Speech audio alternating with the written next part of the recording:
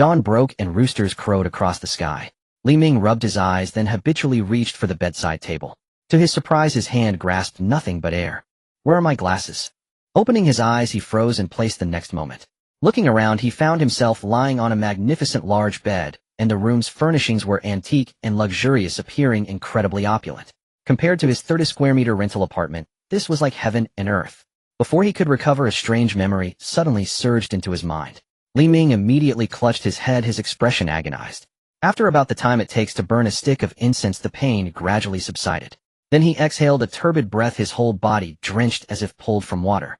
Xiantian Continent, Nanli Region, Zhao Kingdom, Qingmei Town, Li family. He had actually traveled. In his spare time from work, Li Ming's greatest hobby was reading all kinds of novels, so he was not overly panicked about having traveled through time. Instead, he felt a sense of excitement. It was simply because living in the original concrete jungle was too exhausting. Endless work, endless overtime. Even oxen and horses had time to leisurely graze. But the wage slaves could only reply, received. Fortunately, he was an orphan alone in the world, so traveling through time carried no burdens. It was a pity about the several gigabytes of study materials on his hard drive. His identity after traveling through time was the legitimate son of Li Xiyuan, the patriarch of the Li family in Qingmei Town, also named Li Ming. This world was not an ordinary ancient one. On the Xiantian continent, people cultivated yuan power. Those with profound realms possessed the ability to overturn heaven and earth, moving mountains and filling seas, shattering peaks and rocks. These were not mere fantasies. In his memories, there was an image of his father Li Xiyuan shattering an entire mountain with a single light palm strike. It was because of Li Xiyuan, a true spirit midlistage expert, that the Li family secured its position as one of the three great clans of Qingmei Town. As Li Xiyuan's only son, his status in the Li family was self-evident, even though he was merely a waste at the third level of body tempering. But everyone knew Li Xiyuan was famously devoted to his son. It was said that an eagle does not breed a coward, but Li Ming had shattered that notion. With the Li family's abundant resources, 16-year-old Li Ming had only reached the third layer of body tempering. Other juniors of his age were at least at the fifth layer. In recent years, more and more voices had reached Li Ming's ears. They all essentially told him to give up. Instead of wasting resources on him, it would be better to distribute them to those truly in need, so the Li family could become stronger. However, all these idle criticisms were suppressed by Li Xiyuan. Thinking of this, Li Ming immediately sat cross-legged, his palms and soles facing the sky. He began to circulate the family's ultimate cultivation technique, the 9 Revolutions Blazing Sun Sutra. Under Li Ming's control, the yuan power completed a full grand cycle within his body, but just as it was about to flow into his dantian, it vanished mysteriously. Just as I thought. Li Ming frowned deeply. In truth, he was not naturally untalented. There was an inexplicable reason for his slow progress. Every time he cultivated, his yuan power would mysteriously disappear. What is the reason? He had only told Li Xiyuan about this matter, but even Li Xiyuan's investigation had yielded no cause. Just then a knock came at the door. "Come in." Someone pushed the door open. It was his personal maid, Li Rue. After entering, Li Rue placed the water basin aside, then attended to Li Ming's dressing. He didn't need to lift a finger throughout the process. A faint fragrance lingered at the tip of his nose, and feeling the touch of skin against skin, Li Ming couldn't help but marvel at the extravagant life of ancient times. "Young master, Miss Yuji sent a message saying she wishes to see you at the usual place today." After dressing Li Ming, Li Rue smiled and said. Hearing this, Li Ming raised an eyebrow. Yuji, the eldest daughter of the Yu family, one of the 3 great clans of Qingmei Town alongside the Li family. She and Li Ming were childhood sweethearts. Under the matchmaking of both families, they were betrothed at birth. However, her cultivation talent was astonishing. She had already stepped into the spirit condensation realm. Not long ago, she was valued by an elder of the Guiyuan sect, one of the 3 major sects of Zhao Kingdom, and accepted as a disciple. The Yu family, relying on this connection, had begun to show signs of becoming the leading clan among the 3. As long as Yuji did not die young, reaching the mystic light realm was a certainty, and if her fortune ran deep, the earthly storage realm was not impossible. Body tempering, spirit condensation, true spirit, mystic light, earthly storage, heavenly origin, divine separation. The earthly storage realm could already be called a great power. Currently, the strongest person in Zhao Kingdom was only an earthly storage peak-level imperial ancestor. Yet this one earthly storage cultivator had sheltered Zhao Kingdom for over 500 years. Ever since learning that Yuji had been accepted as a disciple by the Guiyuan sect, Elder Li Ming understood that they were now as different as clouds and mud. So he had actively reduced contact with Yuji, spending his days melancholy and drowning his sorrows in wine. Having read many novels, Li Ming now had a strange expression on his face. Could it be that the classic scene of fortunes change and roles reverse is about to play out? Despite over 10 years of acquaintance, Li Ming had never found Yu Ji to be a vain person. But the human heart is often the most complex thing. The childhood engagement was now nothing more than a shackle for Yu Ji. How could a childhood sweetheart match the temptation of the path to eternal life? Moreover, there were countless people in the Guiyuan sect who were more outstanding than him. After Li Rui left, Li Ming sat on a chair, tapping his fingers lightly on the tabletop. Should I go? Just as Li Ming was wavering, a voice suddenly resounded in his mind. Life choice. Li Ming's eyes widened. System. The cheat code that came with transmigration had finally arrived. When he first discovered he had traveled through time, Li Ming had already called out the system's name many times in his heart, but there was no response. He had thought he had no system, but it had appeared at this moment. Detected that the host stands at a crossroads in life. Two options are now provided. 1. Go to Mingxin Lake to meet Yu Ji. Reward: return essence pill. 2. Refuse Yu Ji's meeting and tear up the engagement. Reward: swift spirit pill. Every choice the host makes will accompany their entire life. Please understand your true heart. Return essence pill, a tier 3 pill that can neutralize true spirit level lethal poisons.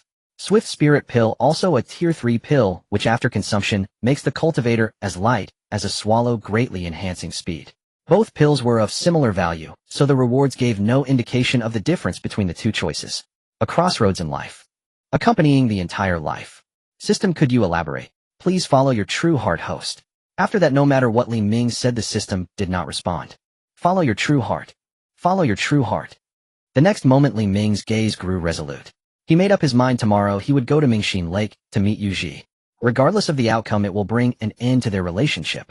Ding. The host has made a choice. Reward issued. Li Ming felt something suddenly appear in his hand. Looking closely, he saw a pill the size of a dragon's eye lying quietly in his palm. A peculiar fragrance of the pill instantly filled the entire room. The pill in his palm was the return essence pill. After placing the return essence pill into his storage pouch, an idea struck Li Ming. Since he had already received the reward, could it be that? I've decided. Tomorrow I want go to meet Yu Ji. After saying this, Li Ming looked expectantly at his hands. Once a choice in life is made, it cannot be changed. The host only has one opportunity to obtain a reward. The system seemed to know what Li Ming was thinking, and its voice sounded in his heart. I was just trying it out. Li Ming let out an awkward laugh. The next day, after tidying up, Li Ming was about to step out of his room when he found Li Xiyuan already waiting outside the door. Father. Li Ming appeared handsome and spirited, and as his father, Li Xiyuan was equally distinguished. The two were like two peas in a pod. However, as the head of the Li family, Li Xiyuan usually wore a stern expression, exuding an imposing aura that commanded respect. Are you going to leave me standing out here? Li Xiyuan looked at Li Ming with warmth, a smile in his eyes. Only Li Ming could make him drop the mask of a clan leader. Hearing Li Xiyuan's words, Li Ming quickly invited him inside. After personally brewing a cup of tea, he sat obediently to one side. But one sentence from Li Xiyuan made him feel as if he were sitting on pins and needles. Minger, I've noticed you've changed a lot today, Li Xiyuan said, stroking his teacup and looking at Li Ming. At his words, Li Ming's heart skipped a beat. Ever since Li Ming's mother disappeared, Li Xiyuan had played the role of both father and mother. Since childhood, Li Ming had been very sensible and never caused Li Xiyuan any worry. But ever since Li Ming's cultivation stagnated at the third layer of body tempering their relationship had changed. It was Li Ming who felt he had let Li Xiyuan down. Especially in recent years, the gossip within the clan had made Li Ming ashamed to face Li Xiyuan. On most days, he would find excuses to avoid him, locking himself in his room. Although their father-son relationship hadn't become that of strangers, it had gradually become extremely indifferent. Li Ming couldn't remember the last time he had brewed tea for his father. Could he have discovered something? I heard there's a soul-searching technique in the Xiantian continent that can read a person's memories. If anyone finds out that I'm a transmigrator. Seeing Li Ming's silence, Li Xiyuan's eyes dimmed. He knew the reason, but he couldn't change it. Even Master Lei Bai from Linyang County had been helpless regarding Li Ming's cultivation problem. I just feel that if I continue to wallow in self-pity like before, I would truly let down my father's good intentions. I am Li Xiyuan's son, and I shouldn't let others gossip behind my back. Hearing this, Li Xiyuan was overjoyed. He wasn't afraid that Li Ming was weak in cultivation, he was afraid that his son had lost his spirit. Good. With that one sentence, even if I have to pile up resources, it'll push you to condensing yuan and true spirit. With that, Li Xiyuan took a piece of paper from his bosom and handed it to Li Ming. You are going to see Yu Ji today, aren't you? Take this marriage contract. When the time comes, decide for yourself. Whatever the outcome, I will support you. Mingxin Lake. It was located on the outskirts of Qingyan town. At this moment the sun was bright and mottled sunlight filtered through the willow branches, scattering patches of golden powder onto the lake's surface. Under the willow tree a young girl in a red dress stood quietly. Her skin was fair, her features delicate, her waist slender enough to be held with one hand. The white calves revealed beneath her dress shimmered in the sunlight. Hearing footsteps, Yuji turned around, a radiant smile blossoming on her face. She had finally seen the person she had been longing for. Ming, you finally decided to see me. Yuzi's eyes held a hint of reproach, but more surprise. Seeing Yuzi's expression, Li Ming realized he had been wrong about one thing. Perhaps Yuji never intended to tear up the marriage contract. But why? Today I will follow my master to the Guiyuan sect. Master said that only when I reach the radiant light realm will I be allowed to leave. I don't know how long that will take. I'm afraid I'll never see you again. With that, Yuji threw herself into Li Ming's arms. Feeling her warmth and fragrance, Li Ming couldn't help but extend his arms and wrap them around her waist. Why, oi? Li Ming lowered his head, meeting Yuzi's eyes, asking the question that puzzled him. Unexpectedly, Yuji burst into laughter. Minga, you thought I would kick you aside when I entered the Guiyuan sect, didn't you? No wonder you've been avoiding me lately. I'm not that kind of vain person. The path to immortality is indeed tempting, but finding someone who shares my heart and mind is far more important. I've always remembered the time when I was a child and got bitten by a snake because of my carelessness. You sucked out the venom yourself, and then lay in bed for half a month. Another time a few thugs stopped me, and you stood in front of me, and then, one after another, events from their childhood flowed from Yuzi's lips. These memories also evoked Li Ming's own youth, and the corners of his mouth curled up slightly. Minggu, I've always believed that one day you will rise like a dragon riding the clouds. Even if you don't, I will stand in front of you and protect you. Wait for me. With that, Yuji took a handkerchief from her bosom and placed it in Li Ming's hand. As he breathed in the faint fragrance of the cloth, the beloved girl had already vanished. Only then did Li Ming understand what the system had meant by life choices. If he hadn't met Yuji today, their relationship would have ended right here. He would never have known Yuzi's true feelings. From now on, they would only be like parallel lines with no intersection. Returning to the Li residence, Li Ming immediately went to his room. As a man, he was unwilling to hide behind Yuji and let her bear the gossip. Then let me see what the hell is absorbing my primal energy. Master, the young master has returned. Li Rue came to the study, standing beside Li Xiyuan, and spoke. Oh, how did Minger behave? The young master's steps were light when he returned, and a look of delight was in his eyes. He even smiled and pinched my cheek. It seems the meeting between the young master and Miss Yuji was not as you anticipated, master. Recalling how Li Ming looked when he returned, Li Rue said with a smile. Li Xiyuan nodded and laughed as well. That you booming fellow did raise a fine daughter. Xiao Rue, prepare a gift for me. I will go personally to the Yu residence. At the Morong residence in the main hall, a cultivator with a sword strapped to his back, sharp features, and wearing the uniform of the Guiyuan sect, was quietly studying a landscape painting on the wall. Behind him, another person stood silently. A moment later, Feng Yuan broke the quiet atmosphere. I heard my junior sister has a fiancé. From the Li family, Li Ming, 16 years old, body tempering, third layer. 16 years old, third layer? Feng Yuan sneered. In this Qingyun town, his reputation is even louder than Li Xiyuan's. Morong Feng also chimed in with a laugh. I don't want a worm to hold my little sister back. Do you understand? Feng Yuan turned around, his eyes sharp as he looked at Morong Feng. Morong Feng bowed slightly. I was thinking the same. Aside from Li Xiyuan, the Li family is full of short-sighted people. They are no longer worthy of the title of one of the three great families. Without the Li family, Li Ming is nothing. Feng Yuan nodded slightly, then tossed out a jade bottle. You have decent talent. I look forward to seeing you at the Hidden Dragon battle in 5 years. Don't forget to choose the Guiyuan sect. Morong Feng's entire body trembled slightly. Thank you, senior brother Feng. After the other left, Morong Feng uncorked the bottle. Upon seeing its contents, his face was flooded with joy. Spirit Yuan Pill. The Spirit Yuan Pill was a second-grade elixir that allowed a body-tempering 9th-layer cultivator to directly enter the condensing Yuan realm. He was currently at the 8th layer of body tempering. As soon as he reached the 9th layer, he could take it and advance to condensing Yuan. At 18, the condensing Yuan realm. In Qingyun town, aside from Yuji, Morong Feng would be the strongest among the younger generation. Li Ming, Li Ming, it seems I have no choice but to eliminate you. For 3 consecutive days, Li Ming had locked himself inside his room.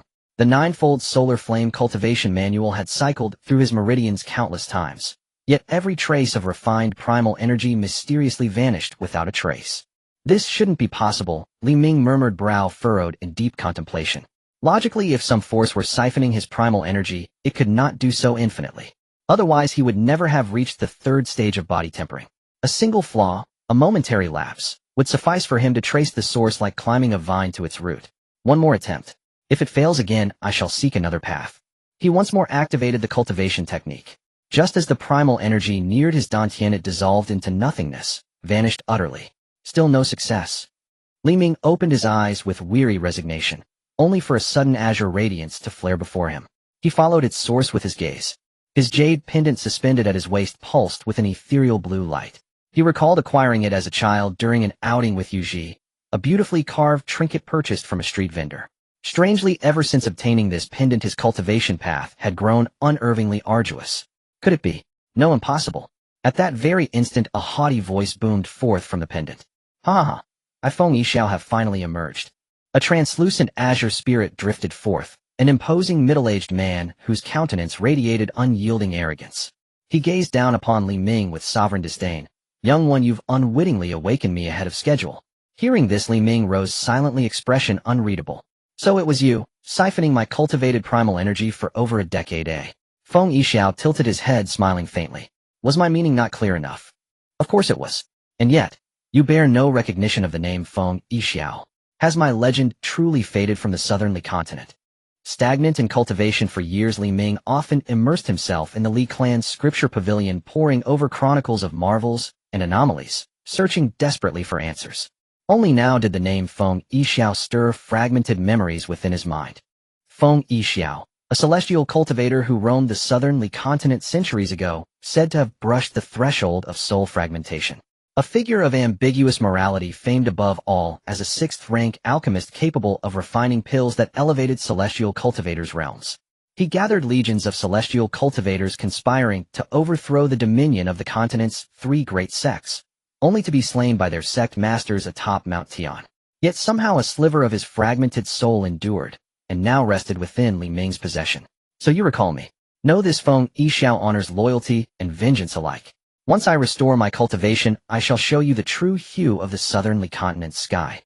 What do you mean? Li Ming's brows knotted tightly. Feng Yixiao cleared his throat lightly. I shall remain beside you, for now. You must nourish my spirit body with your primal energy. But I offer fair exchange. I sense your profound affinity with fire elemental energy, and your spiritual sense is exceptionally potent.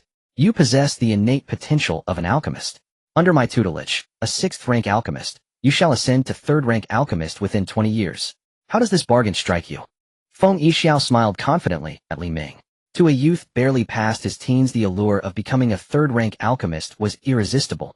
He would surely enshrine his benefactor without hesitation. Once restored, Feng Yixiao would storm the three great sects to purge the shame of his fall. Ding! Host stands at a pivotal crossroads. Two paths now manifest. Path 1: accept Feng Yixiao's terms. Reward second-rank alchemical cauldron, the divine wood cauldron. Path 2: reject his terms. Reward a vial of spirit-gathering pills. Every choice irrevocably reshapes your destiny. Choose wisely. Heed your true heart. As Feng Yixiao's words faded, the system reappeared, its timing now growing familiar to Li Ming. It manifested only when pivotal choices arose. Choices capable of redirecting the entire course of his life. Spirit-gathering pills. First-rank elixirs that enhanced cultivation for body-tempering realm practitioners. The divine wood cauldron, as its name implied, was an alchemical vessel. Becoming an alchemist demanded two prerequisites. First, innate resonance with fire elemental energy, a trait shared by countless across the Xiantian continent. Yet the second prerequisite held far greater weight: one's spiritual sense must reach a formidable threshold. This alone barred millions from the alchemist's path, for spiritual sense was innate, immutable at birth. Without the gift, no amount of effort could awaken it. Rarity conferred prestige. Alchemists stood exalted among cultivators, and thus alchemical cauldrons soared in value. The divine wood cauldron vastly surpassed a mere vial of spirit-gathering pills. Moreover, should Li Ming accept, the divine wood cauldron would serve perfectly as his first alchemical vessel. System: if I reject Feng Yixiao, will I die? Heed your true heart. Li Ming closed his eyes, drew a slow, deep breath, and opened them, meeting Feng Yixiao's gaze. I refuse. Feng Yixiao recoiled in disbelief. What did you say? I said I refuse. Though the system offered no direct answer, its injunction, heed your true heart, had already crystallized Li Ming's resolve. Discovery of his link to Feng Yixiao would doom the entire Li clan to annihilation by the three great sects. Though indifferent toward most of his clan, he benefited from their privileges, and his father, after all, was the Li clan's patriarch. He could not sacrifice his entire lineage for the hollow promise of alchemical mastery. More crucial still was the system itself. He could never allow another soul to learn of its existence. Excellent. No one has ever refused Feng Yixiao. Had I not sought a tranquil rebirth, why would I spare your exceptional vessel? Since you cling to folly, I shall seize your body by force. Ding. Choice confirmed. Reward dispensed. As Feng Yixiao lunged toward Li Ming, a pitch-black vortex erupted from the youth's chest. What is this? Feng Yixiao recoiled in terror. The vortex swelled. Within moments his azure spirit was drawn wholly into its abyss. With a thunderous implosion the vortex collapsed, and two crystalline beams shot forth, one piercing Li Ming's dantian, the other his forehead. As the first beam merged with his dantian, his realm surged from body tempering 3rd stage to 8th stage. The torrential surge of power compelled Li Ming to sit cross-legged instantly. After 1 T interval, he exhaled a thick cloud of turbid qi, his eyes gleaming with unrestrained elation. All the primal energy stolen over the years returned. Not only restored but amplified, his cultivation aptitude long stunted now flowed freely once more.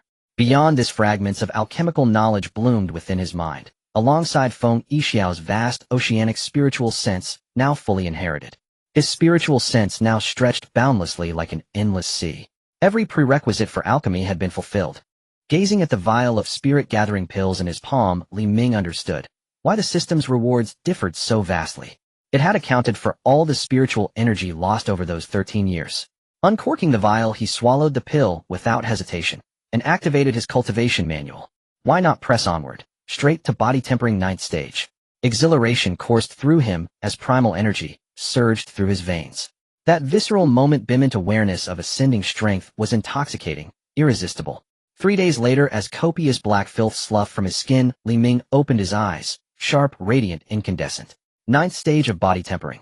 Sensing the clammy residue clinging to his skin, he bathed immediately. Dressed anew, he stepped out of his chamber.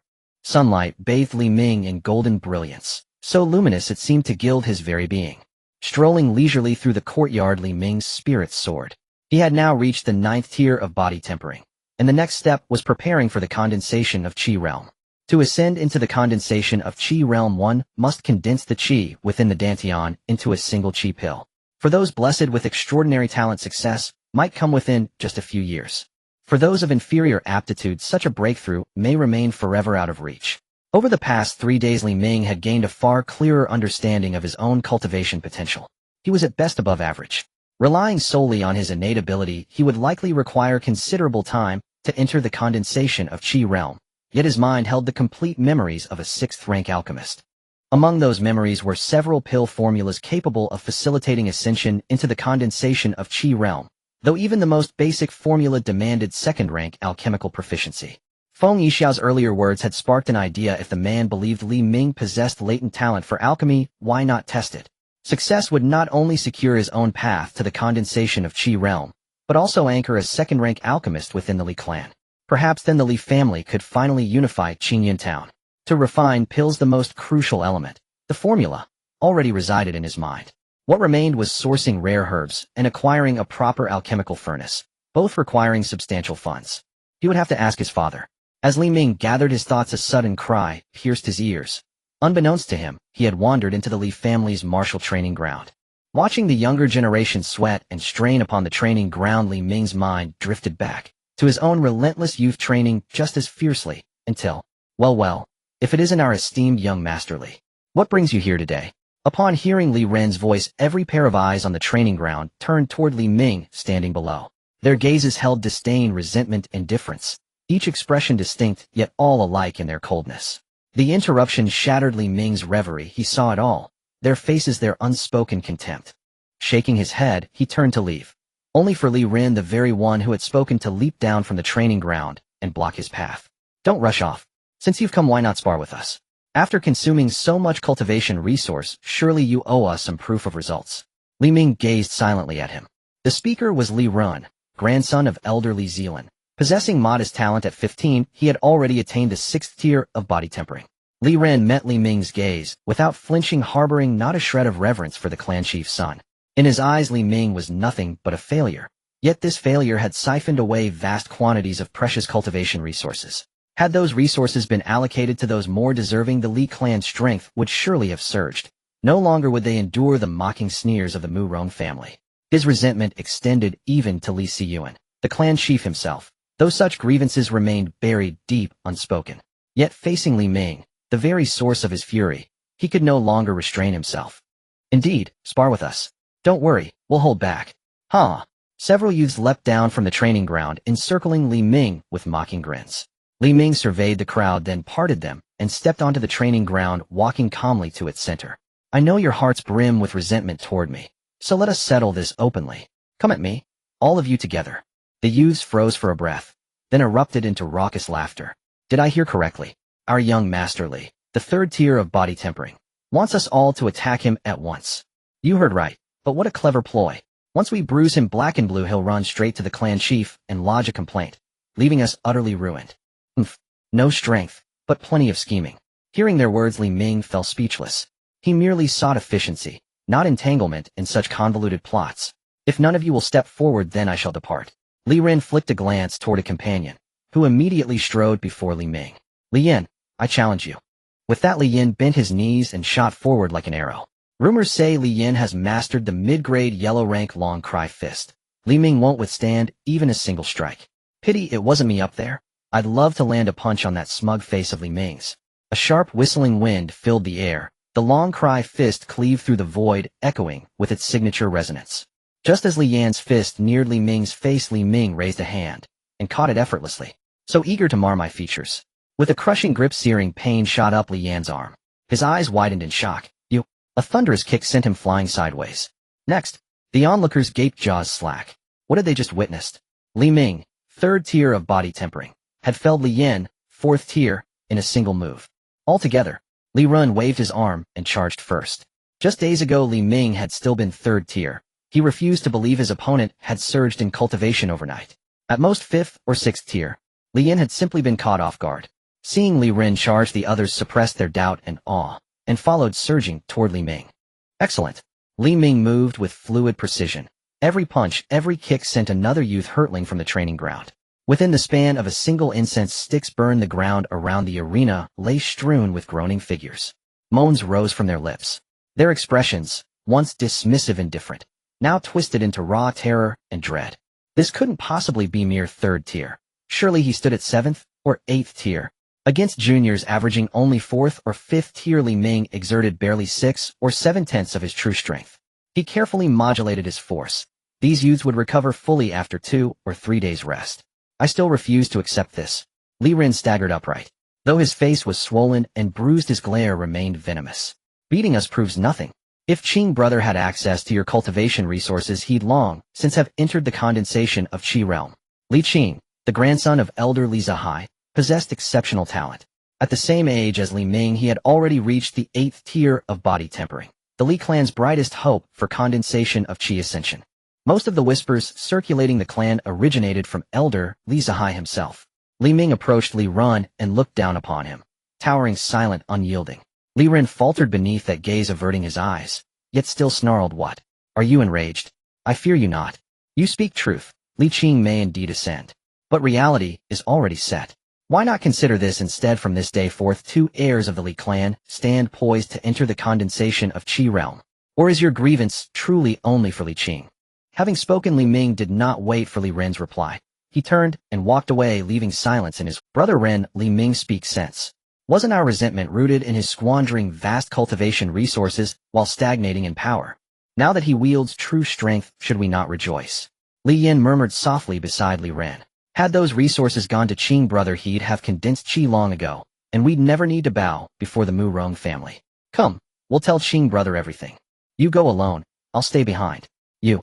Fine, don't regret it later. Li Yin spat toward Li Ren's retreating back. From those few words, Li Yin understood Li Ren's true allegiance at last. I thought you acted for the Li clan's sake. Turns out you're merely another's lackey. TCH. Do you want some spirit stones? After leaving the training ground, Li Ming entered Li Xiyuan's study. Yes, father. Just as Li Ming was about to explain, a Qingkuan pouch was tossed across to him. It just so happens this month's allotment hadn't been handed to you yet. Watching the smile in Li Xiyuan's eyes, Li Ming felt an indistinct, aching warmth swell within him, his eyes prickling. Father, I have actually reached the 9th level of body tempering. Give the cultivation resources to those who need them more. I already know what happened at the training ground. Saying this, Li Xiyuan came to stand beside Li Ming and laid his large hands upon his son's shoulders. Li Ming felt a gentle current of primordial energy flow through his body.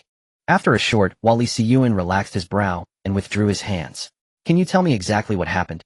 Li Ming then roughly recounted how the jade pendant had concealed a soul remnant that absorbed his primordial energy. He omitted mention of the system and Feng Yixiao, only saying that the soul had belonged to a Zhuangguangrium cultivator.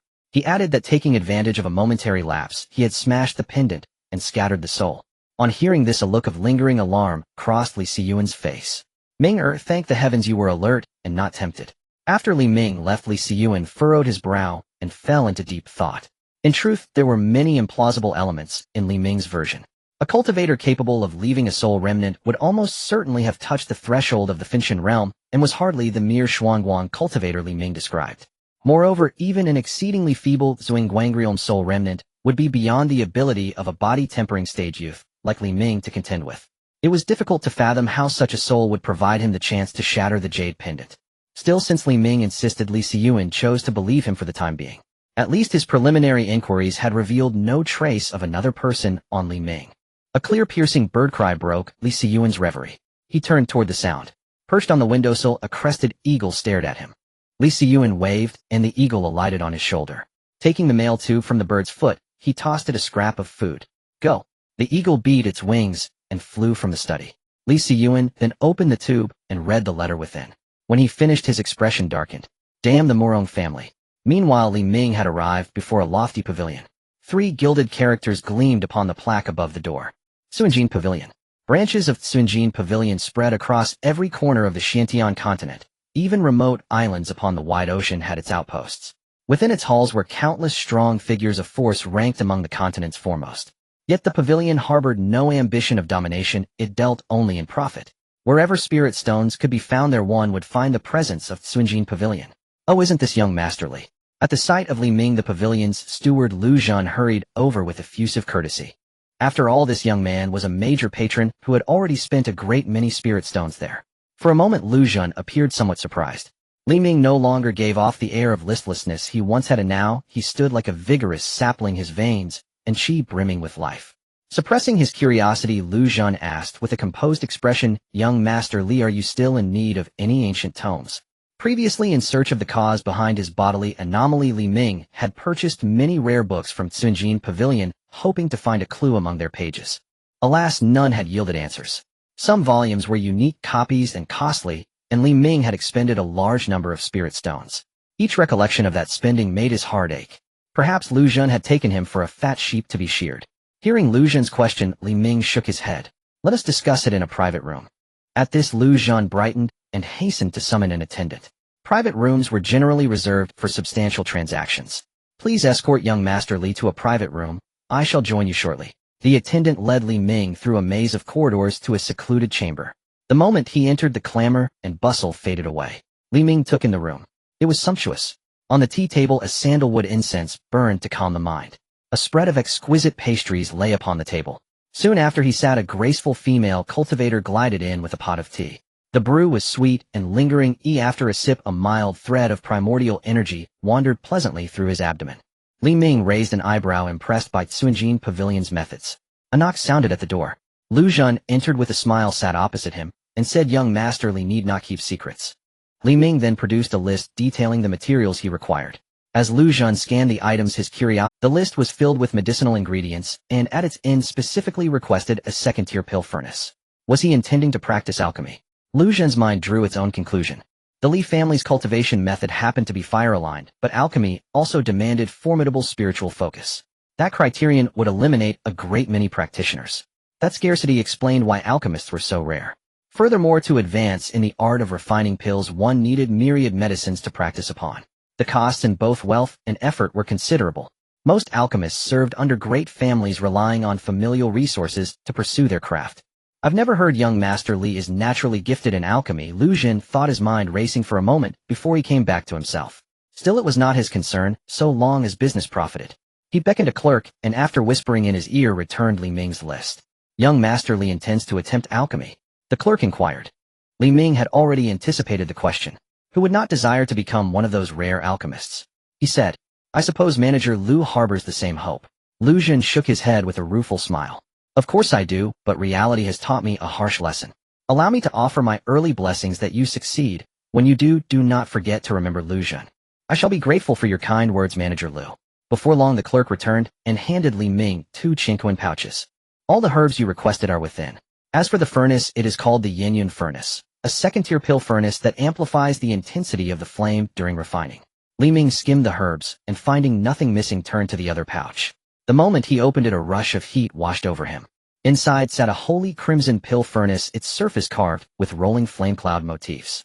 Li Ming was well pleased and stowed the pouch away. When the exchange was concluded, Li Ming departed the pavilion without delay. Lu Zhen watched his retreating figure in contemplative silence.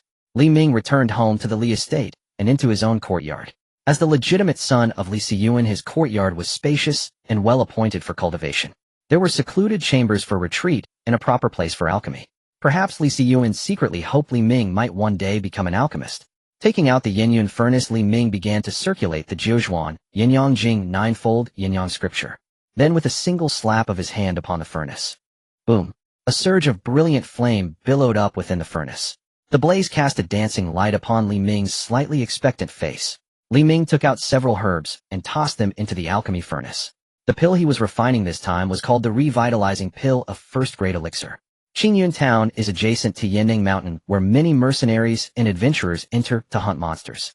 Thus, various healing elixirs are in high demand. Apart from the Tsunjin Pavilion, all 3 major families in Qingmei town have a first-grade alchemist to seize the market. The elixir business is also the most profitable venture for the 3 families. Although the revitalizing pill is only first-grade, mastering its refinement still requires considerable effort. Every elixir will contain some pill poison. The quality of an elixir is evaluated based on the amount of pill poison it retains. The less pill poison there is, the higher the quality. The herbs were thrown into the furnace and began to slowly melt. Immediately a wave of spiritual power emanated from Li Ming's body, transforming into a large hand that kneaded the melted herbs into a spherical shape according to the memories in his mind. Perhaps due to the reason of his reincarnation, Li Ming's spiritual power was already significantly stronger than that of an ordinary person. Coupled with the absorption of Feng Yixio's spiritual power, his spiritual strength had reached a terrifying level. Most people would be stuck at this step, but for him it was as simple as drinking water. Not long after, as the flames extinguished, a black spherical object fell into the alchemy furnace. Looking at the mysterious object, Li Ming stroked his chin and fell into contemplation. He was not disappointed in his heart. He never expected to succeed on the first attempt. Refining elixirs requires not only a harmonious fire element, but also precise control over one's own spiritual power. Even with Feng Yixio's memories, expecting to succeed on the first try was somewhat overly ambitious. Li Ming recalled his previous haphazard handling of the herbs and gradually gained insight. Let's try again. Just as Li Ming became absorbed in alchemy. Outside Qingmei town, there lies a vein of gold-patterned stone. Adding some gold-patterned stone during weapon refinement can greatly enhance sharpness, making it a rare and precious ore. The Li family had to sacrifice many lives to ultimately prevail over the Murong family in the struggle for this mine, claiming it as their own, but this also created a deadly feud between the 2 families. At this moment, a sound of metal clashing echoed from the mine. As the screams subsided, a dense smell of blood wafted from within. A streak of light rushed from the horizon, arriving in an instant. The figure of Murong Yunqing, sitting cross-legged in the air with closed eyes, opened them. Li Xiyuan observed the scene with a blank expression, then immediately extended his palm and struck down towards the mine. A massive hand of elemental force crashed down instantly, turning the Murong family members within the mine into a mist of blood. He then turned his gaze towards the figure in the sky, his eyes sharp. Murong Yunqing, does your Murong family wish to declare war? Before Li Xiyuan stood a scholarly-looking middle-aged cultivator. It was none other than the second master of the Murong family, Murong Yunqing, a mid-stage true spirit cultivator. Li Xiyuan, when did you get the illusion that our 2 families are not at war? Good. Today I'll take you down first. You and I are both mid-stage true spirit cultivators, so do not speak too confidently. They say you, Li Xiyuan, have extraordinary talent. I want to test whether that is truly the case. As the words fell, Murong Yunqing gathered his elemental power, and a shadow of a black serpent appeared behind him, its forked tongue flicking, and its slit-like pupils filled with a fierce glow. To advance to the true spirit realm, one must obtain the essence blood of a monster and integrate it into their body, relying on the energy within the essence blood to break through the gateway and comprehend a hint of true meaning to transform it into a true spirit, to become a true spirit cultivator. The strength of a cultivator in the true spirit realm often depends on the strength of the true spirit they transform into. Therefore, the strength of cultivators at this realm can vary greatly. As long as the true spirit is powerful, it can often defeat the strong with the weak. The true spirit of the Morong family is the black Xian python, which possesses the strength of the true spirit realm when it reaches maturity with toxins that instill fear in others. Go! With a thought from Morong Yunqing, the black Xian python transformed into a black light and rushed towards Li Siyuan, opening its massive mouth, its venomous fangs ready to swallow him whole. In the next moment, a flame shot up into the sky. A mighty lion appeared behind Li Siyuan, surrounded by unquenchable flames, advancing confidently and roaring loudly. The invisible sound waves made the black Xian python pause. Soon after, a fiery tail wrapped around the entire body of the black Xian python. Everything happened in the blink of an eye. In an instant, the roles of attack and defense switched. Kill! With Li Siyuan's emotionless command, the flaming tail erupted with a burst of fire. As the flames extinguished, the black Xian python was shattered into pieces, transforming into faint light that reassembled behind Morong Yunqing. At this moment, Morong Yunqing's face turned pale, filled with fear as he looked at Li Siyuan. He did not expect to be defeated in just one face-off. Indeed, the rumors were true. He was invincible among those of the same realm. Since Morong Yunsan wishes to shrink back like a turtle, I shall collect some interest first. With that, the flame lion transformed into a burst of fire and charged towards Morong Yunqing. Just as the flames were about to engulf him, a shadow suddenly leaped from the ground and collided with the flames. The shadow quickly took form, revealing a larger black Xian python. Li Siyuan, you truly are astonishing. If I weren't already a latest-stage true spirit, this Qingmei town would not have a place for the Morong family to stand. As the shadow appeared, an energetic old man stepped out from underground. Elder brother. Seeing the newcomer, Morong Yunqing hurriedly approached him. Morong Yunsan, you need to give me an explanation for killing the people of the Li family. Li Siyuan coldly glared at him. Explanation? Morong Yunsan shook his head and laughed. Li Siyuan, you are indeed powerful, but your Li family does not have anyone else who is capable. You are too arrogant to dare come here alone. Today I will give you an explanation. With that, Morong Yunsan slapped his hands against the ground. Black elemental power rapidly spread out from him, quickly forming a large dark formation. A black light shield enveloped Li Siyuan like an inverted giant bowl. Let's see how many days you can last in this Yin Sha poison formation. The black Xian python and the flame lion parted, transforming into black smoke that passed through the Yin Sha poison formation and coalesced behind Morong Yunsan. Li Siyuan, within the formation, frowned tightly. He took an antidote pill and commanded the flame lion to shoot flames, attempting to break through the black light shield. Under the scorching flames, the shield momentarily melted but quickly restored to its original state. Useless, you would never have thought that beneath this gold-patterned stone mine lies a Yin vein.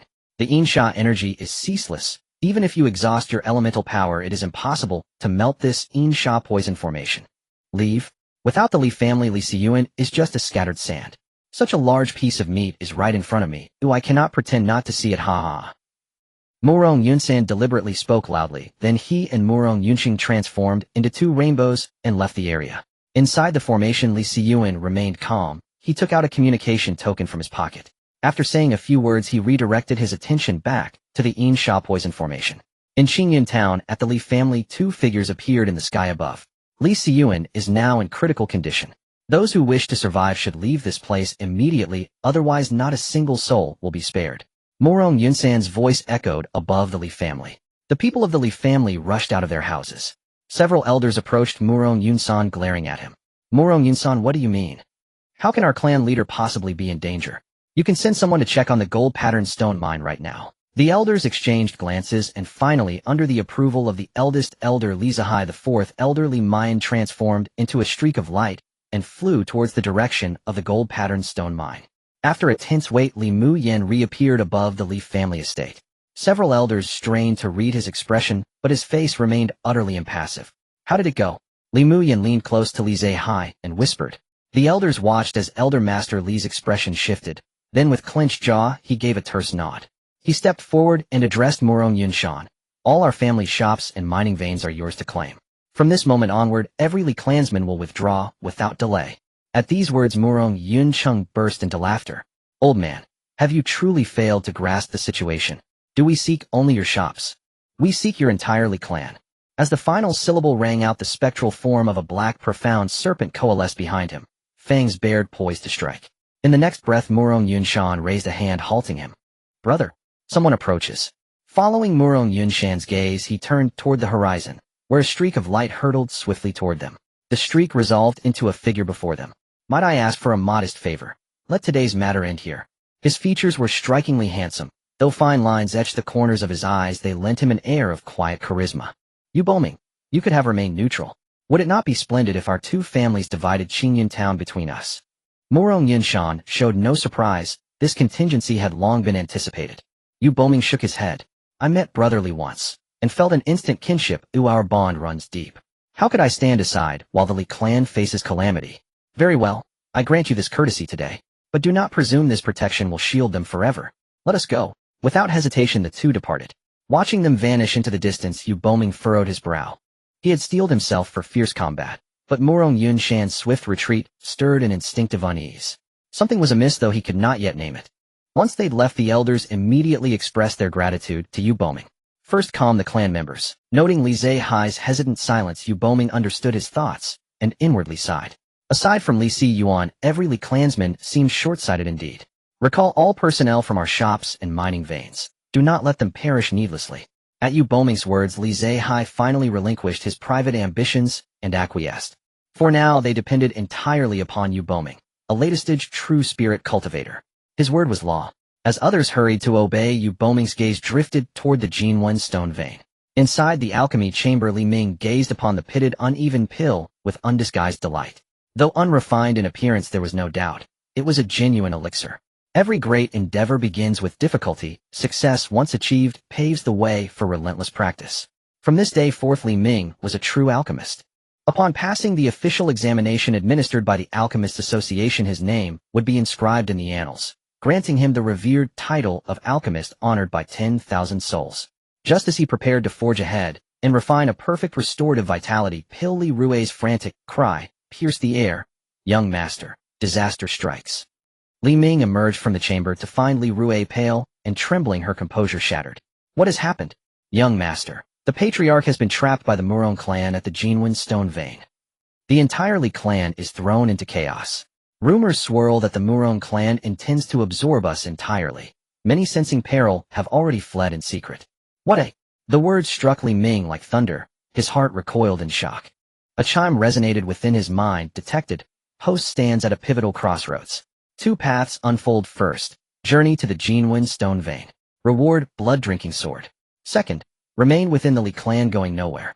Reward, spirit-nourishing pill. Every choice reshapes destiny. Choose with unwavering clarity. Without pause, Li Ming dashed from the courtyard. Chime, choice confirmed. Reward dispensed. A crimson longsword materialized abruptly, circling him like a living thing. The blade pulsed with a ravenous thirst for blood, but Li Ming had no time for such omens. With a thought, he sealed the blood-drinking sword within his spatial sac. Along the soul path to the Jinwen stone vein, two figures stood motionless in wait. Xiaofeng, will Li Ming truly come as you predicted? The speaker towered over others, muscles coiled like ancient roots, his visage fearsome, his cultivation at the peak of condensed origin. Uncle, rest assured, I am 80% certain he will come. Capture him, and the Li clan becomes mere flesh on the chopping block, ours to carve as we wish. And even should he stay away, my secondary plan ensures they drown in their own turmoil. Murong Yunshu shrugged. Intricate schemes were never his domain. His elder brother had instructed him simply to follow Murong Feng's lead. His nephew's mind had always raced faster than others, brimming with cunning stratagems. The very formation that ensnared Li Si Yuan had sprung from his hand. Yu Boming stared grimly at the pitch-black formation before him. How had Murong Yunshan acquired such a vile array? And what fate had befallen Li Si Yuan? Is that brother Yu? Suddenly, Li Si Yuan's voice echoed from within the array. Yu Boming's spirit surged. Brotherly, you live? All is well with the Li clan. For now, Murong Yunshan has withdrawn. I shall depart immediately for Qingyuan City to summon a master formationist to break this seal. Brother Yu, wait. I have devised a method to shatter it. Within 1 day, or at most 3, I shall emerge. Then 3 days shall suffice. I swear the Li clan's safety until then. Grateful, brother Yu. Yet there remains one more request I must make of you. Speak freely. I fear Li Ming, upon hearing of my entrapment, may rush to the Jinwen stone vein. The Murong clan's ambition knows no bounds. I beg you watch over him lest harm befall him. Li Ming is half my son. Even without your plea, I would guard him with my life. He comes. Murong Feng sprang upright after long vigilance, eyes fixed on the road's distant end, where a lone figure sprinted toward them. Murong Yunshu's lips twisted into a cruel smile, yet he froze mid-motion, sensing something. He glanced skyward, just as the streak of light settled before Li Ming. "Damn it, Yu Boming.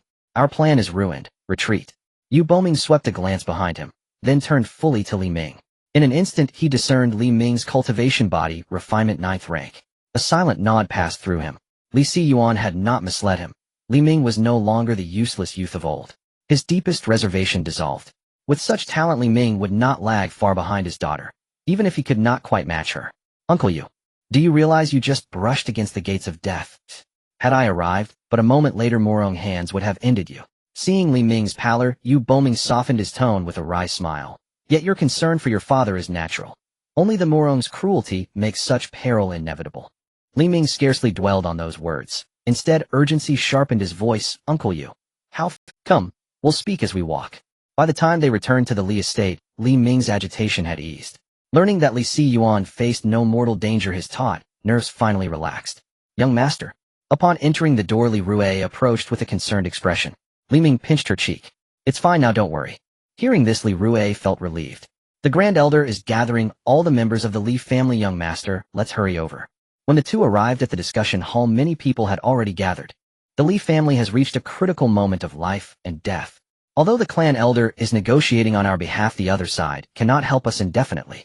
My idea is to take this opportunity to sell our assets and leave Qingmei town before the Murong family reveals their ambitions. As soon as these words were spoken, everyone exchanged glances in disbelief.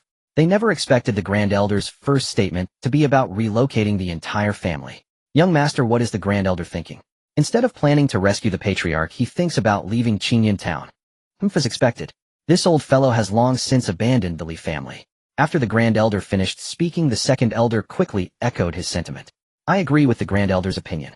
This is the only way to preserve the Li family bloodline." Suddenly applause erupted in the hall. "Who?" The second elder looked around and saw Li Ming parting the crowd and walking over. What a wonderful thing for the two elders to say. "Instead of thinking about how to rescue my father, you're already plotting how to divide the Li family." I wondered who it was. Turns out it's you, brat. His grandson Li Run was still lying in bed, and he hadn't settled the score with him yet. Even if Li Ming's cultivation had returned to normal, what could a mere body refinement realm cultivator do to change the current situation? Li Ming, do not distort the facts. What do you mean by dividing the Li family? We are here to save the Li family. The fourth elder had already visited the Jinwen stone mine.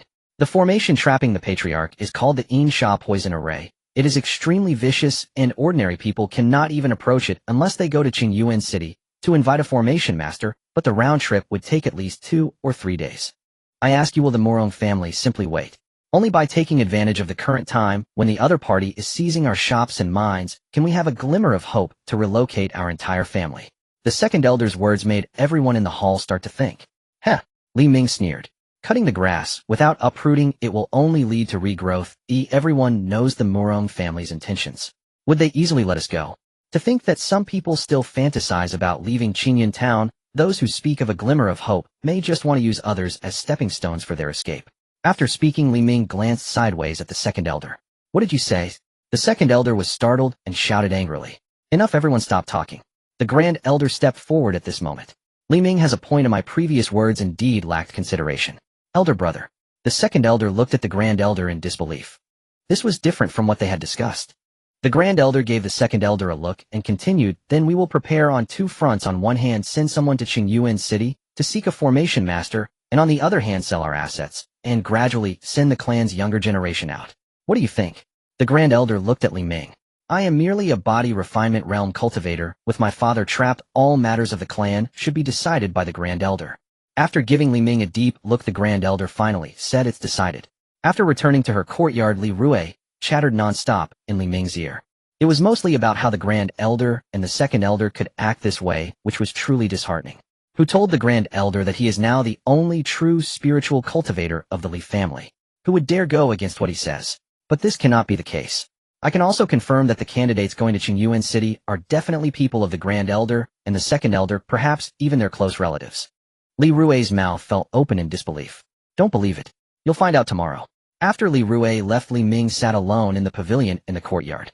According to Uncle Yu, my father will return in a few days and the crisis of the Li family will naturally be resolved. He did not doubt this, as it was something his father had personally said. Throughout his life, every word spoken by Li Siyuan had been kept. I cannot do nothing, I must continue refining pills. Now that the Li family is in turmoil, even if Li Xiyuan returns, the overall strength of the Li family will decline significantly, requiring time to recover. If a pill refiner could take charge, it would surely stabilize the situation. Before refining pills, Li Ming took out the blood drink sword. With a gentle flick, a crisp sound resonated. As soon as the blood drink sword appeared, a desire for blood emanated from it. The primordial weapons in the Xiantian continent, like the skills, are divided into 4 tiers: heaven, earth, profound, and yellow. Each tier is further divided into lower, middle, upper, and extreme grades. The blood drink sword ranks as a low-grade profound weapon. Although it is only a low-grade profound weapon, as long as the blood drink sword is fed enough blood, it can unleash the power of a mid-grade profound weapon. In Qingmei Town, a profound weapon is already a rare item owned only by the core members of major families. Only when he advances to the condensation realm and can use primordial energy can the power of this blood drink sword be maximized. Calm down, don't rush. After soothing the blood drink sword, Li Ming entered the alchemy room. The next day, the Grand Elder sent a few people to Qingyuan City. The candidates were indeed as Li Ming had expected, with Li Qing and Li Ren prominently included. Although some raised doubts under the pressure of the Grand Elder, it was quickly dismissed. The Li family's assets were being sold off rapidly, and a group of people had already mixed into the merchant team, leaving Qingyan Town. During this time, Li Ming was immersed in alchemy. He had become quite proficient at refining the rejuvenation pill and had improved his control over spiritual power significantly. This led him to start refining other first-tier pills, such as the spirit-gathering pill he had used before. This pill could elevate the realm of body refinement realm cultivators and was notably more challenging to refine than the rejuvenation pill. On the night of the 3rd day, a loud explosion rang out outside Qingyan Town, waking most of the people in the town. They saw a fireball streak across the sky and land within the Li family. At the Morong family, 2 people were quietly watching this scene. Given this situation, Li Xiyuan should have escaped. What should we do next? Second uncle has already gone to the Jinwen stone mine. We will know once he returns. Shortly after, a figure leaped into the courtyard. It was Murong Yunqing. Elder brother Fenger, the Yin vein beneath the Jinwen stone mine has exploded, and Li Xiyuan has used this to break the Yin Sha poison array. As I suspected, Li Xiyuan has indeed broken the formation, but now he must have been poisoned by the Yin Sha. Father, I have already emptied all the detoxifying pills from the Tsuanjin pavilion. Within 3 days, Li Xiyuan will surely die. Then I can publicly announce my advancement to the condensation realm. This will be the last straw for the Li family, and will make it clear to everyone in the town that my Morong family is the true power in Qingyan Town. As for the Li family members who fled Qingyan Town, I have dispatched men to eliminate them one by one, Murong Yinshan said regarding his son with satisfaction. He had not only advanced to the Ningyuan realm at 18, but with a mind carved by deep stratagems had toyed with the entire Li family, as if they were in the palm of his hand. So be it. At the booming sound, the Li family emerged in a scatter. They were now on edge, jumpy. Thus, when a ball of flame descended, they were thrown into panic, until the sight of a familiar flame lion brought delight to their faces. Clan Chief. The clan chief has returned. In the council hall, Li Ming beamed at Li Xiyuan. Father had indeed returned. Below, everyone brightened. So long as Li Xiyuan stood among them, their anchor remained. Except for the Great Elder and the Second Elder. They exchanged a look, unease plain in their eyes. After a moment's thought, Li Xiyuan opened his mouth. All affairs of the clan will proceed as before. Having said this, Li Xiyuan dismissed the crowd with a wave. Li Ming watched his father puzzled. He had expected his father to scold the 2 elders. The 2 who left the hall likewise wore baffled expressions. Once everyone had departed, Li Xiyuan suddenly spat out a gob of jet black blood. Startled, Li Ming cried, "Father, what is happening to you?" Clutching his chest, Li Xiyuan said, "I detonated the Yin vein to escape, but I was afflicted by the Yin Sha venom. I will send you to the Yu family. Under their protection, I reckon Murong Yinshan will be reluctant to lay a hand on you." A light flickered through Li Ming's mind. He produced a pill. Father, could this pill cure the Yin Sha venom? The Huan Yuan Dan. Li Xiyuan exclaimed upon seeing it. The Huan Yuan Dan was famed for neutralizing even poisons of the Jinling grade. The Yin Sha poison formation was only a 3rd rank lower array. Even with the Yin vein's amplification, it scarcely reached middle-grade potency. The Huan Yuan Dan could dispel it. Seeing Li Xiyuan's expression, Li Ming knew the pill could cure the Yin Sha venom. He promptly pressed the Huan Yuan Dan into his father's hand. He then spoke, "Father, the Morong family likely won't expect you to have dispelled the Yin Sha venom. We can use their assumptions against them." Li Ming's words drew Li Xiyuan's attention. He had meant to ask how the Huan Yuan Dan had been obtained. "How do you propose we do that? We can proceed thus." The next day, word spread that Li Xiyuan had gone into seclusion. Li Mayan hurried to Tsuanjin Pavilion, but returned disappointed. Under questioning by the other elders, they learned Li Xiyuan had been struck by the Yinsha venom and urgently needed an antidote. Soon Li Ming departed Qingyan town. The news cast a pall over the Li household once more. Big brother, is what Li Ming said true? Li, has the clan chief truly been poisoned by Yinsha? The great elder frowned. Most likely it's true, yet I cannot shake the feeling something is amiss. We had hoped the clan chief's return would turn the tide, but unexpectedly. Big brother, we should leave this place of trouble. After all, Xiao Qing and Xiao Ren have already gone. Wait a little longer. At that moment someone hurriedly approached them. Elder, this invitation was delivered by people from the Murong family. Hearing the name Murong, the great elder snatched the invitation. Upon reading its contents, his expression shifted. Big brother, what's wrong? What does it say? Read it. After the second elder finished, he was stunned. Murong Feng has advanced to Ningyuan. The Murong family is issuing us a final ultimatum. Tonight we leave. The news of Murong Feng's advancement to Ningyuan soon spread throughout Qingyan town. Everyone understood the tides above Qingyan town were about to change. The Murong residence was bustling. Every notable figure in town arrived bearing gifts. Head of the Murong family, your son is truly gifted. So young and already in Ningyuan. In the future he may even reach Shuangguang or Dizong. I envy you. I have a daughter of similar age. Might the Murong house contemplate an alliance by marriage? The speaker was the head of the Liu family, an early Jinling cultivator. The Liu family was formidable, ranking just beneath the three great clans. Murong Yunshan laughed heartily at the remark. Matters of the young I shall not meddle in. If Feng likes her, it is settled. What a match. Head of the Murong family, my house also has a suitable daughter. She would accept even the status of concubine. Alas, my house has only a few sons, but henceforth the Zhu family will bow to the Murong clan. At these words the lesser families cupped their hands to Murong Yunshan. We too pledge our allegiance to the Murong house. Murong Yunshan and Murong Feng exchanged a glance, both smiling. Please restrain your impatience. Since you hold us in such esteem, I, Murong Yunshan, shall not refuse. 3 days later Murong Yunxing went to the Yu family, while Murong Feng remained at home. Murong Yunshan mobilized the clan and surrounded the Li residence, sealing it without escape. The Liu and Zhu families and the other clans of Qingyan town joined the assault.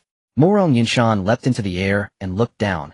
There was not a single figure visible within the Li compound. He knit his brow and waved his hand. Murong family members transformed into jackals and surged into the Li household. In the next instant, a towering flame swept forth, burning many of the Murong assailants to death. The fire coalesced into a lion that charged at Murong Yunshan in midair. His pupils shrank as a black Xian python manifested behind him and collided with the flame lion. The next moment disbelief crossed his face, a bitter sweetness warmed his throat as he spat blood. He was flung backward and crashed to the ground. The scene widened the eyes of all who watched. Murong Yuanshan clutched his chest and stared at the receding flames. As the blaze faded, a tall, upright figure was revealed. Late Jinling, you actually dispelled the Yinsha venom. I must also thank the Murong family for giving me such an opportunity. After taking the Huanyuan Dan and neutralizing the Yinsha venom, Li Xiyuan had not expected the poison to transmute into a refined primal force that aided his breakthrough to Late Jinling. Seeing how the situation had turned, Murong Yunshan's expression shifted. He recalled the words Murong Feng had spoken to him before departing. Father, although the Li family now seems like fish on a chopping board, one must plan for the worst. After all, Li Xiyuan cannot be regarded as ordinary. If he ultimately dissolves the Yinsha venom and reverses the situation, Father, you can rely on those minor families to secure your escape. At that thought, Murong Yunshan's gaze hardened. The black Xian python lashed its tail, scooping up several men and hurling them toward Li Xiyuan, while Murong Yunshan himself sped off in the opposite direction. The maneuver took everyone by surprise. Li Xiyuan gathered his primal force to suspend the men midair, then turned his gaze toward the direction Murong Yunshan had fled. Li Ming's words flashed through his mind. Murong Yunshan is treacherous and cunning. Even if Father ascends to Late Jinling, he may not succeed in killing him. But even if he cannot be killed, it matters not. From now on, the balance of offense and defense will shift, and I have a plan to wipe the Murong family from the world. Thank you, Master Li. The rescued individuals looked ashamed. Their presence here today already represented their family's stance. To their surprise, Li Xiyuan still saved them. The thought of Murong Yunshan's actions made them feel even more distressed. You may leave now. With Murong Yunshan fleeing in panic, what was supposed to be a battle that would change the landscape of Qingyan town ended in an anticlimactic manner. Li Xiyuan, at the late stage of true spirit, had mastered the control of Yuan force to an extraordinary degree, and the flames caused no destruction to the Li family. Only the bodies of the Murong family members remained at the scene. Under Li Xiyuan's intimidating aura, the other families of Qingyan town left in a disheartened manner after apologizing. Li Xiyuan did not make things difficult for them. These fence-sitters were not the key to victory, but they were an important factor in whether they could win against the Murong family. As everyone departed, the members of the Li family came out from various places. Did we win? Is that even a question? The patriarch is now at the late stage of true spirit. It wouldn't be an exaggeration to say he is the strongest person in Qingmei town. Li Zihai and Li Zilan, the two traitors, must be regretting their decisions now. After learning that the two had already fled, the remaining members of the Li family had long lost their respect for them. This was also part of Li Ming's plan. Li Zihai and Li Zilan had long been at odds with the Li family, so he decided to use this to his advantage and did not conceal the fact that Li Xiyuan was poisoned. Unexpectedly, Murong Feng's advancement to the condensation stage threw the two into chaos, leading them to leave the Li family that very night with some loyal followers. This also helped Li Ming by allowing him to eliminate the root of the problem. Now those remaining in the Li family were all loyal individuals. In the next moment, a figure descended into the Li family. It was Yu Boming. No wonder Murong Yunshan's expression changed drastically, and he fled without a word. It turns out Brother Li has entered the late stage of true spirit. Congratulations. Brother Yu, thank you for your help during this time. Li Xiyuan bowed and saluted Yu Boming. There's no need for such courtesy. As long as you can bring out that jar of immortal wine for me to taste, that is sufficient. Yu Boming helped Li Xiyuan up and raised an eyebrow at him. Haha, since Brother Yu is so interested, we won't leave until we're drunk today. As Murong Yunshan rushed back to the Murong family, Murong Feng remained calm instead of panicking. Finger that Li Xiyuan somehow resolved the Insha poison and advanced to the late stage of true spirit. Murong Yunshan sat down in a chair, still feeling uneasy. Father, don't panic. I have said long ago that Li Xiyuan cannot be judged by common sense. Then what should we do next? Murong Feng appeared composed. Although Li Xiyuan has entered the late stage of true spirit, I have learned that two elders of the Li family along with many others have already left the Li family and departed from Qingmei town. Now only Li Xiyuan, a single true spirit cultivator, remains in the Li family. Moreover, the Li family shops and mines are all in our hands, and the only alchemist of the Li family has also been poached by us. Now we control the prices of the pills. Even if the members of the Li family want to buy, we won't sell. Without cultivation resources, the younger generation of the Li family can only stagnate. In a few years, the Li family will inevitably fall apart. However, I still hope that Father can share some of the mines and shops with the bandit cultivators from Yanning Mountain. The leaders of the Wind Thief and Red Scarf Thief in Yanning Mountain are both at the late stage of true spirit. No matter how strong Li Xiyuan is, he cannot fight against three. As long as we hold out for a while, the Li family will fall apart without us attacking. Next comes the procurement of medicinal materials, refining pills, and seizing the market. This way, those small families will naturally know who to follow to benefit. This impact can also be minimized. After hearing Murong Feng's words, Murong Yunshan's eyes brightened. I will head to Yanning Mountain tomorrow. While the people of Qingmei town were watching to see if the Li family would take action, they found the entire Li family to be very quiet. Gradually, the aftershocks of this battle began to dissipate. However, some keen observers noticed that unfamiliar faces had suddenly appeared in the Murong family shops. Not only that, but the prices of the previously stable pills had suddenly risen significantly. This caused the people of Qingmei town to lament. Time flew. Soon a month had quietly passed. The Murong family, having controlled the pills, made a fortune during this period, while the Li family had shown no signs of activity. This led those small families who were originally saved by Li Xiyuan to develop different thoughts. Seeing the current situation of the Murong family, they turned back to embrace the other side. Li family.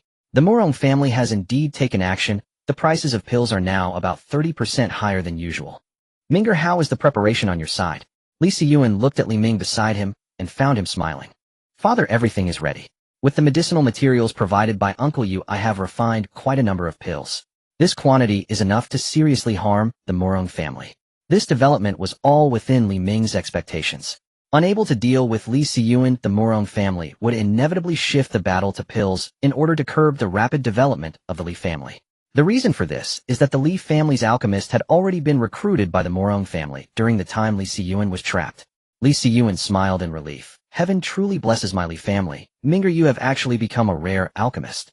Li Ming had already confessed to Li Xiyuan about his ability to refine pills on the day Li Xiyuan returned, which was also the most crucial part of Li Ming's plan.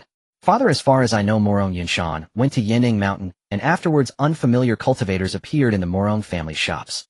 I suspect the Murong family has formed a partnership with the bandit cultivators in Yanning Mountain. This must be guarded against. Father, I have a secret method here that should allow you to advance further in a short time. Oh, Li Xiyuan became interested.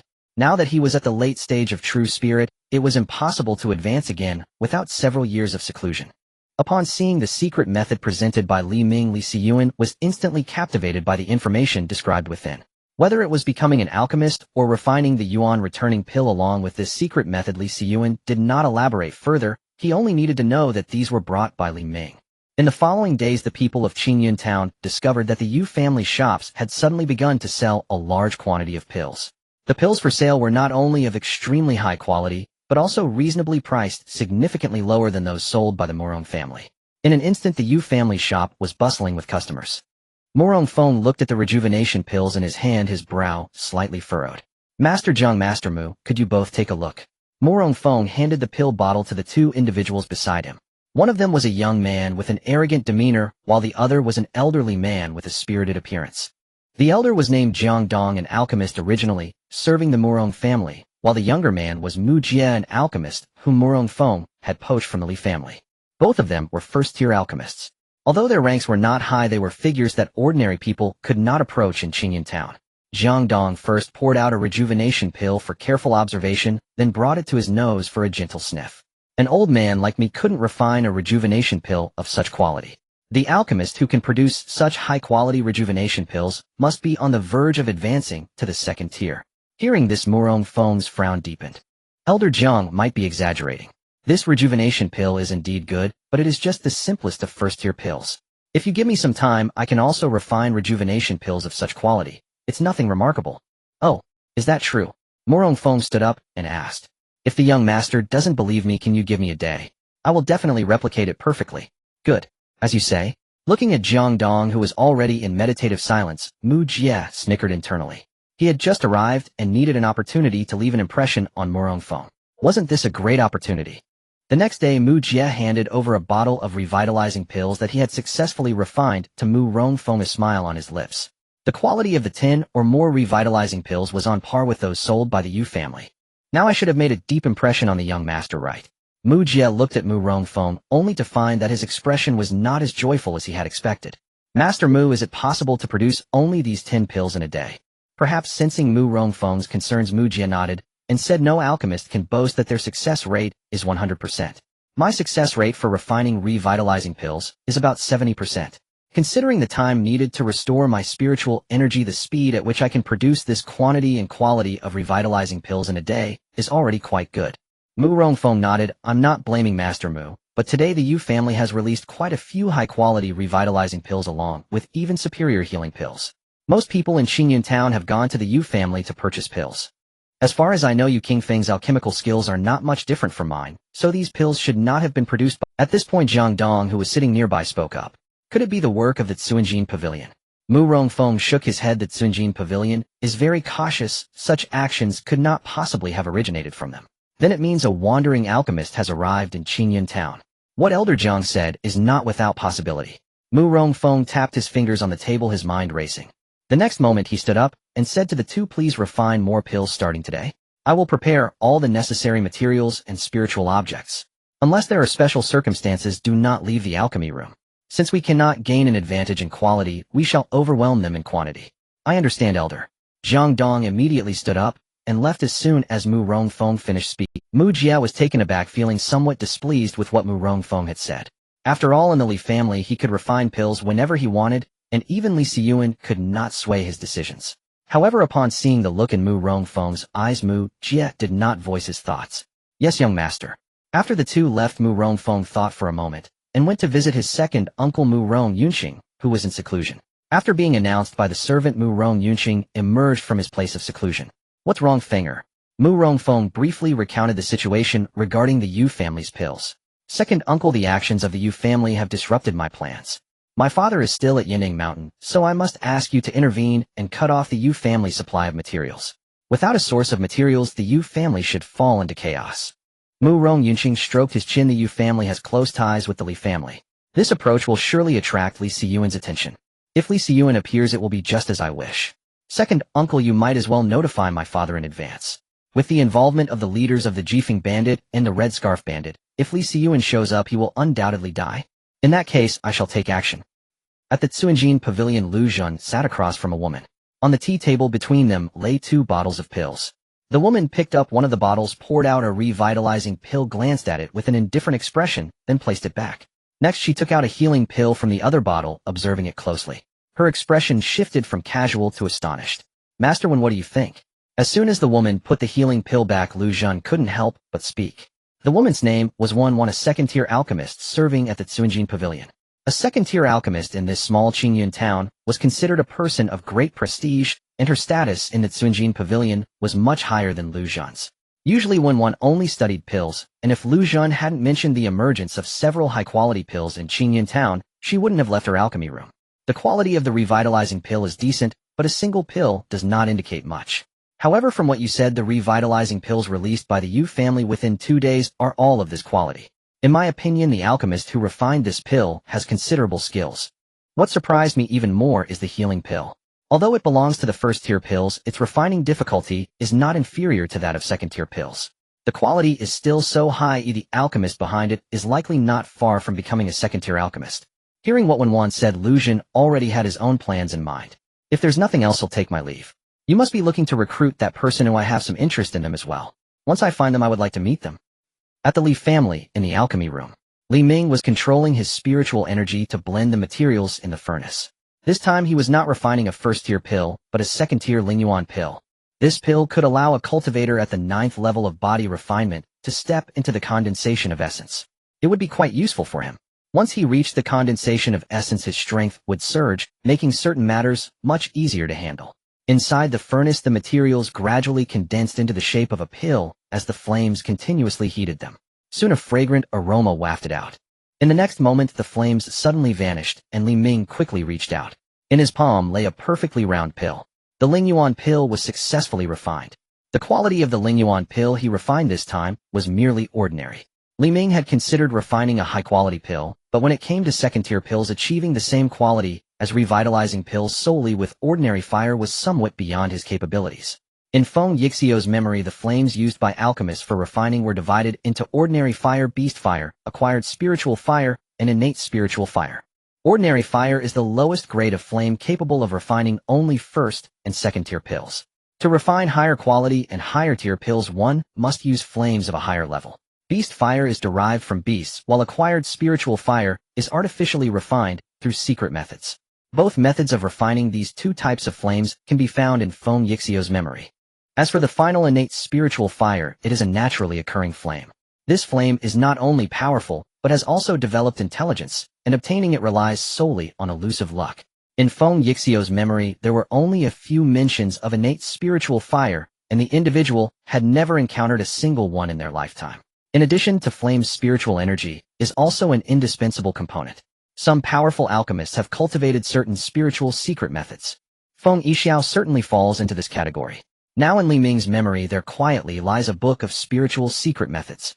I should be considered a second-tier alchemist now. With the memories of a 6th-tier alchemist in my mind, coupled with my strong spiritual energy and my efforts, I have managed to grow from a novice to this level in just a short period.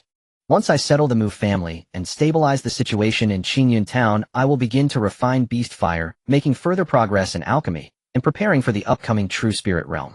With this thought in mind, Li Ming did not hesitate to swallow the Lingyuan pill. Instantly, a surge of powerful essence energy shot up into the sky. In the grand assembly hall, Li Siyuan seemed to sense something. His gaze drifted toward the courtyard where Li Ming resided, and a faint knowing smile curved his lips. The Li clan members assembled in the hall glanced at their patriarch in bewilderment, puzzled by his uncharacteristic expression. Had some joyous event transpired? In the next instant, a burst of unrestrained laughter echoed through the hall. A figure darted forward with the agility of a startled hare, and soaring magpie, landing gracefully within the chamber. Father! 16 years old and already at the condensed Yuan realm. Morong Feng pales in comparison to my peerless son. Li Siyuan stroked his chin, his voice thick with paternal pride. Indeed, murmured the Li clan elders, turning as one toward Li Ming, their faces alight with elation. They had all witnessed the profound transformation sweeping across the Li family in recent days. They knew well that aside from Patriarch Li Siyuan himself, it was Li Ming who had catalyzed this renaissance. Now at such a tender age, he had already broken through into the condensed Yuan realm.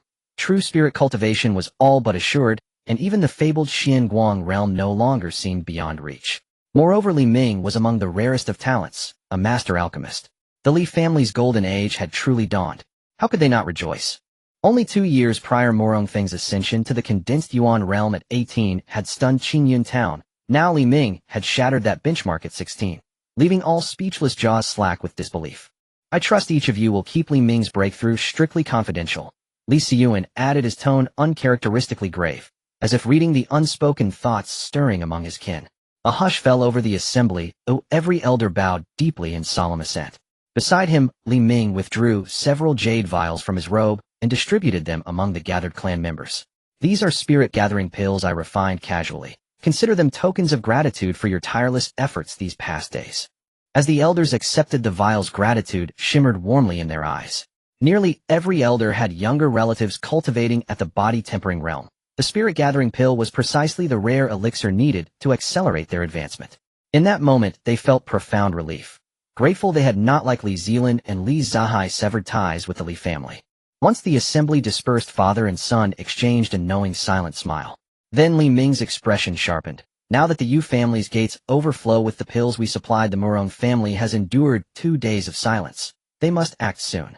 Most likely they'll dispatch agents to sever the Yu family's medicinal supply routes. Li Xiyuan nodded thoughtfully. What we foresee the Murongs surely anticipate too.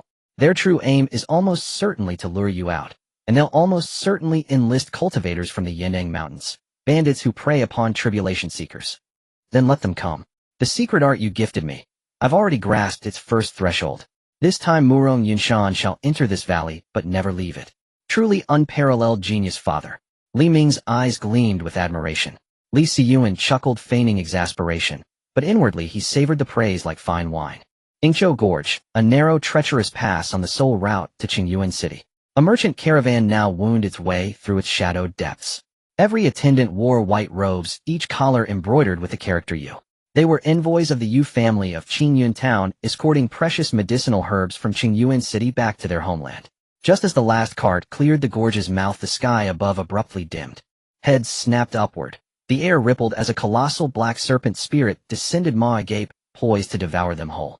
From the rearmost carriage came a low, contemptuous snort. A torrent of blinding flame erupted, swallowing the serpent whole. Li Xiyuan, you're here after all. Murong Yunxing's voice tore through the air, sharp with shock and fury. Li Xiyuan stepped calmly from the carriage. His gaze settled on the caravan's captain. Seize this moment. Flee without delay.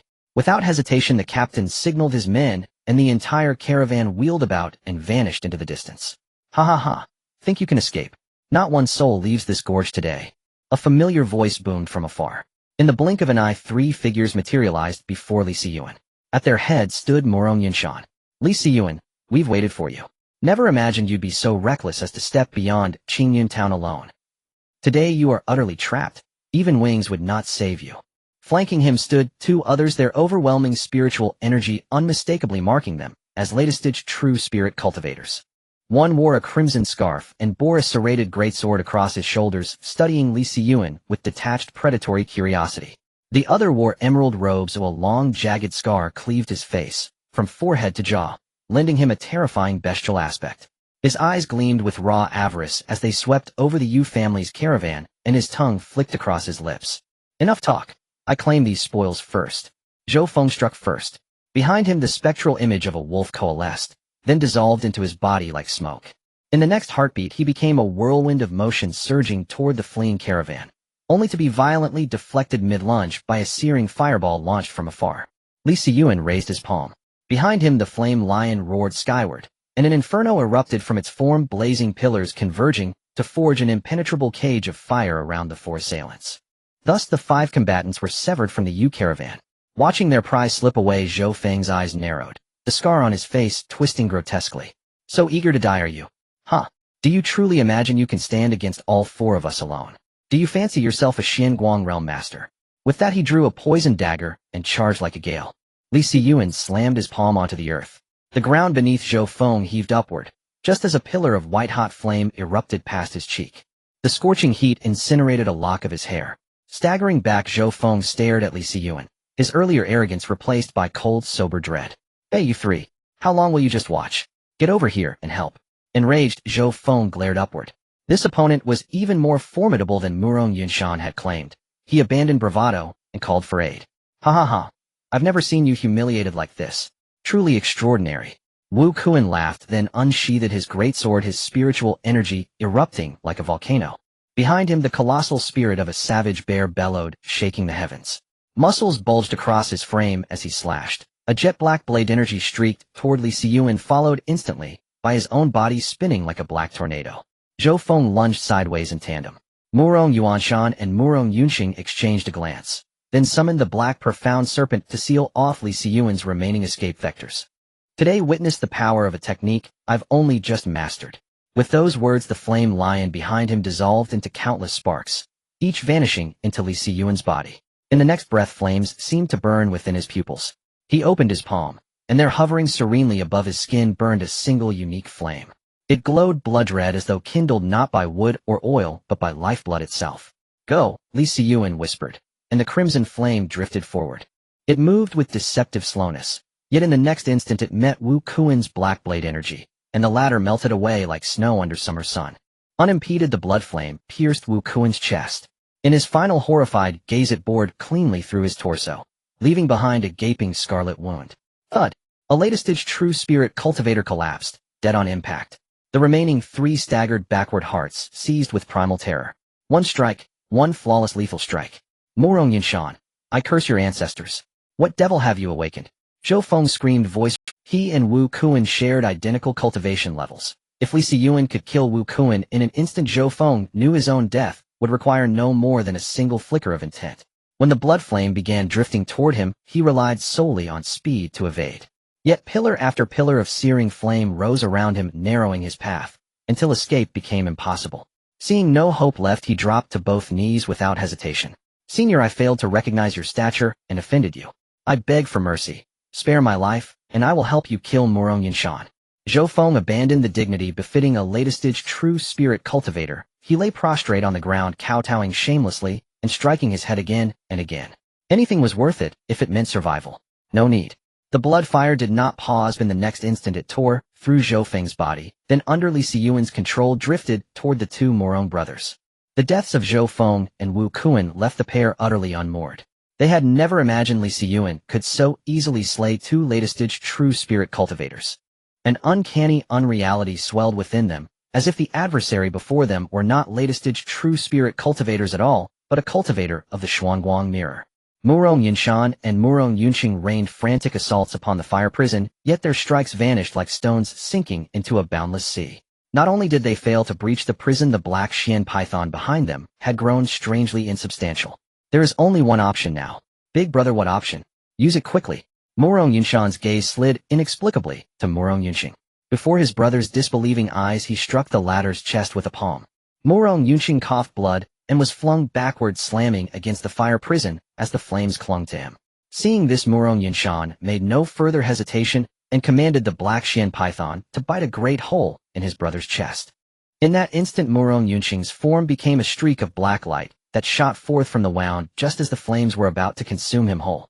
The blood fire at their backs was a mere step away from piercing Murong Yunshan. Li Xiyuan arched an eyebrow and waved, dispelling the fire prison. He had not expected Murong Yunshan to be so merciless as to abandon his own blood, but precisely for that reason, he could not let him escape. Otherwise, the consequences would be endless. Swallowing the blood fire in one gulp, Li Xiyuan condensed into a streak of flame and pursued the direction Murong Yunshan had taken. At the Murong estate, Murong Feng sipped his tea with a distracted hand. For some unfathomable reason, his heart fluttered with a premonition of calamity. It felt as though something dreadful had occurred. With 3 latest-stage true spirit and second uncle at mid-stage true spirit arrayed against him, Li Xiyuan ought to be surely dead. The men we stationed at Yingqiu Ravine should be returning soon. Murong Feng glanced toward the door as a figure staggered inside. Bad news, young master. Dead, all dead. Only Lord fled in panic to the west. The teacup in the man's hand shattered with a sharp crack. Murong Feng stepped forward, seized the man by his collar, and demanded in a furious voice, "What did you say?" The man's lips trembled as he spoke in terror. According to plan, Lord and 3 others successfully cornered Li Xiyuan, but Li Xiyuan unleashed a fire prison. I could not see clearly what transpired inside, but when the flames cleared, 2 of Yanning Mountain's raiders were lying dead, where they fell, each with a gaping blood hole in his chest. His throat bobbing, the man continued, and I saw with my own eyes Lord fly out from second Lord's chest and barely cling to life.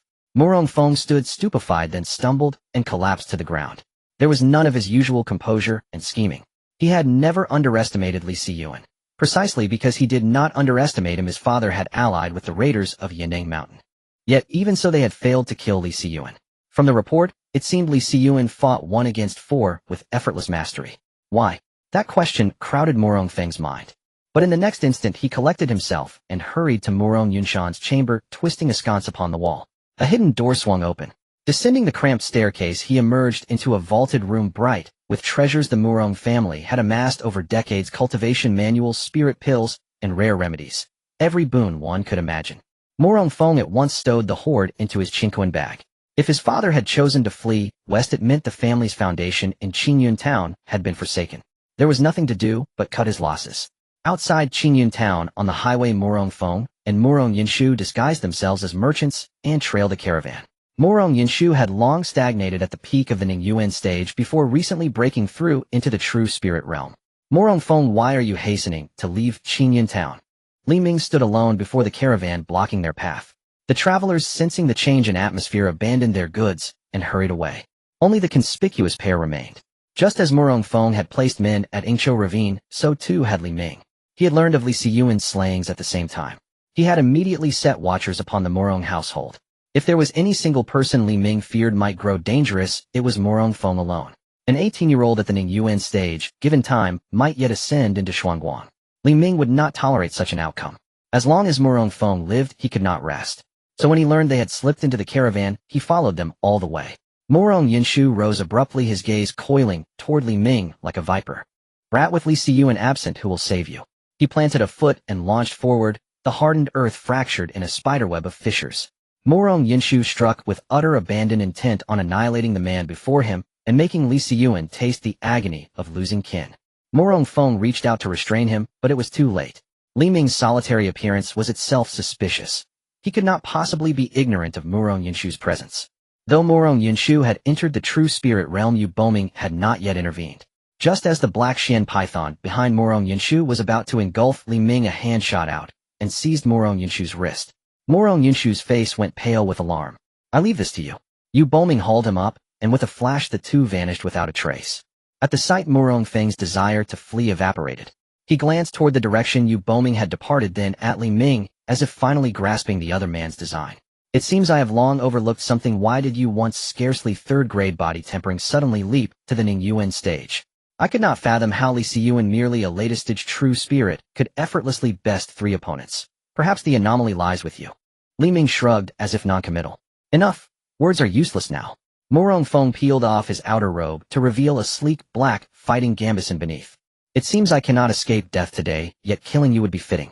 His tone fell cold, his eyes sharpened, and his hands flung outward with lightning speed. With several whistling cracks, hidden weapons streaked through the air toward Li Ming. With a clatter, they all fell harmlessly to the ground. Morong Feng narrowed his eyes and saw that Li Ming was surrounded by a single blood-colored long sword that orbited him like a crimson halo. A profound rank spirit artifact. At the very sight of the blood-drinking sword, Morong Feng instantly discerned its rank. Each of his phantom shadow darts had reached the pinnacle of the yellow rank.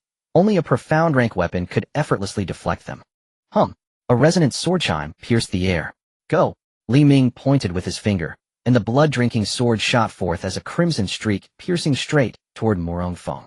After ascending to the condensed origin realm, he had discovered a treatise on sword mastery within the Li family's scripture pavilion.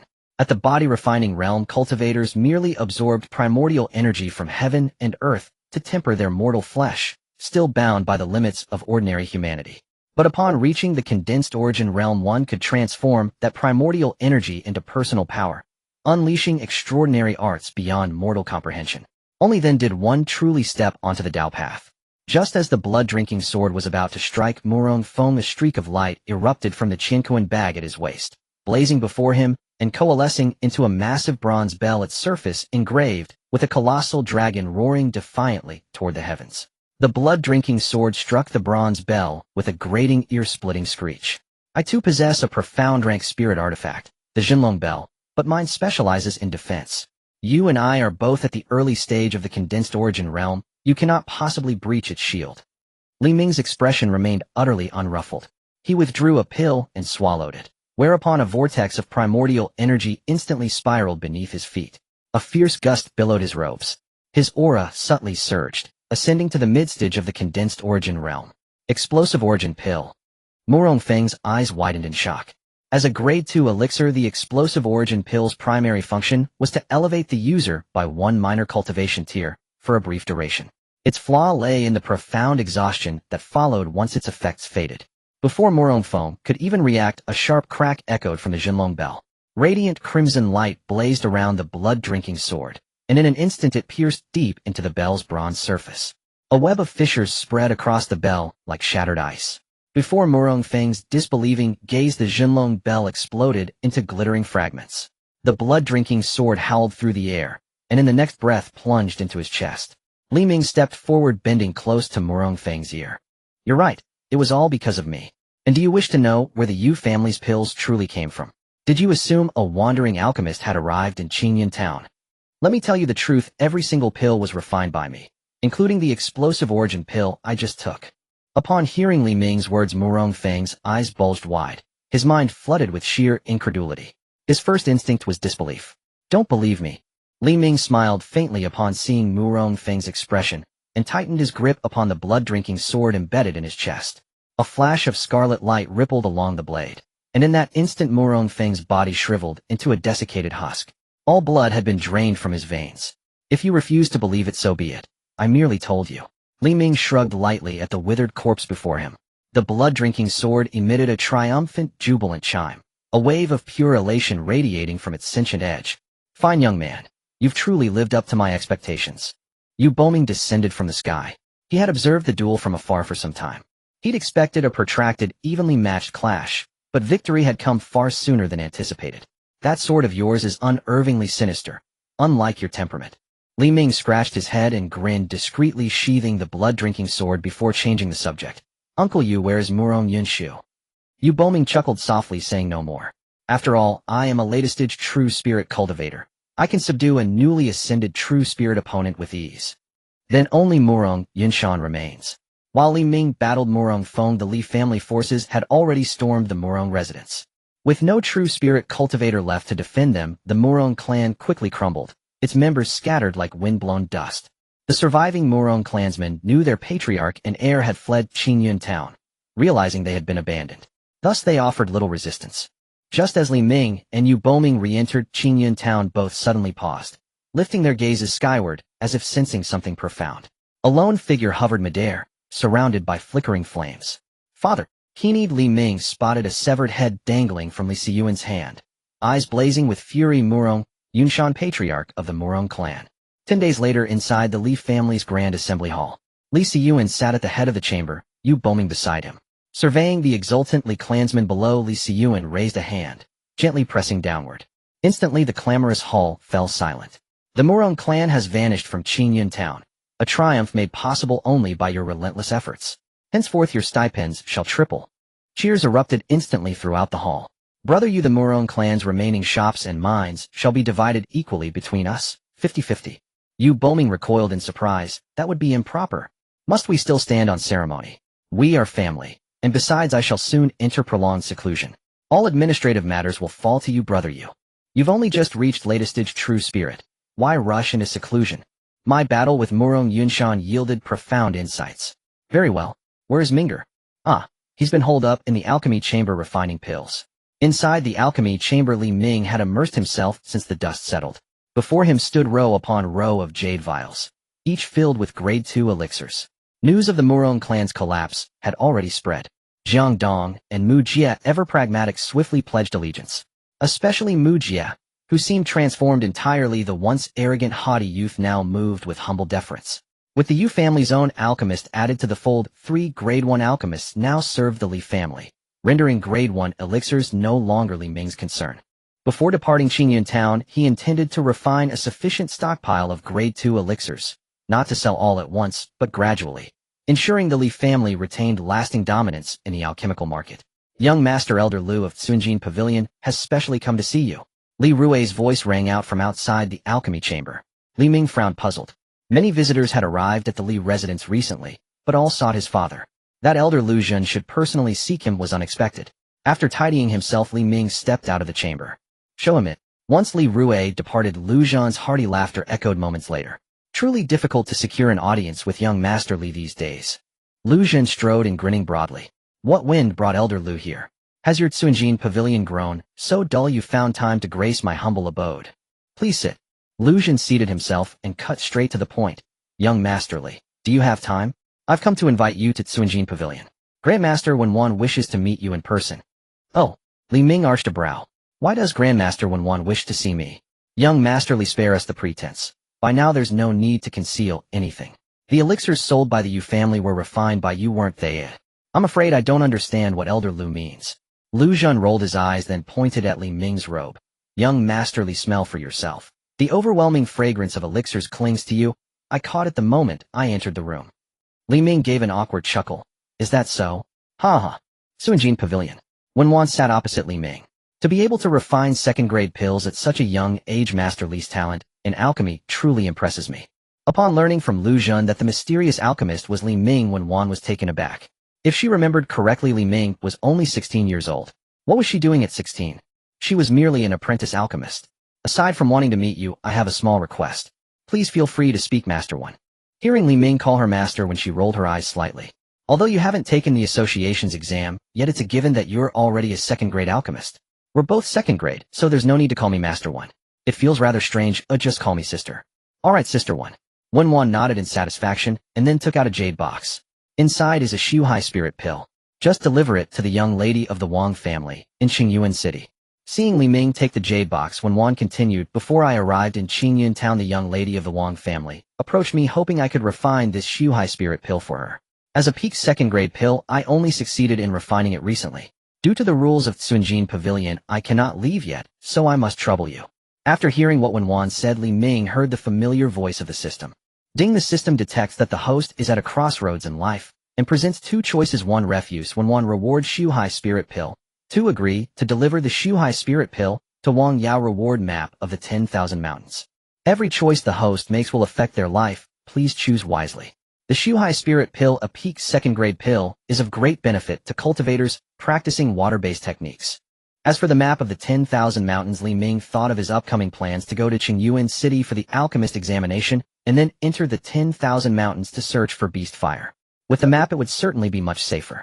However, Li Ming's attention was focused on the choice itself. This simple task of delivering a pill could actually influence his life. It seemed there would be twists and turns involved. The safest option would be to refuse Wenwan's suggestion. The map of the 10,000 mountains could also be found with some effort. However, of course, sister won't let you go empty-handed. Here, a pill fell into Li Ming's palm. You just advanced to the Ningyuan stage, and this Gyuan pill will stabilize your realm. The remaining potency will also help you quickly reach the mid-Ningyuan stage. Thank you, Sister Wen. Accepting the pill meant Li Ming had taken on this task. Ding. The host has made a choice, and the reward has been issued. Just as Li Ming was about to leave, Wenwan handed him a token. If you wish to go to Qingyuan City's Alchemist Association for the exam, this token will save you a lot of time. Returning to the Li family, Li Ming first took out the map from his Qingmei bag. The map felt like it was made of sheepskin. It depicted mountains and rivers with some areas circled in red, looking quite detailed. Li Ming's heart settled. With this map, he wouldn't have to worry about wandering into dangerous places. The 10,000 mountains connect the Zhao and Wei countries, filled with countless magical beasts. It is said that deep within the 10,000 mountains resides the demon emperor of the earthly tomb realm alongside numerous magical beasts, and there are also several forbidden areas. Some forbidden areas were caused by the emergence of ancient cultivators' caves, while others have been formed over the years through natural development. With this map, he could save a lot of time. Li Ming stored the map, and then took the Gyuan pill, swallowing. 1 month later, the impact of the disappearance of the Murong family had gradually faded, and the people of Qingyuan town had become accustomed to the current situation where the Li family was prominent. That day on the official road outside the town, Li Ming rode on a horse, and said to the two beside him, "Father, Uncle, you guys can go back. I'm not a child anymore. You brat, don't forget about the Qianlong conference in 5 years. Don't worry, I won't forget." Watching Li Ming's departing figure, Li Xiyuan was lost in thought. What's wrong? Can't bear to part with him. Not at all. A fledgling eagle will eventually soar high, and it's not like we won't see each other again. Yu Boming smiled. On the days you're left, I felt the same way as you do. How is Xiao Ji at the Guiyuan sect now? I received a letter some time ago. She said she has already reached the mid-Ningyuan stage. So fast. Indeed, the Guiyuan sect is one of the 4 major sects in the Zhao country, and its resources cannot be compared to this small Qingyuan town. However, Minger is also not slow. He should be reaching mid-Ningyuan soon. As for alchemists, they cannot be judged by common standards. True. After absorbing the Guiyuan pill, Li Ming's cultivation had firmly stabilized at the initial Ningyuan stage, and the remaining potency now circulated within his body, without requiring his control. A day later, Li Ming stopped in front of an imposing city. The city bore the three large characters Qingyuan City. The Zhao country has 3 prefectures and 10 counties under its jurisdiction. Qingyuan City is a city under Ningyuan Prefecture and Linyang County. Upon entering the city, a cacophony of sounds entered his ears. Various vendors were calling out on both sides of the wide street. Further away, pavilions and towers stood in close proximity. Following the crowd, Li Ming arrived at an inn. After requesting a room, he stepped out of the inn and soon arrived before the tallest building in the city. This was where the Alchemist Association was located. Every city has a branch of the Alchemist Association. As soon as Li Ming entered, he was stopped by someone. No entry for unauthorized personnel. The person who stopped him was merely at the body refinement stage, but wore a golden robe with a 5-point star sewn onto the chest. This indicated that this person was a first-grade alchemist. Due to the scarcity of alchemists, their status is revered, and most alchemists are proud and aloof even when encountering powerful cultivators. Li Ming took out Wenwan's token. I am here for the exam.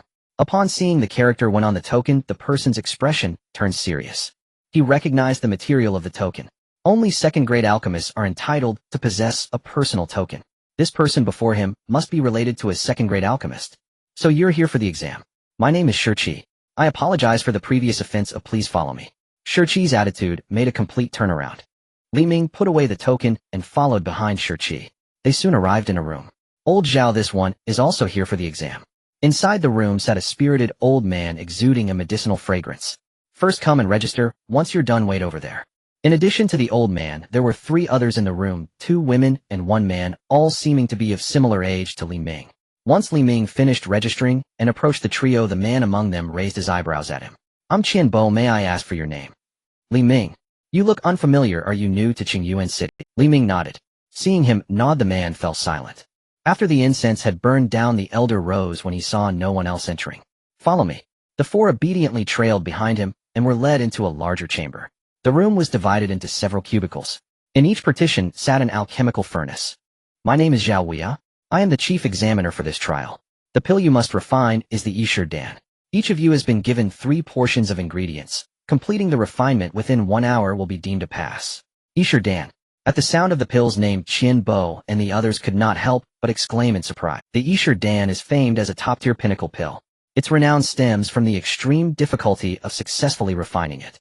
Though classified among first-tier pills, its craft rivals that of second-tier elixirs in complexity. The greatest power of the Yishir Dan lies in mending a damaged soul. Elder Zhao, why is this trial so arduous? Qianbo could not help but ask. That was the chairman's decision. I do not know the reason. Moreover, it will not be just this year. Future examinations will also use the Yishir Dan. If you feel uncertain, you may withdraw and return next year. No one chose to withdraw. Since future tests would be the same, it would do no harm to gain experience now. If no one withdraws, then begin. The 4 each took a cubicle. 3 portions of ingredients had already been prepared inside. Li Ming stared at the furnace and recalled the method for refining the Yishir Dan. In Feng Yixio's memories, the Yishir Dan had been a source of bitter frustration. He had failed countless times while still a first-rank alchemist, and only succeeded after ascending to second rank. Thus, in Feng Yixio's recollections, the procedure for the Yishir Dan was described in painstaking detail. It was one of the pills he remembered most vividly. With a hiss, a burst of flame leapt from the furnace. Li Ming tossed the ingredients in and began to refine. At the same moment, an explosion sounded from one of the adjacent cubicles. Xiao Huohuo turned toward the sound and saw Qianbo emerge with his hair standing like needles and his face blackened by smoke. Zhao shook his head and silently marked him as failed. Looking to the others, he found the remaining 2 were performing with proper technique. The pill forms had already taken shape in their furnaces, only the final crucial step remained. The crux of the Yishir Dan difficulty lay in the manipulation of mental force, which had to be controlled with the fineness of a hair. One misstep would render all prior effort futile. The Wang and Shun families truly lived up to their reputations as alchemical lineages. Even if they failed this time, with time both would inevitably succeed. Just as Xiao Huohuo prepared to look toward Li Ming, a sudden aroma of pills drifted forth. What is that? Xiao Huohuo's face showed astonishment as he glanced at Li Ming and saw him pocketing a perfectly formed pill. Xiao Huohuo approached Li Ming and took the Yishir Dan for careful inspection. The fragrance is rich and the quality excellent. You are Li Ming. He returned the pill with a benign approving look. To produce a Yisher Dan successfully at such a young age was rare. He had not seen such talent in a long while, and a desire to mentor stirred within him. Indeed, you have passed.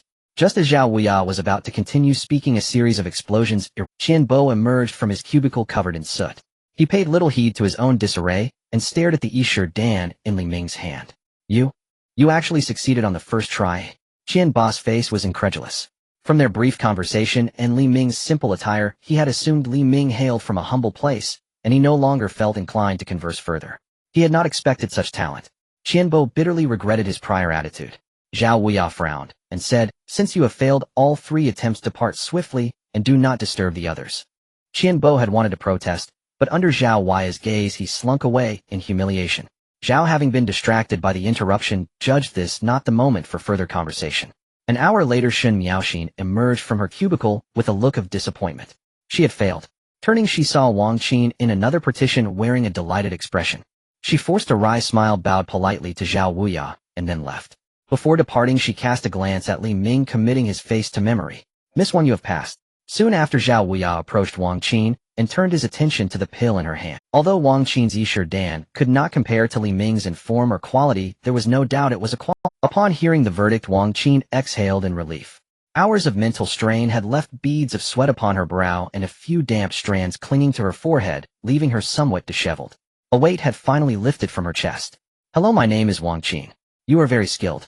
Perhaps we might exchange notes on alchemy in the future." After passing the trial, Wang Qin was in high spirits and approached Li Ming. Hearing her surname, Li Ming felt a brief stir within and offered a slight nod. "Follow me. Once your examination is confirmed, your information will be registered so that any branch may access it. You will also receive the alchemist's robe allotted to your rank." As Xiao Huohuo prepared to lead the two away, Li Ming suddenly spoke. "Elder Xiao, to be candid, I wish to proceed directly to the second-rank alchemist examination." Wang Qin glanced at Li Ming in surprise. Her impression of him immediately diminished as she thought him arrogantly overconfident. Although the difficulty of refining the Yisher Dan could rival a second-tier pill, the second-rank alchemist examination would unquestionably present a far greater challenge. Xiao Huohuo was not surprised. One who could make the Yisher Dan on a single attempt would naturally possess some pride. He was curious to see whether Li Ming could pass the higher test. "In principle, that is permissible, but let me confirm, are you sure you wish to take the exam now? Do you not need time?" "No need." "Very well." After a short while, Shurqi arrived. "Sure, take Miss Wang and handle the subsequent paperwork." "Yes, Elder Xiao." Before leaving, Shurqi cast a puzzled glance at Li Ming, wondering why he did not depart. He wishes to proceed directly to the second-rank alchemist examination. Noticing Shurqi's confusion, Wang Qin, as she left the room, simply announced the truth. "What a—" When Wang Qin had finished the formalities and stepped out of the association, she found Qianbo and Shun Miaoxin waiting at the entrance. "Where is Li Ming?" Qianbo looked behind Wang Qin, but did not find the figure he sought. Shun Miaoxin said nothing, yet her expressive eyes also searched Wang Qin's path. He harbors lofty ambition and wishes to become a second-rank alchemist at once. Wang Qin spoke with a mocking expression. She could not explain why she felt such disdain for Li Ming. Perhaps it was his composed air when declaring his intention to attempt the second-rank exam that irked her. As if the second-rank title were within his grasp. He intends to take the second-rank alchemist examination directly. Qianbo was astonished and felt a strange premonition welling up inside him. He had a sense, inexplicable but certain, that Li Ming would succeed in that examination. "What? You still aren't leaving? Weren't you waiting for me?" Seeing the two still standing, Wang Qin raised an eyebrow. "You aren't waiting for that fellow, are you? Do you really think he could pass the assessment for a second-rank pill refiner? He looks about our age. What second-rank pill refiner is younger than him?" At Wang Qin's remark, Qianbo gave an awkward smile. Shun Miaoxin meanwhile pretended not to hear, eyes downcast. Seeing this, Wang Qin stamped her foot and said, "If you want leave, he'll go." Not long after Wang Qin departed, a figure emerged from the Pill Refiners Association. Qianbo frowned when he saw Li Ming. He checked the time and realized only half an hour had passed. Could he have failed? Understandable. At such an age, becoming a second-rank pill refiner is asking too much. Yet even if Li Ming had failed, having once successfully refined a Yisher pill on his first attempt made Qianbo eager to cultivate a connection with him. Qianbo knew that among those of Li Ming's age in Qingyuan City, only Wang Qin and Shun Miaoxin surpassed him in alchemy. He snapped back to the present when he felt Shun Miaoxin tugging his sleeve. She covered her mouth with one hand, her gaze fixed ahead. Following her eyes, Qianbo saw a scene he would never forget. Xiao Huohuo, a third-rank pill refiner, was walking out of the association chatting and laughing with Li Ming. Wrinkles gathered on his face like a chrysanthemum in bloom. Then Qianbo watched as Xiao Huohuo personally handed a token to Li Ming. The token bore the character Li, the exclusive token of a second-rank pill refiner. He actually succeeded. Qianbo could not help but exclaim. Li Ming and Xiao Huohuo turned at the shout. Then it's settled. Come visit this old man often when you can. Off you go, Xiao Huohuo said with a smile. Xiao Huohuo patted Li Ming on the shoulder and hummed a little tune as he strode back into the association. With Xiao gone, Qianbo hurried forward to Li Ming. I was mistaken earlier. Allow me to reintroduce myself, Qian family Qianbo. Shun family Shun Yaoxin. The two cupped their hands to Li Ming. Qingyun Town Li Ming. At Li Ming's words, Qianbo pictured Qingyun Town, a small settlement under Qingyuan City. For Qingyun Town to produce someone like Brother Li, it must be a place blessed with talent. Encouraged by Qianbo's warm invitation, the three went to Qingyuan City's largest establishment, Jiyuan Tower. Young Master Qian, it has been so long since you graced this humble place. Manager Zhou, we have honored guests today. Bring out all your signature spirit-infused specialties. The manager glanced toward Li Ming behind Qianbo. He recognized Shen Miaoxin, and only Li Ming's unfamiliar face could be the distinguished guest Qianbo referred to. The Qian family backs this restaurant, so do not worry about expenses for Qianbo, Shen Miaoxin said softly. Hearing this, Li Ming let go of his unease. The three conversed with the ease of old acquaintances. Qianbo lacked the pretensions of a noble scion. Instead, he was well-informed and spoke of many travels.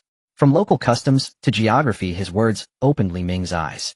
Shun Miaoxin listened quietly, occasionally offering a witty remark that made the conversation warmer. Brotherly, don't say that feelings of affinity are hollow. If you reveal yourself as a second-rank pill refiner, even the city lord would humble himself to invite you as an honored guest of his inner circle. I'm not seeking anything from you, only to form a benevolent tie. Hearing this, Li Ming gained a clearer impression of Qianbo, straightforward, generous, and urbane. Despite a few minor flaws, Qianbo was open-hearted and considerate. Perhaps he had spoken to win favor, but at least for now Li Ming felt no dislike. I am much the same. In Qingyuan City, the city lord's faction was the dominant power. Only those in the late stage of the Shuangguang realm could become a city lord. Backed by the Zhao state, the city lord enjoyed the privilege to act and report later. Beyond the city lord were the three great families, Qian, Wang, and Shun. The Qian family dabbled in many enterprises and was the wealthiest in Qingyuan City. The Wang and Shin families were both alchemical lineages. The Wang family was purer in focus, while the Shin family also practiced artifact forging. The heads of the three families cultivated at mid-stage Shuangguang realm. The four powers balanced one another, and Qingyuan City had maintained this arrangement for decades. These facts were all common knowledge to those who cared to learn. After declining Qianbo's further invitations, Li Ming returned to the inn. During their conversation, he had learned about the Wang family's current predicament. The Wang family devoted itself wholly to refining pills. Generations had lived to research elixirs. Yet as time passed, fewer descendants held that ambition. By Wang Xin's generation, only she showed any real talent in alchemy. Old Master Wang was now near the end of his days. To preserve the family's tradition, he decreed a rule: any branch that wished to inherit the Wang name must present a descendant under 20 who has become a second-rank pill refiner. At that, Li Ming recalled Qianbo's joking words, "Brotherly, you fit Old Master Wang's conditions perfectly. Why not join the Wang family?" Old Master Wang is a pill refiner no less accomplished than President Qin. Qin Tian, the president of Qingyuan City's Pill Refiners Association, was a fourth-rank pill refiner. Could this be the difficulty behind escorting the pills? Li Ming wondered. After all, Qianbo had said that among the Wang family's younger generation, only Wang Qin's talent was passable, and she was at best a first-rank pill refiner. It seemed unlikely she would reach the second rank before turning 20. Li Ming's own advancement to second rank was known to only a precious few. Both Shen Miaoxin and Qianbo had promised not to broadcast his second-rank status recklessly. Qianbo's jocular suggestion was unlikely to become prophecy. The next day, Li Ming tidied himself and arrived at the imposing Wang family manor. "Who goes there? What business brings you to the Wang household?" Two young Wang attendants demanded, stepping forward to block him. Li Ming produced the token with composed grace. "I come by commission. I must personally deliver an item to Miss Wang Yao. The token exclusive to second-rank pill refiners." The two attendants were astonished. As members of an alchemical family, they had long been steeped in knowledge about pill refiners. Whether he was himself a second-rank pill refiner or merely associated with one, his visit was clearly significant. "Sir, please wait. Allow me to inform inside," one said, immediately changing his expression to a smile and hurrying into the manor. A moment later, a maid of pleasing features came out to appraise Li Ming from head to foot. "Young master, please follow." Led by the maid, Li Ming wound through the Wang residence until they arrived at a tasteful little courtyard. "Please wait here, young master. The miss will be with you shortly," the maid said, then departed. After about a cup of tea's time, Li Ming detected a unique fragrance. I apologize for keeping you waiting, young master. A graceful female cultivator walked towards Li Ming, giving a slight bow. The female cultivator wore a light veil obscuring her features. However, her voice was melodious and clear, revealing enough to hint at her exceptional beauty. No worries. With that, Li Ming pushed a jade box towards Wang Yao. Inside is the Shuhai spirit pill refined by Sister Wen. Miss Wang may examine it. Extending her fair hand to open the jade box, Wang Yao took a glance before closing it again. This is indeed the Shuhai spirit pill. Thank you for your trouble, young master. May I ask what your relationship is with Master Wen? If it's inconvenient to discuss, I won't press further. From the doorman, she learned that the other party held Master Wen's exclusive token, and their words hinted at a close relationship, revealing their exceptional bond. There's nothing inconvenient about it. Sister Wen is a senior to me.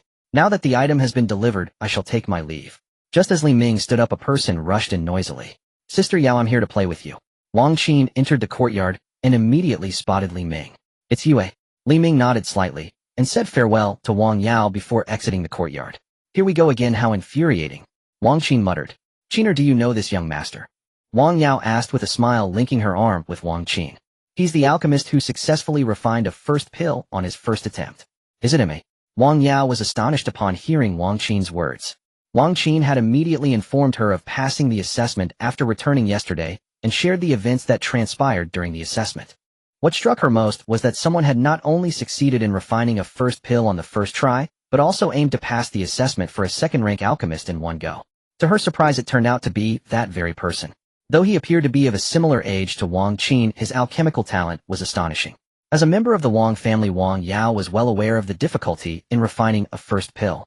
Even within the Wang family, only a handful could achieve success on the first attempt, and they were all of considerable seniority. Did he successfully pass the assessment for second-rank alchemist? I don't know. Yesterday Qian Bo and Xin Miaoxin were the last to wait for him, and they should know. Quickly ask them. Sister, why are you so anxious? Are you interested in that guy?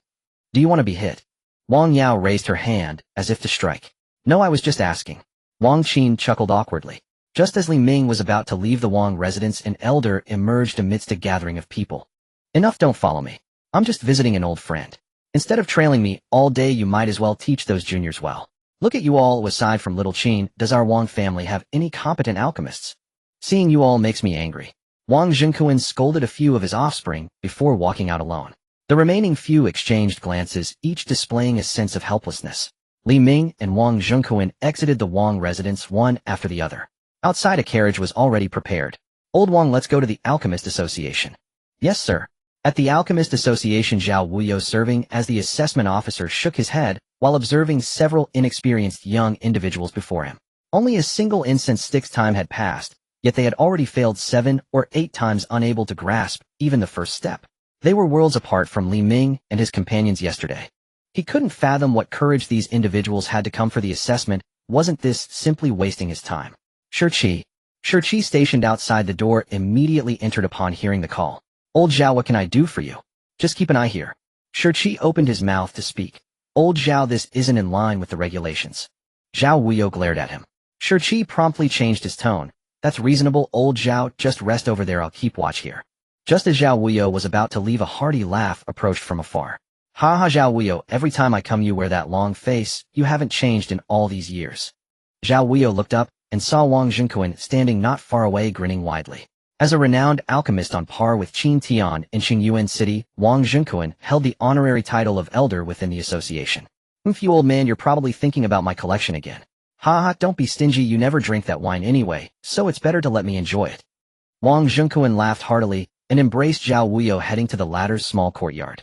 The back of the association featured a cluster of buildings with several small courtyards arranged in an appealing manner. Any second-rank alchemist who joins the association is entitled to select a small courtyard as a third-rank alchemist. Zhao Huai's courtyard was not only spacious, but also surrounded by a gathering formation, resulting in a rich accumulation of elemental energy, making cultivation significantly more effective. Xiao Huohuo and Wang Zhenkuan sat in a pavilion within the courtyard. Beside them was a pot of warm wine. Once the aroma of the wine wafted, Wang Zhenkuan eagerly urged, all right, pour me a cup to taste. Always urging you, the head of the Wang family, think about my wine all day long. Though he said this, Xiao Huohuo still poured Wang Zhenkuan a cup. After drinking it down, Wang Zhenkuan wore a satisfied expression. As the head of the Wang family, the weight of an entire clan rested on his shoulders, compounded by the unambitious nature of his descendants. Only in Xiao Huohuo's presence could he unload that burden and enjoy fine wine. "What's the matter? Have you encountered troubles again lately?" After finishing, Wang Zhengquan poured himself another cup and spoke to Xiao Huohuo. "Troubles? I have no troubles at all." Watching Wang Zhengquan's actions, Xiao Huohuo felt a pang in his heart. This month's wine was a recipe he had painstakingly purchased from a merchant and personally brewed. He had even added many precious medicinal herbs. Normally, he wouldn't even allow himself a sip. Since Wang Zhengquan saw it, he frequently came to mooch off him. "If you have no troubles, why the long face?" "My face is long. You must be mistaken, or I've been in a good mood these past few days." Xiao Huohuo looked at Wang Zhengquan with a smile, a look that seemed to say, "You should come and ask me." Wang Zhengquan indeed took the bait. He knew his old friend's temperament. He was always serious and rarely smiled. Even when happy, he wouldn't show it, let alone speak openly about it. "Oh, it's rare to hear you say you're happy. Tell me about it." Xiao Huohuo grinned and first glanced around to ensure no one was listening before leaning closer to Wang Zhengquan and whispering, "I've discovered a second-rank alchemist who's not yet 18. "A second-rank alchemist under 18? Xiao Huohuo, don't try to fool me."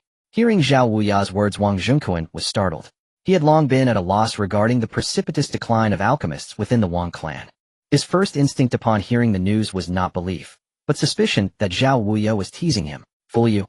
Open your eyes wide and look for yourself." With that, he produced a translucent stone, the Li Ming stone capable of recording visual impressions.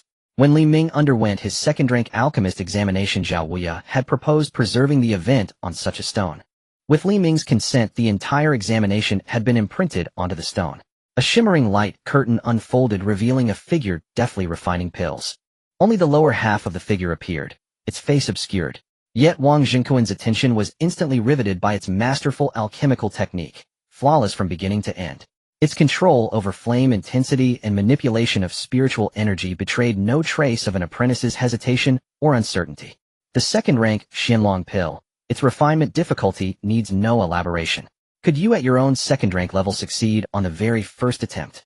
Wang Zhengquan drained a cup of wine, then fixed Xiao Huohuo with an intense burning gaze. "Where is this person? What is his name?"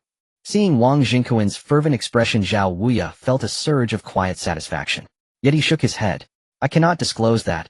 I've pledged discretion." He values anonymity above all. Wang Zhengquan's brow furrowed slightly. "Xiao, after all these years, surely our bond merits this exception. Since you've already shown me the Luiying stone, you know I won't relent. A second-rank alchemist beneath 18. If he survives, his future will be boundless." Wasn't this precisely the rare talent he'd yearned for? "It isn't that I refuse. I swore an oath." "You wouldn't wish my lifelong reputation shattered by one breach of trust, would you?" "Enough. I know your ways. Speak plainly. What do you want?" "Truly impossible this time. But tell me, has your mind gone numb? You're the patriarch of the Wang clan." At Xiao Huohuo's remark, Wang Zhengquan tapped his forehead. Indeed, he'd let urgency cloud his. As patriarch of one of Qingyuan City's 3 great clans, locating a single individual should be as effortless as drawing water. Why waste breath haggling with Xiao Huohuo? He rose immediately to depart, and before leaving quietly pocketed the wine jug from the table. "Xiao, once I find him, you'll feast in my ancestral hall." Watching Wang Zhengquan's retreating figure, Xiao Huohuo smiled faintly. He well knew how desperately the Wang patriarch craved prodigious alchemical talent. From the moment he unveiled the recording, he'd known Wang Zhengquan would inevitably track down Li Ming. Such genius was simply too extraordinary to remain hidden. The Alchemist Association head was absent from Qingyuan City, and among its residents, only Wang Zhengquan held 4th-rank mastery. To ensure Li Ming's safe growth, Xiao Huohuo had no choice but to reveal him. Should Li Ming's identity surface, Wang Zhengquan's protection would shield him. 4th-rank alchemist. Midstage Shuangguang cultivator. Patriarch of the Wang clan. 3 formidable titles, surely enough to deter many. As Xiao Huohuo's thoughts drifted, his hand reached instinctively for the wine jug, only to grasp empty air. "Wang Zhengquan, you insatiable glutton." Back at the Wang residence, Wang Zhengquan turned to the nearby coachman, "Lao Wang, fetch Xiaoqin for me." "Yes, master." Moments later, Wang Qin, who had been strolling through town with Wang Yao, was urgently summoned home. "Grandfather, what urgent matter calls me back so hastily?" "Xiaoqin, tell me, among those who took the alchemy examination with you yesterday, was there one who also sat for the second-rank assessment?" En route home, Wang Zhengquan had already reasoned carefully. If such a prodigy had emerged in Qingyuan City, word would surely have reached him, unless the event had occurred very recently. Wang Qin had just completed her exam, perhaps she held the key. That was why he sought her out first. Yet, hearing her confirmation, Wang Zhengquan's face lit with elation. His answer had come far sooner than expected. What is his name? And his appearance? He stepped closer, voice urgent. Even Wang Qin, normally unperceptive, sensed something deeply amiss in her grandfather's demeanor. Not only had Wang Yao abruptly questioned her about Li Ming, now grandfather too. Could it be? No, impossible. Qian Bo and Shun Miao Xian both confirmed he'd failed the exam. His name is Li Ming. As for his looks, well, unremarkable. Li Ming. Li Ming. Leaving the Wang residence, Li Ming readied himself before heading toward the 10,000-mile mountains. He had not forgotten his purpose in coming to Qingyuan City, first to pass the alchemist examination, second to enter the 10,000-mile mountains in search of beast flame. According to Feng Yixiao's memories, forging beast flame required first capturing a fire affinity spirit beast, creatures naturally capable of exhaling flames. Through specialized methods, a cultivator could extract and assimilate such flames into their own beast flame, a foundation upon which with secret techniques one might ascend to a postnatal spirit flame. Li Xiyuan's blood flame was one such postnatal spirit flame, his true spirit being the flame lion, allowing him to bypass the beast flame stage entirely. That explained how at true spirit late stage he could single-handedly overwhelm four opponents. At the entrance to the 10,000-mile mountains, figures milled about.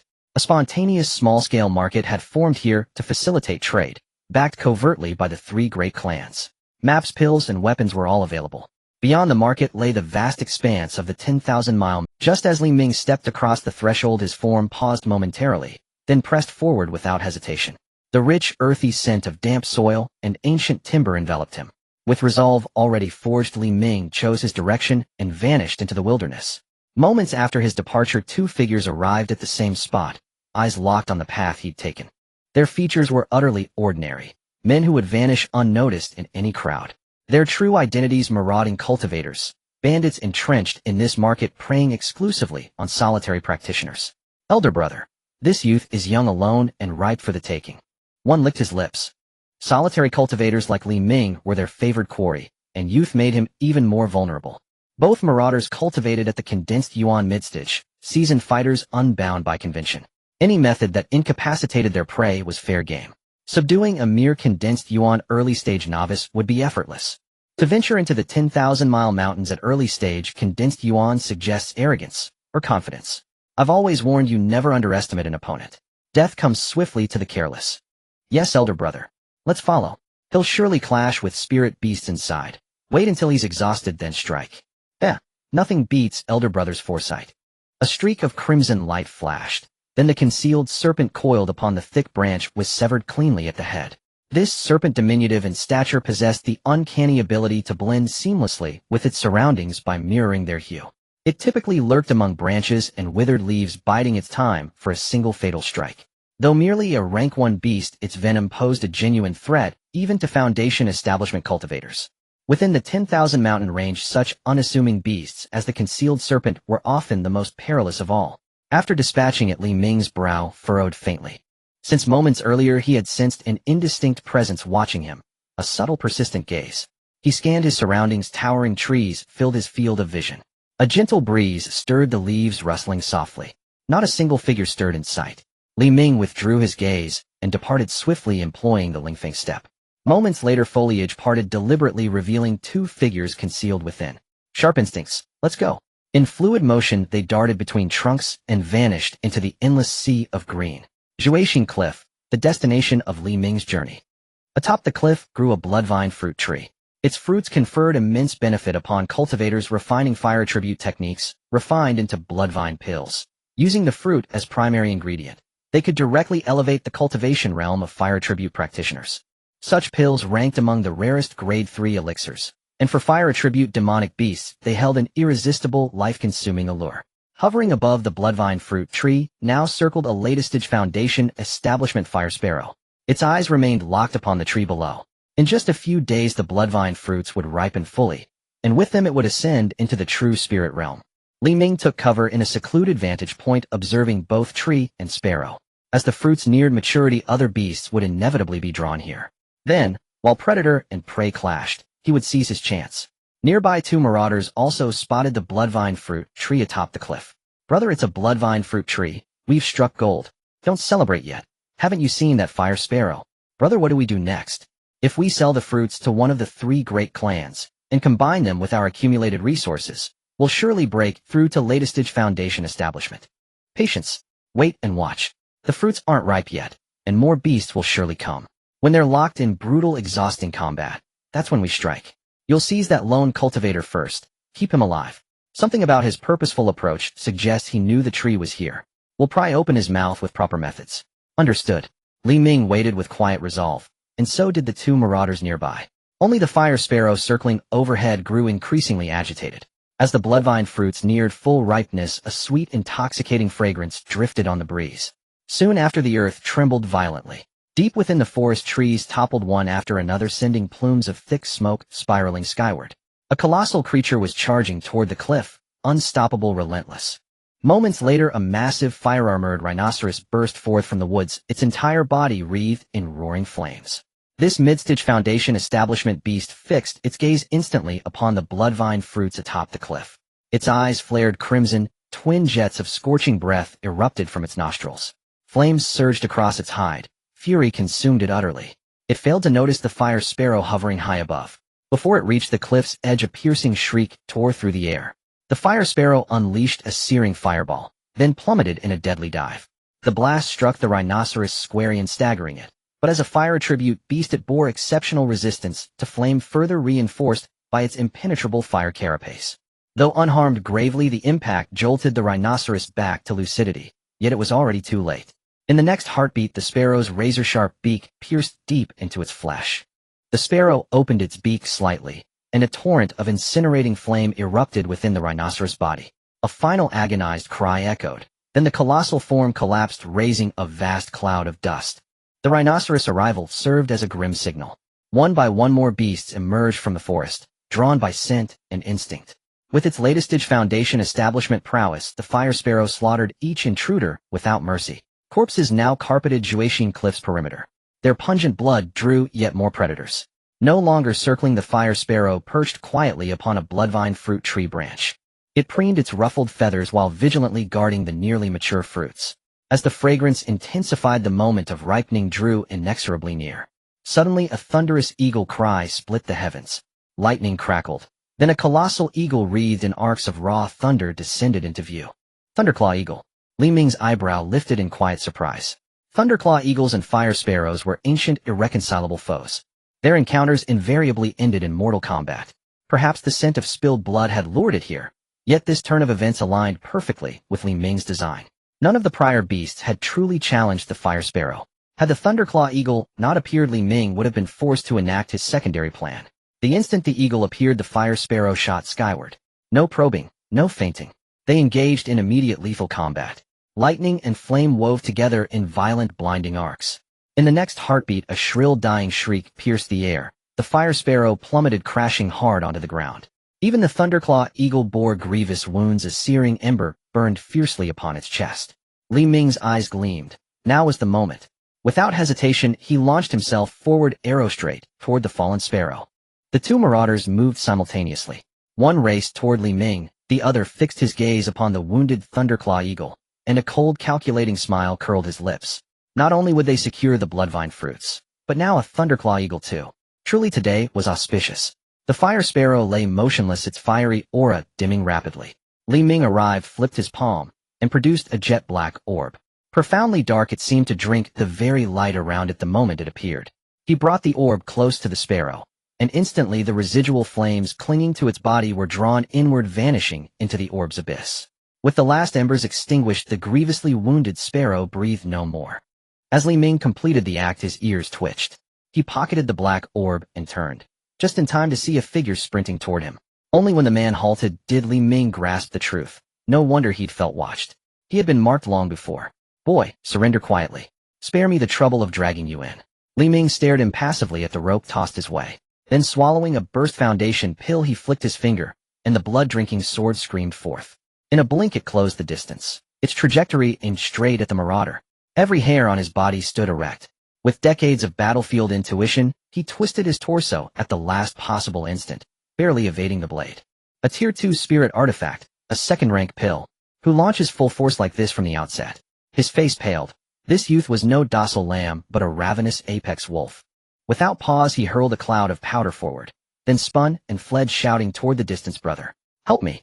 A streak of crimson light shot forth from the mist, transforming into a blazing arc that pierced straight through the marauder's chest. In the next instant, his entire body withered into desiccated husk. Daring indeed. Roaring in fury, the marauder chief rushed forward, but arrived a heartbeat too late. His expression darkened as he gazed upon his brother, now reduced to a mummified corpse. Though he had anticipated the opponent's strength would not be as superficial as it appeared, he never imagined his brother would fall in a single exchange. Such ruthless technique surpassed even that of seasoned marauders. Could this man be a demon cultivator? Footsteps echoed softly. The marauder lifted his gaze and saw Li Ming emerging serenely from the white mist.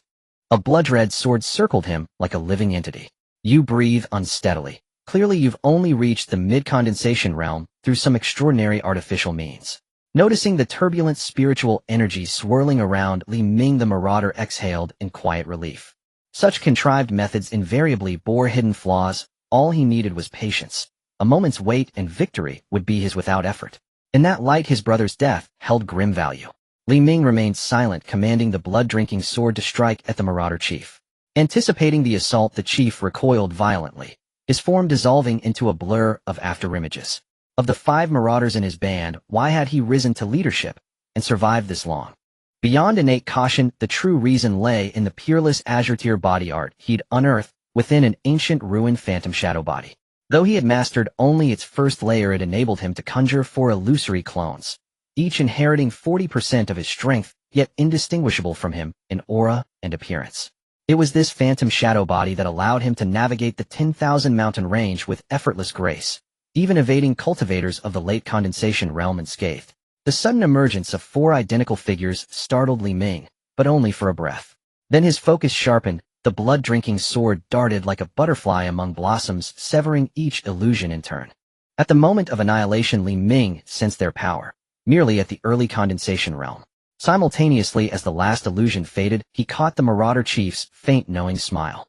In an instant the chief shifted his stance, and 4 identical figures reappeared exactly where they'd stood before. Li Ming arched a brow and withdrew the blood-drinking sword. In the next breath, his spiritual aura plummeted, regressing to the early condensation realm. The marauder's face lit with triumph. His 4 illusions dissolved back into his body. Then with decisive speed, he unsheathed his long blade and lunged toward Li Ming. Li Ming stood motionless, head bowed, as if stunned into paralysis by the spectacle. Just as the blade descended, he snapped his gaze upward, eyes locking with lethal intensity. An overwhelming surge of mental force erupted from his being, coalescing into a colossal hammer that crashed down upon the marauder. Every hair on the marauder's body stood erect, an unprecedented wave of primal dread engulfed him. Without hesitation, he raised his blade to block, only to hear a sharp crack. The sword shattered instantly. A crushing force slammed him deep into the earth. A torrent of blood erupted from his mouth. In one move, he was utterly immobilized. Terror flooded his eyes. He hadn't even glimpsed the technique that felled him. Seeing this, Li Ming acted without pause. The blood-drinking sword flashed forward, ending the marauder's life. He seized the man's spatial pouch and vanished from the sight. By now the cliff of sinking hearts teemed with monstrous beasts drawn by the thick coppery scent of blood, several already radiating the aura of third-rank monsters. Li Ming carved a cave into the cliffside with the blood-drinking sword and entered. Only then did the debilitating weakness induced by the burst-chi pill begin to recede. The method he'd used to slay the marauder originated from Feng Yixiao's memories, a secret mental cultivation art called the Spirit Forging Scripture. Mastery not only refined mental energy, but unlocked diverse offensive and defensive techniques. For instance, shaping mental force into a hammer was known as the soul-slaying technique. Conversely, manifesting an invisible, impenetrable barrier around oneself was called the spirit stabilizing technique. More crucially, unless one possessed extraordinary mental acuity, like Li Ming, most cultivators remained utterly unaware of such techniques. Before departing Qingmei town, he had already attained the first layer of the Spirit Forging Scripture. This was his first deployment of its offensive application, and it proved astonishingly effective. Even had the Spirit Forging Scripture failed, Li Ming still held deeper reserves. He flipped his palm open, revealing a pill resting upon it. The spirit-replenishing pill designed specifically to counteract the exhaustion caused by the burst-chi pill. Yet only one such pill could be ingested within a given period. Though potent, the burst-chi pill's drawbacks had long troubled Li Ming, prompting him to seek ways to mitigate them. Scouring Feng Yixiao's memories, he indeed uncovered a solution: the spirit-replenishing pill. Returning it to his pouch, Li Ming retrieved the slain marauder's spatial pouch. Upon opening it, a small mountain of spirit stones gleamed before him. A faint smile curved Li Ming's lips. Truly crime pays in gold belts. Though Li Xiyuan had gifted him spirit stones before departure, they paled beside this hoard. For now, spirit stones would no longer trouble him. Once he acquired beast fire and advanced the spirit forging scripture to its second layer, he could begin refining third-rank pills. Fortuitously, the spatial pouch contained ample bloodvine fruits. Beyond spirit stones and bloodvine fruits, a slender manual drew his attention. He picked it up, studied it closely, and burst into unrestrained laughter. Its title read Phantom Shadow Body, the very body art wielded by the marauder. Ranked as a peerless azure tier technique, it comprised 3 layers. Mastery of the first layer granted 4 illusions, identical in aura and visage. Each successive layer exponentially multiplied their number. Though each illusion possessed only 40% of his own strength, sheer quantity more than compensated. And what if his cultivation ascended to the true spirit or azure light realm? Their power would scale accordingly. This was a body art whose potency grew ever more formidable with advancement. Its origins remained unknown. Fortune had smiled upon him. Setting the manual aside, Li Ming withdrew the black orb, within which a brilliant flame burned calmly nestled in darkness. The orb was named the Flame-Nurturing Pearl, a vessel designed to incubate and house sacred flames. Before Li Yuan entered the 10,000 mountain range, a system's voice resonated within his mind. Detected host stands at a pivotal crossroads. 2 paths present. 1, enter the 10,000 mountain range. Reward Flame-Nurturing Pearl. 2, remain outside. Reward Divine Wood Furnace, a 3rd-rank alchemical cauldron. Though the 3rd-rank cauldron held immense allure, Li Ming ultimately followed his inner compass. When the obsidian orb filled entirely with radiant flame, the time to forge his beast fire would arrive. He could begin forging beast fire now, but relying solely on the fire sparrow's meager flame would yield a weak, ineffectual fire offering little advantage in pill refinement. To achieve mastery at once, he must gather diverse flames, especially those of powerful fire-aligned monsters like the fire sparrow. Quality over quantity, never compromise. With that thought, he unfurled a map and traced his finger to a marked region, teeming with fire-affiliated monsters. That would be his next destination.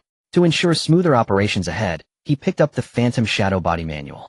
While Li Ming practiced the Phantom Shadow Body deep within the Shirwan Mountains, word came that the Howling Moon Demon Emperor was in seclusion. Now was the perfect opportunity. The evil fire Bloodshot Grand Array lacked only the flame of a Shuangguang mirror fire-type beast to be completed. Once finished, a tide of beasts would surge through the Shirwan Mountains, striking Qingyuan City, first throwing Duanmu Qingyun into chaos. The countless corpses would become the perfect bed for the Blood Soul In-gathering array, and with it the Xia Shui sect could rise again in Ningyuan Prefecture. No time to waste. I will guard the great array here. You go find the Shuangguang mirror beast. Understood. In a hidden cave, 2 robed cultivators exchanged a glance. Dim candlelight faintly illuminated the cave and the 2 men's faces, which bore a Seven-Etoftan resemblance. Before them stood an unfinished formation. After one left the cave, the other sat cross-legged before the array. He was Su Zijia, a latest-stage Shuangguang cultivator and the Xia Shui sect's protector. When the Xia Shui sect was assaulted by Fengyang Prefecture's commander, Su Zijia had been given a desperate mission and at Master Wei Cong's instruction fled into the Shirwan Mountains. Not long ago, word arrived from Wei Cong. The Xia Shui sect had been decisively defeated. The main headquarters was breached by Fenjiang's soldiers. The disciples scattered and Su Zijia himself was gravely wounded, now recuperating in secrecy. Wei Cong's order was to stir a beast tide in the Shirwan Mountains, to divert attention and at the same time to exact a disguised vengeance for the assault on the Xia Shui sect. After the length of an incense stick, footsteps sounded outside the cave. Su Zijia opened his eyes, puzzled. Could Su Ziren have returned so soon? The next moment he sprang to his feet. An uninvited guest had arrived outside. No wonder I couldn't find you, rats. You're hiding deep in the Shirwan Mountains. The speaker was tall and muscular, yet strikingly handsome. Most notable were his oversized palms, rough, Duanmu Qingyun. The newcomer was Duanmu Qingyun, lord of Qingyuan City and a latest-stage Shuangguang cultivator. So you are the Xia Shui sect's escaping protector. Today you will leave your life with me. At that, Duanmu Qingyun vanished in a flash and reappeared before Su Zijia, slapping out a palm strike accompanied by the faint roll of wind and thunder. Su Ziji's pupils shrank. With a cold snort, he countered with his own palm. Malevolent energy, Sha Qi, rose from his hands, sounding like wailing ghosts and howling wolves. Their palms collided and a fierce eruption of primal force burst forth. Raging winds tore through the cave, leaving destruction in their wake, yet the grand array behind Su Zijia remained untouched. They parted instantly. Duanmu Qingyun stared at the Sha Qi coiling on his palm, and clenched his fist, the malevolent energy collapsed and dissolved. Su Zijie shook his slightly numb hand. They say Duan Mu Qingyun excels in palm techniques. Seeing him today proves it, Su Zijie remarked as he crushed the mother stone in his hand. The paired signaling stones meant that even if miles apart, if one were crushed the other would respond. The matching stone lay on Su Ziren. He would return before long. When the two joined forces, Duanmu Qingyun would be certain to die. Perhaps even without completing the evil fire bloodshot grand array, they could seize Qingyuan city. Su Zijie's movements had been anything but furtive. Duanmu Qingyun had seen through them and scoffed. Forgot to tell you, I am not the only one coming for you. Your brother will doubtless be too occupied to help. Rather than beg for aid, you should consider how you will die. Elsewhere, Su Ziren glared coldly at the suddenly appearing cultivator. The man's hair and beard were white, a gentle smile on his face, and a peculiar fragrance lingered about him. Who are you and why do you stop me?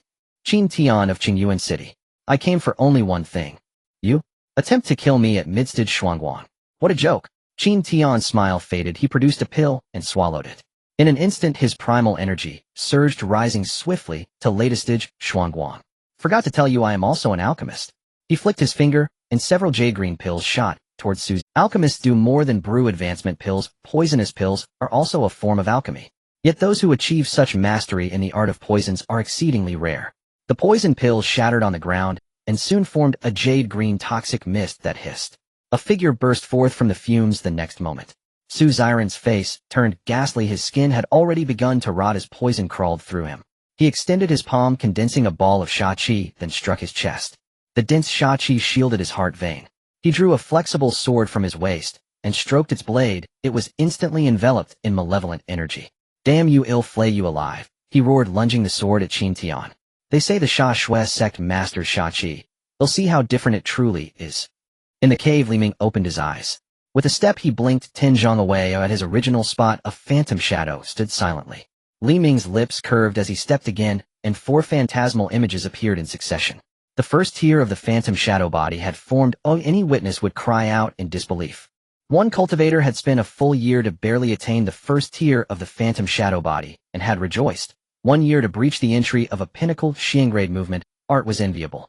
But Li Ming, 3 days. Only 3 days, and he succeeded. Xiangrade pinnacle. Not so difficult after all, he muttered, though he suspected that his formidable mental strength was the chief reason for such haste. In 3 days, Li Ming not only mastered the phantom shadow body, the residual potency of the Gu Yuan pill had been fully absorbed. He had now reached midstage Ningyuan. The next day, in the Fenyan forest, a peculiar place in the Shirwan mountains, there was a spring that burned day and night, filling the area with intense fire elemental qi. It attracted fire tribute beasts. Upon entering, Li Ming saw the trees tinted a peculiar red, trunks, branches, and leaves alike. He drew a deep breath and felt a searing heat. The deeper he went, the higher the temperature climbed. Some beasts concealed in the wood detected the uninvited guest. A flame-tailed rat darted through the trees and vanished before Li Ming, leaving a sharp cry in the air. Human. A human has come. Deep within the Fenyan forest, a colossal blazing sky ape lay by a spring, eyes closed in rest. The spring bubbled continuously, its surface wreathed in a veil of flame. At the flame rat's cry, the ape's ears twitched. It opened its eyes, a flicker of flame passing through it. Boss, a human has entered. The Yanwei Shu leapt onto the broad shoulder of the Fenshin Yuan, flailing its small limbs as it excitedly described the scene it had witnessed. A human? How curious. Someone who can endure this blistering heat. Come forward. Li Ming halted. Dozens of fire tribute beasts now barred his path. Although most of them were only of roughly the first rank in strength, their numbers were daunting. Before long, a massive figure emerged from the depths of the Fenyan Lin. The beasts parted, revealing a path. The Fenshin Yuan approached Li Ming and fixed him with a stare. Human, you are not welcome here. The Fenshin Yuan standing before him rose to 3 zhang in height, its body cloaked in flamered fur. Ordinarily, a beast must reach at least the 3rd rank to shape its jaw and speak, but ape-type beasts were an exception. They could speak as early as the 2nd rank. I wish to borrow something from you. Your Fenhua. The Fenshin Yuan's eyes flashed with ferocity at the words. Though its Fenhua could be replenished by the Ryu spring, it was not something a mere human could demand at will. Don't be too quick to refuse. Li Ming smiled and flipped his palm, producing a single pill. The instant the pill appeared, the surrounding beasts grew restless. They looked greedily at the pill in his hand. The Yanwei Shu on the Fenshin Yuan's shoulder leapt up in excitement. It's a Tianhua Dan. Boss, it's a Tianhua Dan. Li Ming raised an eyebrow, surprised by the animated Yanwei Shu. When had a second drink, Yanwei Shu learned to speak so distinctly and to recognize his pills. Could it possess some unusual bloodline? The thought flickered and passed. As you can see, this is a Tianhua Dan. Its effects need little explanation, I imagine. The Tianhua Dan, a second-grade pill, could accelerate the progress of cultivators practicing fire tribute arts. Li Ming cultivated the Jiao Zhuan, Yinyang Jing, a fire tribute scripture. After stepping into the Ningyuan realm, he had begun refining many such pills, consuming them so often, he nearly grew tired of them. The Tianhua Dan also benefited fire tribute beasts considerably. You think one pill can buy my Fenhua? Li Ming smiled, when he sensed the Fenchin Yuan's resolve waver. I neglected to mention, I am an alchemist. He produced a jade vial, popped its stopper, and poured out dozens of Tianhua Dan. Hiss! The Yanwei Shu drew a sharp breath, glancing from the pills to the Fenchin Yuan with a look that left little to interpretation. If you agree to my terms, this entire vial of Tianhua Dan will be yours. The Fenchin Yuan eyed the pills, then Li Ming, a trace of interest glinting in its gaze. The Yanwei Shu hopped down from the Fenchin Yuan's shoulder and spread its small arms. Ha ha ha. If you want my Fenhua, you'll have to earn it. Clear the way. Clear the way. The other beasts stepped back, giving the man and the ape a broad stretch of ground. I will not cheat you. If you can withstand 3 of my fists, the Fenhua is yours. With that, the Fenchin Yuan raised an arm and smashed a fist toward Li Ming. When the dust settled, Li Ming's figure dissolved and multiplied in the sunlight. The Fenchin Yuan made a soft, curious sound and abruptly stared to one side. 4 identical silhouettes had manifested before it. Phantoms. The massive ape moved with surprising swiftness. In the next instant, it was beside one of the illusory figures. It struck with a palm. The earth split into a palm-shaped crater. The illusion collapsed into nothing. Without pause, the Fenchin Yuan darted on, dispersing 2 more phantoms in turn. 3 strikes have already passed. Shall we honor the bargain? Li Ming's true body stepped forward, a smile at the corner of his mouth. Huh. Think you can fool me with these petty tricks? Let me land a blow first, then we'll see. Li Ming's smile roused a furious, mocking laugh from the Fenchin Yuan. As it lunged, Li Ming swallowed a Baoyuan Dan. With a hiss of steel, the Shuyin Jian suddenly stabbed up from behind him. A streak of bloodlight flashed through the air. The Fenchin Yuan recoiled and transformed its fist into a sweeping palm, batting the bloodlight aside. A thin line of blood scored its palm and trickled down. After a moment, the wound sealed, and the palm returned to normal. That's more like it. That's more like it. The Fenchin Yuan laughed, its pupils seeming to burn with inner flames. In the next instant, flames burst from its body. The fire was a deep crimson, warping the space around it. So this is Fenhua, I? Li Ming murmured, watching the inferno that cloaked the beast. Fenhua was the innate gift of the Fenchin Yuan clan. This fire was not merely powerful, it tempered the body with heat, which explained why the clan excelled in physical might. Human, take my blow? The flaming fist burned as it swung. Li Ming's eyes were fixed upon that blazing knuckle. The Shuyin Jian returned to stand before him. Under the onslaught of Fenhua, the Shuyin Jian emitted a mournful cry and fell aside. Just as the fiery fist was about to land upon Li Ming's body, the Fenchin Yuan found its fist could not advance an inch, as if a transparent barrier lay before it. As a beast, it could not comprehend what had happened. Li Ming, on the other hand, breathed easier. By employing the spirit-stabilizing method within his Duan Shunju spirit forging technique, he had fashioned a mental barrier with his spiritual force. The effect proved surprisingly effective. After hammering repeatedly to no avail, the Fenchin Yuan stepped back and spat a column of Fenhua. Li Ming's expression hardened. A vast surge of spiritual force streamed from him and crystallized into a protective dome that enveloped his body. The Fenhua raged for fully half a minute. When the flames subsided, the Fenchin Yuan stared in astonishment to see Li Ming standing unscathed, not even a speck of ash upon his clothes. Human, I acknowledge you. With that, the beast sat back heavily. Even it found the half-minute of burning energy some. As it sat, the other beasts closed in one by one. The Yanwei Shu scrambled back onto the Fenchin Yuan's shoulder, hands on hips, as it regarded Li Ming. Human, if our boss accepts you, then so do we. Bring the goods. Several red gleaming fruits arced through the air and landed in Li Ming's palm. These are yingwa, they only grow in the Fenyan Lin. Delicious. The Yanwei Shu boasted, and Li Ming immediately plucked one and ate it. A rush of fiery vitality coursed through him, beads of sweat appeared on his brow. He exhaled, his senses clearing and invigorated. The once depleted vital energy had been replenished, his eyes brightened. This small yingwa proved no less effective than a Huiling Dan restoring spirit pill. After eating, Li Ming tossed a vial of Tianhua Dan to the Fenchin Yuan. It handed the vial to the Yanwei Shu, which removed the stopper and distributed the pills among the surrounding beasts. Watching this scene, Li Ming fell into thoughtful silence. The Fenchin Yuan exhaled deeply after swallowing the Tianhua Dan. It turned to Li Ming, curiosity gleaming in its eyes. Human, why are you enscathed beneath my burning flame? As a beast it spoke with blunt frankness. That question had plagued it for a long while. Had it been aimed at any other cultivator, Li Ming would have ignored it outright. But this Finchen Yuan. Meeting the other's clear gaze, Li Ming replied, alchemists generally possess formidable spiritual power. For that very reason your burning blaze cannot harm me. Like the Meihu. The Meihu, adept in bewitching arts that ensnare souls at high levels, can even take human form and hide among human cultivators. It is one of the rare beasts able to wield spiritual force. For big blunt creatures like the Finchen Yuan, the Meihu is their natural nemesis. You could say that. Thus the man and the ape began to converse. They exchanged names, and Fun Yen related his deeds within Finyan Lin. As a free-raised Finchen Yuan, he could only leave Finyan Lin and rejoin his tribe after reaching the 3rd rank. Li Ming in turn spoke of the world beyond Shirwan Dashan. As a free-raised Finchen Yuan, he could only leave Finyan Lin and rejoin his tribe after reaching the 3rd rank. Li Ming in turn spoke of the world beyond Shirwan Dashan. After a brief rest, Fun Yen rose and signaled Li Ming to follow. As the air grew warmer, Li Ming beheld the burning spring. Fun Yen strode into the Liang spring beneath Li Ming's gaze. The moment he entered, he closed his eyes and sighed in pleasure. Minutes later, Fun Yen opened his eyes. Li Ming, catch this, he cried. In the next instant, a mouthful of burning flames spewed from Fun Yan's maw, forming a streak of fire that shot toward Li Ming. Li Ming produced the Yunhua pearl. The blaze seemed drawn and was absorbed into the pearl.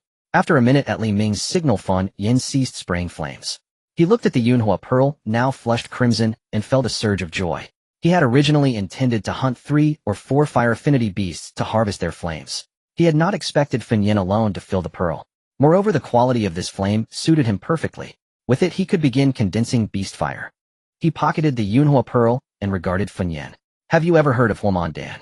Huoman Dan, the pill refined from Huoman fruit. At Li Ming's words, Fun Yen sprang up. Hot water cascaded from his body as he hurried forward, joy and eager expectation written across his face. Indeed, said Li Ming, producing the Huoman fruits from his Qingmei bag. I was fortunate to obtain a few of these. If you trust me, I can refine a Huoman Dan for you. But as far as I know, Huoman Dan is a 3rd-grade pill. Fun Yen replied his look toward Li Ming, saying, I have lingered at 2nd grade for long enough. In a month I will surely enter 3rd, Li Ming declared. Fun Yan's face lit with joyous astonishment. He had remained at the 2nd rank too long. Advancing by the usual steps would take considerable time, but a Huoman Dan could greatly accelerate that progress. What can I do? Li Ming asked. I need a secluded place free from disturbance. Fun Yen pointed and said that spot was originally my resting place. Use it as you wish. I will restrain the beasts of Finyan Lin and bar them from coming. While you refine the Huoman Dan, I will personally guard you. You need have no fear.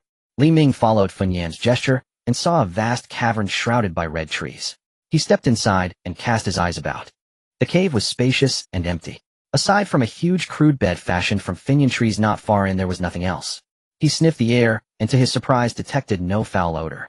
Looking out through the trees at the cave mouth, he saw a broad-backed silhouette seated quietly not far away. After Li Ming entered the cavern, Fun Yen sat where he had promised. For as long as Li Ming did not emerge, Fun Yen would remain on guard. Preparing a Huoman Dan for Fun Yen had been an impulse. He had not expected the Yunhua pearl to fill so quickly. Condensing beast fire required a place of utter stillness. Finyan Lin met those requirements perfectly. With the beasts serving as guardians, he felt far safer than when he had been alone within Shirwan Dashan. Fun Yan's temperament also suited him well. Given how much of the beast's flame he had collected, a single Huoman Dan would more than repay the cost. He smiled and settled into a cross-legged posture. A cultivation method rose in his mind, Nongyanju. In Feng Yixio's memories, there were several ways to transmute a beast's inner flame into one's own beast fire. One such way was to cultivate the Nongyanju. It allowed him to control the flame within the Yunhua pearl. 3 days later, Li Ming opened his eyes. He took out the Yunhua pearl, and running the Nongyanju under the pull of Yuan force, a long strand of fire was drawn from the pearl. He then struck toward his Qi Si. The flame coiled like a serpent and plunged into his body. The savage fire ignited within him instantly. Stinging pain and searing heat flooded him. Gritting his teeth, Li Ming circulated the Nongyanju, and slowly the flame began to traverse his meridians under his command. After several cycles, the internal pain gradually eased. Li Ming exhaled a foul breath drenched in sweat. This was not yet the time to relax. The hardest trial had passed. He only needed to run it 81 more times, and when the flame returned to his Qi Si, the work would be complete. Time slipped like a fleeting steed. 10 days passed in silence. Inside the cave, Li Ming extended his palm, and a red flame blossomed into being. The instant the burning fire appeared, the cave's temperature spiked. A moment later, the flame vanished. He summoned and dismissed it with ease. He had now fully refined this blaze. Because this flame had been blended with that of Huohuo, its color was paler than usual burning fire, yet its force was far greater. During refinement, the blaze had constantly tempered his body. Although his realm still hovered at mid-Yin, his body had become markedly different. If he were to spar with Funyuan again, with a Baoyuan Dan, he could take the other's strikes. Burning fire was not merely a means to refine pills, but a trump card against foes. When the flame is unleashed, all turns to ash. After further mastering the fire, Li Ming resumed his meditation and began cultivating the second layer of Duan Shinju. Outside the cave, Funyuan's expression shifted. He had just sensed the aura of the burning flame, and a thought formed in his heart: perhaps this is the one I have been searching for. Or if one day you encounter a human who possesses the fire of burning, make friends with him, and it would be best to offer him your blood essence and become his true spirit. Mother, why is that? Silly child, this is your destiny. A month later, a rich aroma of pills wafted out from the cave. As Yan's nose twitched, he felt a stirring in his stagnant power merely from the scent of this pill. Not just him, several first-tier demon beasts in the burning flame forest had directly advanced to the second tier at this moment. Boss, did it succeed? The flame-tailed mouse stared eagerly at the cave and said with a trembling voice, such a pill fragrance should indicate success. At that moment, a figure walked out from the cave. I have lived up to my promise. Li Ming opened his palm, revealing a pill with a rich red hue that caught the eyes of the monkey and the mouse. Gulp. Take it. Yin hurriedly stored the firevine pill into his bag. Do you know that just this pill's fragrance has allowed many demon beasts to break through their shackles? You're just giving it to me like this. Even now, Yin still felt an unbelievable sensation. After hearing this, Li Ming smiled. I am not a man of empty words. Besides, I can give my creations to whoever I want. More importantly, you are quite to my liking. In my heart, I have already considered you a friend. Friend? Ha ha ha. Great. Yin was taken aback for a moment before bursting into laughter. His laughter echoed throughout the burning flame forest. From now on, you, Li Ming, are my friend Yin. Following Yan's enthusiastic invitation, the demon beasts in the burning flame forest held a grand banquet for Li Ming. After the banquet, Li Ming's bag had filled with numerous rare treasures that only grew in the burning flame forest. Flame fruits piled up like small hills beside him. There was even a pool of blazing sun spring water in the corner of his bag. The blazing sun spring can restore the elemental power of a fire attribute cultivator with just a sip. Furthermore, weapons nurtured by the blazing sun spring will also possess fire attributes. If the weapon refiners knew about such an abundance of blazing sun spring, Li Ming would surely become the target of envy. At the moment of parting, Yin personally handed an item to Li Ming at the entrance of the burning flame forest. Li Ming, inside this is my 3 drops of blood essence, which should be of use to you. Blood essence. Li Ming was greatly surprised. The blood essence of demon beasts is a rare treasure full of mysteries. Its primary function is to help cultivators comprehend the true spirit and step into the realm of the true spirit. The blood essence of a rare species like the burning sky ape is even more valuable than the blazing sun spring. Why are you giving me your blood essence? Li Ming did not take it, but instead asked. Yin scratched his head. I want to become your true spirit. Upon hearing this, Li Ming was greatly astonished. Cultivators who wish to enter the true spirit realm must not only meet the requirements of their own elemental power, but also obtain the blood essence of a certain demon beast. Li Siyuan's true spirit is the rare flame lion. Meanwhile, the burning sky ape is even rarer than the flame lion. An adult flame lion can reach the peak of the 3rd tier, while the burning sky ape can reach the 5th tier, on par with the earthly immortal realm. However, the only way to obtain the blood essence of a demon beast is to defeat it. Blood essence condenses the beast's entire strength, and taking it away for no reason would harm its foundation. This was the first time he had seen a demon beast proactively offer its blood essence. No, I can't accept it. If others heard, they would surely pound their chests in frustration. Li Ming, however, remained unmoved. He truly regarded the other as a friend. Moreover, he was confident he could find a demon beast comparable to the burning sky ape to advance to true spirit. Yin was at a loss, unable to explain that this was his mother's intention. In the end, he firmly stuffed the jade bottle containing the blood essence into Li Ming's arms, pushing him out of the burning flame forest. Opening his mouth, a wall of flames formed from the fire, blocking Li Ming outside. Just take the blood essence. I forced it out of my body using a secret method, and it won't harm my foundation. Li Ming's outstretched hand froze in place. Seeing the wall of fire before him, he smiled. He then carefully stored the blood essence. After a while, the wall of fire disappeared. Watching Li Ming vanish, Yin breathed a sigh of relief. Little mouse. Yes. Boss. Protect me. Boss, are you going to break through to the 3rd tier? What about us when you leave? Well, please, you don't even have tears, but if you cry, do it properly.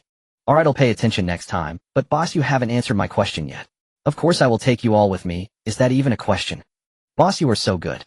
Get back to your original self, you're making me feel a bit nauseous. The conversation between the monkey and the mouse gradually faded away and the burning flame forest returned to silence. Only the sound of the breeze rustling the leaves remained. Li Ming traversed through the Great Mountain of 10,000. This time the objectives of entering the Great Mountain of 10,000 had mostly been achieved. The beast fire was obtained along with a substantial amount of rare treasures. His alchemist rank had also reached 3rd tier. Most importantly, he had obtained the blood essence of the burning sky ape. As long as he progresses step by step to the peak of Qi gathering, he can rely on the blood essence to comprehend the true spirit and step into the realm of the true spirit. Now he only needs to return to Qingyuan City to enter seclusion. The medicinal materials in his bag can also be converted into various pills. He had numerous 3rd-tier pills in his mind that could elevate his realm. Coincidentally, Xiao Huohuo had left behind a small courtyard with 3 entrances and exits for him in the association. With that thought, Li Ming's pace quickened significantly. The next moment, he frowned slightly, abruptly stopping his advance. After pondering, he jumped onto a tall tree and concealed himself. Before long, a figure descended from the sky and crashed down here.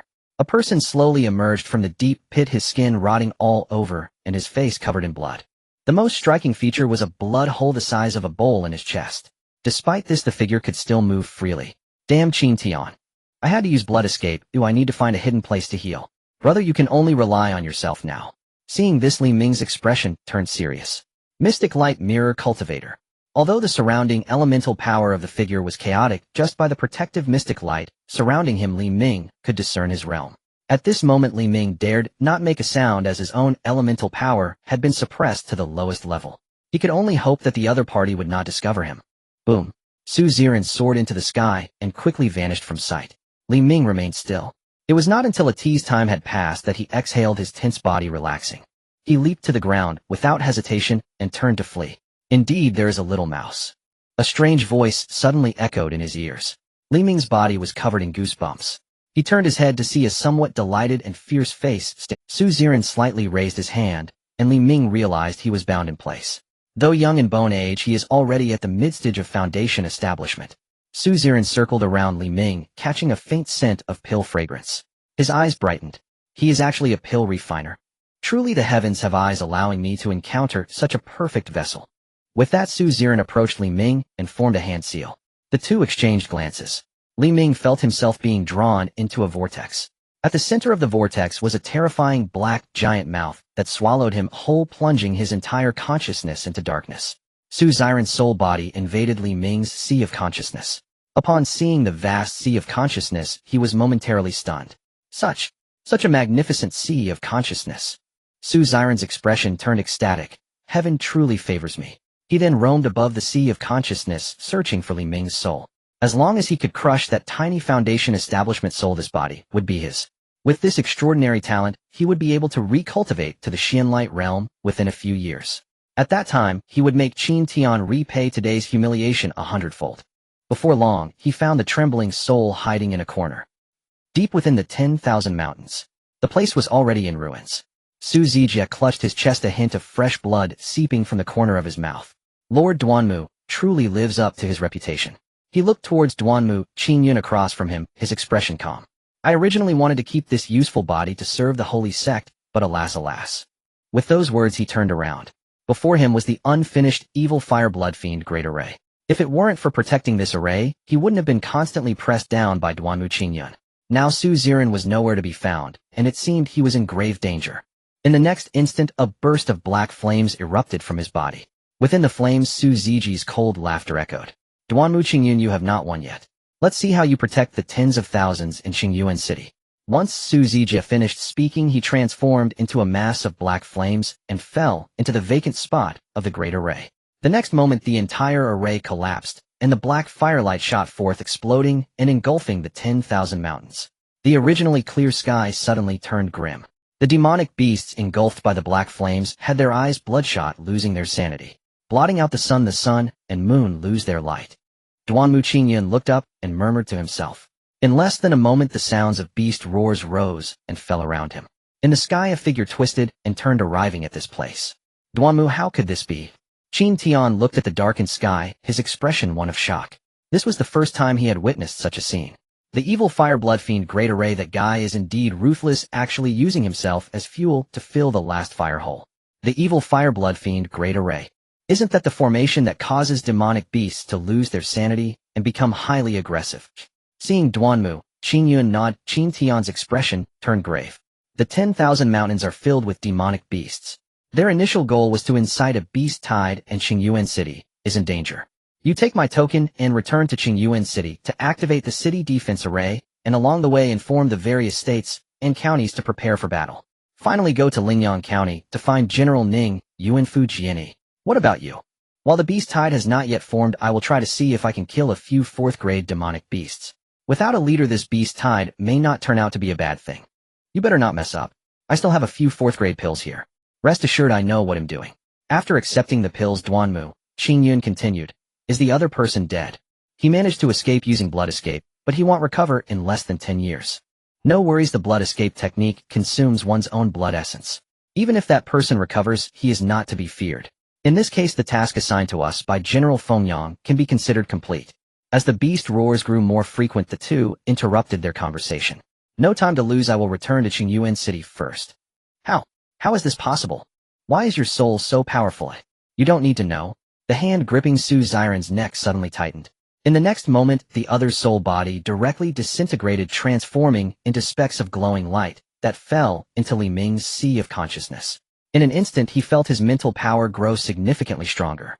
This scene made him raise an eyebrow. Could defeating an external soul body in the sea of consciousness enhance his mental power? However, he soon shook his head. The conditions required to enhance his mental power through this method were far too difficult. He was not willing to suffer the pain of being possessed again. If it were not for his inherently extraordinary mental power combined with absorbing Feng Yixio's soul body, which caused his sea of consciousness to be immensely vast, he would not have escaped calamity this time. Opening his eyes, Li Ming stood up. Before him, Su Ziji's body remained seated, but it had already lost all signs of life. A cultivator of the Xianlight realm had died just like that. He had died at the hands of someone who was merely at the Foundation establishment level. Who would believe it? He looked up at the sky, a look of confusion on his face. The entire sky was now shrouded in a dark veil, appearing very grim. What is going on? The rustling sounds around Li Ming snapped him back to reality. A shadow darted out from the woods like lightning.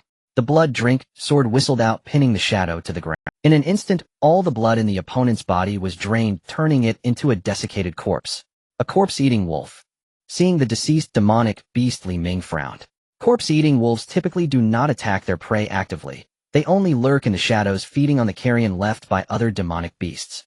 Li Ming sensed that something was amiss. Something he was unaware of must have occurred. The sky's appearance was we should leave quickly. After Li Ming left, the original location was already occupied by a pack of bloodthirsty demonic beasts. They were frantically tearing apart Su Ziji's body. Some of the beasts that had not fed yet twitched their noses and charged in the direction Li Ming had left. Qingyuan City. A streak of light fell into the city lord's residence. A blue light curtain enveloped the entire city. Soon after, 3 figures also descended into the city lord's residence. Old Qin. Upon seeing it was Qin Tian, Wang Zhenquan's face showed a look of confusion. Shen Ge and Xian Yang were equally surprised as Wang Zhenquan. They had initially thought it was Duanmu Qingyun returning, but unexpectedly, it was Qin Tian who activated the city defense array. How did he have the token to activate the city defense array? Could it be that Duanmu Qingyun? You 3 arrived just in time. A beast tide is about to erupt in the 10,000 mountains. Immediately send someone to notify the various states and counties to prepare for combat and reassure the populace in the city. Duanmu is currently trying to kill 4th grade demonic beasts in the 10,000 mountains, while I will go to Lingyang County for assistance. I know you have many questions, but the situation is urgent. You can ask him directly when he returns. Is that acceptable? After Qin Tian spoke, all at once the 3 exchanged glances, all sensing a feeling of crisis. Although they were puzzled as to why a beast tide would suddenly occur at this time, they understood the urgency of the situation and nodded without further discussion. Soon notices about the impending beast tide were posted throughout the city. The beast tide is coming again. Indeed, I can profit greatly from it. I have been stuck at the peak of body refinement for a long time, and this time I will definitely break through. Have you not noticed that this time is different from the past? The city defense formation has already been activated even before the beast tide has shown itself. With Lord Duanmu and President Qin along with the 3 clan leaders in charge, what is there to fear? We can just follow behind and reap the benefits. When has the beast tide ever threatened Qingmei City before? That is indeed true, perhaps I am overthinking it. As the news spread, the cultivators in the city began to take. Qingmei City already had its own set of countermeasures against the beast tide. Soon people went outside the city to set up defensive works, began refining pills and forging weapons, all very familiar with the process. Qingmei City is located next to the 100,000 mountains, and throughout the year there are usually a few occurrences of beast tides. In previous years, the few beast tides were easily quelled by several cultivators at the mystic light level stationed in the city. Each beast tide allowed everyone to profit immensely, so they had no doubts. Among the crowd, one person's eyes brightened upon seeing the notice. He stepped out of the crowded throng and made his way to a secluded courtyard. Father, the beast tide is approaching. Our opportunity has come. 3 figures emerged from the courtyard. If Li Ming were present, he would recognize them as Li Zihai, Li Zilan, Li Qing, and Li Run, who had fled from Qingmei town. Originally, a few trusted followers had left Qingmei town with them, but along the way they were mostly killed by the pursuers from the Morong family. Even those who made it to Qingmei City arrived injured. For Li Zihai, the injured were no longer of much value. He spared a few lives, sending them away to fend for themselves. The 4 who had just arrived in Qingmei City were initially full of ambition, but reality dealt them a harsh lesson. In Qingmei town, they were from the Li family, one of the 3 great families, and received respect wherever they went. However, no one in Qingmei City treated them the same way. With Li Zai's early true spirit level strength, he could barely ensure that they would not starve. Compared to their life in Qingmei town, it was like a world apart. At times they would wonder if their circumstances would have been different had they not left Qingmei town. But this thought was quickly extinguished. Staying in Qingmei town would only lead to death. In the following days, Li Zihai moved between the 3 great families, thinking that with his true spirit level cultivation, he could at least secure a good position. But reality gave him another harsh lesson. In Qingmei City, cultivators at the early true spirit level like him were as common as fish in the river, and all the families were already saturated. Although the Qian family offered a deal, the terms were far below what Li Zihai expected, which was a great insult to him, who had once been an elder of a clan. After angrily leaving, Li Zihai plunged into the 100,000 mountains, hunting demonic beasts daily to exchange for cultivation resources. Thus the 4 gradually established themselves in Qingmei City. Though their lives were tight, things began to improve. Renner, is what you said true? Li Zilan asked excitedly. Of course it's true. The notice in the city said so, and I also heard others say that the activation of the city defense formation is to prepare for this beast tide. When Li Rin finished speaking, the others showed expressions of joy. They already knew that Qingmei City would experience several beast tides each year, and each beast tide would allow a group of people to profit greatly by selling the flesh and fur of the demonic beasts. If the beast tide truly arrives, their lives will certainly not be so bleak. Zealand, this beast tide is an opportunity for you. This time, I will help you acquire the essence blood of demonic beasts to assist you in advancing to true spirit. Thank you, big brother. Li Zealand exclaimed with joy. He had been stuck at the peak of Foundation establishment for a long time, thinking that coming to Qingmei City would allow him to easily break through, but it had dragged on unexpectedly. After speaking, Li Zihai turned to the 2 younger ones. Qingmei Renner, this beast tide is also a rare practical opportunity for you. I want you to at least hunt a few demonic beasts of the same realm to prepare for the upcoming Hidden Dragon Assembly. Li Qing and Li Run exchanged glances, feeling anxious. During this time, they had become accustomed to the cultivation resources provided daily by Li Zihai. The sudden request to hunt demonic beasts was met with resistance. After all, it is easy to go from frugality to luxury, but hard to go from luxury to frugality. Father, I feel I am close to breaking through to Foundation establishment. Can we wait until I reach Foundation establishment to discuss this? Uncle Hai, I also feel that my realm has loosened these past few days. Li Zealand immediately slapped Li Run on the head. You brat. Don't think I don't know what you were thinking. Your Uncle Hai has already crushed the resources and fed them to you, and you still refuse. I must teach you a lesson today. Come here. Li Zealand grabbed Li Run and pulled him into the room. Soon screams resembling a slaughtered pig echoed from within. Qing'er, you have disappointed me greatly. After saying this, Li Zihai left without another word, leaving Li Qing standing there like she had fallen into an ice pit at a loss for what to do. After leaving the Lord's residence, the clan leaders of the 3 great families met again. According to Qin Tian, this beast tide should be different from the past. Xingu tapped his fingers on the table, looking at the 2 sitting beside him. In the past, even without Duanmu Qingyun, we could drive away the beast tide. Qin Tian must be hiding something. Qianyang continued from Shun guess words, then turned to Wang Jingquan. Although the 3 were all mid-mystic light level, Wang Jingquan was the oldest, most experienced, and also a 4th-grade alchemist, so both of them respected his opinions highly. Wang Jingquan took a sip of tea and then said, Instead of speculating here, it would be better to make thorough preparations. Everything will become clear when Duanmu Qingyun returns. Moreover, judging by Qin Tian's arrangements, Duanmu Qingyun must have a plan in mind, otherwise he would have returned to Qingyuan City much earlier. What's more important is that the Hidden Dragon Assembly is in 5 years, and this opportunity can also train the younger generation. Upon hearing about the Hidden Dragon Assembly, Xingu and Xianyang exchanged glances. The Hidden Dragon Assembly occurs once every 5 years. Any young cultivator under the age of 25 can participate. The last 10 standing will be able to join the 3 major sects of the Zhao Kingdom and soar to great heights. The Zhao Kingdom is vast, teeming with talented individuals. Each person who stands out at the Hidden Dragon Assembly is exceptionally talented. The 10 winners of the last session had at least reached the peak of foundation establishment. What Wang Lao said is true. We have been giving them too little pressure, causing the younger generation to lack a sense of crisis. They may not have high cultivation, but they all have lofty aspirations, just like my own son, who is still at mid-foundation establishment. This beast tide is indeed an excellent opportunity for training. Then it's settled. Xianyang, pay more attention to any movements in the 100,000 mountains. Notify me immediately when the beast tide arrives. Xingu and I will devote ourselves to alchemy. Ideally, we can heavily injure the beast tide in the first wave. If successful, the rest will not be a concern, and it will also serve as better training. Xingu and Xianyang both nodded in agreement. In a certain part of the 10,000 great mountains, bloodlight filled the sky, and the bloodthirsty beasts had lost their breath. Li Ming's expression was grim as he looked around, feeling his heart sink with the increasing number of beasts. Although the beasts were of low rank, their numbers were overwhelming. If it weren't for the ample recovery pills he had, he would have been submerged by the endless swarm of beasts.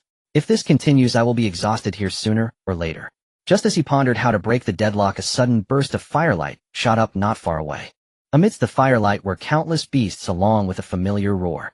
Fenghua, Fengyan.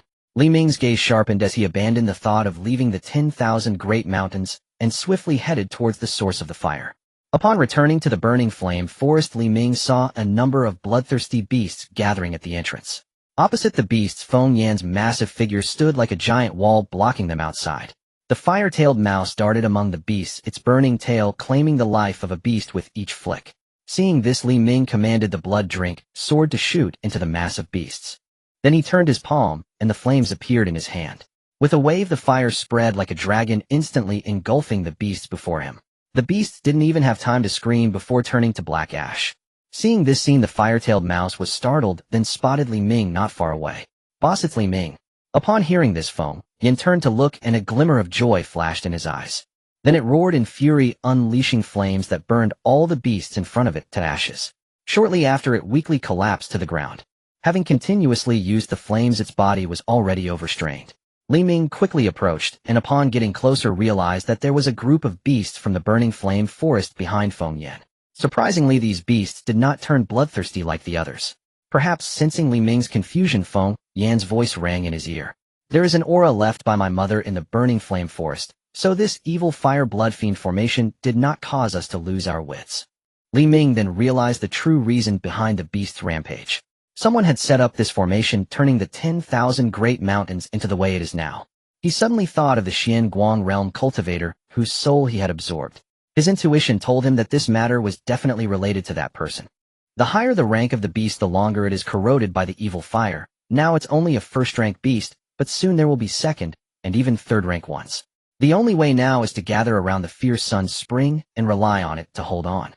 Then Li Ming, along with a group of beasts, ventured deeper into the burning flame forest surrounding the fierce sun spring. Feng Yan entered the spring, and its weak body was instantly filled with abundant elemental energy. As it emerged from the fierce sun spring, a cacophony of beast roars echoed from afar. A horde of bloodthirsty beasts had also infiltrated this place, discovering a group of unaffected kin and a human. "Li Ming, I'll take the lead." After saying this, Feng Yan dashed out in a single bound. No longer worried, it unleashed its full power, quickly slaughtering the beasts. If it weren't for this damn twist of fate, it would have already consumed the Firevine pill and advanced to the third rank. At this moment, a group of crimson-eyed crows also noticed the anomaly here and dove towards them. Li Ming flicked his fingers, and the blood drink sword shot out, turning a group of crows into skewered candy. Having absorbed enough fresh blood, the sword glimmered with a red light, transforming from a low-grade Xiantier weapon to a mid-grade one. Its killing power was even greater. This made the fire-tailed mouse, who was ready to act, climb directly onto Li Ming's shoulder. "Li Ming, I didn't expect this strong-looking weapon of yours to be so sinister. I didn't expect that a mere second-rank fire-tailed mouse could speak so fluently. While manipulating the blood-drink sword to slay the enemies, Li Ming chatted with the fire-tailed mouse. As they spoke, some bloodthirsty beasts that leaked in were hunted down by the remaining beasts at the fire-tailed mouse. Time passed unknowingly. With the cooperation of one human, one monkey, and one mouse, the corpses of beasts in the burning flame forest piled up higher and higher, soon forming a small mountain. Beside the corpses, the fire-tailed mouse skillfully skinned the beasts one by one. I didn't expect you to have this skill. Looking at the fur handed over, Li Ming cast a surprised glance at the proud fire-tailed mouse. Of course I am the smartest among the fire-tailed mice. Li Ming took out a few Tianhua pills and handed them to it. The fire-tailed mouse happily accepted them, stuffing one after another into its mouth quickly, making its face swell like a bun. The nearby beasts looked at the fire-tailed mouse, enviously drooling at the scent of the Tianhua pills, but none dared to overstep their bounds, at most controlling their saliva. Using skinning to exchange for pills was a flash of inspiration the fire-tailed mouse had while chatting with Li Ming. It would be a shame to burn so many beast corpses. Coincidentally, it had a skillful skinning technique, so it caught Li Ming's attention. After the fire-tailed mouse expressed its idea, Li Ming readily agreed. Although most beasts were first rank, their sheer numbers were considerable. Accumulating a little can also amount to a significant fortune. Some medicinal materials for third-grade pills were not cheap in his mind. Just as Li Ming collected the furs, he keenly noticed that the originally rising and falling roars of beasts around them had suddenly ceased. The air was filled with a dead silence. Feng Yan raised its head cautiously to look around, its nose twitching. "Be careful, a big guy is coming." As soon as the words left its mouth, the sound of heavy footsteps crushing the grass followed. Accompanied by a hissing sound, Li Ming abruptly turned his head. A massive serpent head suddenly burst out from the woods. The fire-tailed mouse, seeing this, raised its tail and swiftly climbed onto Feng Yan's shoulder, stammering, "Yuming python." The Yuming python slowly emerged from the woods. Its body was black and gray, and the patterns on its body seemed to form skull designs. It was unsettling at first glance. Li Ming also noticed that the path the Yuming python took left the plants withered, leaving a clear trail evidently laced with potent poison. Both Li Ming and Feng Yan wore grave expressions. The Yuming python before them was a third-rank beast. It doesn't seem to have been corrupted by the evil fire. Hearing Li Ming's words, Feng Yan looked closely and indeed found that the Yuming python's eye sockets did not possess the crimson hue like those of other beasts. This is troublesome. A rational third-rank beast means we can only run with our current strength unless... Unless what? Unless I also step into the third rank. Hearing this, Li Ming's expression turned solemn without a hint of hesitation. "I will protect you." "Good. As long as I can hold on for a cup of tea's time, I will definitely step into the third rank." After saying this, Feng Yan entered the fierce sun's spring and decisively swallowed the firevine pill. Li Ming also popped a bolster pill, preparing to fight desperately. A voice echoed within his consciousness. "Host stands at a pivotal crossroads in life. Two paths now unfold before you. First, flee the scorching flame forest and receive the Earth Deer inferior grade artifact Void Drifting Spindle. Second, confront the Yoming Serpent before you and receive the Earth Deer inferior grade artifact Velof Thought Cloak. Every choice you make shall rewrite your destiny. Choose with unwavering clarity of heart." The system's voice resonated suddenly within Li Ming's mind. Earth Deer artifacts. These were superior even to the blood-drinking sword he held, a weapon far beyond ordinary refinement. The void-drifting spindle could traverse 100 li in the blink of an eye. Should he choose flight, he could return safely to Qingyuan City aboard it. There he would remain the revered alchemical prodigy, unburdened by the solitary peril of facing a third-rank demonic beast. Yet this thought vanished almost as swiftly as it arose. Choice confirmed. Reward dispensed. The system's declaration and Li Ming's inner resolve unfolded in a single heartbeat. His body paused only for a breath before surging toward the Yoming Serpent. With but a thought, the blood-drinking sword shot forth once more. The serpent did not flinch, merely flicked its tail. A metallic clang rang out, and the sword was hurled aside like brittle straw. Li Ming's pupils contracted sharply. In that single clash he grasped, viscerally, the gulf separating a third-rank demonic beast from all he had faced before. Earlier against Feng Yan, even his unrefined blood-drinking sword, still lacking mid-grade profound artifact status, had drawn blood. Now before the Yoming Serpent it fell in a single exchange. Yet his aim had never been victory, only delay. The serpent watched him with mocking eyes, then opened its maw and expelled a billowing cloud of inky venom. Li Ming dared not underestimate it. His spiritual sense surged outward, coalescing into a shimmering barrier around his form. Then with a sweep of his hand, searing flames erupted. The conflagration pierced the black mist, twisting into serpentine tongues of fire that tore through the gloom and lunged toward the serpent. Its eyes narrowed, then jaws wide it inhaled. Every wisp of flame vanished into its maw. Its belly swelled faintly, then detonated with a thunderous boom from within. This beast dares swallow my scorching flame whole. Yet astonishment flashed across Li Ming's face. Moments later, as the Yoming serpent stood and scathed untouched, its forked tongue flickered, eyes gleaming with unsettling satisfaction. Coiling tightly, it compressed itself like a spring, then vanished in a blur of shadow, reappearing before Li Ming. So close he could smell the rancid stench pouring from its gaping maw. Thud! It halted, mere inches from his face, as though halted by an invisible wall. For the first time, confusion flickered in its gaze. Then, Li Ming's eyes hardened. His spiritual sense lanced forward, manifesting as razor-sharp thorns driven straight into the serpent's brow. A shriek of agony tore from the serpent's throat as its body convulsed and collapsed. This was the opening Li Ming had waited for.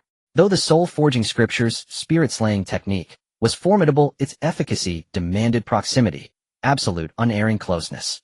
Yet just as he prepared to strike again, a howling wind ripped from his flank. The serpent's colossal tail, moving faster than lightning, slammed toward him.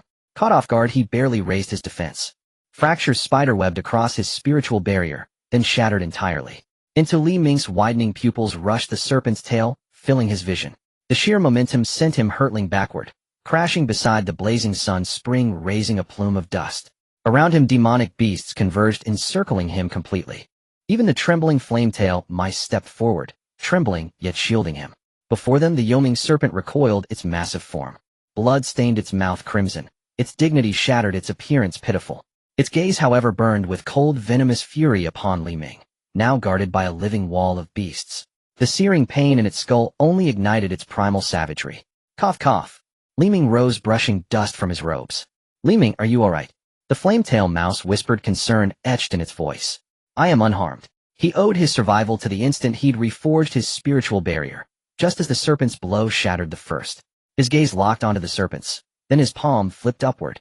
Resting there, deep crimson and pulsing faintly, lay a single pill, the boiling blood spirit pill. A grade 2 elixir, capable of forcibly elevating a foundation establishment cultivator's spiritual energy to the true spirit realm, though lacking the hallmark true spirit power itself. Its effect lasted precisely half a minute.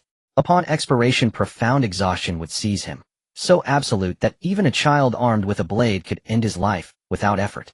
He had forged only this one boiling blood spirit pill for emergencies such as this. Glancing toward Finyan, who floated at the heart of the blazing sun, Spring Li Ming swallowed the pill without hesitation. Within moments, wisps of white vapor spiraled from his body, a visible overflow of unleashed spiritual energy. He lifted his eyes to meet the serpent's, human and beast locked in silent, fateful communion. Without uttering a word, he launched forward like an arrow loosed from a bow. Simultaneously, his arm extended, distant and discarded, the blood-drinking sword whistled back into his grasp. Crimson light erupted from the blade, coalescing into a colossal spectral sword, blood-hued and blazing, that pierced toward the serpent. Its eyes blazed with feral malice. Then it drew itself into a tight sphere and charged, not retreating, but meeting the blade heat-in. At the point of impact, spiritual energy detonated. A shockwave rippled outward, toppling ancient trees, flipping earth like pages of a book. Had the flame-tail mice not rallied their kin to form a living bulwark, the blast would have ravaged the blazing sun, Spring and Finyan within. When the gale subsided, the gathered beasts blinked open their eyes, staring into the epicenter. There, the tip of the blood-drinking sword pressed unyieldingly against the serpent's venomous fang. Again, Li Ming replicated the technique. An imperceptible ripple emanated from his brow. Spiritual thorns lanced forth. Amid the serpent's writhing, agonized cries, he did not press the advantage, but instead dissolved into the mirage illusion body, evading its sweeping tail. Beast remains beast, still relying on the same crude trick. Thwarted, the serpent descended into berserk fury, barreling through space with brute force, shattering every illusory afterimage. In one sudden lunge, it broke free from Li Ming's entanglement and surged toward the blazing sun, Spring swallowing whole the beasts guarding its shores.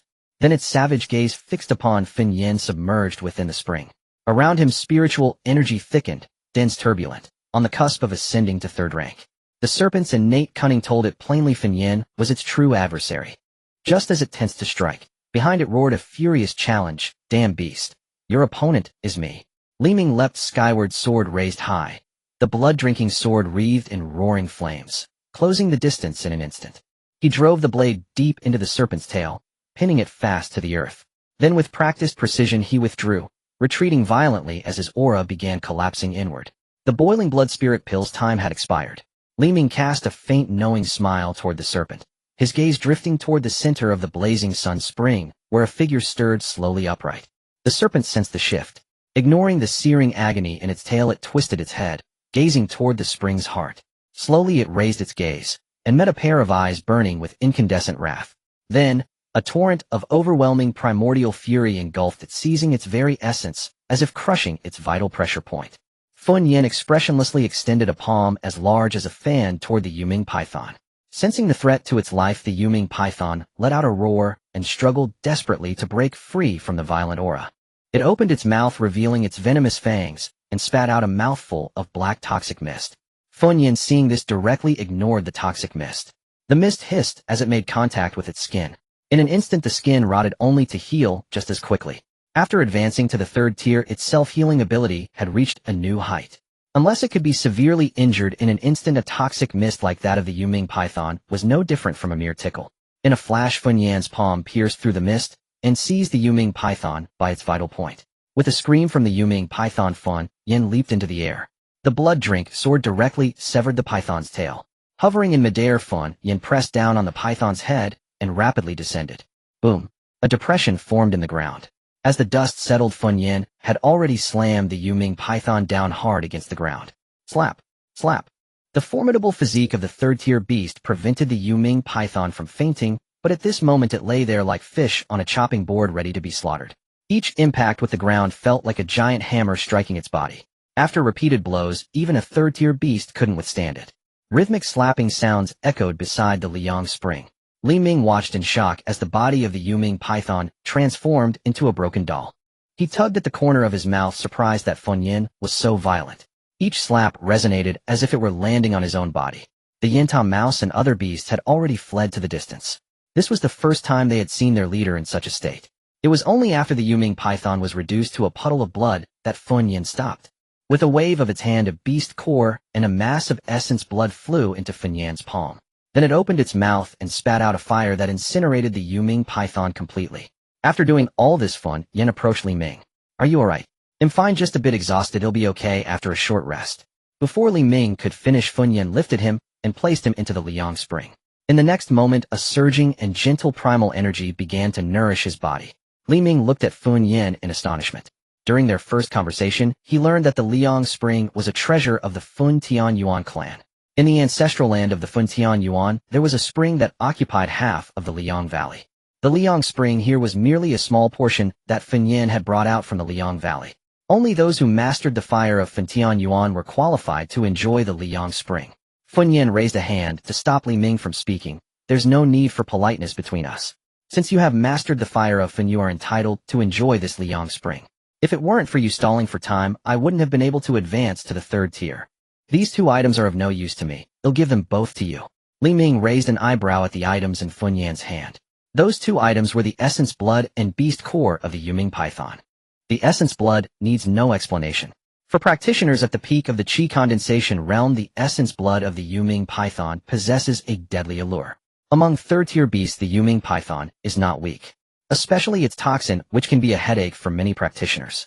If it were in Qingyuan City, it would surely cause a scramble among practitioners. As for the other beast core, after reaching the third-tier, beasts can condense a beast core within their bodies. This is the source of primal energy for third-tier beasts and the greatest difference from first and second-tier beasts. The beast core of the Yuming python presents a strange black color containing the lifetime toxins of the creature. It is an excellent main ingredient for refining certain poison pills. It is also a rare treasure. Li Ming did not hesitate, gladly accepting both items. Firstly, he genuinely needed these two items, and secondly, there was no need for pretenses between him and Fun Yan. From Fun Yan's gaze, Li Ming could see the sincerity. During Li Ming's recovery, Fun Yan walked to the side of the Liang spring. There were some severed limbs and broken arms. The owners of these limbs were its subordinates. Just a moment ago they were lively, and now only disordered limbs remained. This was also the reason for its brutal treatment of the Yuming python. As their leader, it had failed to protect them. It did not blame Li Ming, but took all the responsibility upon itself. If only it could have advanced to the third tier sooner. "Boss." The Yinta mouse approached Fun Yan, and at this moment it naturally understood the reason behind Fun Yan's earlier violent behavior. "Properly bury them." Yes. As the words fell, the previously tranquil forest suddenly rustled with sounds. Fenyan turned to look. A swarm of black and white insects surged out. The insects were about 3 inches tall, with exaggerated pincer-like mandibles at the front. The length of the mandibles occupied half the body of the insects. The ground where the insects passed looked as if it had been fiercely plowed, revealing clear furrows. Giant pincer insect. Fenyan exhaled a breath of foul air and quickly commanded, "Everyone." Hearing Fenyan's roar, the other beasts quickly gathered behind him, with Li Ming recovering in the Liang spring behind them. Then Fenyan looked at the Yinta mouse. Understanding the situation, the Yinta mouse jumped onto Fenyan's. The one ape and one mouse stared gravely at the army of giant pincer insects before them. Although these insects were only at the second tier, their numbers were overwhelming, especially since their giant pincers could easily break through certain profound-tier defensive artifacts. Typically, practitioners would flee in panic upon encountering them. However, these giant pincer insects lived deep within the 10,000 Great Mountains and rarely appeared unless they encountered life-threatening situations. Could it be that? Fenyan's gaze turned toward the depths of the 10,000 Great Mountains, and a bad premonition arose in its heart. But there was no time to think further.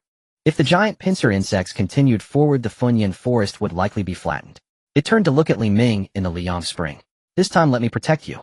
Fenyan immediately charged into the swarm of insects, each punch imbued with the fire of fun, taking many giant pincer insects' lives. The giant pincer insects did not remain idle, swinging their pincers toward Fenyan to bite. However, with Fenyan's current physical strength and recovery ability, the attacks of the giant pincer insects had little effect. The giant pincer insects noticed this and began to climb up Fenyan's legs, preparing to attack vulnerable parts like the heart and head. Fenyan paid them no mind, knowing that these giant pincer insects would ultimately be dealt with by the Yinta mouse. This was the tacit understanding built from their years of battling together. Just as Fenyan had thought, the giant pincer insects climbing up were all killed by the Yinta mouse. The one ape and one mouse worked together harmoniously, effectively intercepting the swarm of giant pincer insects. Even if some giant pincer insects slipped through their grasp, they would still be met with the other beasts lurking behind. In no time, with Fenyan unleashing a wave of fire amidst the dense hissing sounds, large numbers of giant pincer insects fell dead. The remaining ones were also swiftly dispatched. At this point, however, Fenyan's expression did not relax, but instead grew grave. If it guessed correctly, something must have changed deep within the 10,000 Great Mountains. The Fenyan forest could no longer remain here. Deep within the 10,000 mountain range, Duanmu Qingyun sat atop a jagged, protruding boulder, his hair disheveled, his robes torn and tattered. Lion Tiger, Qingmei Bear, two formidable fourth-rank demonic beasts long feared across the 10,000 mountain range, now lay lifeless before him. Craters of varying sizes and palm imprints scarred the earth around them. Silence reigned for 100 li in every direction. Toppled trees and shattered stones bore grim testament to the ferocity of the battle. Duanmu Qingyun swallowed a restoration pill. As gentle primordial energy coursed through his limbs and meridians, he exhaled deeply. Among fourth-rank demonic beasts famed within the 10,000 mountain range, only a handful bore names worth remembering. With two now slain, the pressure upon Qingyuan city would ease considerably. A fleeting thought crossed his mind. Had he eliminated Su Zijia without hesitation at the outset, none of this would have transpired. Yet such ruminations were futile now. Aolo! A distant haunting howl pierced the stillness. At that sound, Duanmu Qingyun sprang upright, eyes wide with alarm and uncertainty. If any single demonic beast in the 10,000 mountain range could provoke such a reaction from him, it was surely the fifth-rank Xianyue demon sovereign. The piercing primordial energy resonating within that howl sent chills racing down his spine. Was it not said that the Xianyue demon sovereign had been sealed in prolonged seclusion? Had it truly emerged? Duanmu Qingyun's face darkened. Without hesitation, he soared into the sky, gazing toward the source of the howl. Then, after brief deliberation, flew straight toward it. Whether or not the Xianyue demon sovereign had broken seclusion, he had no choice but to verify it himself. I pray Qin Tian succeeds in summoning General Jian Yi of Ningyuan Prefecture. Otherwise, Qingyuan City faces annihilation. Linyang Commandery, the largest commandery under Ningyuan Prefecture, teamed with cultivators from all corners of the realm, a true confluence of talent and treachery. Spies from hostile nations, sect disciples, demonic cultivators, and heretical practitioners all dwelled here. To suppress unrest, the headquarters of Ningyuan's Grand General stood upon Fengxia Mountain, just outside Linyang. With a venerable earth-hiding realm master stationed there, even the most cunning and ambitious cultivators dared not stir. Upon Fengxia Mountain stood a vast training ground. Shouts and commands echoed across the field. 5 or 6 disciplined formations marched in perfect unison, weapons gleaming in practiced arcs. Beside them Yuan Shi swept his gaze over the prefectural soldiers. Should any soldier falter, his whip showed no mercy. Suddenly something stirred his senses. He lifted his head toward the horizon. A streak of rainbow light blazed across the sky and landed directly before him. Qin Tian, president of the Qingyuan City Alchemy Association, requests urgent audience with the Grand General. The Grand General is immersed in a critical phase of seclusion. Savage blood sect remnants have appeared deep within the 10,000 mountain range, erecting the heretic flame blood annihilation formation. Demonic beasts now rampage across the mountains. Should the Xianhua demon sovereign emerge from seclusion, Qingyuan City will be reduced to ashes, and the entire Ningyuan prefecture shall suffer catastrophic fallout. Yuan Shi's brow furrowed deeply. He instantly grasped the gravity of the crisis. Wait here. I shall inform the Grand General immediately. Just as Yuan Shi turned to leave, a hand settled firmly upon his shoulder. No need. He turned, and standing before him was General Jian Yi of Ningyuan Prefecture. General, I heard you were in deep seclusion. Qin Tian also looked upon Jian Yi. This was their first meeting. The man stood diminutive, resembling nothing more than a kindly village elder. Had it not been for Yuan Shi's title, Qin Tian might have mistaken him for an ordinary venerable old man. Yet every gesture, every subtle shift in posture radiated an ineffable, sovereign aura. When their gazes met, the razor-sharp intensity in Jian Yi's eyes compelled Qin Tian instinctively to lower his head. That beast in the 10,000 mountain range has emerged. I could hardly remain in seclusion. Jian Yi's words struck Qin Tian like thunder. What a... The Xianhua demon sovereign has already emerged. Calm yourself. It has only just broken seclusion. We still have time. Let us depart for the 10,000 mountain range, without delay. Jian Yi then turned to Yuan Shi and instructed, during my absence take my insignia to Linyang Commandery and alert Wu Kuan. Let him heighten vigilance. Within the scorching flame grove, the gurgling rush of spring water echoed, and Li Ming leapt to his feet. His depleted primordial energy had surged anew, and his cultivation realm had ascended to late condensation of primordial energy. The Liang Spring, crown treasure of the Funtian apes, proved its legendary worth. Fused with Funhua, its power multiplied beyond simple summation. Li Ming, it is time we departed. Funyan approached, his side expression grave. You heard that howl. Xianhua demon sovereign has emerged from seclusion. Xianhua demon sovereign, a 5th-rank demonic beast, peerless in strength to a human, venerable earth-hiding realm cultivator. Only General Jian Yi of Ningyuan Prefecture could possibly stand against it. Li Ming instantly recognized the peril. I intend to return to Liang Valley. Li Ming, why not accompany me? Under my protection, even the Xianhua demon sovereign would dare not harm you. Funyan spoke with unfeigned sincerity, genuinely wishing Li Ming to join him back to Liang Valley. Li Ming shook his head. Liang Valley remained above all sacred territory of the Funtian apes. Though bound by friendship with Funyan, how could a mere late condensation of primordial energy human cultivator ever gain entry? Fear not. I possess my own means to traverse the 10,000 mountain range safely. As he spoke, Li Ming focused his intent. A bull's-eyed dome spun gently in his palm. The dome expanded swiftly with the wind, enveloping Li Ming completely. Funyan's expression shifted to astonishment. Before him, Li Ming had vanished utterly. Even probing with primordial energy yielded no trace. This Yin veil conceals all traces of one's presence. Even the Xianhua demon sovereign would overlook me unless conducting meticulous scrutiny. With that, Li Ming retracted the veil. During his recovery in the Liang Spring, Li Ming suddenly recalled the system's bestowed reward. Learning of the Yin veil's function, his heart eased. Very well, take this. Funyan placed a bone-carved token into Li Ming's hands. This is the Funtian Ape's official token. Bearing it grants passage into Liang Valley. Li Ming, I await your arrival there. Moreover, within the Liang Spring rests a fragment of Liang essence. Immerse it in ordinary spring water, and over time it transforms the water into Liang Spring. It serves me no further purpose, so I grant it to you as well. Funyan clasped his fists in farewell. Until we meet again. Until we meet again. With those words he raised his hand, and a host of scorching flame grove beasts fell into formation behind him and departed. A flame-tail rat leapt onto Funyan's shoulder and waved cheerfully at Li Ming. Li Ming, don't forget to visit me soon. Li Ming smiled faintly and returned the wave. These past days had revealed to Li Ming a profound truth: companionship among beasts felt far simpler and truer than dealings among humans. Once Funyan's silhouette faded, Li Ming waded into the Liang Spring and swiftly retrieved a fingernail-sized shard of Liang essence, shimmering with brilliant amber light. At that very moment the earth trembled violently. Roars of demonic beasts rent the heavens. Without hesitation, Li Ming deployed the Yin veil and vanished from the sight. He knew the beast tide had arrived. Qingmei City, under the coordination of its 3 great clans. Defensive fortifications now encircle the city. Numerous cultivators lie in wait within, eager and ready for battle. Within the city, the Alchemist Association along with the Wang Shun and Shun families have labored day and night to refine countless pills, distributed without pause to frontline cultivators, while the Qian family oversees logistics and supply. All preparations are complete. Only the beast tide remains to arrive.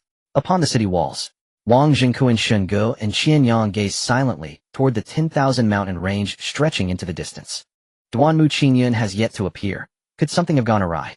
Unless that 5th-ranked demonic beast emerges, I doubt any other could stand against Duanmu Qingyun.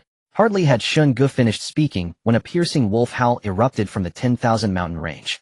Its chilling aura of primordial energy sent a shiver through the 3 Xian Guang realm cultivators. The 3 exchanged sharp, startled glances. Old Shin, your tongue truly is a crow's beak. I don't even know where to begin with you.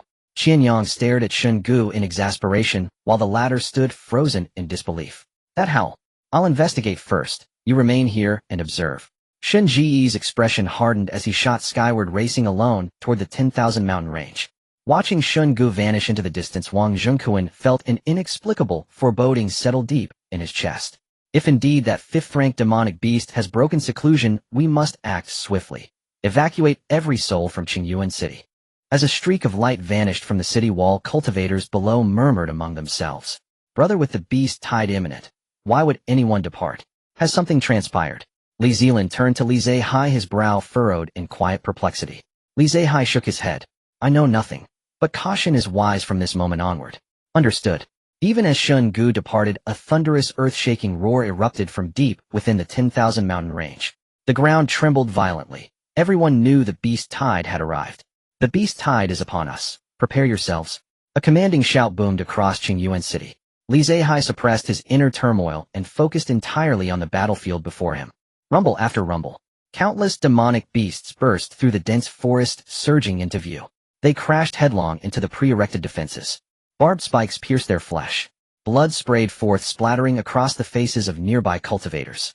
Yet the beasts' eyes burned crimson, unfeeling, unflinching, as they opened colossal jaws and swallowed their foes whole. Screams and roars echoed from every quarter. Gradually, some realized this tide differed profoundly from those before. Not only were the beasts utterly fearless, but their strength defied expectation. Even first-ranked beasts displayed power far surpassing their natural station. Wang Jingkuan leapt from the ramparts. His figure flickered midair and landed before a monstrous beast. The cultivator engaged with it barely registered movement. Darkness swept across his vision, and then the beast lay dead at his feet. Clan Chief Wang. Wang Jingkuan gave a curt nod, then examined the fallen beast. His brow furrowed deeply upon seeing its blood-red hollow eye sockets. He soared aloft, gathering primordial energy into his voice. This tide is unnatural. Do not judge these beasts by past precedent. Avoid solitary combat. Pair up, support one another. His words reverberated across the entire battlefield, and cultivators instantly reorganized per his command. As he fell silent, a colossal black tiger phantom materialized on the distant horizon. The phantom roared, a sound that shook heaven and earth, as if confronting a formidable foe. Wang Jingkuan's face tightened at the sight. Mohu, the ink tiger. Mohu was Shun Ji's true spirit. Its appearance signaled grave peril. Master Wang, I'll go assist old Shin. Qianyang, standing atop the wall, had also witnessed the phantom, and spoke immediately to Wang Jingkuan. Only a 4th-ranked demonic beast could compel Shun Gu to summon his true spirit. Should such a being breach Qingmei City's borders, catastrophe would follow. Deep within the 10,000 mountain range, Shun Gu clashed fiercely with a silver wolf. Human, surrender now. My sovereign father has emerged from seclusion. Qingmei City is already ours. Yield, and I shall grant you a dignified death. After exchanging a single blow with Mohu, the silver wolf retreated with effortless grace and spoke in human tongue. Since the emergence of the Howling Moon Demon Sovereign, its progeny had been entrusted with a sacred mandate. Whoever breached Qingmei City first would receive a drop of its sovereign blood, propelling them to new heights of cultivation. Stimulated by that promise, every offspring surged with fervent zeal. Among the sovereign's progeny, Yin Xiao, the Silver Howl, was famed for unmatched speed. He had intended a swift, decisive strike, only to encounter Shun Gu dispatched for reconnaissance. Man and beast locked in combat instantly. At Yin Xiao's words, Shun Gu let out a cold snort. Arrogant fool. With General Jian Yi guarding the city, you dare dream of conquest. Preposterous. Humph. Distant waters cannot quench immediate thirst. Jian Yi may be mighty, but arrival takes time. Slay you all now and victory is ours. Even should Jian Yi arrive, my sovereign father need not fear him. Shen Ge replied not with words, but with action. A shimmering halo of protective arcane light coalesced around him, then condensed into a colossal obsidian black blade. With a pointed finger he hurled the blade downward. Dust and debris exploded skyward, leaving behind a vast cratered void. Ha! Such sluggish speed. Is this meant to frighten me?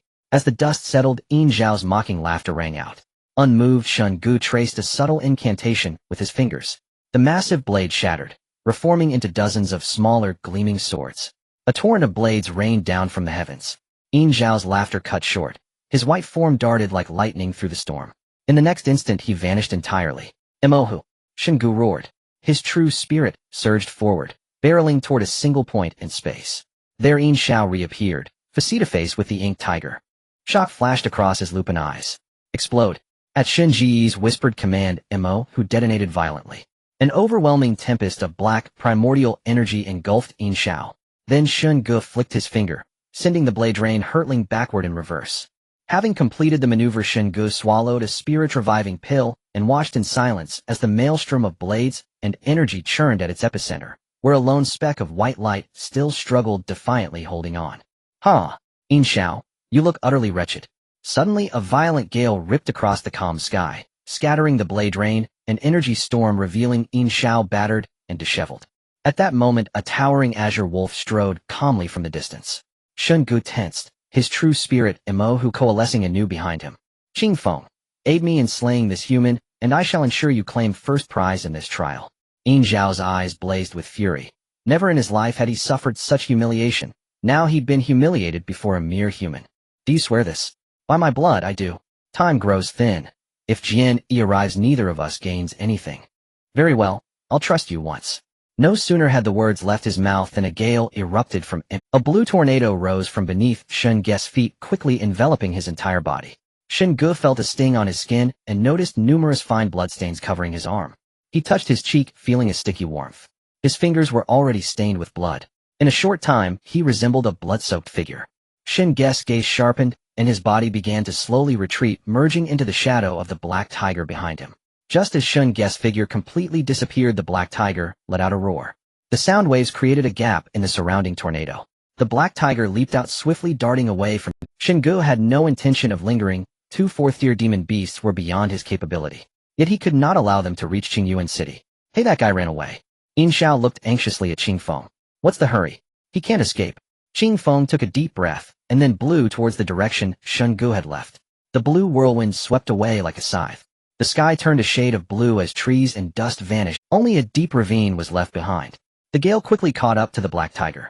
The black tiger roared, its dark power coalescing into shields that enveloped its body. Then the whirlwind engulfed the black tiger. In no time, under the onslaught of the blue whirlwind, the black tiger's body shattered, and Shen Ge fell from the sky, blood spraying out. I will kill him now. Yin Zhao smirked cruelly at this sight, and in a flash his white figure vanished from— Damn beast, stop. Just as Yin Zhao appeared beside Shen Ge about to deliver a final blow, a furious roar echoed in his ears. Suddenly, a massive golden coin appeared in the sky. As the golden coin came crashing down, Yin Zhao was caught off guard, and was heavily smashed to the ground, spitting out a mouthful of blood. Qianyang reached out to catch the falling Shen Ge, quickly retrieving a pill and placing it in Shen Ge's mouth, then sweeping his hand over Shen Ge's body. A layer of green power enveloped him. The fine bloodstains on his skin began to heal at a visible rate. Cough, cough. Be careful, there's still one more wolf cub. As soon as he spoke, a gust of wind blew towards him. Qianyang squinted, tapping his waist. A cloth bag flew out of nowhere, expanding rapidly, and soon occupying half of the sky. As the bag's opening widened, a strong suction force emanated from within. Soon the raging winds were all sucked into the bag. Humph.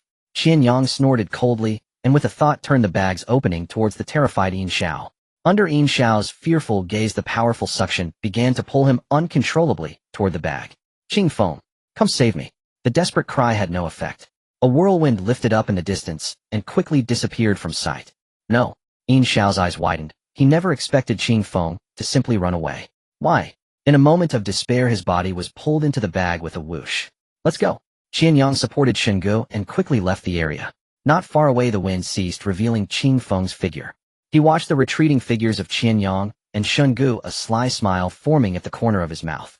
That fool Yin Xiao is so easy to deceive, I don't need any trial tasks.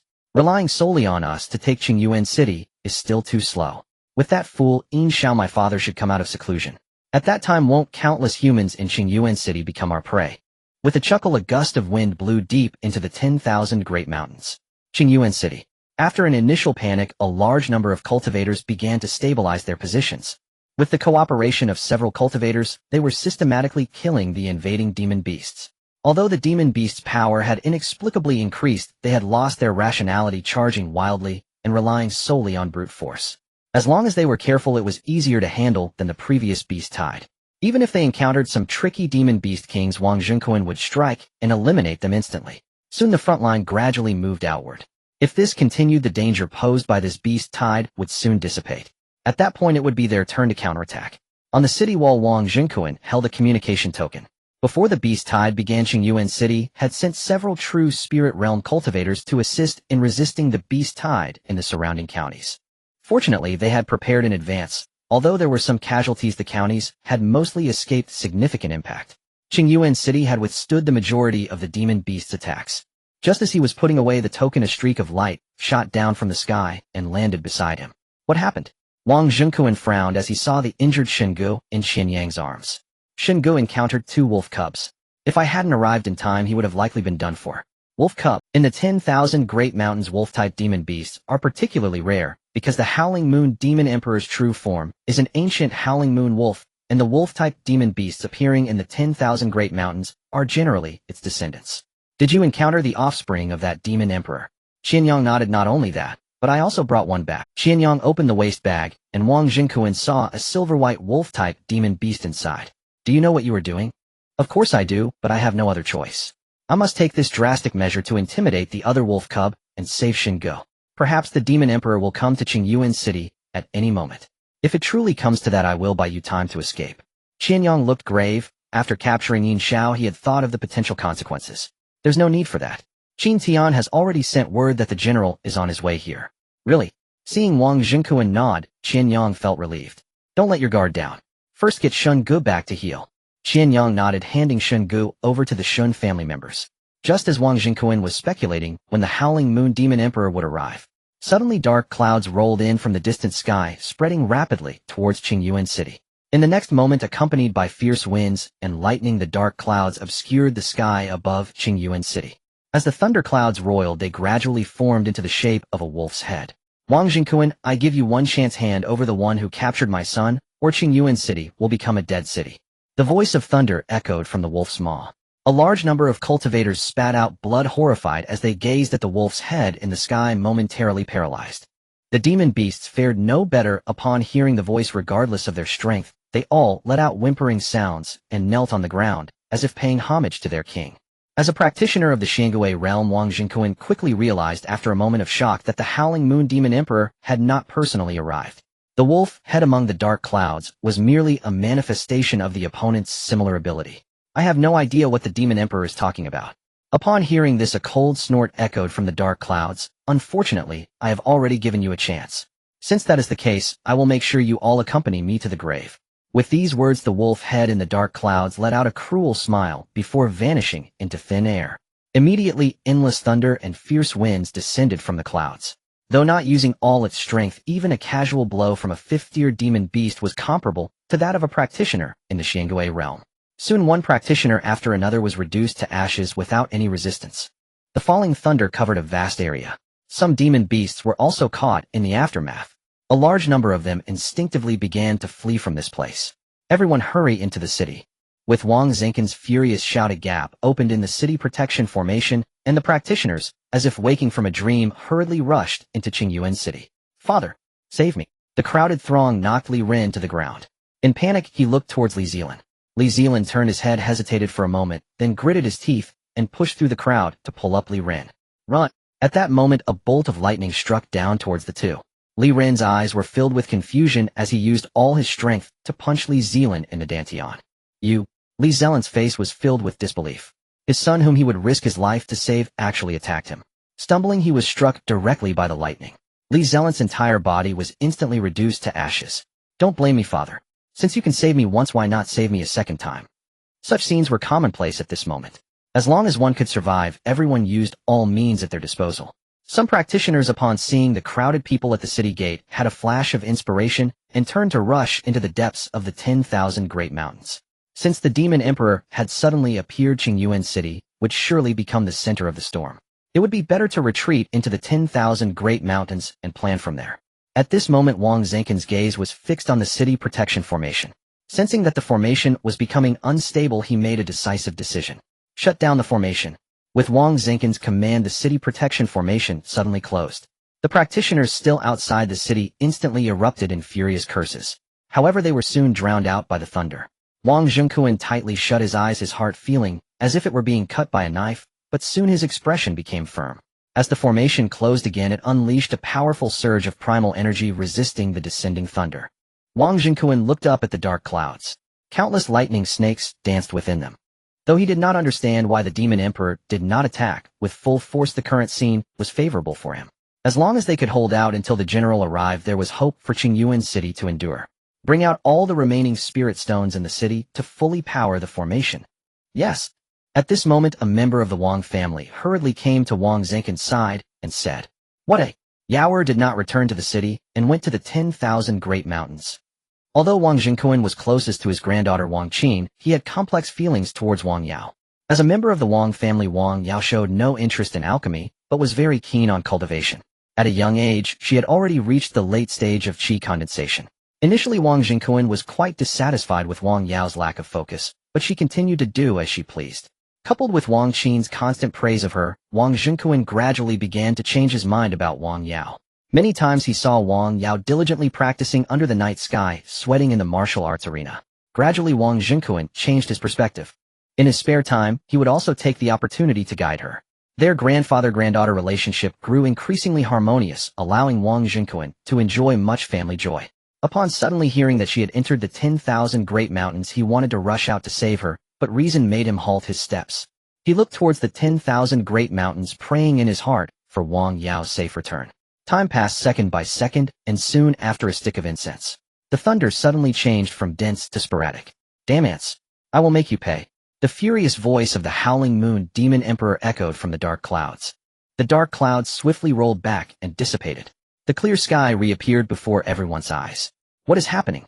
The practitioners in the city were all filled with confusion. Wang Zhenken did not think much, still operating the formation with all his might. In the next moment, a thunderous roar emerged from deep within the 10,000 Great Mountains. In the sky, a black that was rushing towards Qingmei City at an incredible speed. Wang Zhenken focused his gaze, and gradually astonishment replaced the expression on his face. As the black that drew closer, everyone saw its true form. It was a practitioner, Duanmu Qingyun. The name escaped Wang Zhenken's lips in shock. Duanmu Qingyun's body crashed heavily into the city protection formation. With the formation rippling, Duanmu Qingyun slowly slid down to the ground. Blood sprayed out instantly, staining the ground a head red. Wang Zhenken saw that Duanmu Qingyun's hands were grotesquely twisted, and on his chest were 3 deep claw marks that exposed bone. Just as he was about to rush out of the city to rescue him, a young man in a white robe with a gloomy expression suddenly appeared. He stepped on Duanmu Qingyun's head and looked towards Wang Zhenken. "Withdraw the formation, and I can give you a complete corpse. Otherwise, I will crush this guy's head with 1 foot." Seeing Wang Zhenken remain unmoving, the howling moon demon emperor's lips curled into an ugly smile. "What a pity, Duanmu Qingyun, the Qingmei city you desperately tried to protect has become the killer of your life." Just as it lifted its foot, its brow furrowed. Its entire body instantly vanished from the spot. Boom. The next moment, a sword shining with white light pierced straight into the place where it had just stood. Jian Yiling stepped through the void and appeared before the howling moon demon emperor. At the same time, he waved his arm. A gentle primal energy lifted Duanmu Qingyun. As the primal energy nourished him, Duanmu Qingyun's twisted arm instantly returned to normal, and the deep claw marks on his chest healed quickly, leaving only scars. Cough cough. "Thank you, General." Duanmu Qingyun weakly opened his eyes. "Go back now." Accompanying him, Qin Tian helped Duanmu Qingyun into Qingmei City. Once the two left, Jian Yi's gaze turned to the howling moon demon emperor. "Howling moon, why don't you stay well in your 10,000 Great Mountains? Why do you have to attack Duanmu Qingyun and Qingmei City?" The Howling Moon Demon Emperor laughed in rage. Do you know that Duanmu Qingyun killed 2 of my offspring? And do you know that Qianyang captured my offspring? Why can't I attack them? Enough. You can fool others with that kind of talk, but you can't fool me. Who doesn't know you are selfish and cold-hearted? When have you ever cared for your offspring? I see that there must be some other more important reason, right? Upon hearing this, the Howling Moon Demon Emperor's gaze flickered. Seeing the change in the other person's expression, Jian Yi's expression shifted. Is it the blood demon cult? I do not know what you are talking about. Upon hearing this, Jian Yi's heart found an answer to his speculation. I'm quite curious about what benefits Wei Cong has given you to sway you so. Seeing the expression of the Xiaoya Demon Emperor turn ugly, Jian Yi chuckled lightly, saying, but it doesn't matter. Soon you will regret being involved with the blood demon sect. As he spoke, Jian Yi drew the beaming sword embedded in the ground, then lightly waved it forward. A streak of white sword light shot out. The Xiaoya Demon Emperor roared in anger and transformed into its true form. A gigantic white wolf towering 100 feet high appeared before Jian Yi. Compared to it, Jian Yi seemed as small as an ant. The giant wolf had a distinct crescent-shaped mark on its forehead. The Xiaoya Demon Emperor raised its forelimb, extending sharp claws. A clang echoed. The claws collided with the sword light, forming a vortex of primal energy at the center of the impact. A tremendous pulling force emanated from it, causing a wild wind to sweep up countless trees, sand, and dirt. The entire battlefield was instantly shrouded in dust, obscuring vision.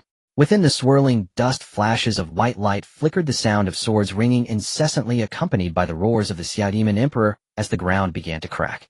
Cracks radiated from the center of the battlefield, quickly spreading to the surroundings of Qingyuan City. Seeing this, Wang Zhenkuan leaped down from the city wall. He slapped his hands against the ground.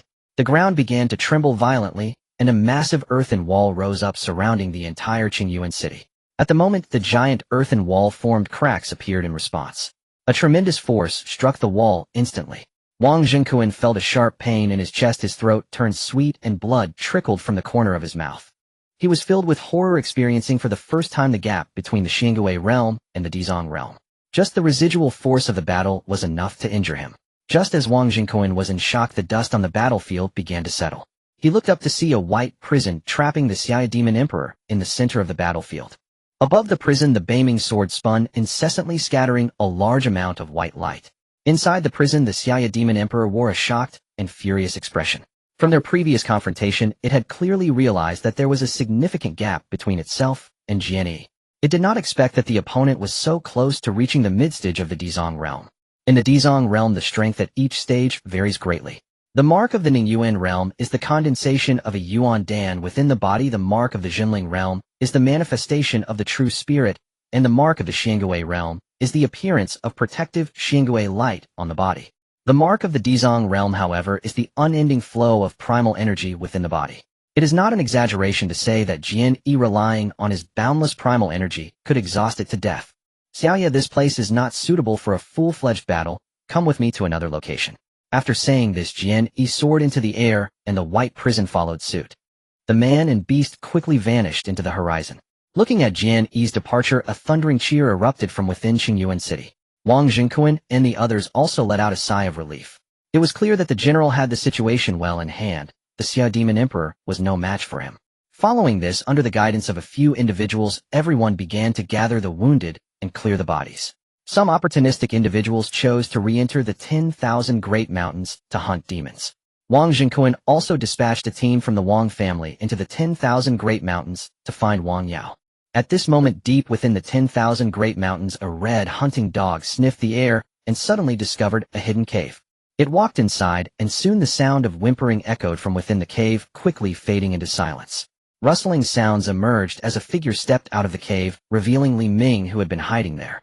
Previously, during the stormy weather, he had decisively halted his journey to Qingyuan City, relying on a hidden thought barrier to conceal himself in this secret cave.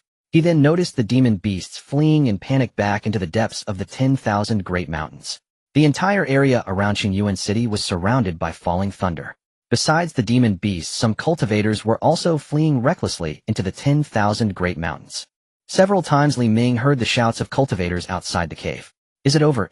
After exiting the cave, Li Ming gazed towards the direction of Qingyuan City. There was no longer the terrifying aura that had made him shudder. It seemed the battle had ended. Just as he prepared to leave, a figure suddenly sprang out from the nearby woods. The figure wore a light veil, and though her hair was disheveled from running, her graceful demeanor could not be concealed. Li Ming instantly recognized her as Wang Yao, the young lady of the Wang family. 3 others were chasing after Wang Yao from behind.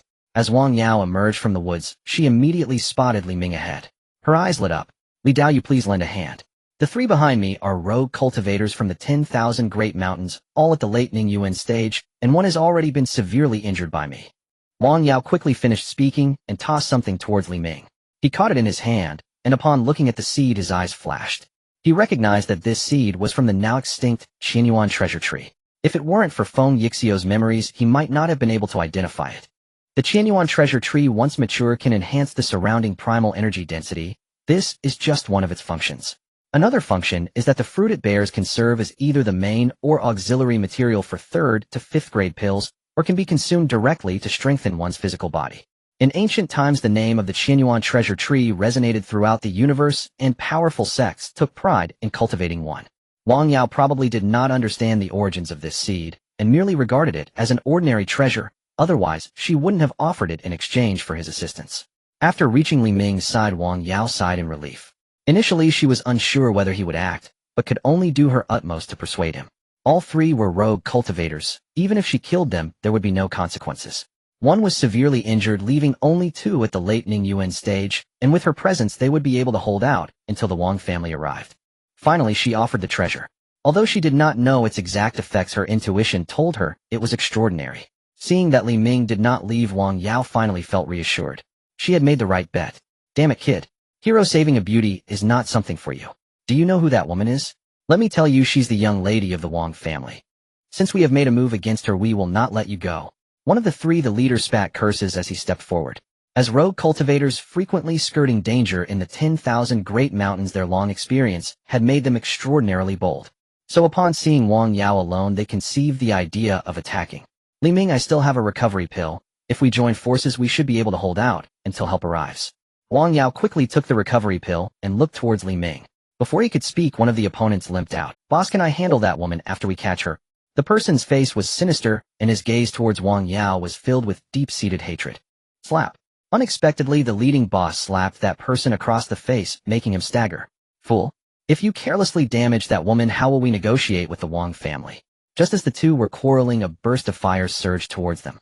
The intense heat quickly evaporated the surrounding moisture. Leaves withered and the soil charred. What a... Scorching flames instantly enveloped the 3 figures.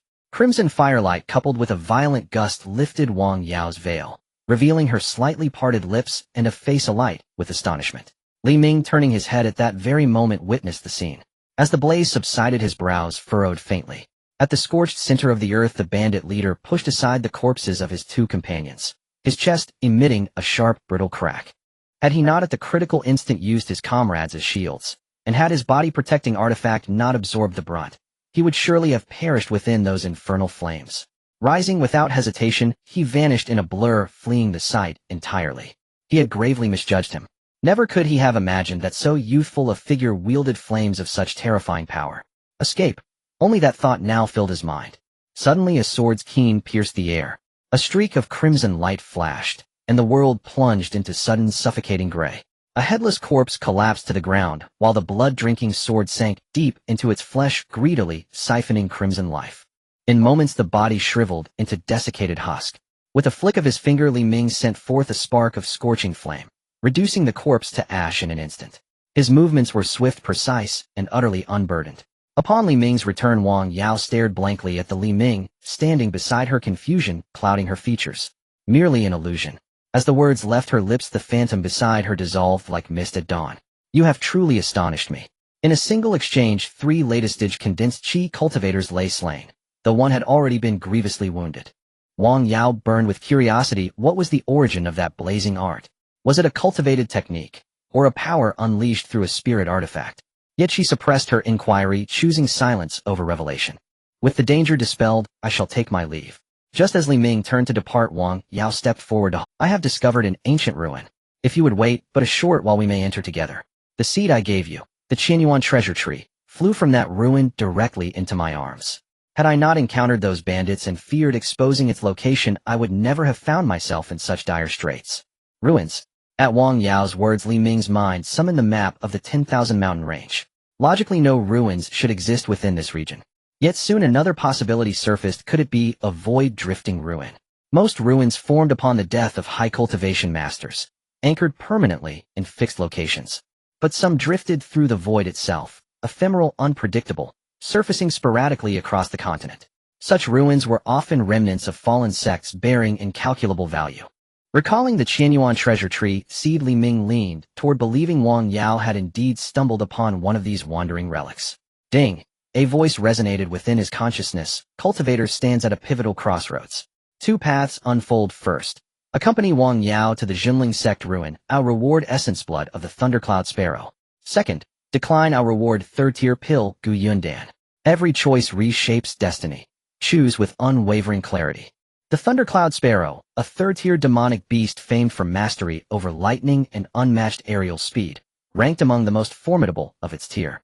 Gu Yundan, a third-grade pill designed specifically to advance cultivators of the true spirit realm.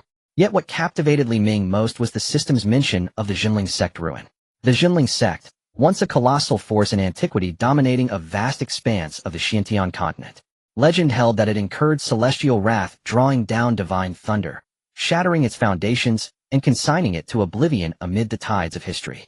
If this were truly the Jinling sect, then the presence of the Qianyuan treasure tree seed made perfect sense. Choice confirmed. Reward granted. As Li Ming nodded, a subtle smile curved Wang Yao's lips. Though veiled, her eyes betrayed that gentle mirth. Moments later, several figures emerged from the forest, their leader's face lit with relief upon seeing Wang Yao. Young madam, you are unharmed. Praise the heavens. Uncle Wang, I owe you my thanks. It was only thanks to fellow Taoist Li that I endured until your arrival. She recounted the ambush succinctly. Upon hearing how Li Ming had effortlessly slain 3 latest-stage condensed chi bandits, Wang An approached him directly.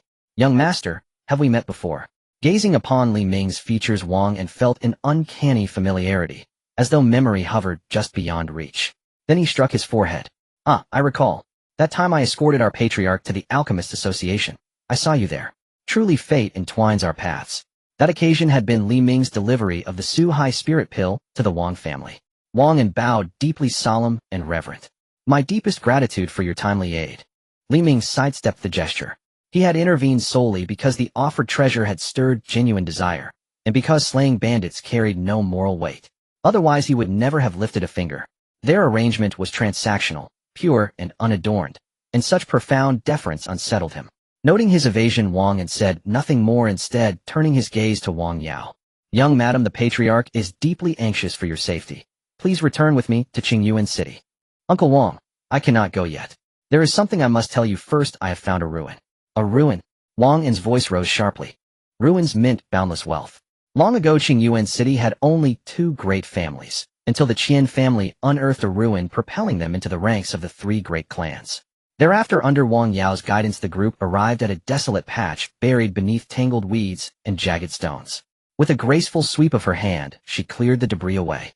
A dark, yawning cavern mouth emerged, glossy and obsidian black. Instantly, a luminous mineral stone shot forth from its depths, shimmering with auspicious radiance, before vanishing back into shadow. Soon treasures bathed in prismatic auroras flickered into view again and again. It is indeed a ruin. Wang An stood at the precipice, peering downward. Though obscured by gloom, the intermittent emergence of priceless artifacts confirmed, beyond doubt, that this was the entrance to a true ruin. Seal the perimeter. Purge all demonic beasts. At Wang An's command, the Wang clan members dispersed swiftly, taking vigilant positions around the site. Then Wang An drew forth a communication talisman and relayed the discovery to Wang Jingquan.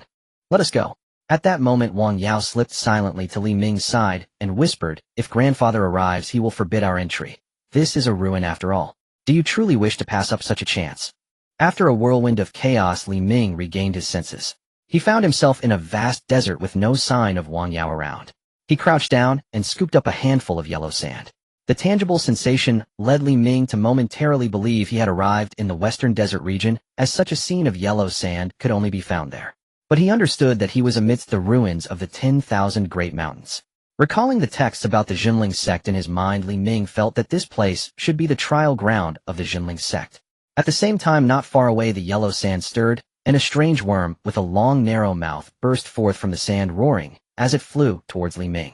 Li Ming flicked his fingers, and the blood-drink sword whistled out. With a tearing sound, the worm's body was sliced through like a piece of rag by the blood-drink sword. The foul-smelling juices splattered onto the yellow sand, rising in white smoke. Is this the level of early Foundation establishment? With a single glance, Li Ming had already roughly gauged the worm's strength. After the worm's death, its body transformed into specks of white light that entered Li Ming's body. Moi. He felt his physical body and cultivation slightly strengthened. Just as the worm's body disappeared, numerous small sand mounds erupted in the distant yellow sand, revealing countless strange worms. Li Ming's eyes lit up. These were all his resources. The strange worms aimed their long mouths at Li Ming. Whoosh whoosh whoosh. A rain of green poisonous projectiles shot towards Li Ming like a storm. Li Ming's expression hardened as a mental barrier coalesced before him. The sound of raindrops hitting echoed, and soon Li Ming's view was covered by a blanket of green. When the poison projectiles ceased, countless strange worms spread their wings and surged towards Li Ming's location. Soon the densely packed strange worms overwhelmed Li Ming like a small mountain. In the next moment, a violent flame surged upwards, scattering the gathered worms. The burning flames transformed into fiery serpents, slithering amidst the strange worms, each time taking away a massive number of them. As the worm corpses gradually vanished, countless white lights completely entered Li Ming's body. His physique, already growing stronger through the refining of the flames, now underwent a transformation. At this moment, a radiant treasure light flowed over Li Ming's skin, suggesting that his physical strength might already rival that of a top-tier yellow-grade defensive artifact. Moreover, his cultivation also rose significantly, and it was likely that he would reach the peak of Foundation establishment in no time. The ground lay in ruins after the flames ravaged. The worm corpses stuck to the yellow sand like glue. The acrid smell made Li Ming frown. Fortunately, the bodies quickly disappeared, leaving only the endless yellow sand. After waiting for a while, and confirming that no more strange worms appeared, Li Ming stepped into the desert.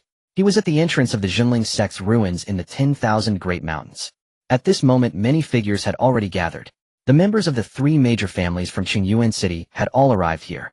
After learning about Wang An's news, Wang Zhengquan informed the other two about the ruins. Now the three major families were united in purpose, and with the ruins emerging, they naturally needed to collaborate in exploration. If they harbored greedy thoughts, it would only give others an opportunity. Are you saying Yaoer has already entered? Miss took advantage of my momentary inattention to indeed enter the ruins. Please punish me, head of the family. This is not your fault. Yaoer has always been devoted to the Tao, and with the ruins right before her eyes, it is inevitable she could not restrain herself.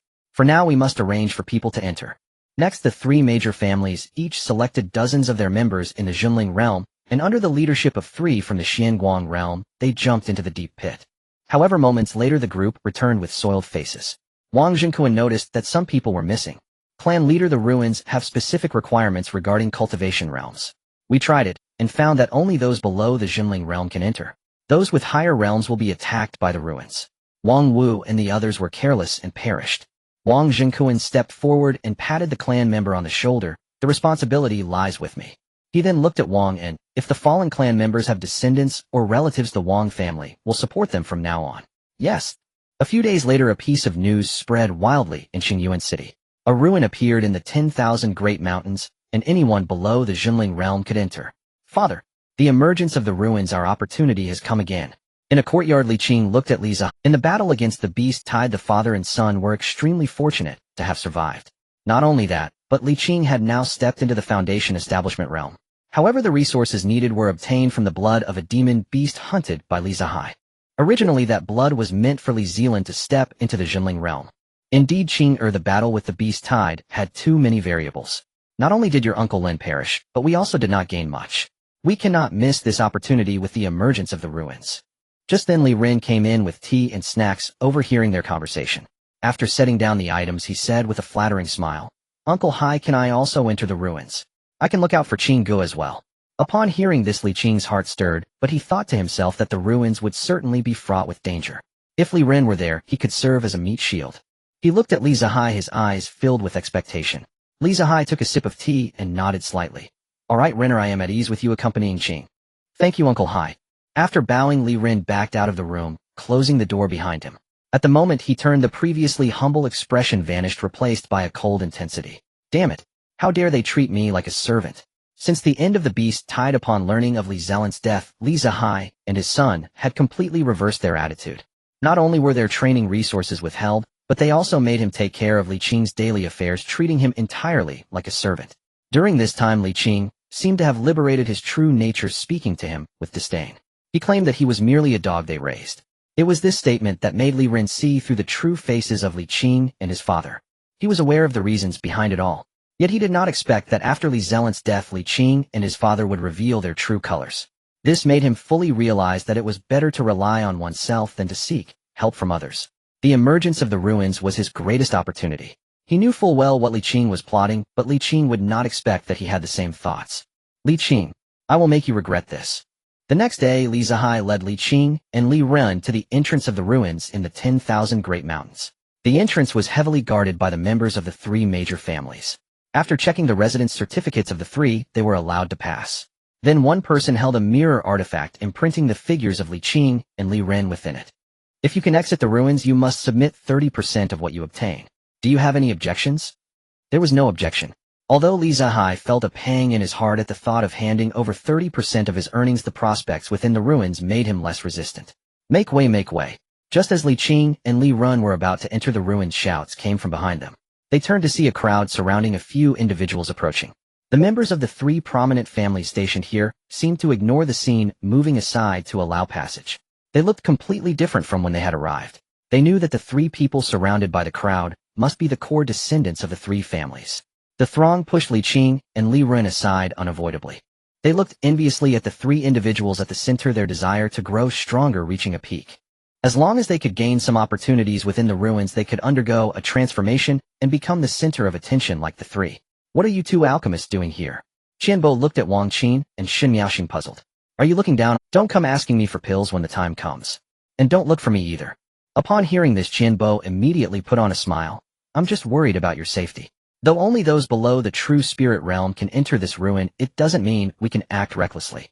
Wouldn't it be better for you to stay safely in Qingyuan City? I don't even know who it was that, despite being at the mid-foundation establishment stage, couldn't even defeat someone at the early stage like me. At this moment, Shen Miaoxing's light comment shocked Qianbo. Didn't you promise to keep it a secret for me?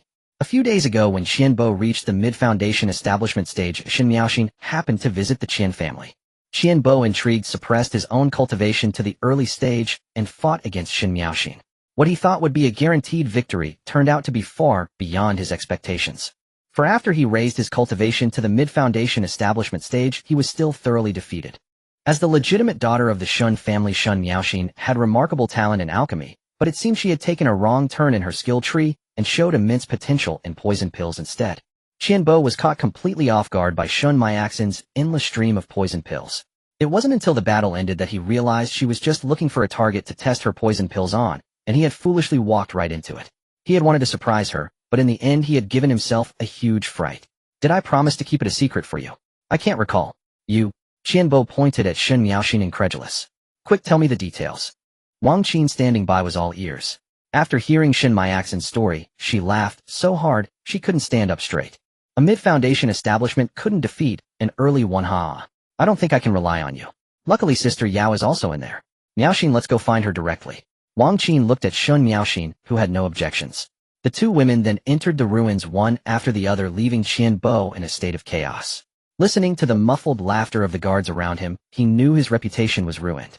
At this moment, he only wanted to escape from here. Wait for me, he shouted as he entered as well. Li Ming walked through the endless yellow sand. The yellow sand seemed infinite with no end in sight. The scorching air constantly drained his energy. Fortunately, he had the flame protection. However, sustaining the flame for a long time also consumed his own energy. Looking at the vast amount of recovery pills in his Qingkuan bag, Li Ming felt less anxious. He regarded this journey as part of his trial. The flame not only isolated him from the heat, but also continuously tempered his body. It was a twofold benefit. After an unknown amount of time, Li Ming sensed something. He looked up and saw a massive light curtain replacing the endless yellow sand in the distance. This made him realize he was about to exit this desert. Just as this thought arose, a gigantic whirlwind formed out of nowhere. The whirlwind lifted large amounts of yellow sand and blew Li Ming's clothes. He squinted, gradually sensing that something was seemingly being birthed within the whirlwind. When the whirlwind began to dissipate, a figure that was half human and half bug appeared before Li Ming. The upper half of the figure was a naked adult female body, while the lower half had 6 insect legs identical to the monstrous insects he had seen before. What was special was that embedded in the creature's forehead was a fragment of a crystal shard shining with a yellow light. Are you the trial taker this time? Looking at the creature before him, whose aura had reached the peak of the Foundation establishment stage, Li Ming recalled the information regarding the trial places of the True Spirit sect. It was said that in each trial location in the True Spirit sect there would be a guardian, and only by defeating them could one leave. It seemed this creature before him was the guardian of this yellow sand area. Thinking of this, Li Ming did not respond. With a thought, the blood drink sword circled around him. As Li Ming pointed, the sword shot out and instantly decapitated the creature before him. Looking at the head that rolled aside, Li Ming felt no joy in his heart. This was because the guardian's aura had not diminished. In the next moment, the head floated in midair and reattached to the neck. Are you the trial taker this time? Hearing the same words from it, Li Ming summoned the blood drink sword and nodded. Yes. After that, Li Ming saw the yellow light of the crystal between the creature's brows flash, shooting out 4 beams of yellow light that fell into the yellow sand. As the yellow sand rose, 4 massive monstrous insect figures appeared before Li Ming. Trial taker, defeat me to leave this yellow sand illusion. With that, the 4 giant monstrous insects charged at Li Ming, seemingly surrounding him. Li Ming spat out a ball of flame enveloping the 4 monstrous insects. However, the once unstoppable flame only caused the 4 monstrous insects to briefly halt. Then they roared and continued to charge. Li Ming furrowed his brow using phantom shadow to create 4 illusions to confuse the 4 monstrous insects. He then appeared in front of the guardian and thrust the blood drink sword. The guardian's body was cleaved in half. But as before, after a flash of yellow light, the two halves quickly Li Ming's eyes flickered. At the moment the guardian's body rejoined, he thrust his sword towards the yellow crystal on its forehead. At this moment, the guardian, who had been motionless, suddenly shot out its hands and grabbed the sword's blade. This action confirmed Li Ming's thoughts. To defeat it, he had to destroy the yellow crystal on its forehead. Just then, the 4 illusions were shattered by the monstrous insects. They roared and turned to charge, stirring up a storm of yellow sand. Li Ming concentrated, splitting his vast mental power in 2. One part forming countless sharp spikes, while the other part created a barrier to envelop the guardian. The guardian seemed to sense something and loosened its arms to try to escape. But it found itself trapped, as if an invisible barrier had appeared around it. As the mental spikes pierced into the crystal, a crack appeared on the surface, and the 4 monstrous insects behind it instantly dissolved into yellow sand scattered on the ground. Similarly, the guardian's body also scattered like yellow sand, leaving behind only a yellow crystal the size of a fingernail. A yellow crystal floated before Li Ming. He reached out and grasped it in his hand. After scanning it with his spiritual power, he felt nothing different, only sensing a special energy contained within. After putting away the crystal, the light curtain ahead began to slowly dissolve, revealing a dark passageway. The passage was uncomfortably narrow, and after walking for about the time it takes to burn a stick of incense, his vision suddenly opened up. Li Ming scanned his surroundings. Everywhere was filled with ruins and broken walls. Only a few places resembled palaces. He looked back, frowning slightly. The original passage had vanished, transformed into a wasteland. Without much thought, he chose a relatively nearby palace and walked inside. Inside the great hall, alchemy furnaces, herbal residues, and rubble were scattered everywhere. It was evident that this hall was the alchemy place of the Jinling sect. Soon Li Ming found a hidden door. However, this hidden door was concealed by a formation with numerous spiritual power chains layered over it for protection. With Li Ming's limited knowledge of formations, he could tell that if he forcibly broke this formation, it would trigger an explosion, leaving him with nothing. Just as he was deep in thought, the scattered rubble on the ground seemed to be drawn by some force, rearranging itself and forming a tall stone puppet behind him. The stone puppet raised its fist and suddenly slammed it down towards the unsuspecting Li Ming. The next moment, a violent collision sound erupted as the puppet's arm was shattered by the immense recoil. Li Ming maintained a crouched posture, a mental barrier enveloping him from behind. To be cautious, he had already cast the mental barrier around himself when exiting the passage, especially upon entering this alchemy palace. Although no living beings were present, he felt an unsettling sensation, as if a pair of eyes in the darkness were watching him. Despite focusing all his attention on the formation, the mental barrier never wavered. He stood up, turned his head, and flicked his fingers. The blood drink sword swiftly stabbed out, slicing the corpse puppet before him into various sized fragments. The corpse puppet appeared large and imposing, but its strength was only about that of a late-stage Foundation establishment. Now, with Li Ming's cultivation just a step away from the peak of Foundation establishment, the late-stage puppet posed no threat to him. Soon the puppet was reduced to a pile of powder. Suddenly, a glimmer of light shot out from the center of the powder. In the dimly lit palace, it was particularly striking.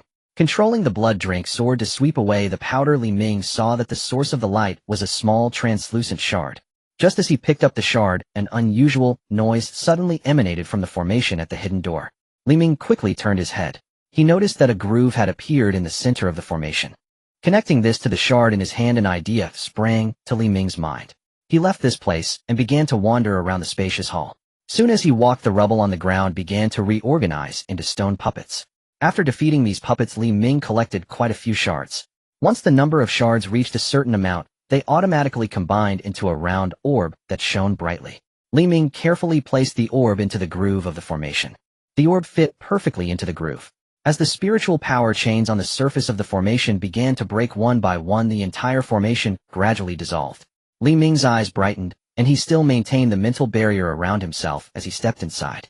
At the same time, in another part of the ruins, a figure staggered into view. It was Wang Yao, who had entered alongside. At this moment she appeared somewhat disheveled, her light veil long gone, revealing her delicate face.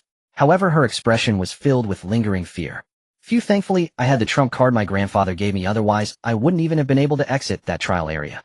After calming herself, she began to scan her surroundings. Upon seeing the desolate scene, her brows furrowed slightly. Why is this ruin so dilapidated? She thought to herself as she took something out from her bosom. In her palm lay a pink butterfly. The butterfly flapped its wings and flew in a certain direction. Seeing this, Wang Yao hurriedly followed. This butterfly was called the treasure-seeking butterfly, highly sensitive to the aura of treasures. Under the guidance of the butterfly, Wang Yao entered a low-roofed palace. As she went deeper, her nose twitched as she caught a whiff of medicinal fragrance. Wang Yao's eyes lit up.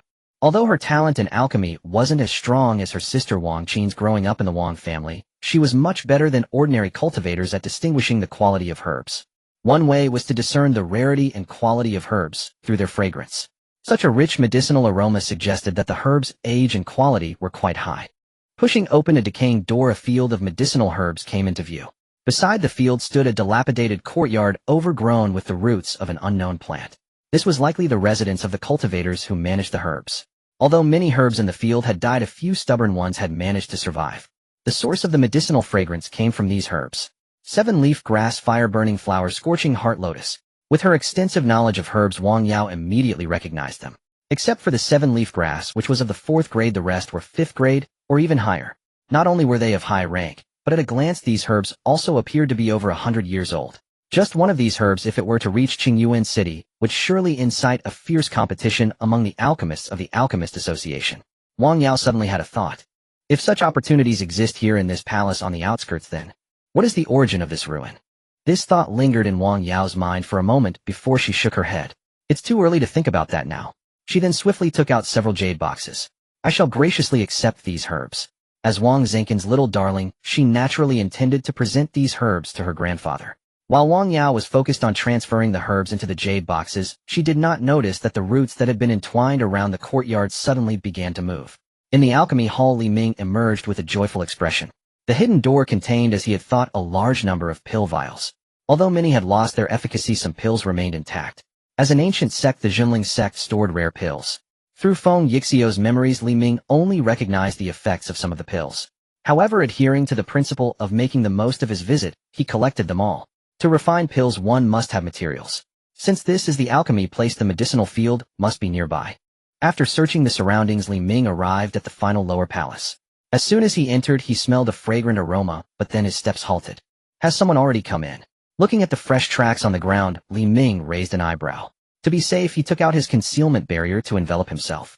In the medicinal field, Wang Yao's hair was disheveled as she was cornered against the wall, gripping a short sword tightly in her hand.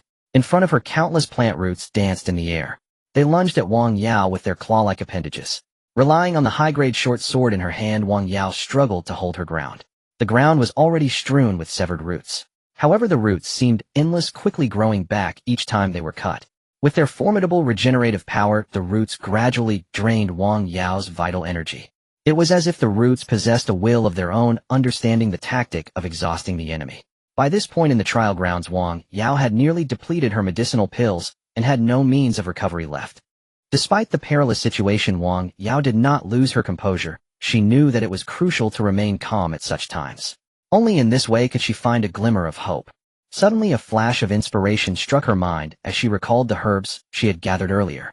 Among them was the fire flower. As a precious 5th-grade herb, the fireflower was the main ingredient in many 5th-grade medicinal pills, leading many to overlook its other potential use. By activating it with vital energy, it could unleash a torrent of flames. However, the fireflower would disappear afterwards. Such a high price for just a burst of flames had gradually caused many to forget this particular use of the grandfather. I'm sorry. If Wang Jingquan knew that she had wasted a 5th-grade herb like this, he would surely be. But if she didn't use it, she wouldn't be able to see her granddaughter again. With that thought, during another moment of severing roots, Wang Yao quickly took out the fireflower. As she was about to channel her vital energy into the fireflower, a bright flame illuminated her face. In front of her, countless roots thrashed wildly, and she could faintly hear a sharp cry resembling that of a baby. My! Wang Yao stared at the intact fireflower in her hand, then looked at the roots engulfed in flames, momentarily frozen in place. Put it away. Stand behind me. The sudden voice in her ear snapped Wang Yao back to her senses. Li Ming. A fleeting look of joy crossed her face upon seeing him. Perhaps it was due to her previous victory against 3 opponents that Wang Yao had complete trust in Li Ming. Although she didn't know why he looked so serious, she obediently put away the fireflower and stood behind him. As the flames burned, countless roots shriveled and charred, quickly falling to the ground motionless. Li Ming's gaze was not on the fallen roots, but rather on a dilapidated courtyard not far away. The courtyard door was ajar, and faint footsteps suddenly echoed in the darkness. Upon hearing this, Wang Yao's face was filled with disbelief. When she entered the medicinal field, she had scanned for any living creatures with her vital energy, and had not detected anything. How could there be footsteps now? Under their unwavering gaze, a figure emerged with a creak of the door. Upon seeing the figure's full appearance, Wang Yao gasped in shock. Li Ming's expression turned serious. A corpse. The figure before them was covered in a dark greenish hue, with white bulging eye sockets devoid of eyeballs, long and sharp nails, unmistakably a genuine corpse. Notably, a green root protruded from the corpse's chest, as if sensing the air around it, soon fixing its gaze on the two. Then the corpse let out a roar and charged at them with heavy steps. In midair, the blood-drink sword was already thrusting towards the corpse. With a clang, sparks flew as the blood-drink sword struck the corpse's skin, but could not penetrate. The root on the corpse's chest quickly extended, tightly wrapping around the blood-drink sword. It seemed intent on breaking it apart. A corpse was an evil entity formed from a corpse that had absorbed too much energy, characterized by being impervious to blades and possessing immense strength devoid of emotions. If there were no external interference, it typically took a corpse a millennium to transform into a corpse. However, the true spirit sect had only been absent for 100 years. If the corpse was placed in an area rich in energy, the situation would be different. However, this relic did not appear to be a place with dense energy. This meant that the corpse before them was artificially created. These thoughts flashed through Li Ming's mind. Seeing the blood-drink sword on the verge of being engulfed by the root, he focused his thoughts, and the sword glowed with red light, shattering countless roots into a rain of debris. The corpse let out a shriek and halted its charge. Li Ming beckoned, and the blood-drink sword returned to his hand. The once blood-red blade had returned to the color he first saw it. That previous strike caused the blood-drink sword to unleash all the blood it had stored, which had severely wounded the root. This also made Li Ming realize that the root had fused with the corpse, presenting a flaw. Recalling how the corpse had been powerless against the burning flames, Li Ming waved his hand, enveloping the corpse in a sphere of flames. Upon feeling the searing heat, the root swiftly retreated back into the corpse. Heavy footsteps echoed once more as the tall figure of the corpse burst through the fire, taking a stride closer to Li Ming. The flames merely charred the originally greenish-black corpse, not inflicting any substantial damage. A fierce wind blew as the corpse swung its enormous hand at Li Ming in a punch. Li Ming raised his hands to block his arms enveloped in flames, the tremendous force pushing him back slightly. Li Ming relaxed inwardly. The corpse before him was likely only at the peak of the corpse general stage, comparable to a peak human race vitality condensation cultivator. With his sturdy physique, he could possibly contend with an average true spirit cultivator. However, with the protection of the flames, the corpse's greatest advantage was diminished. At that moment, a root suddenly shot out from the corpse's chest, while the corpse transformed its fist into a claw, firmly grasping Li Ming's arm. Li Ming remained unperturbed, as if he had anticipated this scenario. Whoosh! A whoosh of wind rushed by his ear. Accompanied by a flash of silver light, a short sword shot out from behind him, aiming for the root. However, from the corpse's eye sockets, countless roots shot out, instantly engulfing the short sword. Behind him, Wang Yao exclaimed in shock. Just as the root was about to pierce Li Ming's heart, there was a thud, as if it had collided with an invisible wall. Then Wang Yao witnessed a sharp dagger-like force slicing through the roots in midair. The indentation on the Yin corpse's chest suddenly appeared with many deep wounds down to the bone. At this point the Yin corpse had already withdrawn its arm, its entire body retreating continuously, utterly devoid of combat capability. It turned to flee, crashing through the crumbling wall, only to hit another invisible barrier, stumbling back. Seizing the opportunity, Li Ming surged forward, his spiritual piercing energy slashing through the Yin corpse's body, and a burst of flames shot into the Yin corpse, causing its entire form to twist and tremble. With a piercing scream, a blood-red root crawled out from the Yin corpse's body, at the end of which was a strange. The fruit was blood-red, and terrifyingly its surface bore swirling patterns that combined to form a baby. At that moment the baby's mouth opened, and a strange fragrance wafted out. Li Ming, why do I feel a bit? Li Ming immediately held his breath and focused his thoughts, commanded the spiritual piercing energy to swiftly eliminate the fruit, and then a burst of flames incinerated it completely. After completing these tasks, he wrapped his arms around Wang Yao's waist and swiftly departed from the scene. Beiwangzhou, the northernmost region of the Xiantian continent, lay perpetually shrouded in ice and snow rarely trodden by mortals. Amid the whirling blizzard, a hooded figure in black robes gradually resolved from the white tumult. To one's surprise, a vacuum ring formed around the figure, the driving snow unable to reach him. At a certain moment the silhouette came to an abrupt halt. One of the blood infant fruits I cultivated has been breached. A hoarse voice issued from beneath the hood. As the figure formed a hand seal, a flicker of startled suspicion creased his face. A man fated to die, yet his destiny is now shrouded in chaos. Unclear. How intriguing. The Jinling sect ruins have manifested. It is time to reclaim what is mine. With that said, the figure's form immediately blurred, and a moment later an identical silhouette stood beside him. The duplicate inclined its head slightly, traced a slash across the void, and a spatial rift tore open. After stepping through, the rift vanished. Within the Jinling sect ruins, Li Ren faced the guardian at the pinnacle of body tempering and suppressed his fear with thoughts of avenging Li Qing. Recalling how he had first entered these trial grounds and feeling the changes born of newfound strength, Li Ren's expression hardened and he charged forward without hesitation.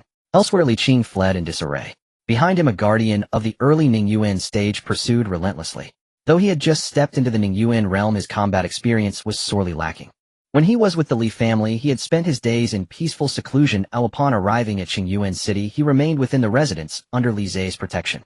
Although he sometimes yearned to venture into the 10,000 mountains to shoulder his father's burdens, each time he saw Li Zhihai return in tatters, the words would die on his lips. He had assumed that Li Ren's presence on this expedition into the ruins would provide an extra layer of security. He never expected that upon entry the two would be separated, each drawn into their own trial. Relying on his higher realm and the assortment of pills Li Zhihai had given him before departure, Li Qing just managed to dispatch the minor beasts within the trial. As he neared the exit, a guardian appeared. His advantage in realm evaporated, and his pills were exhausted. Li Qing could think of no way to resist, and ultimately fled in disgrace. At that moment his mind did not ponder fortune, but only how to leave that damned place. In hindsight, the time spent at the Li household had been the most comforting.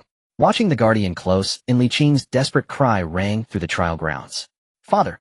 As the Mid-Ningyuan guardian collapsed with a thunderous crash, a curl lifted the corner of Qianbos' mouth. Is that all? Ahem. Hurriedly producing a pill and swallowing it, Qianbos' complexion returned to a healthy flush.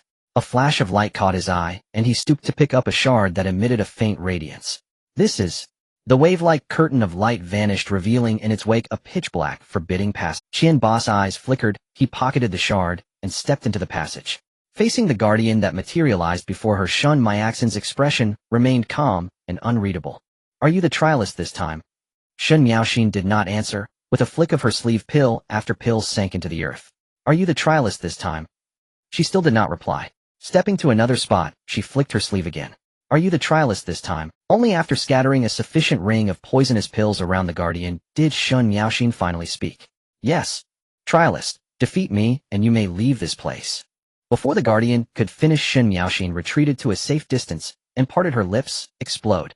At her command, cyan-green toxic mist unfurled and a series of violent detonations shook the air. As the poisonous fog gradually cleared, a vast chasm yawned before Shun Miaoxin. The rim of the pit still hissed and crackled. At the center of the pit, there was no trace of the guardian. In its stead hovered a shard that emanated a gentle glow. Are you the trialist this time? Yes. Defeat me, and you may leave this fragmented stone gorge. Standing before the colossal rock golem formed of hewn boulders, Wang Qin felt a pang of fear.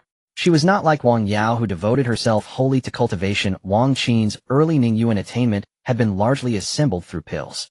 As for her techniques, she had only practiced a single concealment art. Her offensive arts were scarce. Even if she deployed them, they would not mar the golem. Feeling the gale of its incoming blows, Wang Qin could only dodge incessantly. By virtue of an alchemist's formidable mental fortitude, Wang Qin quickly cleared her spirit platform and considered how to break the stalemate. Although the golem's strikes bore tremendous force, its speed was ponderously slow. She still had a chance. If she possessed no offensive arts, she would lean on her strengths. Soon Wang Qin's eyes brightened with realization. Alchemy. She immediately drew several crimson pills from her bosom and hurled them at the golem. The instant the pills struck the stone guardian, tremendous explosions rent the air. When the detonations faded, surging flames swept across the field. Under the searing blaze, the stone golem's movements grew even more sluggish. Seeing the effect, Wang Qin's face lit with joy as she kept flinging the crimson pills. These were called explosive flame pills. Though their name was grand, they were only first-grade pills. Among first-grade pills, their potency was respectable and the difficulty of concoction moderate. Wang Qin treated the explosive flame pills as her routine means to hone her pill-refining craft. After half an hour, the giant stone golem shrank steadily until it melted into a pool of molten rock. Only then did Wang Qin stop throwing pills. Did I truly succeed? Wang Qin stared at the molten pool in disbelief. She had not expected to fell the golem with so little. Not so difficult after all. Wang Qin chuckled, her heart brimming with delight. From this fight, she seemed to have discovered a fighting style that suited her. If in future she heard anyone claim that alchemists lacked combat experience, she would simply hurl a handful of explosive flame pills at them. I must refine more pills like the explosive flame pills. They happen to counter the stone golem. After we leave the ruins, I'll discuss this with Shin Miaoxin. As Wang Qin pondered, a shard suffused with red light rose from the magma and floated to rest before her. At the same time, a narrow passage opened ahead. Wang Yao opened her eyes. She looked about and found herself lying in a vast empty hall, recalling the scene before she had lost consciousness. It had been when that blood-colored fruit appeared and a fragrance wafted forth that she had fainted. What of Li Ming? Her presence here suggested Li Ming had not been affected. You're awake. As Wang Yao scanned the hall for Li Ming's figure, his voice came from the rafters. Li Ming dropped down in a single leap. Seeing her unhurt, he offered his hand. HM. Noting the puzzled look on Wang Yao's face, Li Ming continued. In the herb fields, I saved your life. Oh, after you fainted, I carried you here and tended to you. After all that, shouldn't you show some gratitude? Hearing Li Ming's words, Wang Yao was instantly stunned. She did not expect Li Ming to be so realistic. She had thought that after fighting side by side a few times they had become friends. Could it be that I have lost my charm? Wang Yao rolled her eyes and said, what does young hero Li want me to do to show my appreciation? Listening to the complaint in Wang Yao's words, Li Ming remained unfazed. I think the few medicinal herbs you picked are quite good. Oh, you thick-browed Baiji guy, do you mean that if I didn't have those herbs you would just stand by and watch me perish? I thought we were already friends. As she finished speaking, a faint sob could be heard. Well, how about I take a few fewer herbs as an apology? Hearing Li Ming's cautious words, Wang Yao instantly exploded with anger. She had never been subjected to such insult. Li Ming, I never want to see you again. Wang Yao flicked her sleeve, and several jade boxes flew out, landing steadily on the ground. Li Ming's eyes brightened. Upon seeing the fresh picking marks in the medicinal field, he already knew that Wang Yao had obtained quite a few medicinal herbs. Since the other party was in crisis, adhering to the principle of helping wherever possible, Li Ming decisively extended his hand. To avoid putting Wang Yao in a difficult position, he first asked for compensation. Miss Wang, now that the crisis is resolved, I shall take my leave. After taking a few of his desired medicinal herbs, Li Ming left the place without looking back. Wang Yao huffed and turned away without looking at Li Ming again. After a while, noticing the surrounding silence, Wang Yao turned back to look around. In the empty hall, only a few jade boxes lay lonely on the cold ground, with no trace of Li Ming to be found. Damn it. He actually just left like that. Bastard. After venting her frustration, Wang Yao collected the jade boxes. After her battle with the Yin corpse, she had developed an inexplicable fear of the darkness. She always felt that a terrifying Yin corpse would suddenly appear from the shadows. At that moment, the hall felt like a gaping maw ready to devour anyone. Only after hurriedly exiting did she feel a sense of relief. Looking at the dilapidated ruins around her, she momentarily did not know where to go. If I had known, I would have followed Li Ming. At that moment, footsteps suddenly echoed not far ahead. Wang Yao's expression changed, and she quickly concealed her body behind the ruins, tightly gripping a short sword. Why is this place all ruins? Where are the opportunities? You ask me, how would I know? Qingjie, please give me a recovery pill, thank you. Did we not agree to not ask us for pills? I see that Qianbo, your only merit is that your face is as thick as a mid-foundation establishment. Ha ha, Miaoxin, your words are so sharp, here, take the pills. A familiar voice reached Wang Yao's ears, and her expression brightened momentarily as she stepped out from behind the ruins. Indeed, not far away were Wang Qin, Shen Miaoxin, and Xianbo. Seeing a figure suddenly jump out, the three were startled, thinking they had encountered danger. Upon closer inspection, recognizing it was Wang Yao, Wang Qin joyfully shouted, "Sister Yao." She then rushed towards Wang Yao and dove into her embrace. Cough cough. Help me. Hearing the unusual sounds from Qianbo beside her, Shen Miaoxin turned to look, finding his face flushed with one hand wildly pointing at his throat. Shen Miaoxin rolled her eyes and slapped Qianbo's back. With a gurgle, feeling the strange sensation in his throat dissipate, Qianbo finally exhaled a breath of foul air. Seeing you like this makes me furious. Who knew Sister Yao would suddenly appear, scaring me half to death? After Wang Yao and Wang Qin returned, Qianbo and Shen Miaoxin both stepped forward. The group then shared their experiences in the ruins. Upon learning that Wang Yao had encountered a Yin corpse, the three's expressions grew serious. Yin corpse. Could it be that there are evil cultivators in this ruin? It's possible, but I did not encounter any so-called evil cultivators. Maybe they're hiding in the shadows. It is said that Yin corpses are impervious to water and fire and vulnerable to blades and spears. Sister Yao, how did you deal with that Yin corpse? Wang Qin was very curious at that moment.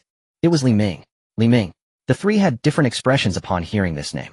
Qianbo, after his surprise, bore an expression of as expected. Shen Miaoxin's eyes brightened, her curiosity towards Li Ming deepening. Wang Qin, on the other hand, looked incredulous. Li Ming. Isn't he just an alchemist?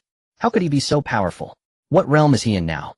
He is at the same stage as me in the late foundation establishment. Late foundation. Late stage. Wang Qin recalled when she first met Li Ming. If she remembered correctly, he had just entered the foundation establishment at that time. In such a short time, he had already reached the late foundation establishment. He must have been taking pills. He must have consumed a large number of pills to rapidly boost his realm. Seeing Wang Qin looking like this, Wang Yao shook her head. His foundation is solid, there is not a hint of instability, and his combat experience is proficient. Clearly, he is not a sheltered flower. Undeniably, there are always a small number of individuals who cannot be measured by common sense. I believe Li Ming is one of them. She then looked at Wang Qin seriously and said, "Little Qin, you should let go of your pride, otherwise it will be hard for you to go far in the path of alchemy." Hearing Wang Yao's words, Wang Qin felt a pang of grievance inside. Sister Yao usually did not speak to her like this. It's all Li Ming's fault. I understand. Wang Qin pouted. At this moment, Qianbo looked around in confusion and asked Sister Yao, "Since Li Ming helped you, where is he?" "He left, but it's better that guy is gone." Just thinking of Li Ming's previous behavior made Wang Yao furious. Seemingly oblivious to the unusual tone in Wang Yao's words, just as Qianbo was about to continue asking, Shen Miaoxin gently patted a certain spot on his back, causing Qianbo's mouth to involuntarily shut. He looked at Shen Miaoxin with a terrified expression, and she gave him a look. Qianbo quickly nodded, and the next moment he hurriedly covered his mouth and quietly distanced himself from her. Shen Miaoxin did not notice Qianbo's small movements, but looked at Wang Yao. From just a short exchange, she was certain that something had happened between Wang Yao and Li Ming. This made her feel a subtle sense of crisis. "Sister Yao, did you get any of these fragments after passing the trial?" Wang Yao snapped back to reality by Shen Miaoxin's words, looked at the glowing fragment in her hand, and pulled out a similar fragment from her universe bag. The two types of fragments were very similar aside from size. They were likely made of the same material. It seems that as long as one passes the trial, they will receive such fragments. Do you all have them? Wang Qin and Qianbo nodded, taking out their respective fragments. Miaoxin believes these fragments should be related to the ruins. Whether it is the initial trial or the dilapidated palace, this place should belong to an ancient sect. Just then the fragments suddenly trembled in unison as if drawn by something, and all headed in the same direction. The four exchanged glances and hurried off in that direction. When Li Ming sensed an odd disturbance coming from the Qiankuan bag, he arched a brow. The source of the anomaly was the fragment he had nearly forgotten. The fragment that had once emitted light now seemed summoned, its glow condensed into an arrow pointing toward a particular direction. Li Ming followed its indication with his gaze. That direction lay cloaked in thick mist and darkness, indistinct and obscure. As he tucked the fragment away, the system's voice sounded in his mind. System detected the host standing at a crossroads and now offers two choices. 1. Proceed to the main hall of the Jinling sect ruins. I reward essence blood of the Liao Jiao. 2. Continue roaming the ruins periphery. Reward a supreme, Xian-grade defensive artifact, the Yin Luo San. Every choice the host makes will shape the course of his life. Examine your heart clearly. So that direction led to the main hall. Yet why is the reward in essence blood? At a thought from Li Ming, a globule of blood drifted from the Qiankuan bag. It shimmered blue with fine arcs of electricity dancing around it. It was the Lai Yong's essence blood. Added to it were the Finchen Yuan essence and the Yuming Meng essence that Fenyan had given him. At this moment, he bore 3 beast essences of appreciable quality. But to advance to the Jinling stage, only 1 essence is needed, so having so many felt somewhat superfluous. He would likely have to trade the surplus for spirit stones. Ding, the host has made a choice, reward dispensed. A water-blue blood hovered before Li Ming. Within it a slender Jiao could be faintly seen howling to the sky. The Liao Jiao dwells across the boundless sea, a monster said to carry a faint strand of true dragon blood within its veins. A mature Liao Jiao can rival a human cultivator of the Dizong realm, commanding wind and rain, swallowing clouds, and exhaling mist with ease.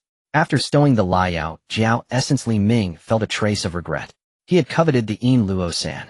His offensive repertoire now included Shuyin Jian blood drinking, sword Finhua burning flame, and Lucian Jifa godslaying method, but for defense, he only possessed Gus Hen Jifa Gushin method. The monotony of his defensive options left Li Ming uneasy. He thought that he could only wait until he left the ruins to make plans. No sooner had the thought passed than as Li Ming prepared to depart, a disheveled figure abruptly appeared not far. Ha ha ha. I actually defeated that guardian. Heaven truly favors me. Li Ren wore a manic joy on his face, staggers, steadying his posture. The overwhelming excitement momentarily drowned out his pain. For the first time he understood how great his potential might be, having erupted with an energy and despair that even startled himself. He had smashed the guardian in a single blow. When he opened his palm, a glowing fragment lay revealed. He gazed at it as his eyes slowly glazed over. This fragment must be the fated opportunity. Could I be the so-called child of destiny? As a smile crept to his lips, his vision suddenly dimmed. Li Ren looked up to see someone standing above him on the ruins, looking down. Li Ming. His mouth fell open. Joy was instantly replaced by incredulity. In his reckoning, Li Ming should have perished long ago in Qingyan town. Even if he survived, the Morong family would have hunted him like a dog. He could not conceive how the Qingyan town affair could have been resolved. Yet here the man stood before him unharmed. What shocked him further was the intense sense of danger radiating from Li Ming, far stronger than that of the guardian he had just felled. Remembering that he himself had reached the peak of the Chui Ti stage, he knew even a newly entered Ningyuan cultivator should not produce such an impression. Could this man already be mid-stage Ningyuan? Impossible. Li Ren immediately snuffed out the absurd thought. Li Ming had always been a worthless Chui Ti rank 3. He must have employed some special means. Li Ren, long time no see. Li Ming smiled as he leapt down from the ruins. The smile was polite, but his eyes betrayed no warmth. Li Ming had long intended to personally deal with the 4 who fled the Li clan during its crisis: Li Zihai, Li Zilan, Li Qing, and Li Run. Since arriving in Qingyuan, city matters had kept him constantly occupied, and with Li Zihai being a Jinling cultivator, Li Ming did not want to act rashly without absolute certainty. He had not expected to encounter them in these ruins. As the words fell, a cold gleam shot forth. Before Li Ren could react, a sharp pain tore through his shoulder, and his body was sent flying backward, uncontrollably slamming against the rubble. He gritted his teeth and looked sideways to find a long sword had pierced his shoulder. Strangely, he felt his blood quietly drawing toward the blade. Li Ming, what are you doing? We are all of the Li clan. The clan rules forbid killing one another. Do you intend to defy them? Li Ming walked forward with deliberate calm and delivered a kick to Li Ren's chest. From the day you fled the Li clan, you ceased to be one of us.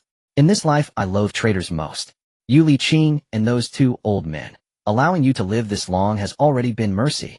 He set his hand upon the hilt of Shuyin Jian and slowly drove the blade into Li Ren's flesh.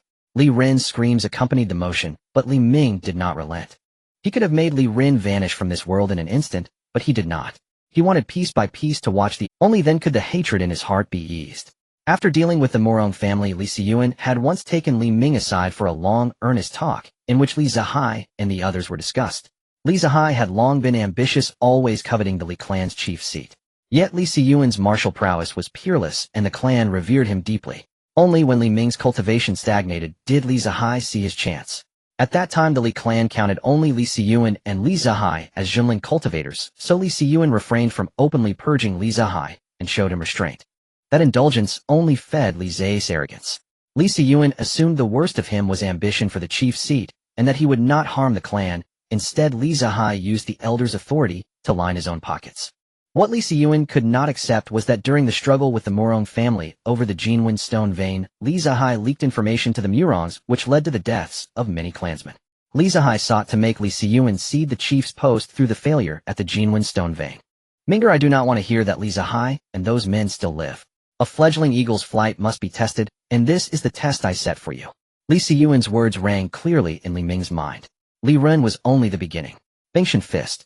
Li Ren snarled, and seizing the moment of Li Ming's slight distraction, unleashed the strongest blow with which he had felled the guardian. Even if it could not force the other back, it might at least relieve the pressure. But as the gust from his fist struck, Li Ren felt as if he had slammed into an unbreakable wall. Crack! The clear sound of bone fracturing rang out. Li Ren froze in place, unable even to feel the pain in his hand. Only then did he truly perceive how vast the gap between him and Li Ming had become. Looking at the vacant expression on Li Ren's face, Li Ming's lips curled into a mocking smile, and then with a thought he commanded the blood drink sword to gradually drain the blood from his opponent's body. The continuous loss of blood ultimately drove Li Ren to the brink of collapse. The sensation of slowly approaching death made him involuntarily cry out. Li Ming, I was wrong. I truly was wrong. Spare me. From now on I will follow you like a dog. Wherever you go, I will not go in the opposite direction. Please. I was really wrong. You don't truly feel you've erred, you merely feel you are about to die. Upon hearing Li Ming's words, Li Ren understood that today he was doomed. But he had only just passed the trial grounds, and a brighter future was waiting for him. He was unwilling to accept. Li Ming, you won't have a good death. Even as a ghost, I won't let you go. Uncle Hai will surely avenge me. Li Ren shed his facade, his face twisted in rage, resembling a malevolent spirit. Rest assured, Li Zihai will soon join you. Immediately after, Li Ming punched Li Ren's mouth into a pulp. Whoa! After a stick of incense, as the wailing gradually ceased, Li Ren ultimately became nothing more than a hide lightly falling to the ground, his face still bearing traces of agony. With a flick of his hand, the blood drink sword flew back to Li Ming's side. At this moment, the blood drink sword transmitted a sense of grievance. Sensing the sword's emotions, Li Ming gently stroked its blade, softly comforting it. Alright, I won't let you absorb such inferior blood anymore. Upon hearing this, the blood drink sword happily shrank back into the Qingmei bag. Li Ming approached Li Ren's side, picking up the glowing shards that had fallen to the side. At this moment, a sudden inspiration struck him. He then took out his own shard. The two shards pressed against each other as if drawn by some force. They naturally adhered together, recombining into a larger shard. Aside from becoming larger, the shard also emitted an even more dazzling light. Li Ming squinted slightly, noticing that some patterns were appearing on the formerly blank shard. However, at this moment, relying solely on the two shards revealed little. Perhaps after collecting more shards, he would gain understanding. Only then did Li Ming realize that the trials in this ruin had only just begun for them. The cultivators who passed the trial grounds merely received a single opportunity to obtain the ultimate chance. They must acquire the shards from the other cultivators. With this thought, Li Ming spewed forth a ball of fire, incinerating Li Ren's corpse before summoning a hidden thought shield to envelop himself. He changed his mind, and he would not head to the main hall just yet, but instead prepare to lie in wait, seizing shards from the other cultivators before making further decisions. With that thought, Li Ming's entire figure suddenly vanished without a trace. Inside a palace, a figure exhaled, dispersing the dust from the bookshelf before him, revealing the dusty books on the shelf. Xianyang technique. The figure cautiously flipped through the books, his breathing gradually becoming hurried. Then he couldn't help but burst into laughter. A top-grade Xiantir technique. Heaven truly favors me, Su Zijia. Just as he was about to put away the technique, a crisp sound suddenly echoed in the dark palace. It resembled the sound of a branch snapping underfoot. Su Zijia suddenly turned around, only to see the darkness being cleaved apart by a bizarre red sword light. His pupils constricted. Su Zijia hastily summoned a small mountain-grade artifact. As soon as the small mountain appeared, it surged with the wind. The mountain's peak soared, piercing through the palace's roof with a resounding boom. As the sword light struck the peak, the raging winds knocked over the nearby bookshelf. Watching the scattered books on the ground, Su Zijia felt immense sorrow. Edge. A light gasp came from the darkness, and then the sword light suddenly surged, the red glow illuminating the palace. The mountain peak flew back, the yuan light dimming, quickly shrinking back to its normal size. It tumbled and rolled to Su Ziji's feet. Footsteps approached, and a figure emerged from the darkness. The figure had long, fiery red hair casually flowing, with a handsome face that always bore a smile. But the smile was not gentle, instead it instilled a sense of dread. Most notably, the other held a curved long sword, the blade radiating an eerie red light. Upon seeing the figure and the sword, Su Zijia trembled all over. He recognized the person. Demon Blade Song. It was said that this person was once the heir of a prominent family with exceptional talent. Unexpectedly, during a trial, he stumbled upon a demon blade. Since then, his personality drastically changed. He not only killed over 100 members of his family, but also slain officials sent to capture him. From then on he was placed on the Imperial Wanted list. Using disguise techniques Song Yi had remained in hiding. Little did he expect to have entered this ruin now. This person had reached the peak of yuan condensation for many years. Illogically, he should have long been able to advance to true spirit, but for some reason, he had yet to ascend. Song Yi was not someone he could handle despite his reluctance to part with the techniques here, he valued his life more. With this thought in mind, Su Ziji's eyes flashed, and he threw out a bead. The bead fell to the ground, erupting in a cloud of smoke. Taking this opportunity, he swiftly moved outside the palace. Looking back to see that the other had not appeared, he felt relieved. "Are you looking for me?" Hearing those words, Su Zijia stiffly turned his head only to see Song Yi casually standing not far away. How is this possible? How did the other appear? He had clearly just been in the palace. These doubts would remain. With a flash of red light, a head soared into the sky. Song Yi pointed his sword, and the blood within Su Ziji's body transformed into a fine line merging into the tip of his eerie longsword. After the longsword drank its fill of blood, a blood-red soul emerged from within. "Good disciple, just a few more drops of blood from yuan condensation cultivators, and I will have the ability to assist you once. Take good care of this thing. To obtain the ultimate chance in the true spirit sect you will need it. Old man, once I obtain this so-called opportunity in the true spirit sect, will you truly help me kill? This is precisely what I promised you. I will naturally take action when the time comes. However, after killing that woman you must leave Zhao country, as she has a formidable background." Song Yi nodded. Then his expression changed suddenly, and he thrust his sword toward a point not far away. A blood-red rainbow shot out, crashing into the distant ruins. With a violent explosion, dust flew everywhere. What happened? Just now someone was spying on this place. Did you misinterpret your feelings, eh? Impossible. Oh, my intuition has always been accurate. You know I have avoided many crises because of it. Hey, it seems someone wants to catch the yellow bird behind the tree. Once the dust settled, Song Yi sheathed his long sword and swiftly departed from the location. Silence returned to the area. Before long the space rippled, and Li Ming's figure appeared. In the next moment, a dense sense of crisis struck him. A sky full of red light engulfed his vision. A red light curtain descended, covering most of the area. As the red glow faded, only a small part of the originally intact palace remained. The cut was incredibly smooth. On the ground, a deep ravine extended into the distance. Unfortunately, I accidentally failed to restrain my strength.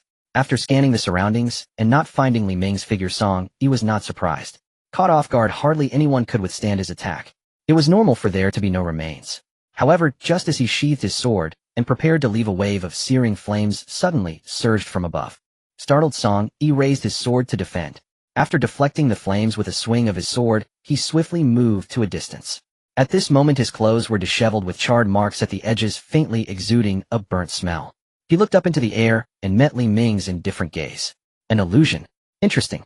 A smile tugged at the corners of Song Yi's mouth, yet his eyes remained icy. He reached out and stroked the Qishue sword. A bizarre red light rapidly spread from the sword's body, enveloping the area and forming a domain.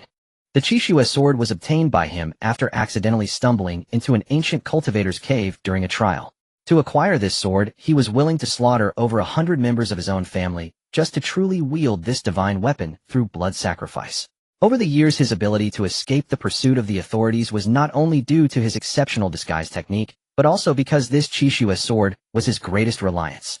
A low-grade Earth-tier artifact was enough for him at the pinnacle of the Foundation establishment stage to evade true spirit cultivators with ease. As long as he drank a few more drops of fresh blood, he would no longer need to feed that old man with his own energy. He could effortlessly step into the realm of true spirits, soaring high from then on. The person before him came at just the right time. As the red light enveloped him, Li Ming immediately sensed that the circulation speed of his energy within his body began to slow. Noticed. Too late. Song Yi swung the Qishue sword, unleashing a beam of red sword light. Li Ming stepped onto the shadowy illusion, creating 4 phantoms. His true body charged toward the edge of the red light curtain. Unexpectedly, Song Yi remained calm, swiftly slashing 4 times, instantly shattering Li Ming's illusions, then sheathed his sword and looked at his opponent mockingly. At the edge of the light curtain, as the red light writhed, it transformed into grotesque faces. They howled and rushed toward Li Ming in a frantic manner. Invisibly, sound waves struck his sea of consciousness like hammers. Thanks to his powerful mental strength, Li Ming quickly gathered his wits. Seeing that Li Ming did not react like the previous cultivators, Song Yi's expression froze. He knew that typically with just this blood-soul domain, the mere suppression of energy circulation speed would leave anyone enveloped within it helpless. Moreover, within this domain, the blood souls of those he had killed would manifest their soul shrieks, being overwhelmingly effective. Never had any cultivator withstood them like Li Ming did. For the first time, Song Yi began to take the person before him seriously. The only possibilities for him to be unaffected by these soul shrieks are two. First, he possesses a defensive artifact that can resist soul attacks, though this possibility is slim. Second, his own mental strength is extraordinarily strong. However, to withstand such a multitude of soul shrieks, his mental total should be substantial. My dear disciple, do not kill this person, leave him for me. He will be useful. At this moment, a voice echoed in Song Yi's mind. Just as he was about to respond, his expression changed, and a surge of reverse blood welled up. Looking up, the once complete blood soul domain now had a massive gap. It seemed as if Li Ming was shrouded in something, causing the terrified faces of the blood souls to dissolve as he moved. In this way, Li Ming slowly broke through the domain and walked out. Song Yi, who was connected to the domain, was immediately severely injured. The blood-red light curtain rapidly rolled back into the Qishua's sword. The entire sky returned to its original color. Just as Song Yi was about to say something, a fire dragon charged at him, opening its mouth to swallow him whole. Li Ming suddenly glanced to the side, his hand forming a series of complex gestures. The fire dragon changed direction and flew upward. In the previously empty sky, Song Yi's figure suddenly appeared. Upon seeing the fire dragon following closely behind, he looked at Li Ming with surprise. He waved his hand, and the blood light from the tip of the Qishua sword shot forth, colliding with the fire dragon. At the center of the collision, the two colors of energy intertwined, illuminating the somewhat gloomy sky. Even cultivators far from the location paused, their gazes drawn to the scene, filled with astonishment. As the light faded, Li Ming changed his technique, and a beam of red light shot out from his Qingmei bag. Ding! Song Yi raised his sword horizontally in front of his chest. Accompanied by a crisp sound, the tip of the Xiuyin sword just met the opposing sword. Sword control technique. Song Yi raised an eyebrow. In just a few brief exchanges, Li Ming had surprised him more and more. His formidable mental strength, impressive flames combined with his sword control technique, and the way he broke through his blood soul domain. All of this opened Song Yi's eyes wide. The other party must have come from a prestigious family, yet he had a clear impression of all the notable descendants among the three great families of Qingyuan City, and Li Ming was not among them. No matter if I have to kill, then, so be it. I've already killed many of their family's descendants over the years, one more won't matter. Old man, it's not that I don't want to let him go. If such a talented cultivator is not killed, it may bring endless trouble to myself. I admit you have some strength. If you hadn't encountered me, you would surely have a bright future. What a pity. After flicking the Xiuyin sword away, Song Yi immediately closed his eyes, while the blood-colored energy surrounding him began to burn, forming wisps of blood-red smoke. The smoke intertwined and coiled behind Song Yi, ultimately transforming into a blood-colored giant's phantom. The giant bore a striking resemblance to Song Yi, holding a similarly large and curved sword. As Song Yi opened his eyes, the giant also opened its eyes. This is a fragment of my true spirit formed by burning my energy and blood. Although it is still some distance from a true spirit, it is sufficient to deal with someone at the late stage of foundation establishment like you. With that said, the giant swung its sword down fiercely toward Li Ming. Just a simple motion of raising the sword unleashed a fierce wind that flattened the area. The overwhelming pressure confined the space around Li Ming, preventing him from circulating his energy. Seeing Li Ming dazed in place, Song Yi laughed loudly, already envisioning the scene of his beheading. In the next moment, his expression suddenly stiffened, as if he were a goose caught by the throat, his eyes bulging in shock at the sight ahead. He saw the giant sword hovering just 3 inches above Li Ming's head. No matter how he struggled, he couldn't move forward. At this moment, Li Ming was bleeding from his mouth and nose, and above him layers of mental barriers blocked the giant sword. These barriers shattered one after another, only to reassemble, repeating the cycle. Opening his mouth to inhale, several colorful pills flew out from his Qingmei bag, entering Li Ming's mouth, replenishing his nearly exhausted mental strength. I can't continue like this. I need to think of a way. Soon Li Ming's expression firmed, as if he had made a certain resolution. Afterward, Li Ming focused on 2 tasks at once, fending off the giant sword, while a massive spiritual needle was forming before him. This caused his mental energy to be consumed rapidly, like a river breaching its dam. Fortunately, he always kept recovery pills on hand. The mental energy he had expended was now replenished by the pills, barely maintaining a delicate balance. Not enough, not enough.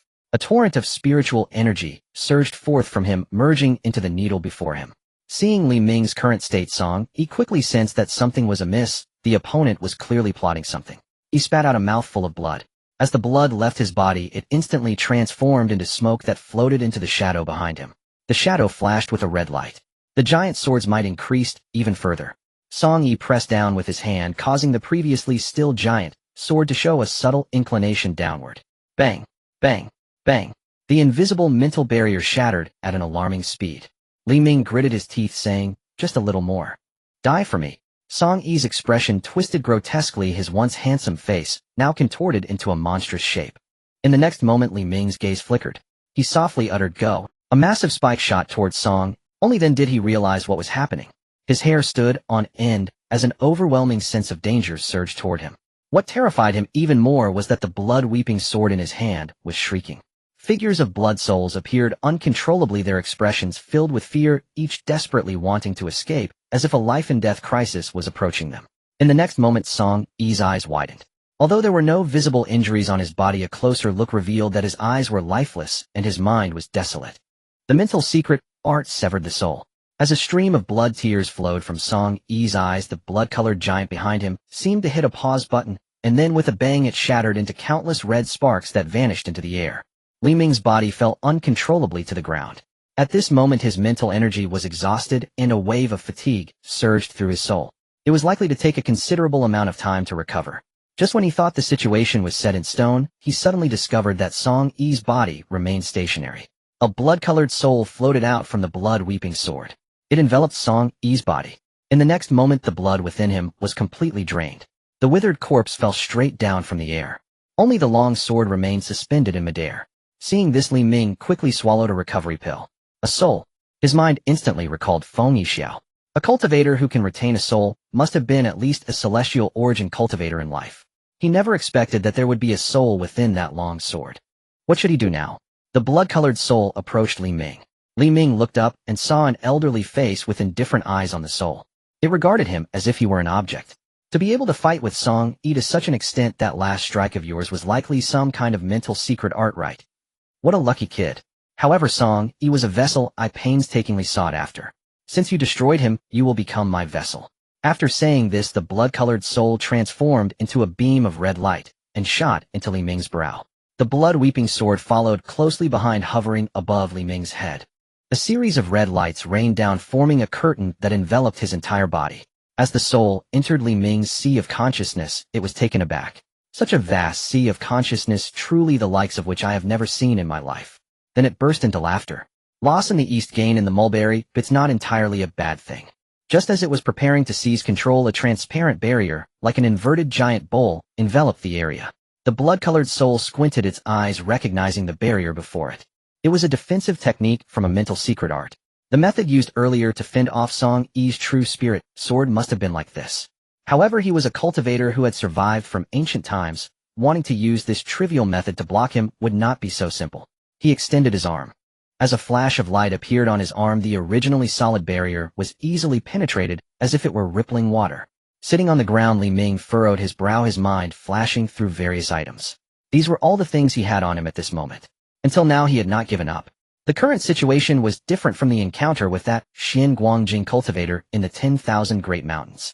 This blood-colored soul not only had a much higher realm, but more importantly, he was now depleted after the fierce battle. If the other party's entire soul passed through the mental barrier, he would undoubtedly perish. Suddenly something flashed through his mind. Realizing the function of this item, Li Ming's eyes brightened. This item might be the key to breaking the situation.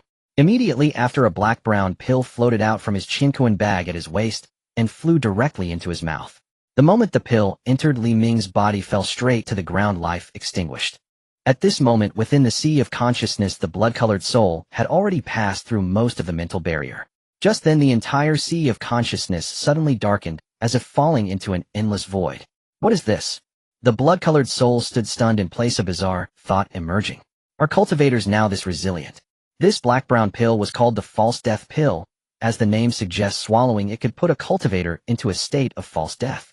Since it was a false death, the sea of consciousness would fall into a brain death state, thus preventing possession.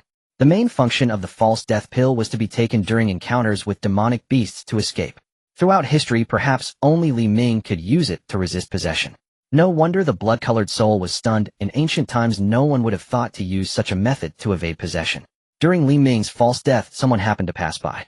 Upon seeing the blood-weeping sword above Li Ming, they felt a surge of greed. But before they could act, they were struck down into blood mist by a beam of red light. About a stick of incense later, Li Ming's eyes suddenly opened wide. He then pulled out another false death pill and swallowed it. Wait. And so this went on. The blood-colored soul's body gradually became transparent. Looking at his own thinning soul, he finally began to panic. He was now like a floating weed without roots. Without the nourishment of spiritual power, he would soon dissipate between heaven and earth. But he was helpless. Each time he went into false death, he would fall into a deep sleep. How many false death pills does this guy have? Damn it. Li Ming was extremely grateful that he had refined numerous first and second grade pills from Feng Yixio's memories during his training to prepare for emergencies. After consuming an unknown number of false death pills, the color of the blood-colored soul changed from dark red to its current transparency. I hate this. Having survived that ancient crisis, I originally thought I could establish my own era only to end up dying in such a frustrated manner. How I hate this. How I hate this. Along with the scattered points of glowing light, the once exhausted sea of consciousness felt as if it had encountered a long-awaited rain. The fatigue in his mind vanished in an instant. To have survived 3 possessions, I don't know whether it's bad luck or good luck. Li Ming exhaled a breath of turbid air, shook his head, and then looked at the blood-colored long sword that had been inserted into the ground. The moment he reached for the sword's hilt, a surge of bloodthirsty energy invaded Li Ming's body through his arm. A mere inanimate object dares to turn the tides. Li Ming activated the 9 Sunfire Sutra, transforming the inner force into a great dragon that swiftly annihilated the invading bloodthirsty energy. Moreover, it similarly penetrated the Qishua sword. Li Ming saw a blood-red space. In the center of the space was a deep pool. The water was thick and crimson, occasionally bubbling. Perhaps sensing the unfamiliar inner force, the pool's water surged violently, and a small figure emerged from its depths. Li Ming decisively withdrew his hand, his face filled with confusion. How could there be a child within this long sword? Soon an idea sprang to mind. On the Xiantian continent, some spiritual artifacts possess abilities akin to those of cultivators. For instance, the top-ranked artifact on the artifact rankings, the Yuming Qingfeng sword. This sword can traverse the underworld, killing silently, and even allowing the souls of the deceased to return to their bodies. Such a capability is beyond the reach of cultivators above the spirit separation realm. No one knows who forged these spiritual artifacts. They were obtained from various ruins and have resurfaced in the world. Many people believe that these artifacts have descended from ancient times. The main characteristic that grants such power is the existence of a being known as a weapon spirit. Weapon spirits come in various forms, but most take on a human appearance. The child figure within the Qishua sword resembles descriptions found in certain ancient texts. Accompanied by a swirl of red smoke emerging from the sword's tip, a childish voice reached Li Ming's ears. "Ah, that was a truly comfortable sleep, huh? Where's that old man from before?" The child looked Li Ming up and down. "Hey, didn't you hear me talking to you? Are you mute?" Upon hearing this, Li Ming's lips curled into a smirk. Encasing himself in a mental barrier, he unleashed a mental spike that instantly pierced through the child's form. The child immediately displayed a look of pain, letting out a cry before retreating back into the sword. After all, weapon spirits are a type of spiritual entity and mental techniques have an effect on them. After seeing the child's appearance, Li Ming felt reassured and withdrew the mental barrier. Then he transformed his inner force into a large hand that penetrated the sword, retrieving the child, who was hiding in the pool. "Let's communicate properly," I'll ask, and you answer. Understood. Looking at Li Ming, the weapon spirit transformed into a compliant child and nodded repeatedly. Through a series of questions and answers, Li Ming gradually learned about the sword's origins. The sword is named Qishua, forged by a powerful being in ancient times. After experiencing an ancient crisis, it fell into obscurity in some location, and the weapon spirit fell into slumber as well. It wasn't until a blood-colored soul discovered it and took residence within that it encountered Song Yi. During this time, the blood-colored soul communicated with the weapon spirit through blood sacrifices, deceiving it into believing it could restore its ancient power, allowing Song Yi to utilize a portion of the Qishua sword's might. So that old man was lying to me. Impossible. Blood sacrifices are a form of dark magic that only taint you with bloodthirsty energy. At that point, instead of regaining ancient glory, you'll likely become a puppet of the other party. But my previous master raised me this way too. Hearing this, Li Ming's expression stiffened, and he softly inquired, "May I ask the name of your first master?" "I forgot the exact name a long time ago. I only know that everyone referred to him as Mo Qing." Mo Qing. Just hearing this name screams Dark Overlord. That explains a lot. However, how could a dignified dark artifact have such a naive weapon spirit? Perhaps sensing Li Ming's gaze, the weapon spirit snorted. "The form you see now is not my true appearance. I have lost my origin and possess only 1% of my original strength. Otherwise, how could I only be at the low grade of Earth level? Since you were able to find me amidst the vastness, it's a fateful connection for both of us. Saying this, the weapon spirit struck a mark onto Li Ming's forehead. From now on, let's grow together. What is this? Feeling the intricate mark on his forehead, Li Ming had an uneasy thought. It's a contract that don't you want to have me? I never said I wanted to have you. Erase it now. Once the mark is inscribed, it cannot be altered unless one party dies. As the weapon spirit finished, its voice was as faint as a mosquito. Li Ming rubbed his face, feeling 1,000 frustrations surge within him. Although he was indeed coveting this Earth-level long sword. However, upon understanding, he realized that this sword was not suited for him. He is a true righteous figure. If he drew this sword against an enemy in the future, what would others think of him? Moreover, to restore the weapon spirit's ancient glory, killing and bloodshed are essential. Wouldn't that push him towards the path of dark cultivation? At that time, Li Xiyuan would be the first to not spare him. But given the situation, Li Ming could only tearfully put away the Qishua sword. In that case, I'll give you a name for easier communication in the future. I see your color is like blood, and your form like a child. How about Xiao Huohuo? The weapon spirit's hopeful gaze dimmed the moment it heard the name. Can we change it? Of course. No. Xiao Huohuo deeply regretted that the contract mark was inscribed too early. If it could backtrack, it definitely wouldn't let Li Ming become its master. Since I have become your master, there are some things I must clarify first. Firstly, you cannot appear without my permission. Secondly, I will not commit indiscriminate killings for your restoration. I have no objections to the first point, but without the supplement of bloodthirsty energy, I will fall into a deep slumber. At that point, the rank of the Qishua sword might also decline. I just won't commit indiscriminate killings, not that I want kill at all. Then that's fine. Oh, just nurture me with your inner force regularly. After saying this, Xiao Huohuo swiftly retreated back into the Qishua sword. The Qishua sword then transformed into a sword pellet that fell into Li Ming's palm. After placing the sword pellet back into the Qingmei pouch, he looked around. A puddle of fresh blood had appeared on the ground. Nearby, an abandoned Qingmei pouch lay scattered. It seemed someone had come here during his feigned death, but they were dealt with by the Qishua sword. Li Ming approached Song Yi's corpse, picked up the Qingmei pouch, and retrieved 2 fragments from within. When combined with the fragment in his hand, they formed a disc-like object. The patterns on it gradually became clearer. Vaguely, one could make out the engraving of a door pattern. A door. Could the final opportunity lie beyond this door? After putting away the fragments, Li Ming did not rush to proceed. Instead, he sought a secluded place.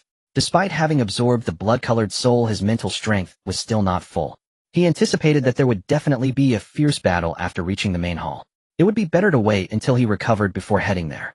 This opportunity also allowed him to examine the Qingmei pouch he obtained. What he was primarily looking forward to was Song Yi's pouch. At the heart of the ruins, mist shrouded the landscape. Yet through the haze loomed a magnificent palace, its grandeur unmistakable. Unlike the crumbling ruins surrounding it, this palace stood pristine and radiant, its surface shimmering with ethereal luster, a testament to its extraordinary origin. Suddenly, footsteps echoed from the darkness. 3 figures emerged, their faces erupting into rapturous delight the moment they beheld the palace. They were unaffiliated cultivators from near Qingyuan City, all at the latest stage condensation of Qi realm, drawn here upon hearing of the ruins' emergence. Having traversed the trial grounds, they converged using Mother Sunstones. As soon after, guided by fragmented clues, they followed the resonance straight to this place. The sight of the central hall confirmed their intuition had been flawless. This must be the main hall. The greatest opportunity lies within. Hurry, let's go. They reached the hall's entrance, yet no method, force, incantation, or cultivation technique could breach its threshold. Then one noticed a circular recess carved beside the door. Look, there's a hollow here. Could it be that a key is required to unlock the palace? Bewildered, they exchanged anxious glances, pacing like ants on a scorching pan. To know priceless treasures lay just beyond the door, and yet remain locked out, gnawed at their nerves.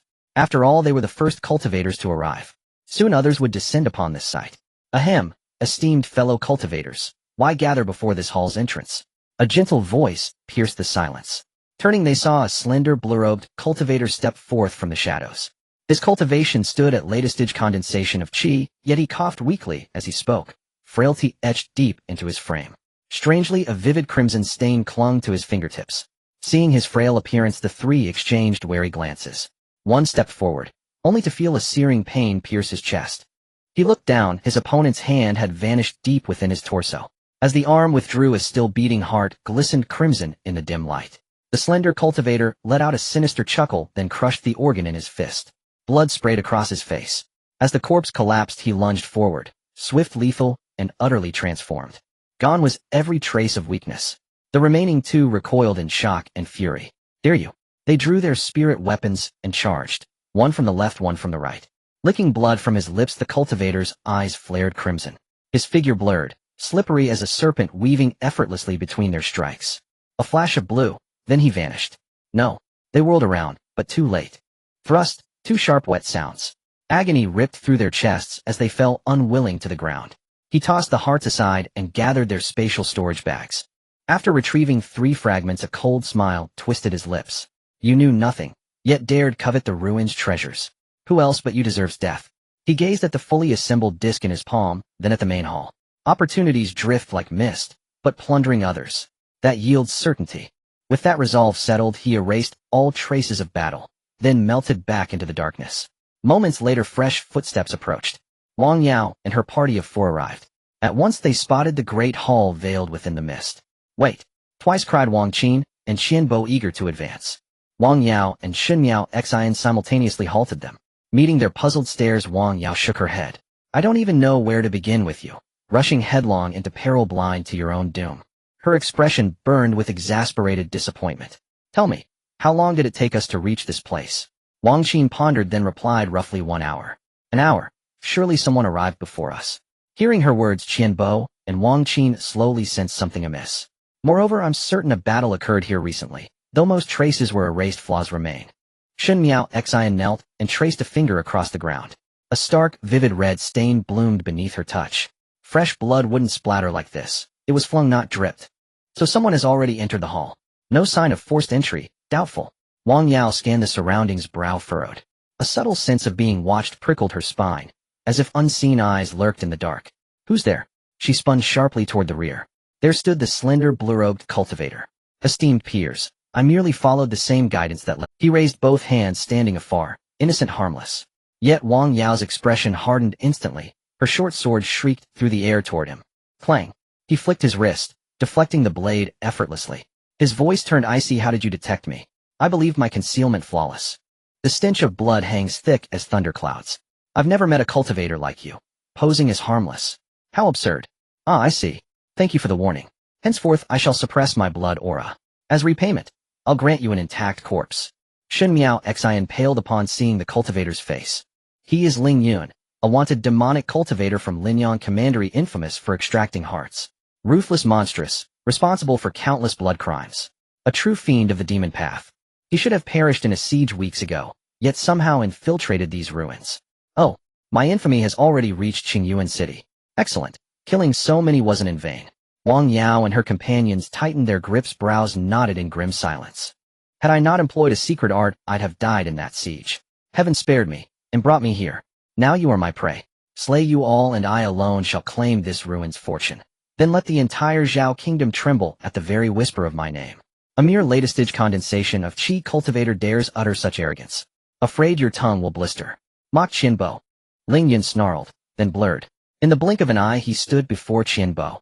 Qianbo, watch out. Qingmei and Xiufu flashed behind him, seized his collar, and yanked him backward in a single explosive motion. Beware, he cultivates an unfathomable art of evasion, crossing 10 zhang in an instant. The very reason he evaded capture. Ling Yun didn't rage at missing Qianbo. Why dare I face 4 of you alone? Because I know your kind, scions of noble clans, pampered flowers grown in greenhouses. Utterly defenseless. As the voice fell, Ling Yun's figure once again became blurred. In the next moment he appeared before Wang Qin. A fierce aura surged with a stench of blood, assaulting Wang Qin's mind. Having been pampered since childhood, she had never faced such a situation. For a moment she stood there in a daze. Ling Yun wore a sinister smile, and he instantly recognized that among the 4 the female cultivator before him was the most timid. Since his appearance, the opponent had been hiding behind the others, their strength at the early stage of Qi condensation clearly unstable, evidently built up through the use of pills. Such individuals were no different to him than a delicious feast. What he relished most was witnessing the fear on their faces before they met their demise. Just as his fingertip was about to penetrate Qian Qin's chest, Wang Yao suddenly grabbed Wang Qin and threw her backward. You all find a chance to escape. Wang Yao's short sword clashed against Ling Yun's palm, creating sparks that startled her. My hands have been refined to rival a high-ear defensive artifact. I said you are all my prey. Want to leave? Ling Yun swept Wang Yao aside with a palm and charged towards Wang Qin and the others. Take this pill quickly. Upon seeing Ling Yun's actions, Shun Miaoxin realized that merely fleeing would not solve the problem. Since escape was not an option, they could only fight. Hearing Shun Miaoxin's furious shout, Wang Qin and Qianbo, though unsure why the other side was acting this way, did not hesitate to swallow the pills. Immediately after, Shun Miaoxin threw out several pills. The pills hit the ground with a loud explosion accompanied by a cloud of smoke. Ling Yun emerged unscathed from the dust-caged beast fight. However, he soon noticed something unusual emanating from within his body. He then fixed his gaze sharply on Shun Miaoxin. Young as you are, yet your thoughts are so malicious, you cannot be spared. Your opponent is me. Wang Yao swiftly appeared before Ling Yun and thrust her sword. Soon she noticed a slight delay in his movements. Though very subtle, she managed to catch it. Thinking back to what he had said, was he poisoned? To her surprise, that little one Shun Miaoxin, while stumbling in alchemy, possessed such talent in the art of poison pills. Get lost. Ling Yun roared, his gaze still fixated on Shun Miaoxin. Miaoxin, why has that guy become like this? Perhaps my poison pill has taken effect. After Ling Yun brushed Wang Yao aside, Shun Miaoxin seized the opportunity to throw out several more pills. I will not make the same mistake a second time. Ling Yun, upon witnessing this, held his breath and focused. However, the moment the pills made contact with the ground, they corroded the land into a deep pit. Ling Yun, caught off guard, lost his balance and fell into it. Wang Yao could not let such an opportunity slip. The air suddenly became moist as a water dragon coalesced in Wang Yao's hands. Her face turned pale, and then she waved her hand, sending the water dragon surging towards the deep pit. Instantly, a mist of water enveloped the area. When the vapor dissipated, everyone's gaze turned towards the deep pit. They saw Ling Yun's figure emerging from within. Now his complexion was extremely pale, his entire body wrapped in a layer of blood-colored gauze. Damn! Damn! Damn! Ling Yun cursed, extending his hand to shoot out a blood arrow. The blood arrow zipped through the air, piercing Wang Yao's shoulder. He then charged towards Shun Miaoxin and the others not far away. Be careful! Qianbo stood in front of the two girls. All his vital energy coalesced into a shield in front of him. At the same time, Wang Qin pulled out a pill and stuffed it into Qianbo's mouth. The shield immediately shone brightly. Ling Yun unleashed a punch. Accompanied by a shattering sound, the vital energy shield broke apart. Uffed! Qianbo spat out a mouthful of blood. The tremendous force sent him hurtling backward. Thankfully, Qianxin and Shun Miaoxin reached out to halt his retreat. Go! Qianxin shoved a recovery pill into Qianbo's mouth. Then she took out 3 wind-running pills. After consuming them, the speed of the 3 increased dramatically, and by the time Ling Yun launched his next attack, they had already left their original position. As they were leaving, Shun Miaoxin threw out several more pills. Ling Yun's expression changed drastically as he quickly withdrew. The pills rolled around on the ground before coming to a halt. Seeing this, Ling Yun felt a rush of blood surge upwards. He had been toyed with repeatedly by a junior. However, he quickly suppressed the surging blood.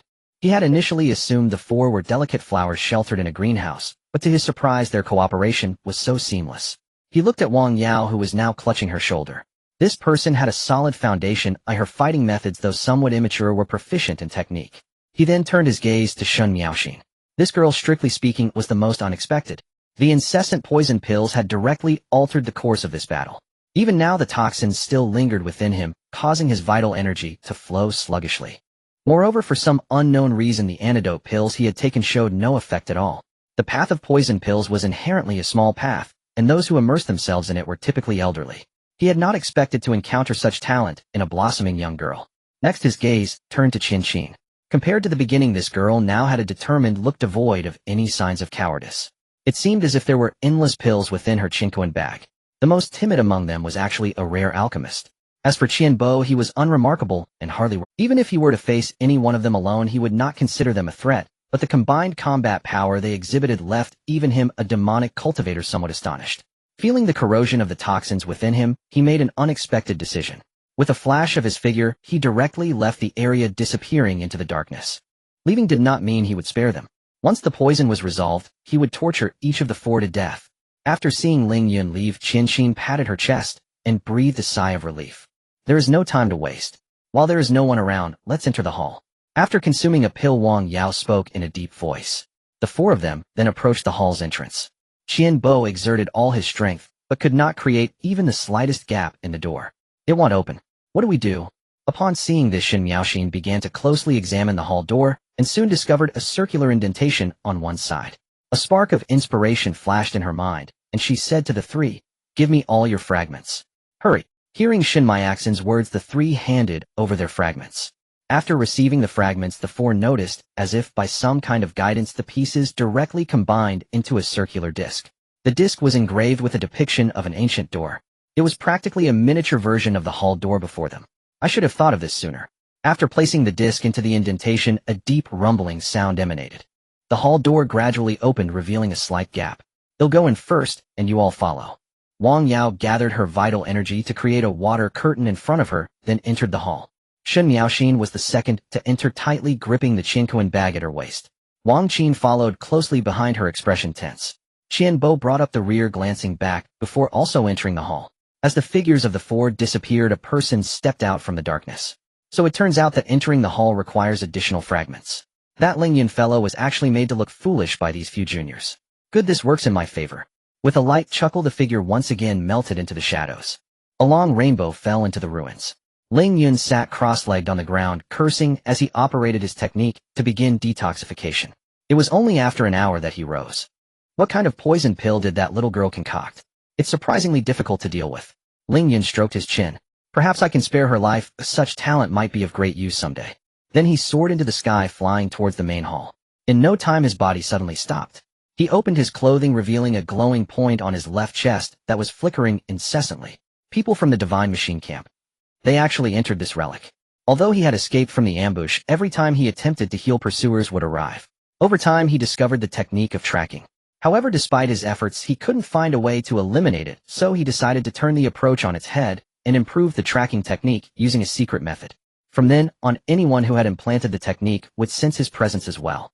As the glowing point flickered more frequently, Ling Yun's eyes flashed, and he changed direction to hastily flee. Not far from Ling Yun, Lu Mo raised an eyebrow as he sensed the distance of the mark. A guess began to form in his mind. Perhaps the other party already knew about the soul tracking mark, and worse yet, they might have some means of countering it. Otherwise, it wouldn't be possible for them to know the moment he entered the sensing range. But this place is not the outside world. Oh, let's see how far you can run. Lu Mo sneered, and his entire figure transformed into a flash of light, disappearing from the spot. Damn, I need to think of a way. Feeling the mark showing no signs of stopping, Ling Yun's expression darkened. He knew that the person was right behind him, clearly determined to capture him. Ling Yun scanned his surroundings, seeing only broken palaces and ruins. However, his eyes soon brightened as he spotted a latest-stage condensation realm cultivator. Why not use this person as a hostage to make the other party think twice? The person looked youthful and was dressed exquisitely, clearly a member of a prestigious family. However, after fighting with Wang Yao and others, he had also put aside his underestimation of such family members. The blood-red gauze covered his entire body, and Ling Yun unleashed all his strength. Then his figure became blurry and disappeared from the spot. Li Ming suddenly felt a sense of dread. His sharp combat instincts prompted him to immediately envelop himself in a spiritual barrier. In the next moment, an unbelievable figure appeared before Li Ming. His hand was just 3 inches away from Li Ming's body and could not advance further. This situation left him stunned on the spot. How is this possible? He stiffly raised his head and met a pair of indifferent and questioning eyes. As Li Ming raised his hand, a ball of burning fire transformed from bottom to top into a cage that enveloped Ling Yun's entire body. With a hissing sound, the blood-red gauze around him was rapidly consumed. Ling Yun's expression shifted from confusion to terror. He had never encountered a cultivator who could break through his blood-red gauze with just one encounter. It should be noted that this blood-red gauze was a defensive technique he had created by combining the blood energy of those he had killed over the years with his own malevolent energy. Although it had no rank, as the number of people he killed increased the defensive power of the blood energy, gauze became stronger, and now it was comparable to the defenses of a mystical rank artifact. What kind of flame is this? Without time to think more, he activated all his spiritual energy, transforming the blood-red energy into a long whip that relentlessly struck the surrounding fire prison. After expending more than half of his spiritual energy, he finally managed to burst out of the burning fire cage. However, the moment he broke free, his head felt as if it had been struck by a heavy hammer, leaving him in a daze. With a soft thud as the sound of a sharp weapon piercing flesh echoed, Ling Yun looked down in shock to find a long sword had already penetrated his chest. At that moment, he could only think of 2 things. Why did he choose this young man as his target? And why are the family disciples so strong nowadays? Just as he was about to let the blood-drink sword drain the person's blood, Li Ming frowned and glanced towards the sky. A streak of light was rushing towards him. With a flick of his finger, the blood-drink sword directly severed Ling Yun's neck. Then, with a flick, it lifted the Qingmei bag from his waist. After doing all this, Li Ming sheathed the blood-drink sword and quietly stood by. At this moment the streak of light landed before Li Ming. Lu Mo looked at Ling Yun's corpse on the ground, his face filled with suspicion as he gazed at the young man before him. Did you kill this person? Li Ming glanced around, shrugged, and replied, what else could it be? Do you know who he is? Li Ming had no idea who this person was. He was just walking along when this man suddenly attacked him. His name is Ling Yun, a demonic cultivator who has committed numerous bloodshed in Linyang County. During a previous ambush he accidentally escaped, and I was ordered to chase him down to this place. Strictly speaking, you helped me. No need to be polite. Hearing this, Lu Mo couldn't help but chuckle. He became interested in the young man before. Although this Ling Yun is only at the late stage of the condensation realm, he is ruthless and often able to exert strength beyond his realm in battle. You at such a young age were able to kill this demon. Your future is limitless. Allow me to introduce myself. Oh, I am Lu Mo, affiliated with the Divine Machine Camp. Divine Machine Camp. Li Ming rifled through his memories. It is said that the Divine Machine Camp is directly under the royal family and only recruits condensation realm cultivators under the age of 18. Various spiritual pills, rare techniques are all tilted in their favor. Even compared to the three great sects of Zhao Kingdom, they are not inferior. Li Ming from the Li family of Qingmei Town. Does Brother Li have any interest in joining the Divine Machine Camp? Although Lu Mo was significantly older than Li Ming in the Shantian continent, strength comes first.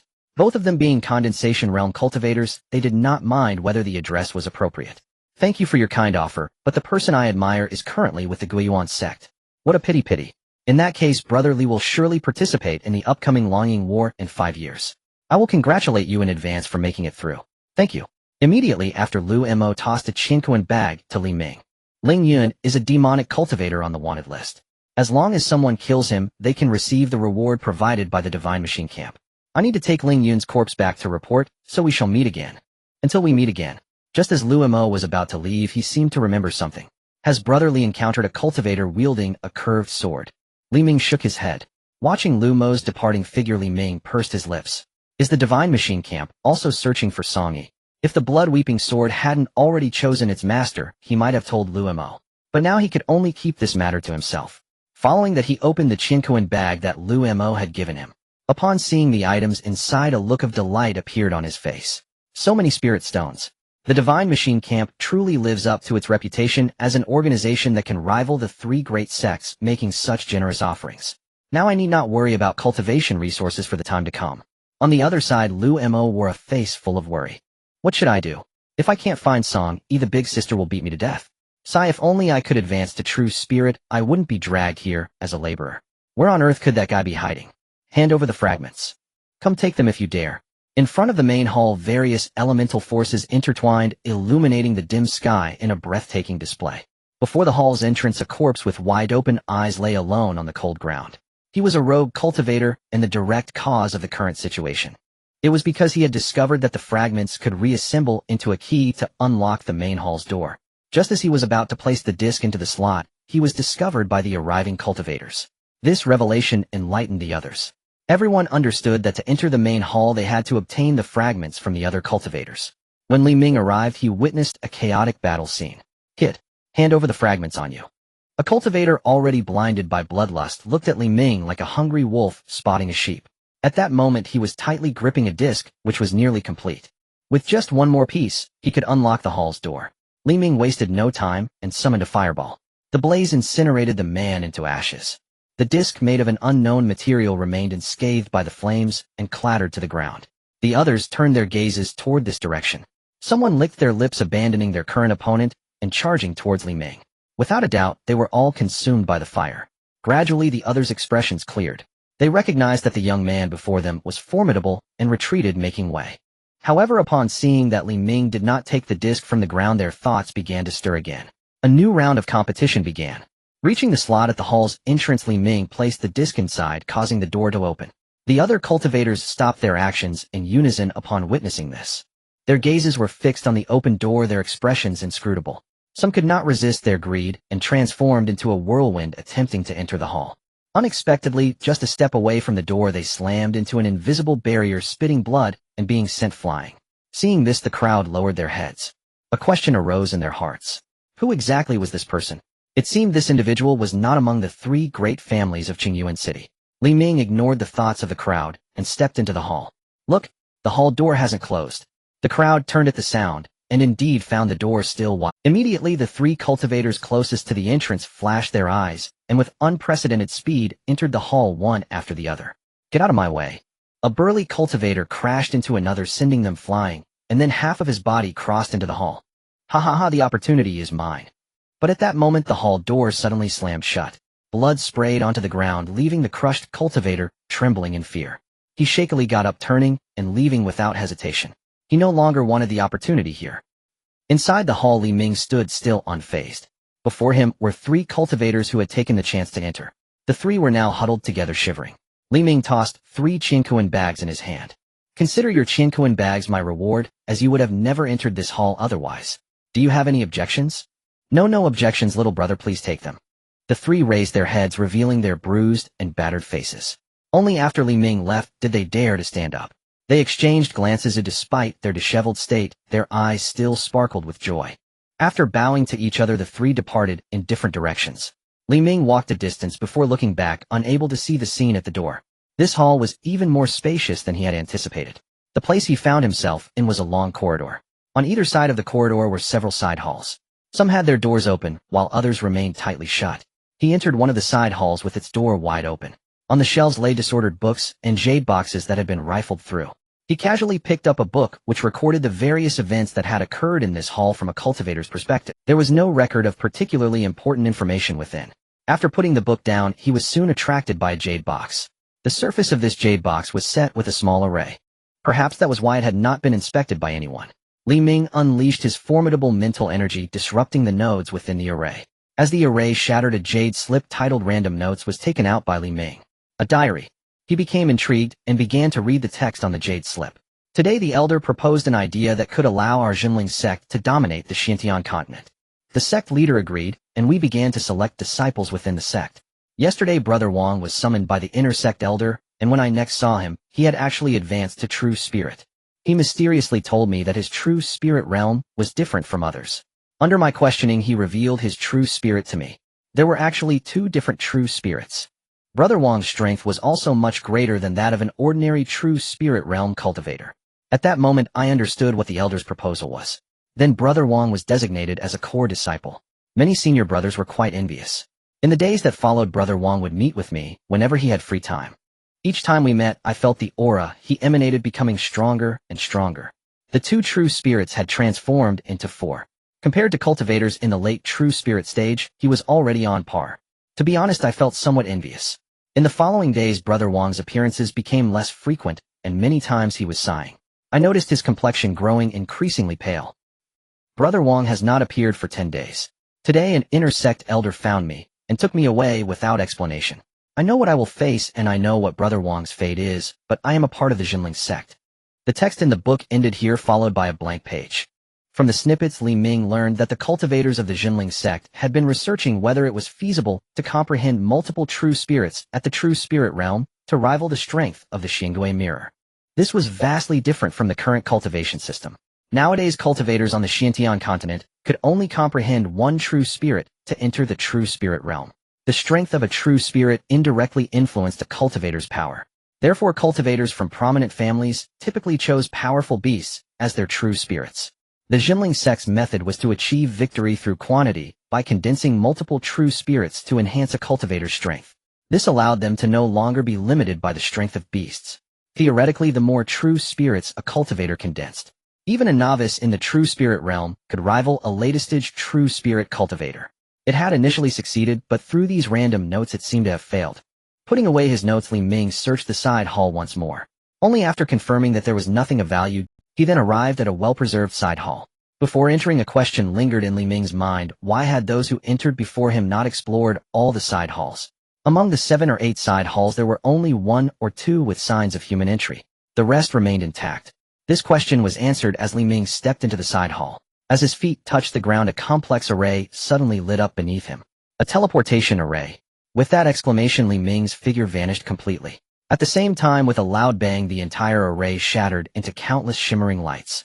In a moment of disorientation, Li Ming found himself in a dim stone chamber. Looking around, the stone chamber was quite simple, containing only a stone bed covered in dust. Apart from that, there was nothing else. What shocked Li Ming was that the walls of the stone chamber were covered with dense inscriptions. These characters spread across the chamber like a spider's web. I want to die.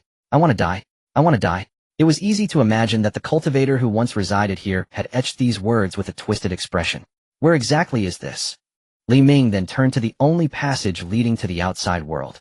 The passage was narrow and cramped, but after walking for about a stick of incense his vision suddenly opened up. A massive circular pit appeared before Li Ming. The edges of the pit still bore indelible traces of blood.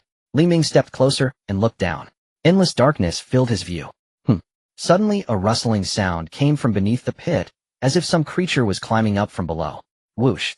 The blood drink sword flew out from the Qingmei bag, hovering beside Li Ming. A mental barrier enveloped him. Soon a strange and terrifying figure emerged before Li Ming. The figure crawled with its claws embedded in the edge of the pit as it climbed up. It resembled a human, but its surface lacked skin, exposing raw muscle tissue with bluish-black veins clearly visible.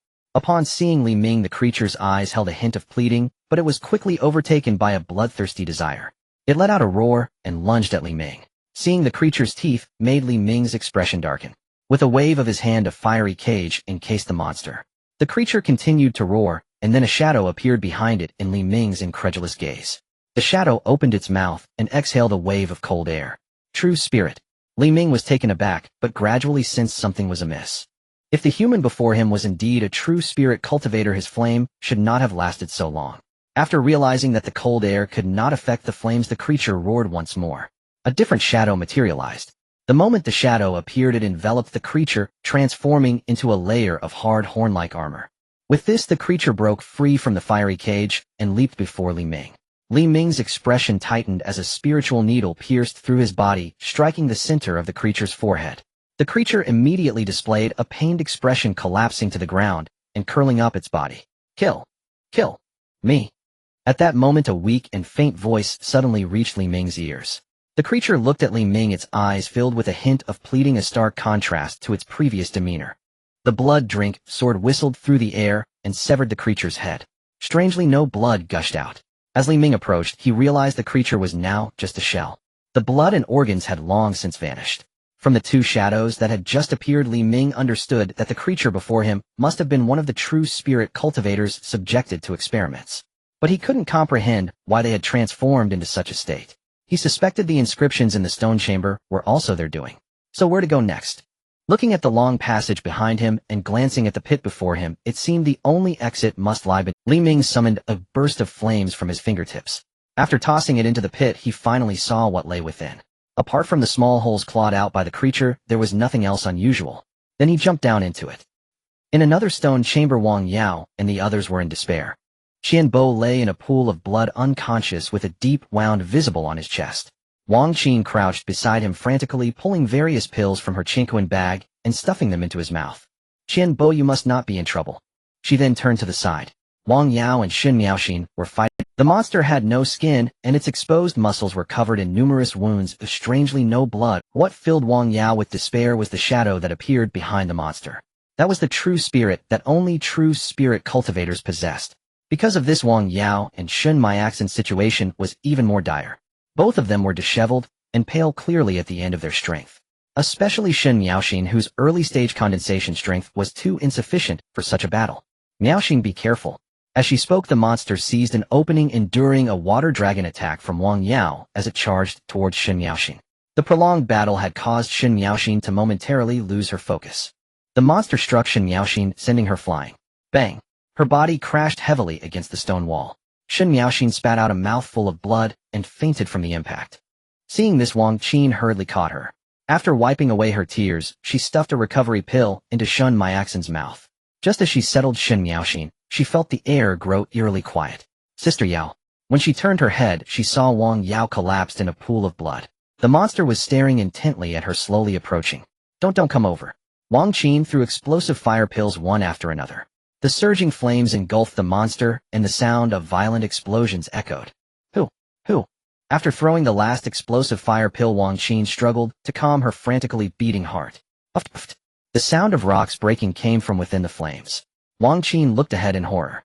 The monster emerged unscathed from the fire. Behind it, a shadow opened its mouth wide, sucking in the raging flames. Soon the flames dissipated, and Wang Qin, filled with despair, fell to the ground. Grandpa, your beloved granddaughter, is about to leave you. She then took a dagger from her bosom. Rather than let this monster kill me, I might as well end it all. 18 years later, Qin will be a hero again. Just as she was about to act, the monster swatted her dagger away. Wang Qin's mind momentarily blanked, then she felt a pain in her neck, her vision darkened, and she fainted. In a place deep underground there exists a hidden realm. The soil has been excavated to construct an expanse. The top is adorned with countless specks of light, making the area appear not dark at all, resembling the starry sky of a moonless night. Upon closer inspection, one realizes these lights are glowing insects. Circular passageways surround the plaza leading to unknown destinations. The entire plaza is quite spacious with only a crystal coffin placed solitary in the center. At this moment, a noise emanates from one of the passageways. A monster drags a fainted cultivator to the side of the coffin. After placing the cultivator down, the monster returns to the passage, disappearing from sight. Yu Hang awakens at this moment. After parting ways with two others at the hall's entrance, he enters a side hall. Just as he prepares to search for valuable items, he is transported to a stone chamber by a teleportation array. He then sees a scene that will be etched in his memory. A monster appears before him, and astonishingly, two different true spirits manifest behind it. He stands frozen in place, offering little resistance before being defeated and falling into unconsciousness. Upon opening his eyes, faint glimmers of light greet him. He suddenly rises, scanning his surroundings. Where is that monster? What place is this? Various doubts echo in Yu Hang's mind, causing him to overlook the coffin behind him, which has suddenly opened a crack. An invisible wave emanates from within. If Li Ming were present, he would recognize it immediately. This is the fluctuation of mental power. As the crack widens, Yu Hang finally senses something amiss. He abruptly turns his head, seeing that the once closed coffin is now over half open. He feels as if a great hand is gently caressing him. This sensation reminds him of lying in his mother's embrace as a child. Dazed and disoriented, he uncontrollably walks toward the coffin, stumbling and falling into it. The coffin lid suddenly slams shut as if nothing has happened. In a swift descent, Li Ming quickly reaches the end of the passage. He cautiously steps out. Soon he sees a crystal coffin. A coffin. Instinctively, Li Ming feels a chill run down his spine. Just as he is about to investigate, faint sounds emerge from another passage. He sees a monster dragging four cultivators out. Upon seeing the faces of the cultivators, Li Ming does not hesitate. A fireball shoots out, followed by the blood-drink sword, which beheads the monster before it can react. Li Ming steps forward, placing his hand on Qianbo's nose. Feeling a faint breath, he relaxes. He retrieves a healing pill from his Qingkuan pouch and places it in Qianbo's mouth, then uses his elemental energy to dissolve the medicine's potency. To his astonishment, Li Ming discovers that Wang Yao and the others are all alive. The monster's intention seems to have been only to knock them unconscious without taking their lives. After placing the four of them aside, Li Ming suddenly feels a strange sensation. He quickly turns his head to see that the previously tightly closed coffin has now opened by itself. Such an eerie occurrence causes Li Ming's gaze to sharpen. He flicks his hand, sending a cluster of flames into the coffin. The flames sink without creating a ripple, as if they had fallen into the ocean. Then a wave of immense mental power sweeps over him, momentarily disorienting him. When he regains his senses, he notices that Wang Yao and the others are rising uncontrollably, stepping toward the coffin. Like lifeless bodies, Li Ming focuses his gaze and sees that above each of their heads there is a thread of soul energy. The other end of the thread disappears into the coffin. Li Ming flicks his fingers and his mental power transforms into a short blade, severing the threads of soul energy above the four. At the moment the threads break, the four of them fall to the ground. A soft exclamation comes from the coffin. Immediately after, an even more potent wave of mental power surges forth, enveloping the entire plaza. Li Ming is alarmed. Such powerful mental energy is something he has never encountered before. At this moment, he feels like a lone boat amidst a storm in imminent danger of capsizing. At this point, he can only activate the solid soul technique, forming layers of mental barriers around himself to resist the torrent of mental waves. The four, now absorbed into the coffin, are soon followed by monsters and cultivators flying out from various passageways. The monsters display expressions of terror, their limbs desperately embedded into the ground. However, their bodies begin to collapse, exploding into countless chunks of flesh that cover the entire plaza. The cultivators, one by one, are unconscious and continuously drawn into the coffin. Li Ming recognizes them all. They were the ones who previously competed for fragments outside the hall. As the mental barriers shatter at a terrifying speed, Li Ming ultimately decides to withdraw his barriers voluntarily, avoiding unnecessary consumption. In the next instant, his figure is sucked into the coffin. Li Ming opens his eyes, finding himself in a picturesque land. Wasn't I sucked into the coffin? Where's this place? In the next moment, dense elemental energy surges violently into his body. Such a rich cultivation environment could only be found among the three major sects of the Zhao kingdom.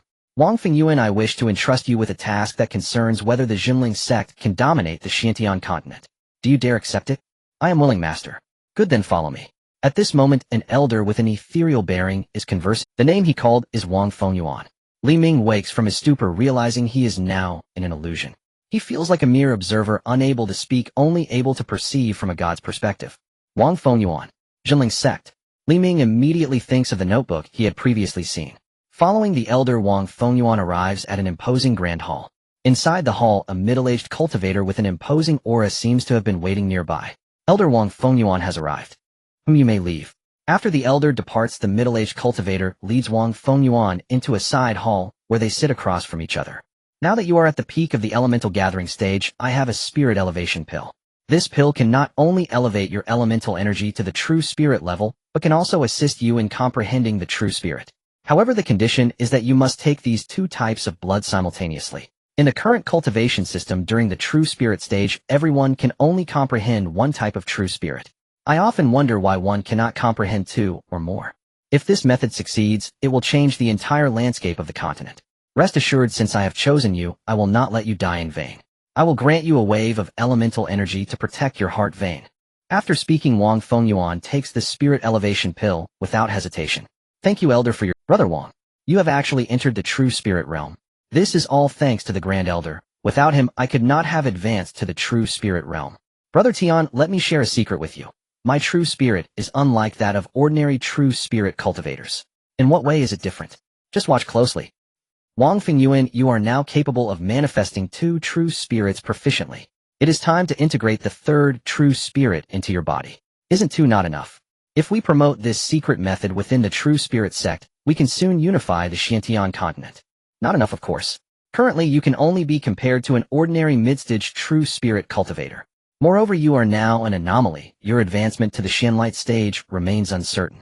We still have a long road ahead. But do not worry, I have also selected some inner disciples who have successfully integrated two true spirits like you. The disciple understands and will diligently follow the Grand Elder's teachings. How do you feel now? Grand Elder, I feel like my body is about to explode. Forcing four true spirits into my body is too much, and my sea of consciousness cannot accommodate more true spirits. So as long as the body and the sea of consciousness keep up, I can accommodate more true spirits. Here is a technique for focusing your spirit and a body refining method along with some necessary spiritual materials. You should start cultivating from today. The scene shifted, and at this moment Wang Fengyuan was able to freely manifest 8 true spirits, and his realm had reached the latter stage of true spirit. He could even battle against ordinary Xianlight mirror cultivators. Moreover, his physical strength now rivaled that of a top-tier defensive artifact, and his sea of consciousness was as vast as the ocean. If it were not for his lack of affinity with fire elemental energy, it is likely he would have reached the level of a high-grade alchemist in no time. Today marked the day he became a core disciple of the true spirit sect. As he looked down at the envious gazes of his peers, his heart was filled with immense satisfaction. Once he could accommodate 9 true spirits, it would be the day the sect master personally took him as a disciple. At that time, the Grand Elder would reveal the method of accommodating multiple true spirits to all of the true spirit sect. One could imagine that on that day, the true spirit sect would soon unify the Xiantian continent. He would also leave a significant mark in the annals of history. In the following days, Wang Fengyuan diligently practiced the methods for focusing his spirit and refining his body, hoping to hasten the day he could accommodate the final true spirit. During this time, Li Ming watched Wang Fingyuan's journey as an observer.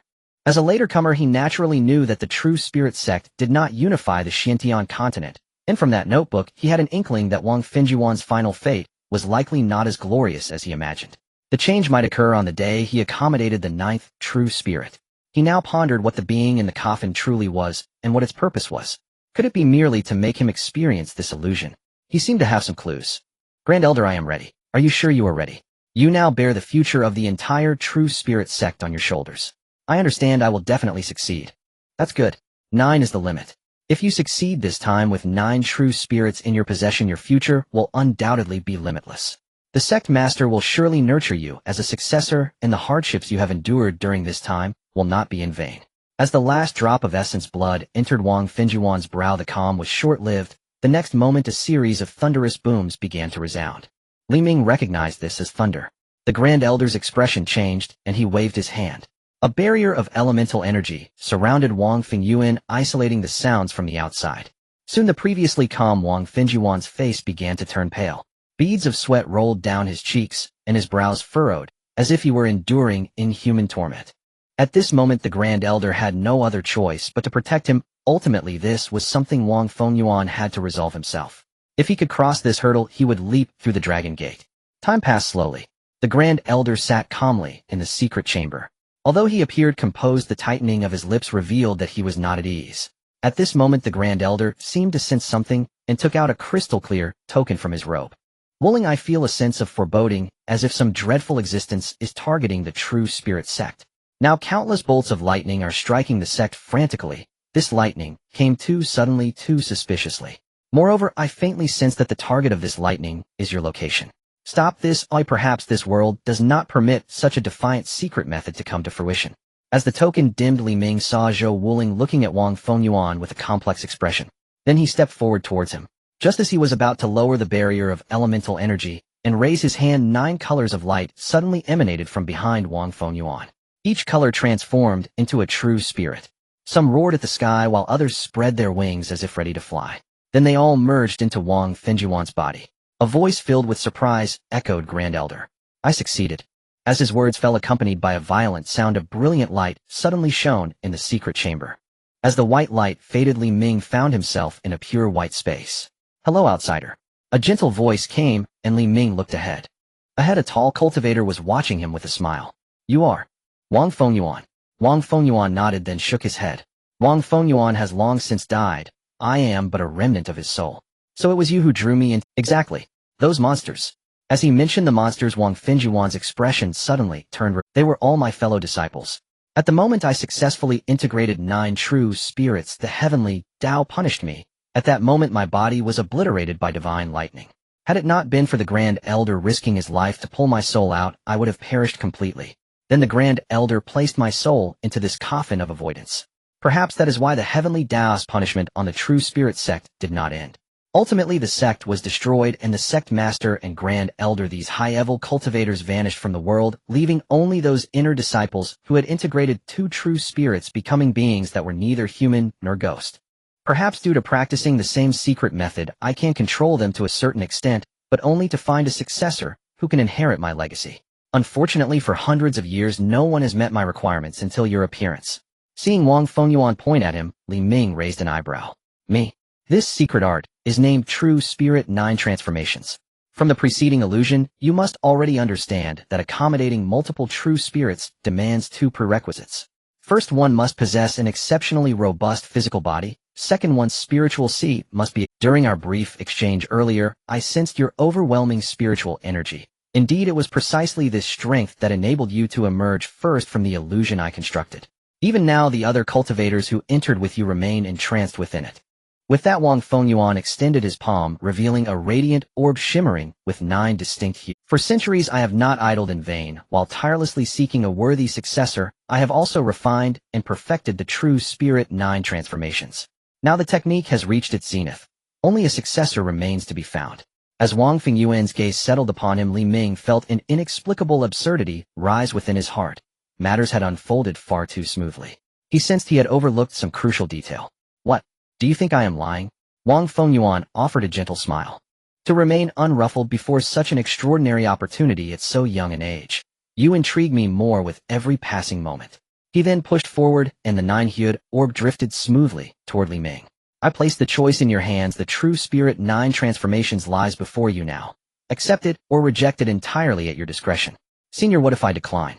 Then I shall simply await the next destined soul while you are instantly expelled from this ruin. After deep contemplation, Li Ming reached out his hand toward the 9-hued orb. The instant his fingertip brushed the orb, it dissolved like liquid light, flowing seamlessly into his body. At last, I can finally escape this accursed place. Simultaneously, Wang Fingyuan's gentle expression vanished, replaced by ecstatic triumph. His entire form disintegrated, and through the 9-hued orb his consciousness materialized within Li Ming's mind. Foolish boy, deceiving you truly demanded great cunning. But in the end my stratagem prevailed. Zhou Wuling, you dared imprison me eternally within this heaven-avoiding casket for the sake of all under heaven. How laughable! You devised this art, yet sought its annihilation. Hypocrites, all of you. Failures whose words betray their deeds. As though long pent-up, Wang Fengyuan poured forth a torrent of words, until abruptly he sensed something amiss. Li Ming showed no trace of panic or terror. After all, consuming Li Ming's soul would allow him to seize this peerless vessel outright. What he did not know was that Li Ming possessed profound experience in resisting soul possession. In the next breath, Wang Fengyuan's vision plunged into utter darkness, the suffocating void reawakening memories of his endless confinement within the heaven-avoiding casket. Feigned death. In an instant he tore himself free from Li Ming's mind, yet at great cost his soul body thinned markedly. No sooner had he broken free than a piercing sword cry resounded. The blood-weeping sword descended in a streak of crimson, and Xiao Hong emerged plunging directly into Li Ming's forehead. In that flash Li Ming's eyes snapped open. Without hesitation he recoiled violently, putting distance between himself and Wang Fengyuan. His fingers traced the blade's blood-stained surface relief washing over him. Previously he had escaped the Crimson Soul's possession through feigned death, but afterward he realized his method had been crude. During that suspended state he lay utterly defenseless.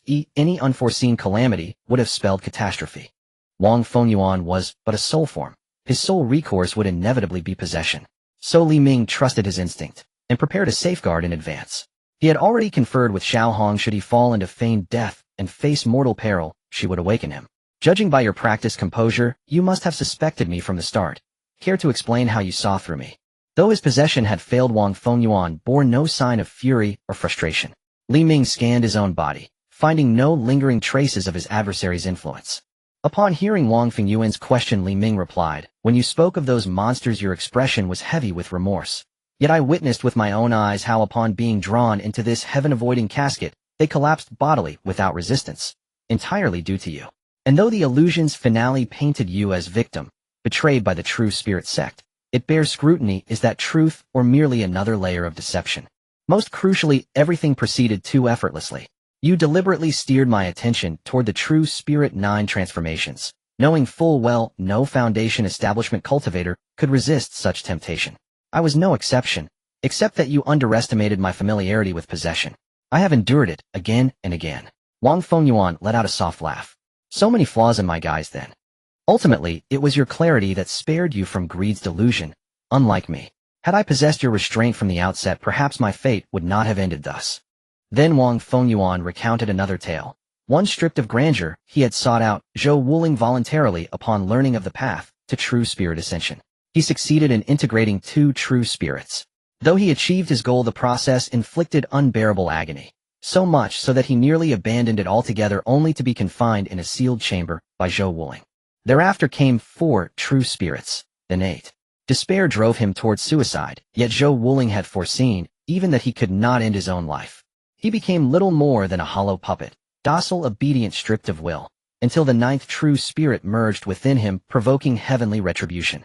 Just as he believed liberation had arrived, Xiao Huohuo employed a forbidden art to preserve his soul, imprisoning it forever within this heaven-avoiding casket.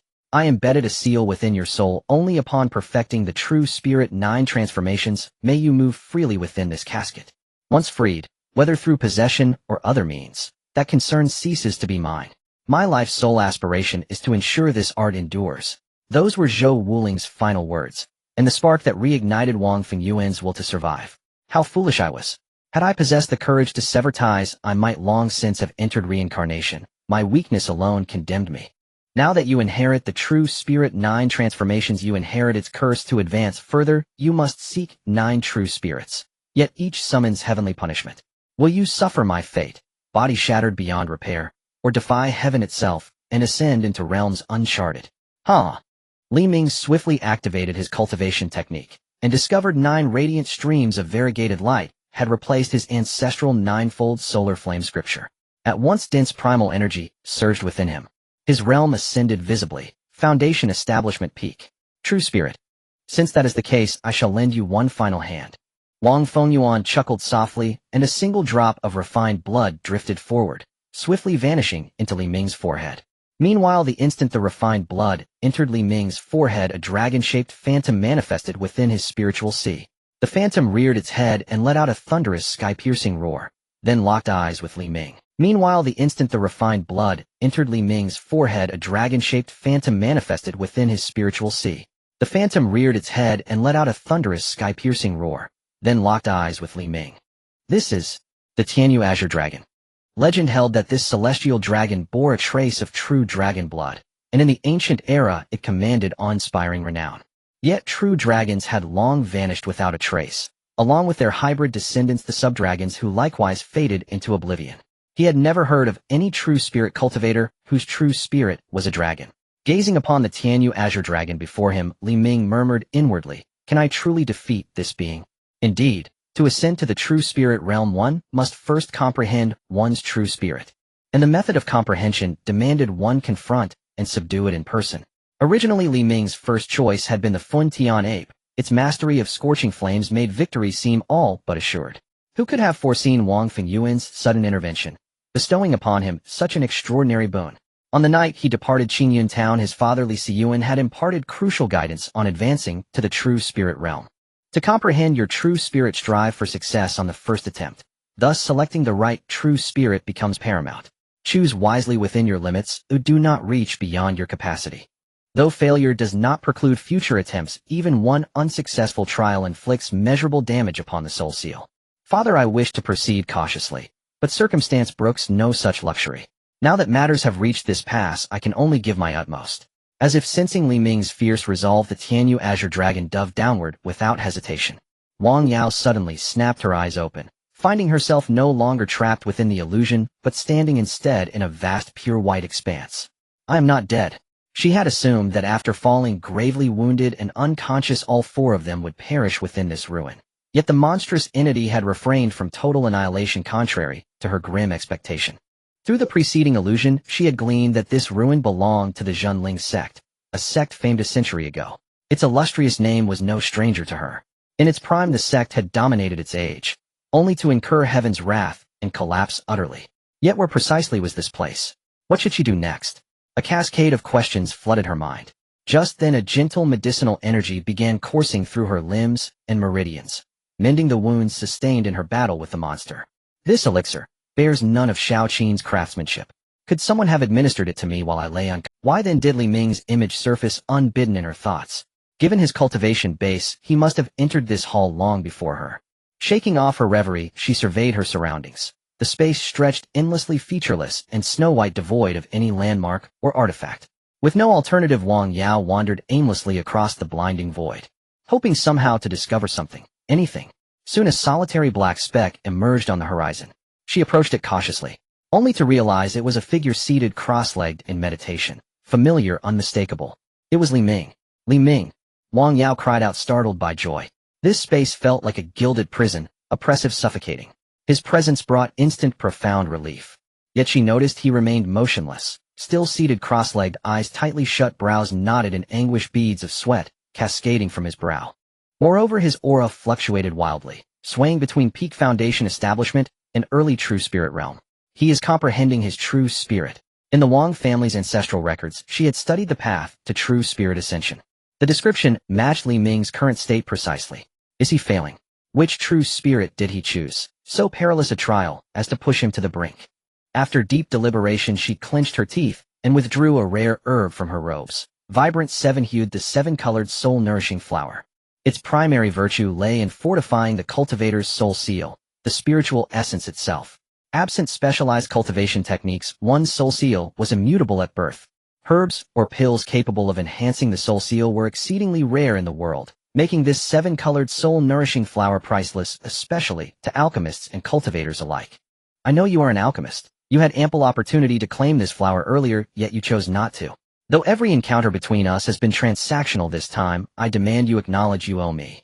Thereupon Wang Yao crushed the flower and fed the paste into Li Ming's mouth, followed by a sip of clear water, allowing him to swallow it whole. Almost instantly his pallid complexion flushed with renewed vitality. Wang Yao simply stood there transfixed, watching him. She had intended to present this seven-colored soul-nourishing flower to Wang Jingquan upon leaving the ruin. Yet upon seeing Li Ming's desperate state, an inner voice had surged forth unbidden. Save him. 2 life-saving interventions had already kindled within her a quiet, singular affection. Complicated though it was by mutual self-interest, yet indelibly etched into her heart. Perhaps the trope of hero rescuing maiden was cliched, but undeniably effective. Moments later Wang Yao watched as Li Ming opened his eyes. Their gazes met, sudden, electric, irrevocable. You're awake. Wang Yao turned her head away, whispering so faintly it resembled the hum of a mosquito. She could feel the heat flooding her earlobes. Quick, run. What did you say? She turned back, only to find Li Ming now kneeling, face burning crimson, visibly straining against some unseen force. She stepped forward and grasped his arm. What's wrong? His condition sent panic surging through her. Had the seven-colored soul-nourishing flower triggered unforeseen side effects? Yet the moment their skin touched, Li Ming twisted, pinning her beneath him in one fluid motion. His breath, searing and urgent, brushed her cheek. Only then did Wang Yao grasp the gravity of the moment. Desire blazed fiercely, unmasked in his eyes. She tried to flee, but her wrists were clamped fast in his grip. Her lips pressed tight, lashes trembling. She heard her own heart hammering, a frantic, thunderous rhythm. Li Ming's breathing grew ragged, fleeting resistance flickered across his gaze. Then uncontrollably the phantom of the Tianyu azure dragon erupted from his back. With a sweep of his hand he conjured a radiant dome of primal energy, enveloping them both, veiling all within from sight. As the barrier of primordial force shattered, the ethereal shadow of the heavenly feathered Songlong was completely absorbed into Li Ming's body. Only at this moment did he truly step into the early stage of true spirit. Compared to the Ningyuan realm, his total amount and quality of primordial force had undergone a tremendous transformation. More importantly, upon manifesting the true spirit of the heavenly feather, Songlong, his strength could ascend to another level. In this era where true dragons have vanished, all true spirits are inherently overshadowed by the heavenly feathered Songlong. Furthermore, the dragon clan inherently stands at the pinnacle of demon beasts. They can summon wind and rain, swallow clouds and mist, and unleash thunder and fire in myriad forms. However, the only downside is the dragon's inherently lascivious nature. What Li Ming did not expect was that at the moment he defeated the heavenly feathered Songlong, a surge of wicked fire suddenly ignited within him. Looking at Wang Yao, who was silent and tidying her clothes, Li Ming raised his hand, but then let it fall again. In the end, he still felt the need to give her a clear explanation. If it weren't for Wang Yao feeding him the seven-colored soul-nourishing flower at a critical moment, he would surely have failed this comprehension of true spirit. Moreover, in the end, he owed her far too much. I will take responsibility. After I fell unconscious, you fed me the recovery elixir, right? Yes. Thank you for saving me. We are even now. But I will still. Responsible, is it? Wang Yao interrupted Li Ming before he could finish his sentence. At this moment, she had already returned to her original appearance, but had put on her veil again. I am the legitimate daughter of the Wang family. My grandfather is a Shuangguang mirror cultivator and also a fourth-grade alchemist, well known even in Linyang County. I have two other elders who are also Shuangguang mirror cultivators. Tell me, do I need you to take responsibility? Or do you wish to use this to connect with the Wang family? That is a good idea, but you should give up on that. I do not need you to take responsibility. From now on we owe each other nothing. Do you understand? Although Wang Yao's words at this moment were somewhat resolute, Li Ming now was not just a mere 16 years old on the surface. He could see at a glance that Wang Yao's words were insincere.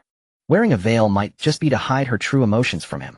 He chuckled softly, then looked at Wang Yao sincerely. I am not trying to cling to the Wang family. Taking responsibility for you is simply my duty as a man. No matter how you reject me, I will remain steadfast in my thoughts. Of course, I assure you this is not an empty promise. I will not go public about our relationship. I will respect your choice. If you wish to make it public, then so be it. If not, I will keep my distance from you. Listening to Li Ming's words, Wang Yao's clenched hand gradually relaxed. She had not expected him to be so rational. Wang Yao already had a slight fondness for Li Ming. Although she felt wronged for her purity being taken, she quickly adjusted her mood. Having a relationship with Li Ming was merely an accident. What she feared was that he would act impulsively and make it public. At that point, things would definitely spiral out of control. That was not what she wanted to see. I don't know what you were talking about. Wang Yao lowered her head and fell silent. Seeing this, Li Ming chuckled. It was an agreement to his suggestion. I understand now.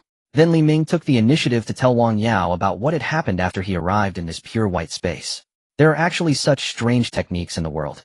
If you cultivate it, will you attract the punishment of the heavenly Tao? Upon sensing the tension in Wang Yao's words, Li Ming felt a little moved and pretended to be relaxed, saying from what Wang Fengyuan said, it would attract the punishment of the heavenly Tao. However, the heavenly Tao does not leave one without a path. Accommodating 9 types of true spirits will take considerable time, enough for me to find a way to avoid the heavenly Tao's punishment.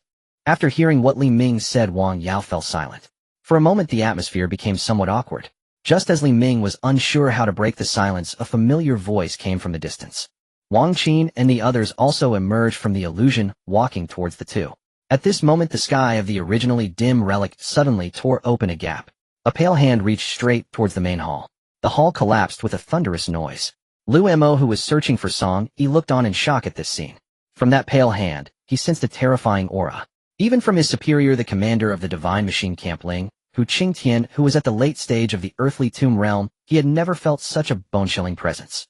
The master of this pale hand must have surpassed the earthly tomb realm, perhaps reaching the heavenly origin realm, or even that legendary spirit separation realm. Only then could one disregard the rules of this relic. The huge hand withdrew from below the ground, grasping a crystal coffin in its palm. Humph, do you think hiding in this void avoidance coffin means I cannot deal with you? The voice echoed in Lu Mo's ears like the toll of a great bell. It made him unable to help but spit out a mouthful of blood.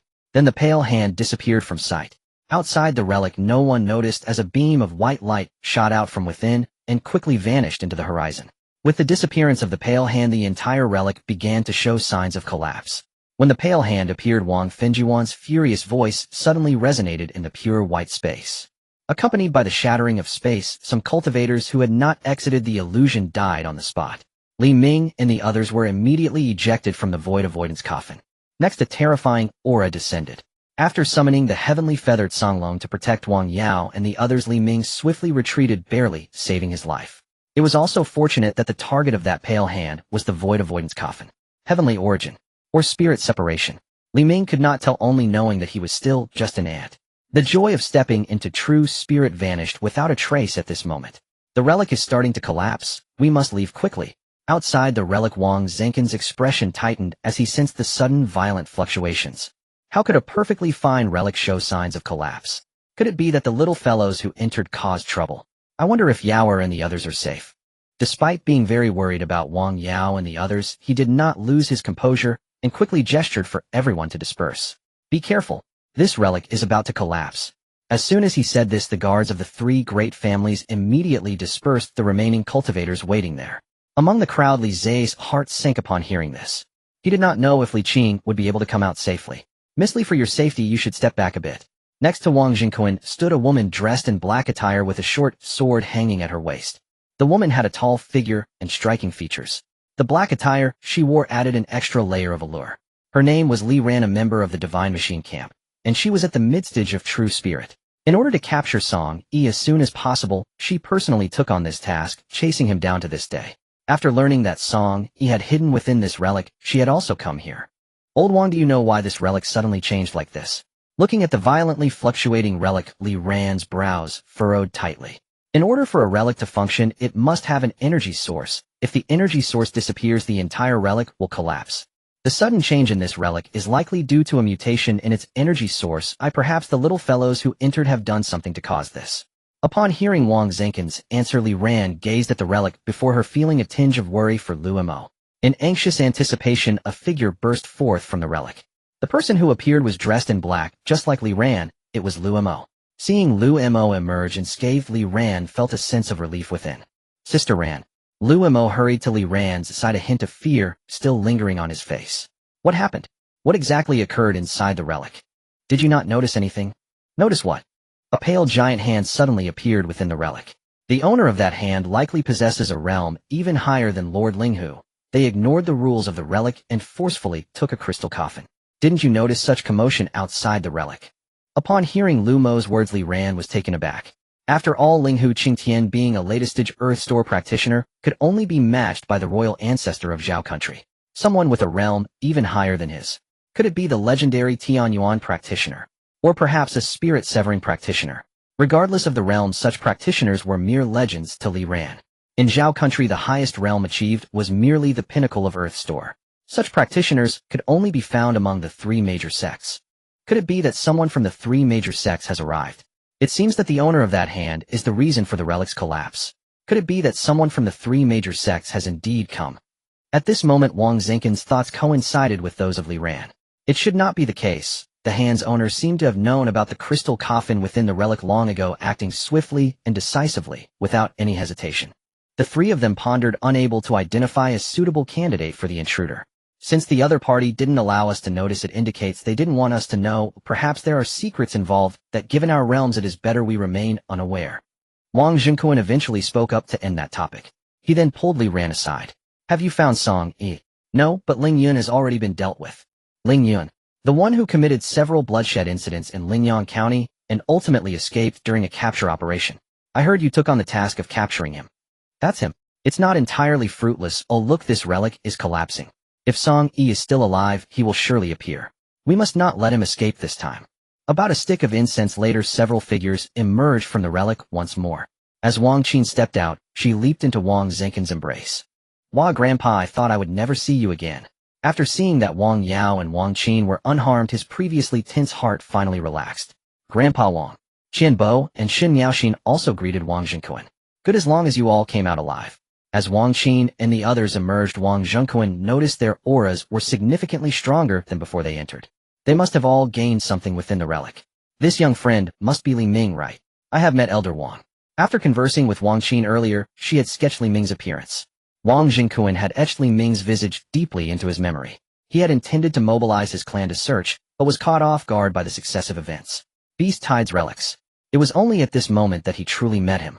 He didn't expect that not only did the other party possess exceptional talent in alchemy, but his cultivation also caught his attention. At such a young age, he had already stepped into the true spirit realm. As a practitioner of the Shuangguang mirror, Wang Zhenken's gaze was particularly keen as he practiced a unique observation technique. He could roughly discern a person's realm. Although Li Ming was currently not showing any signs, the heavy yuan force surrounding him was still detected. A second-tier alchemist, true spirit realm cultivation. He truly was the perfect candidate in his mind. I heard from old Wang that you saved Yao's life. Here I would like to express my gratitude in advance. After this matter is resolved, I will personally thank you at the Wang family. You are too polite, Taoist. Wang has already compensated you. That's different. As she is she, and I am I. Why are you pulling me? Before Wang Zhenkuan could finish, Wang Yao had tugged at his clothes. He looked around and noticed that those nearby were gazing at him with unexpected expressions. This was the first time everyone had seen the dignified head of the Wang family being so amiable towards a young person. Although there was a debt of gratitude, it seemed a bit overly warm. Wang Zhenkuan also realized that his demeanor was overly warm. He cleared his throat, calling upon Wang and to escort Wang Yao and the others back to Qingyuan City. Before leaving, he specifically instructed Wang and to ensure that Li Ming also returned to the Wang family. Among the crowd, Li Zai's heart trembled the moment he saw Li Ming. Li Ming. He should have died in Qingyuan town. How could he appear here? Could it be that the Murong family failed? Impossible. This thought in his mind was quickly extinguished. He was unwilling to think about it, or admit that things could turn out this way. If it were true, all he had done would become a joke. To survive, he had managed to leave Qingyuan town shedding the halo of a clan elder.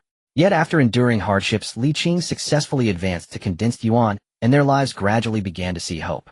But now to be told that if they had not left Qingyuan town, their lives would have been even better. This cruel truth would drive him insane. Since Li Ming has also entered the relic, will he encounter Qing'e? The moment this thought arose, he could no longer suppress it. The urge to leave was deeply restrained. He would wait for Li Qing's appearance. What's wrong with you? Wang Yao noticed Li Ming's abnormality. She followed his gaze, but found nothing unusual. It's nothing. I just saw an acquaintance. Let's go. After some time, practitioners began to emerge from the relic. They were all practitioners who had not entered the main hall. However, this allowed them to salvage their lives. Although they did not gain any major opportunities, at least each person had passed the initial trial. They had all experienced varying degrees of growth in their cultivation. It was not a wasted trip. Compared to those who entered the main hall, they were more willing to accept this. After all, they had all witnessed that pale hand instantly shatter the main hall. The fate of those who entered was, as more and more practitioners emerged, Li Zai's heart grew heavier. For until the very end, he had not seen Li Qing's figure. Of course, there was also no sign of Li Ren. Li Zihai harbored an unsettling suspicion in his heart. Could it be that Li Qing and Li Ming encountered each other within the ruins? Although he could not fathom Li Ming's true realm, there was no doubt that the latter had stepped into Foundation establishment, no longer the waste he once was. This was also the primary reason he had seen Li Ming's mind falter earlier. How long had it been? Even though Li Qing had similarly advanced to Foundation establishment, as a father he knew very well what kind of character Li Qing possessed. There was no doubt that a Foundation establishment achieved through the accumulation of pills was the weakest form of Foundation establishment cultivator. It was precisely because of this that he felt so disheartened upon learning that Li Qing had avoided the Beast Tide. In hopes of seeing his son succeed, and for Li Qing to achieve something in the upcoming Longting battle 5 years later, Li Zihai had resolutely sent Li Qing into the ruins, aiming for Li Qing to undergo a metamorphosis. He had only agreed to Li Ren's request as a precaution, yet he did not expect Li Ming to be there as well. If they met, it would surely be a case of enemies recognizing each other. Everyone evacuate immediately. The ruins are about to collapse. With Wang Zhenqin's words, a thunderous roar echoed in the ears of the crowd. Before them, a chaotic storm of elemental energy surged forth from the entrance of the ruins, soaring into the sky. Even cultivators far away in Qingyuan City sensed the anomaly and rushed to the city walls, their gazes converging on the scene. The elemental energy storm spread outward, turning nearby trees to ashes. Accompanied by the fierce winds, dust and debris swirled violently. Small stones, enhanced by the raging elemental energy, became significantly more dangerous. Everyone employed their abilities to defend themselves. Those present were primarily true spirit cultivators, easily capable of fending off the barrage of stones. Under Wang Zhenqin's command, the onlookers retreated to safety. After about a cup of tea's time, the violent elemental energy gradually subsided. The original entrance to the ruins had now transformed into a bottomless pit. Life and death are predestined, wealth and nobility are determined by fate. Opportunities often come with danger. I express my regrets for those cultivators who did not emerge. After speaking, Wang Zhenqin led the members of the three great families away. Although at this moment some hearts were certainly not so magnanimous. They could only suppress their emotions, casting a glance at the deep pit before departing in silence. This was the sorrow of those scattered cultivators or minor families. They did not possess the foundation of the three great families. To ascend to greatness, they had to fight for it. Yet the price was often their lives. Meanwhile, members of the three great families typically had more opportunities to make mistakes. They did not believe that Wang Zhenqin had not provided several junior members with life-preserving artifacts. Let's go. It seems Song Yi has perished within these ruins. What a pity for that demon blade. The demon blade in Song Yi's possession was said to be related to a heavenly-grade mysterious artifact. That was precisely why Ling Hu Qingtian had insisted on personally retrieving it. Are you saying that the one who killed Ling Yun was that young man whom Wang Zhenqin was very enthusiastic about? Indeed, I observed his talent and originally wanted to recruit him into the Divine Machine Camp, but he was not interested and declined. Wang Zhenqin is a Xian Guangjing cultivator and most importantly a fourth-grade alchemist. To be noticed by him, that young man must possess some extraordinary qualities. Now that the Divine Machine Camp is struggling, Uncle Ling Hu is quite troubled. His disinterest must mean we haven't offered enough. You should stay in Qingyuan City and make further contact with him. We can raise your salary a level. I will return to Lingyang County to report. Yes, Sister Ran. After everyone had left, Li Zihai approached the edge of the deep pit. He had a late child. His wife had passed away after giving birth to Li Qing. Thus he was somewhat overindulgent towards Li Qing. Although he knew that this would not bode well for his future, he could not help but lose control upon seeing Li Qing's face. Li Siyuan, this is all your fault.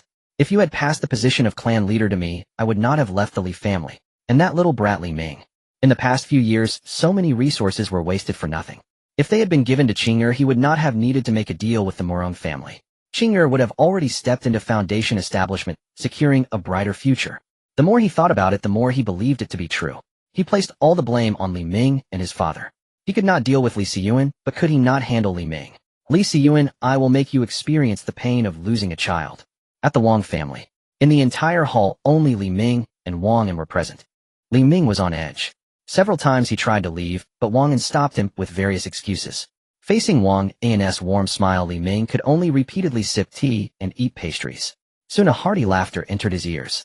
Wang Zhenqin, beaming with joy, walked in. Old one, you can leave now. I have matters to discuss with my young friend Li Ming. Yes, sir. Wang An exited the hall, closing the door thoughtfully behind him, and then standing still at the entrance. At that moment, Wang Qin appeared, stealthily lifting her foot and stretching her neck to lean against the door, trying to eavesdrop on the conversation between the two inside the hall. Miss, what are you doing? Shoo. Wang Qin placed a finger against her lips.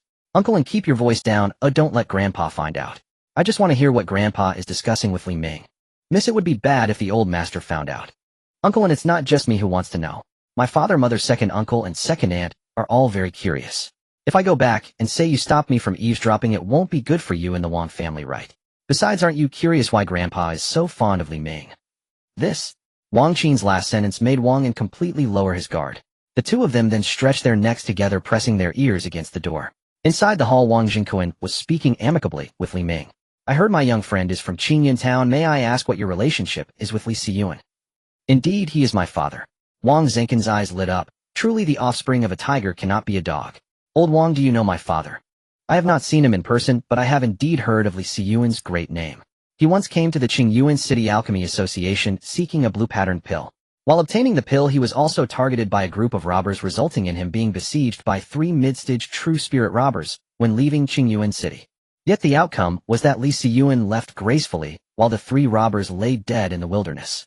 Many had witnessed that battle, and Li Xiyuan's name spread throughout Qingyuan City. Those 3 robbers were ruthless characters who lived by the sword, not nameless individuals.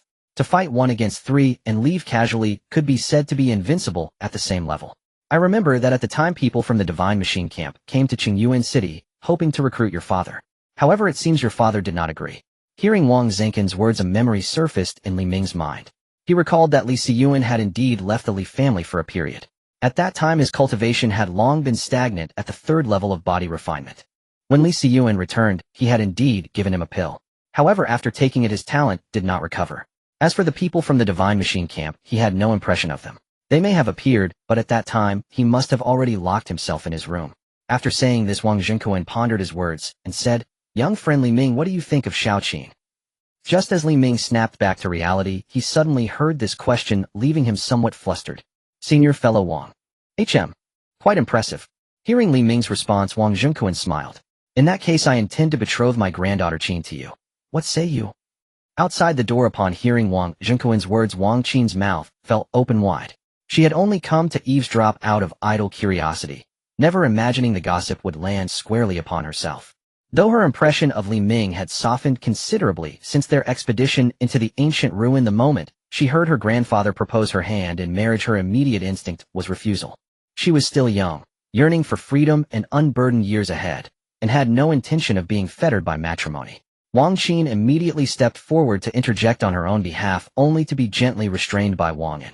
At that very moment, Li Ming's reply drifted through the doorway. "Senior Master Wang, I am still young. The matter of marriage is premature for me." Li Ming inwardly lamented. How unfortunate it was that the proposal concerned Wang Qin. Had it been Wang Yao instead, he would have accepted without hesitation.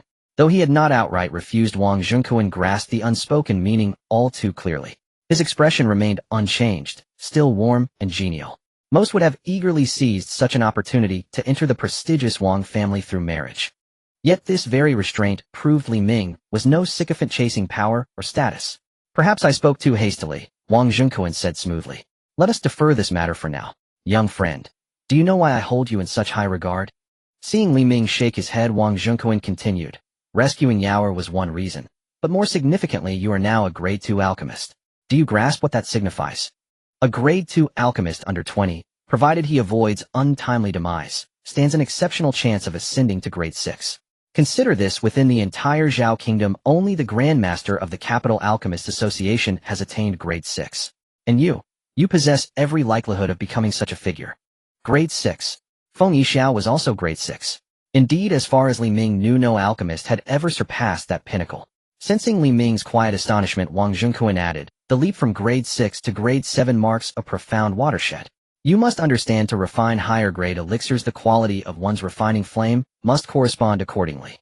Grade 1 and grade 2 elixirs may be refined with mundane fire, grade 3 and grade 4 require beast fire, grade 5 and grade 6 demand cultivated spiritual fire, while grade 7 elixirs necessitate the legendary primordial spiritual fire. Primordial spiritual fire is exceedingly rare, beyond mere fortune. Countless alchemists spend lifetimes seeking even its faintest trace, yet remain forever confined at grade 6. Li Ming nodded slowly, suddenly enlightened to this hidden hierarchy. Primordial spiritual fire.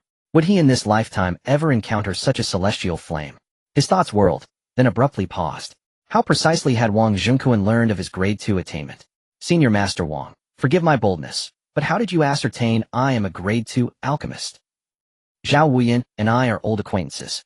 It was from him I learned of your emergence in Qingyuan City, a prodigy whose talents in alchemy have stirred even the capital. I know you prefer discretion, but bear no ill will toward him.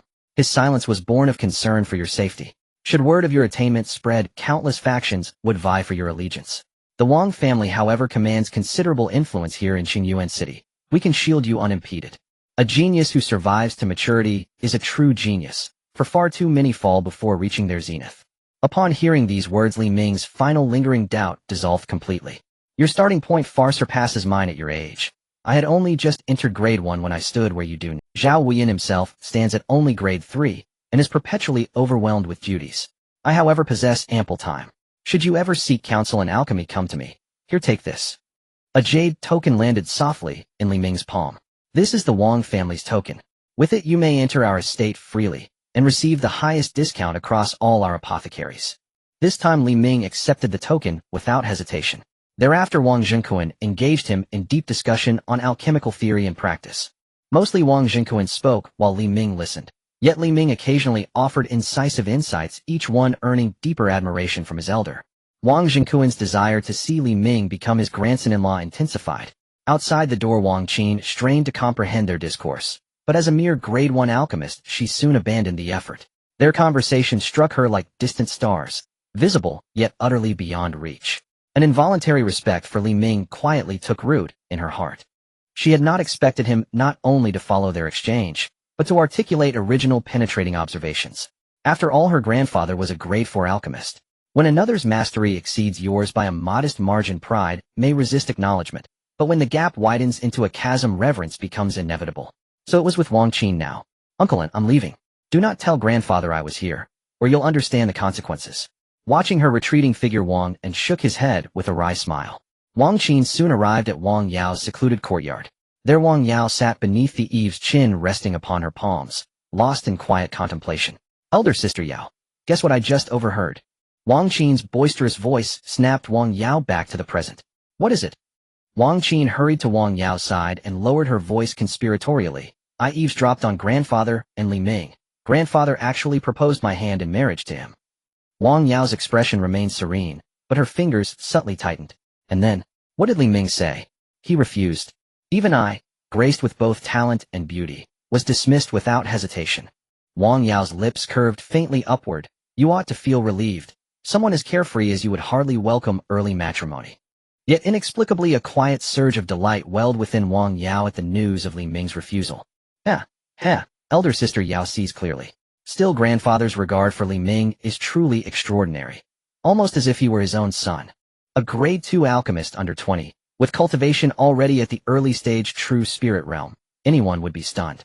Even compared to the capital's most celebrated prodigies, he stands unshaken. True enough. Tell me, what extraordinary fortune did Li Ming uncover within that ruin?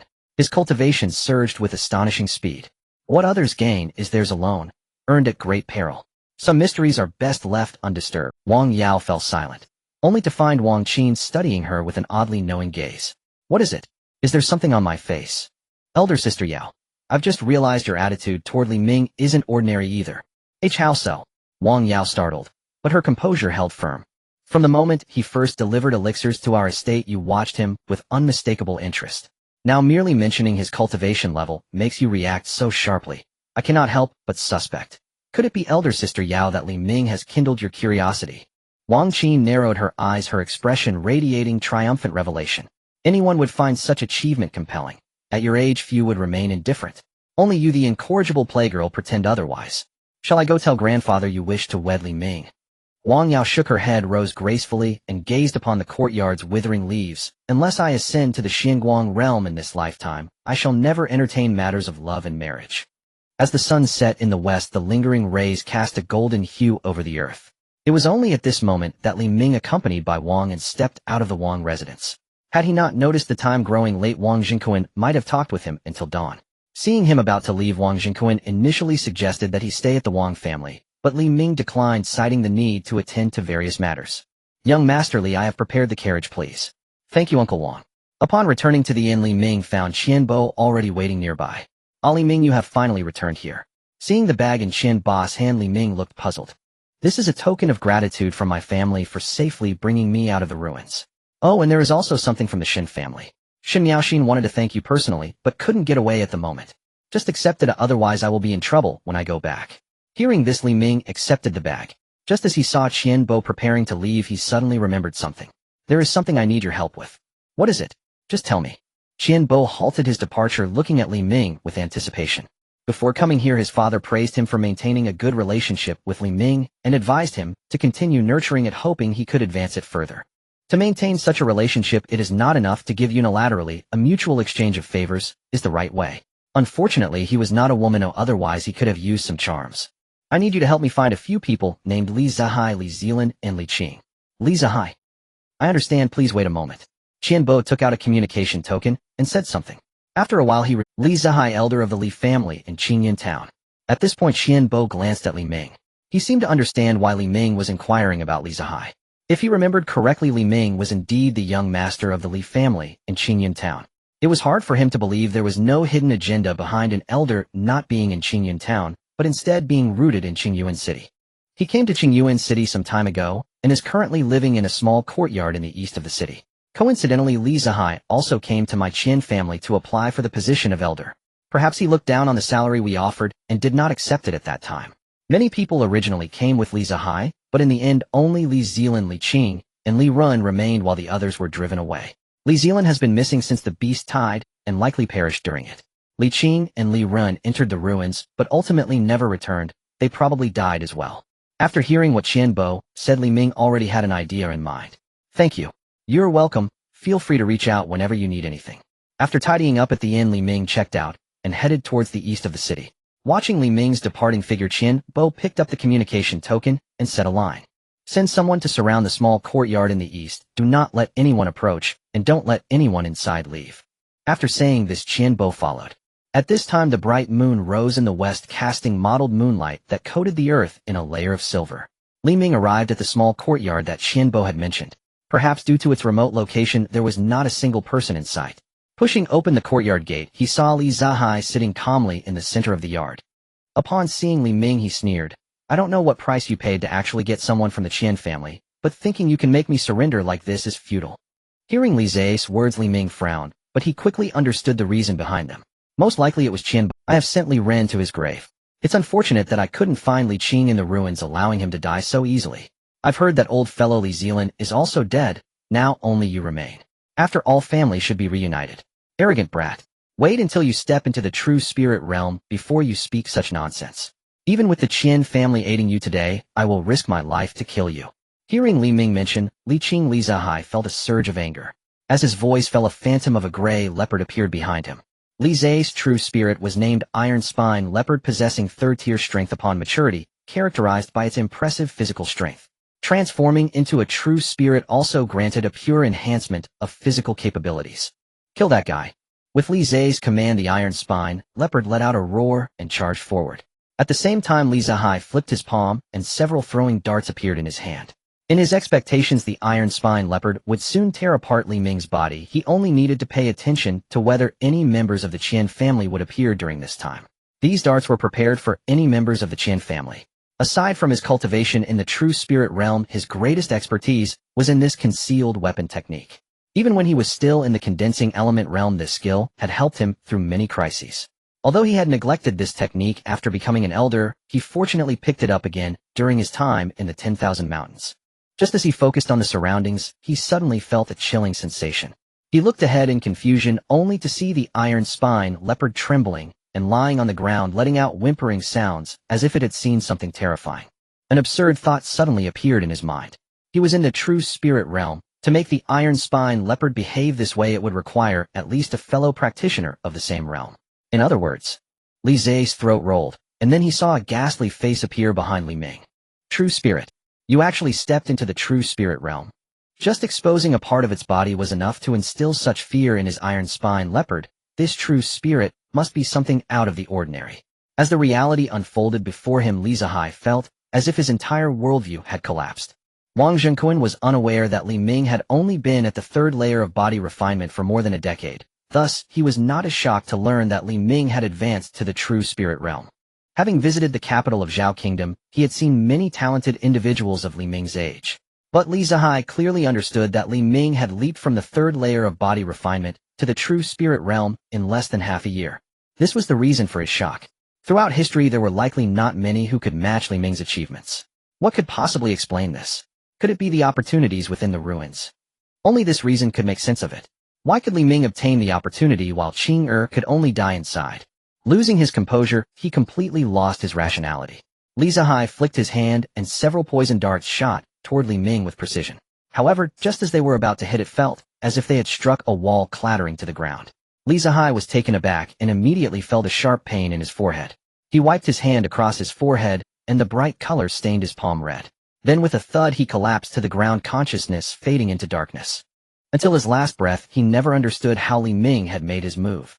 No wonder the Qin family would be gazing at the corpse of Li Zihai. Li Ming took out the blood-weeping sword and allowed Xiao Hong to drain the blood from the body, then he unleashed a burst of blazing flames. The firelight vividly reflected Li Ming's expression at that moment. Through the battle with Li Zihai, he had a clear understanding of the immense power of the Tianyut Songlong. Even a mere glimpse was enough to suppress the opponent's true spirit. Although Li Zihai was merely at the early stage of the true spirit realm, he had remained at that level for decades. His true spirit was far from ordinary, significantly stronger than those who had just entered the true spirit stage. Even so, he was completely powerless and was defeated. If the Tianyut Songlong were to fully reveal itself, it would likely end the battle in an instant. However, the true dragon had been absent for too long, its sudden appearance would surely attract considerable attention. He was not yet strong enough to disregard the heroes of the world. Next, I will first use the True Spirit 9 transformations to accommodate the Burning Heaven Ape. In future battles, let the Burning Heaven Ape appear before the world, while the Tianyut Songlong will serve as my trump card. Upon regaining his senses, he discovered that Li Zai's corpse had been completely incinerated. With this matter resolved, Li Ming exited the small courtyard. The moonlight poured down, and he saw Qian Bo standing not far away. The two exchanged a glance, and Li Ming gently nodded, everything unspoken. After leaving the Liran small courtyard, Li Ming arrived at the Alchemist Association. Soon Xiao Huohuo received the news and came out. Old Xiao, I have informed the people here. As soon as you arrive, they will notify me. Come, I will take you to your small courtyard. The two then arrived at an elegant small courtyard. Within the courtyard there were rocky hills and pools accompanied by the sounds of birds and the fragrance of flowers. Though lacking in ornate architecture, it was still refreshing to the eyes. How is it? Are you satisfied? Feeling the rich elemental energy in the area, Li Ming quickly nodded. Thank you, old Xiao. Hearing this, Xiao Huohuo chuckled. There is no need for us to be polite. Then with a slightly serious tone he said, when I learned that you had entered the 100,000 mountains during the beast tide, I was quite worried for you. But not only are you lively, and well, you even entered that ruins. However, let me give you a piece of advice. Take some time to solidify your foundation both in cultivation and alchemy skills. That's good. If you need anything, feel free to come find me. After saying this, he left. After sending off Xiao Huohuo, Li Ming first entered the alchemy room within the small courtyard. Backed by the Alchemist Association, this alchemy room was truly luxurious.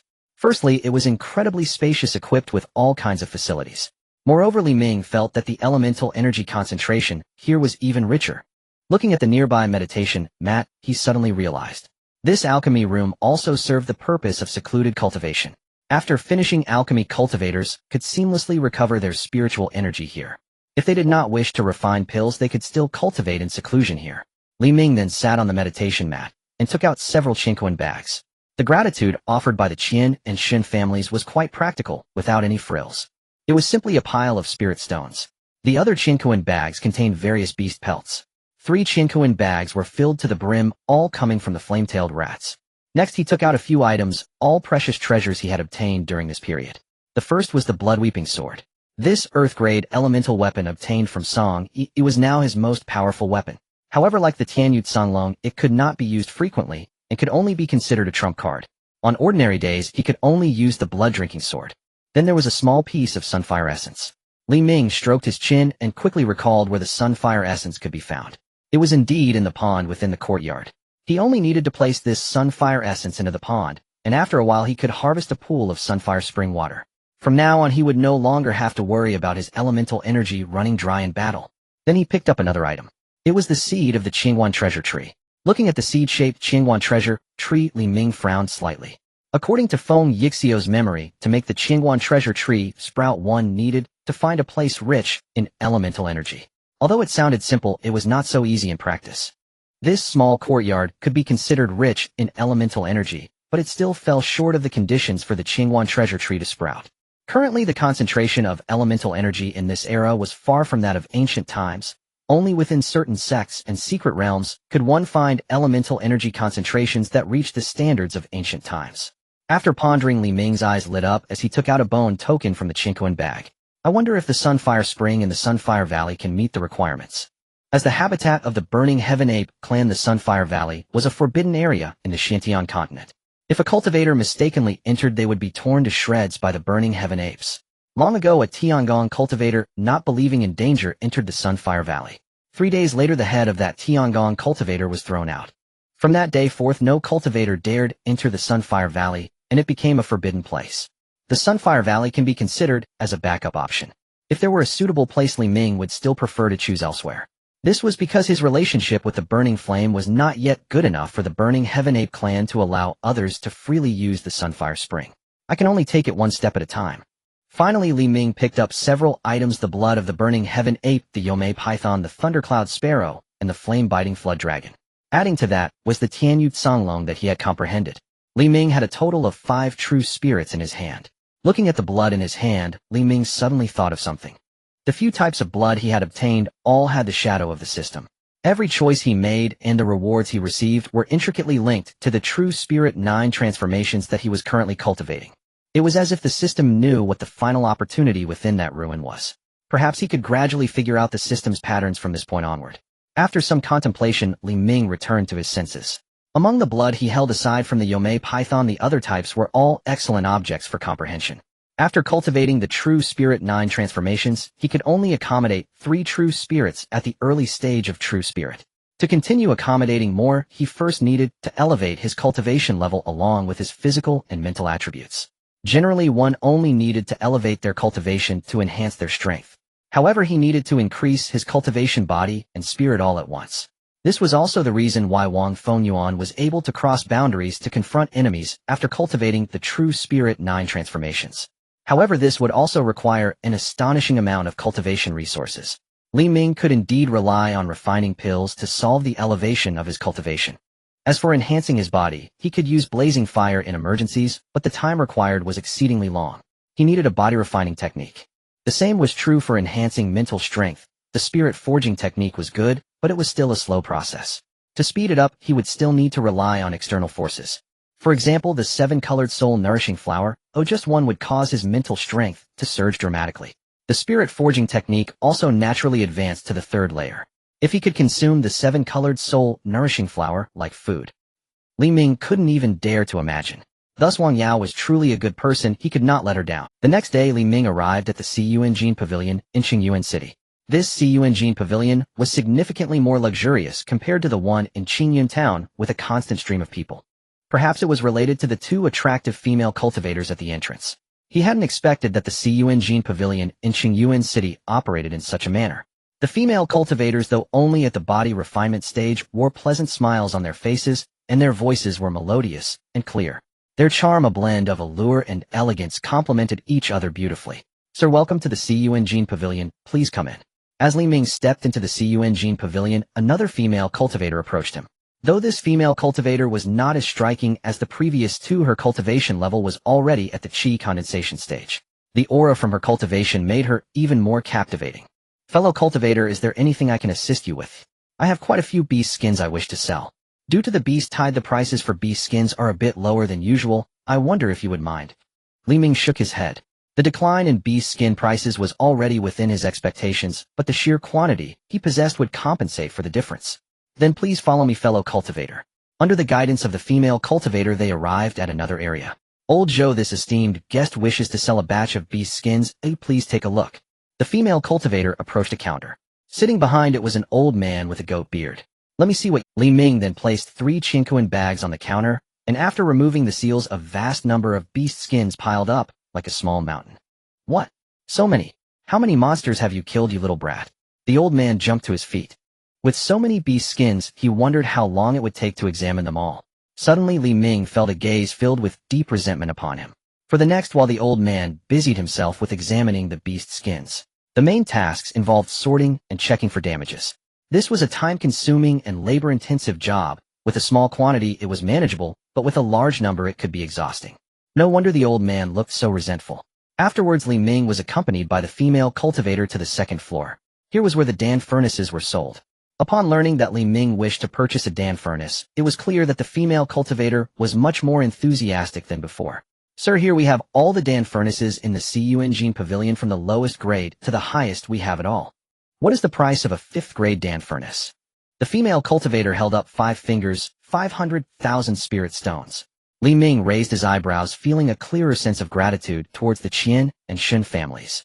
This was precisely the amount of spirit stones in the Qingmei bag sent by Qian Bo. "What about the 4th grade?" 100,000 spirit stones. Noticing Li Ming's intent to purchase, the female cultivator retrieved a jade slip. The jade slip detailed the various designs and names of the 4th grade Dan furnaces. After a glance, Li Ming pointed to one of the furnaces. Let's go with this moonlight furnace. I also need a set of illusion formation. Alright, please wait a moment, sir. Following that, the female cultivator took Li Ming to a resting room.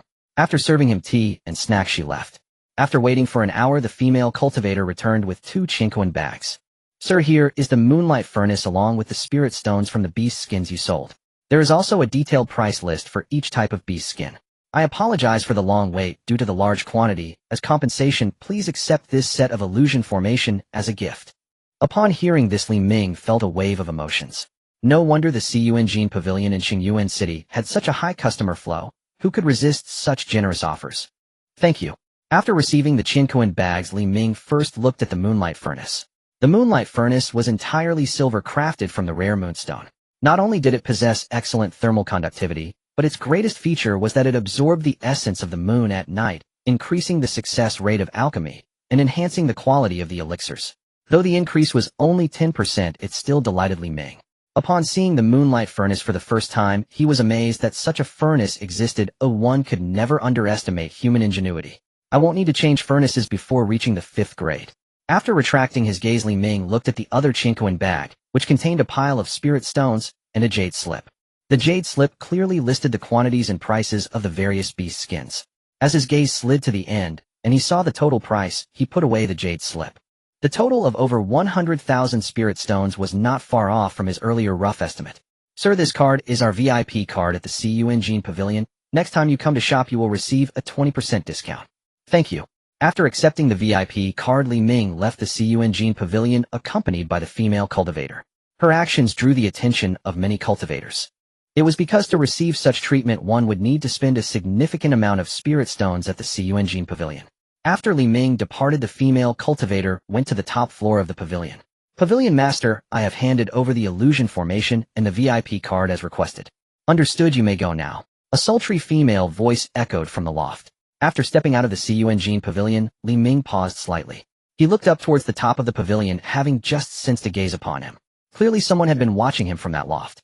After finding nothing unusual, Li Ming turned to leave and soon arrived at a shop selling medicinal herbs. After presenting the token given by Wang Jingquan, Li Ming received the highest level of treatment, acquiring the medicinal herbs he needed without spending much spirit stones.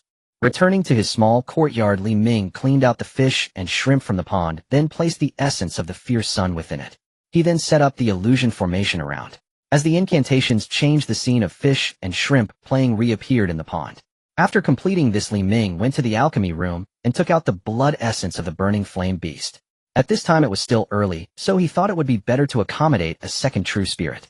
With this thought, he immediately swallowed the blood essence. Within his sea of consciousness, the phantom of the burning flame ape appeared. The spirit let out a roar towards the sky, like the previous Tianyu Songlong, charging towards Li Ming without hesitation. However, halfway through the burning flame, ape suddenly stopped. It looked back at Li Ming in fear as the figure of the Tianyu Songlong manifested slightly. Just a simple exchange of glances caused the burning flame ape to submit, lying on the ground. The spirit then transformed into a streak of light and entered Li Ming's soul. Is that it?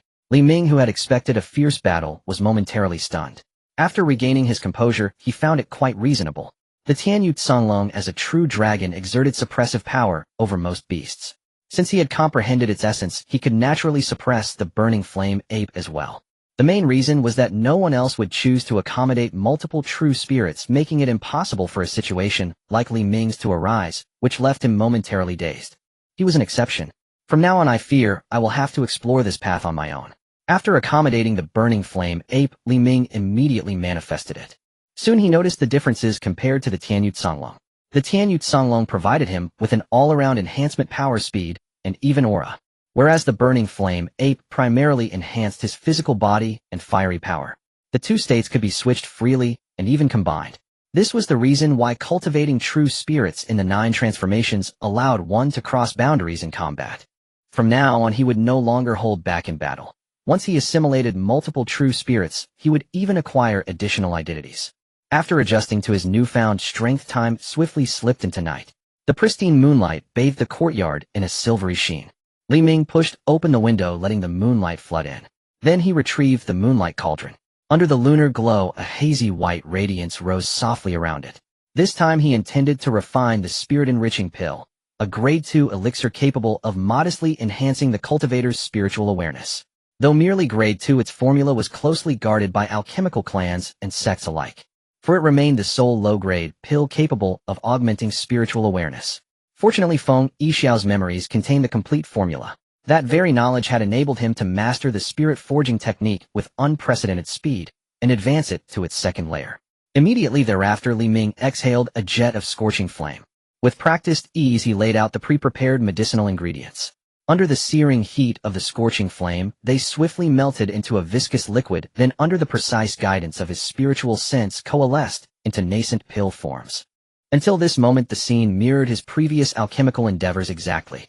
The divergence manifested only at the instant of pill formation. A wisp of white light sank silently into the pill. Gazing upon the perfectly spherical pill resting in his palm, Li Ming caught sight of a slender white thread flickering briefly before vanishing within its core. Upon swallowing the spirit-enriching pill, his brows lifted in quiet surprise. He instantly sensed a subtle yet distinct difference between this pill and those he had consumed before. Do not underestimate such subtlety.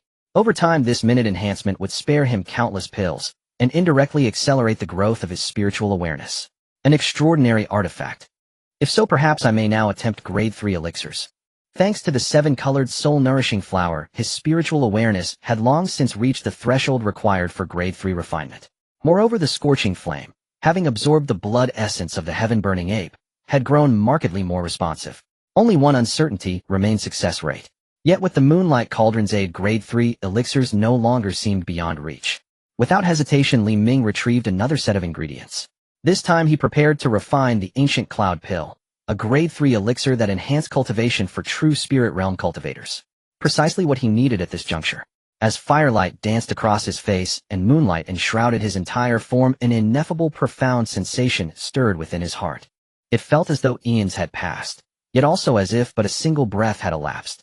Then, accompanied by a delicate fragrance, a pill the size of a lychee appeared before him. Staring at the ancient cloud pill before him, Li Ming could no longer suppress the upturn of his lips. I succeeded, in a single attempt. After all, this was a grade 3 elixir. Recalling the refinement process, he realized he had entered an extraordinarily profound state. Utter silence surrounded him, his entire consciousness wholly absorbed in the pill. Could this be enlightenment? Perhaps a falling leaf, a drifting cloud, or some seemingly trivial detail suddenly resonates deep within the soul, sparking a flash of insight. Brilliant ideas surge forth uncontrollably. Such is enlightenment, often accompanied by a deeper, more intuitive understanding of the subject at hand. Some cultivators transcend an entire major realm in a single moment of enlightenment. Li Ming closed his eyes, then opened them again, and began refining another batch. The second, third, and fourth batches all achieved resounding success. As expected, he now possessed complete mastery over the ancient cloud pill's refinement principles. Indeed, his proficiency rivaled that of veteran alchemists who had devoted decades to this very elixir. Yet in subsequent attempts, he never re-entered that transcendent state. It had been fleeting, like a night blooming cereus. Li Ming did not dwell upon it. Enlightenment was inherently rare. Many cultivators might never experience it in their lifetimes. Compared to them, he was already exceptionally fortunate. At present, I may well be deemed a grade 3 alchemist. Conventionally, mastering any single grade 3 elixir qualified one for that title. Yet among grade 3 elixirs, difficulty varied greatly. To earn official certification from the Alchemists Association, one must pass its rigorous examinations. Nevertheless, given Li Ming's age and his successful refinement of the ancient cloud pill, a notably challenging grade 3 elixir, his ascension to a fully recognized grade 3 alchemist was now all but inevitable. Li Ming recalled Feng Yixiao's words, "Within 20 years, I shall surely elevate you to a grade 3 alchemist." Now that promise struck him as hollow. A feat achievable in less than a year was stretched to 2 decades. Thankfully, he had discerned truth from illusion early on. Thereafter, he secluded himself entirely within the courtyard, devoting every day to alchemical practice. Beyond the ancient cloud pill, he refined numerous other elixirs, especially the false death pill. He sensed he possessed a unique constitution, a body destined for soul possession. From Feng Yixiao at the outset to Wang Fengyuan within the ancient ruins, seemed perpetually coveted by ancient formidable entities. Thus, alongside refining the false death pill, he diligently cultivated a soul defense technique from the spirit forging technique. Within his inner realm, layered barriers now completely enveloped his spiritual sea. Should soul possession strike again, he was confident he could devise a countermeasure before those barriers fell. Moreover, these defenses offered potent resistance against spiritual assaults. Though spiritual awareness was traditionally the domain of alchemists, ingenious cultivators always found ways to wield it. Across the Xiantian continent existed a special class of spirit artifacts. Soul artifacts, designed specifically to store and deploy spiritual awareness during combat. Yet their crafting was exceedingly difficult. Only core members of prestigious clans possessed them as hidden trump cards. Naturally, just as there existed soul offensive artifacts, there were also soul defensive ones. Likewise, scarce and arduous to forge such artifacts were reserved for elite sects or venerable clans, though occasionally fortune favored the bold, granting them to lucky seekers within ancient ruins or deceased masters' meditation chambers. Li Ming never believed himself unique. If he could attain grade 3 alchemist status at his age, others could too, perhaps even surpass him. In past battles he had encountered no alchemists, hence his spiritual techniques had proven overwhelmingly effective. Yet this was no favorable omen.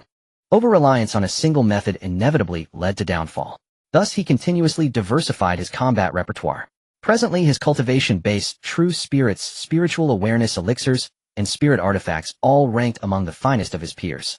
Only his physical body remained unrefined, and strengthening it was vital both for future integration of additional true spirits and for enduring greater tribulations. Shall we return tomorrow? Li Ming is surely still in seclusion. Do you think I'm unaware? It's all your fault. You forgot to mention something so critical. The Alchemy Grand Tournament is merely 6 months away. Have you forgotten the smug faces of those Liang City cultivators 2 years ago? Given Li Ming's current prowess, he stands an excellent chance of placing among the top 3, not only bringing honor to Qingmei City, but also securing substantial personal rewards. It's a win-win situation. I scarcely know where to begin scolding you. Xiao Huohuo stood meekly like a wronged young wife as Wang Zhengquan lectured him, until the sound of a door creaking open brought the rebuke to an abrupt halt. The Alchemy Conference. At this moment Li Ming and the other two were seated around a pavilion in the courtyard with spiritual tea and pastries laid out on the table. Indeed, the Alchemy Conference is held every 3 years, and this year marks the 10th edition, taking place in Linyang County. However, this Alchemy Conference is different from the usual ones. The age of the participants cannot exceed 30. Additionally, participants are grouped by the quality of the pills they refine. If you refine a first-grade pill, you will be placed in the first-grade group. If you refine a second-grade pill, you will be placed in the second-grade group. Contestants must select their own materials to refine high-quality pills to succeed. The materials are located in a special secret realm where only spiritual power can be used upon entry and not elemental force. This means that alchemists participating in the conference must not only possess extraordinary talent in alchemy, but also have strong spiritual power, as the older materials in the secret realm are increasingly rare, leading to competition with other alchemists. The purpose of old Zhao and me coming here is to have you represent Qingmei City in this alchemy conference. With your talent, securing a spot in the top 3 should be quite manageable. Of course, we won't be sending you off empty-handed. The top 10 in each group of the Alchemy Conference receive rich rewards, including Earth-grade elemental artifacts, ancient pill formulas, and 5th-grade pills, all of which have been seen as rewards in previous sessions. Not only that, but if you secure a top 3 position, the Qingmei City Alchemy Association will not treat you unfairly, right, old Zhao? Old Zhao quickly nodded in agreement. President Qin has already stated that if someone can achieve a top 3 position in the Alchemy Conference, he will fulfill one reasonable request from them, whether it be refining pills, personally answering questions, or even taking them as a disciple. However, I am different, Li Ming. As long as you make it into the top 10, I can offer you just as much as Qin Tian. Seeing Li Ming in thought, Wang Zhengquan continued, it is unwise to solely focus on solitary practice in the path of alchemy. Often observing the techniques of other alchemists can be beneficial.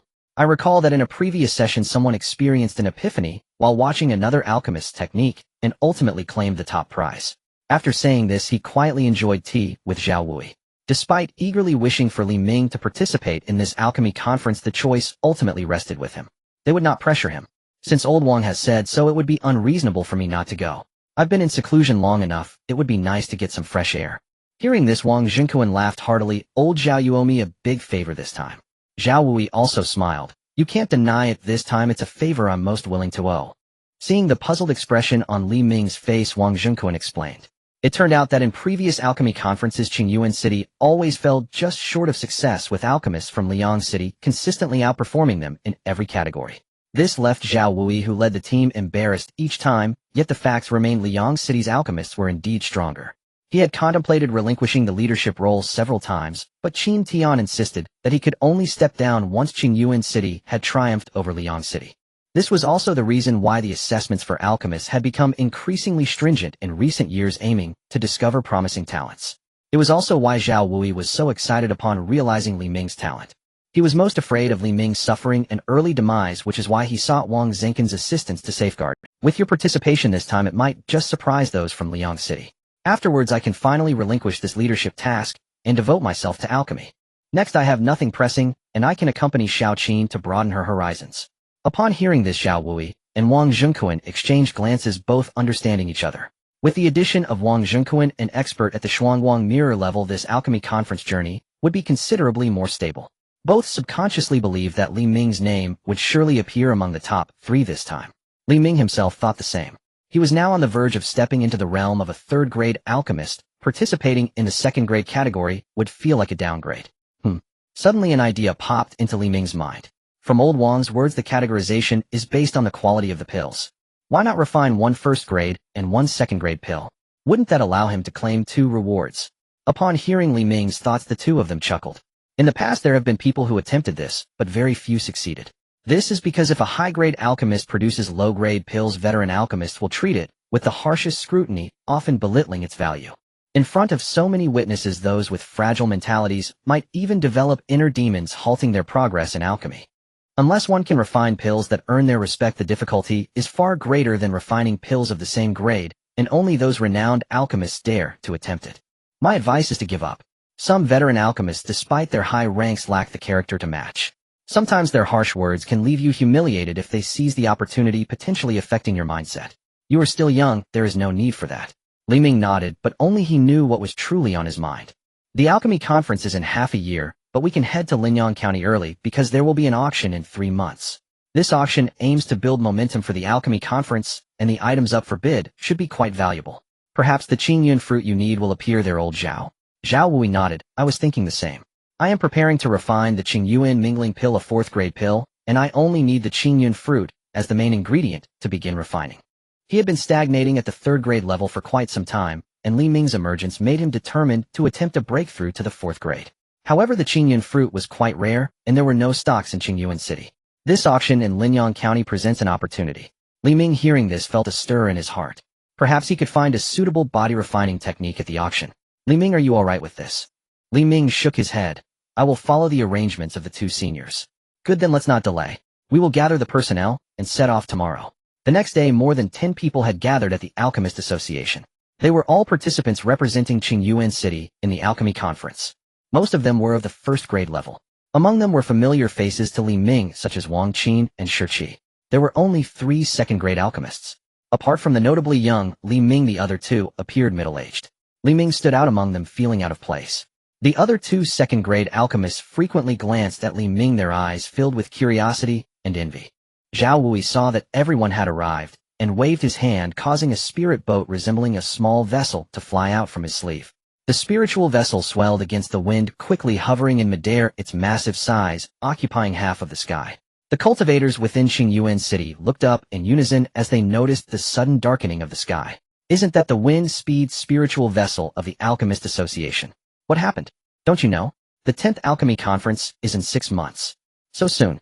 With the beast tide and the ruins happening during this time, I've completely lost track of time. I heard that before the Alchemy Conference begins, there will be an auction held in Linyang County.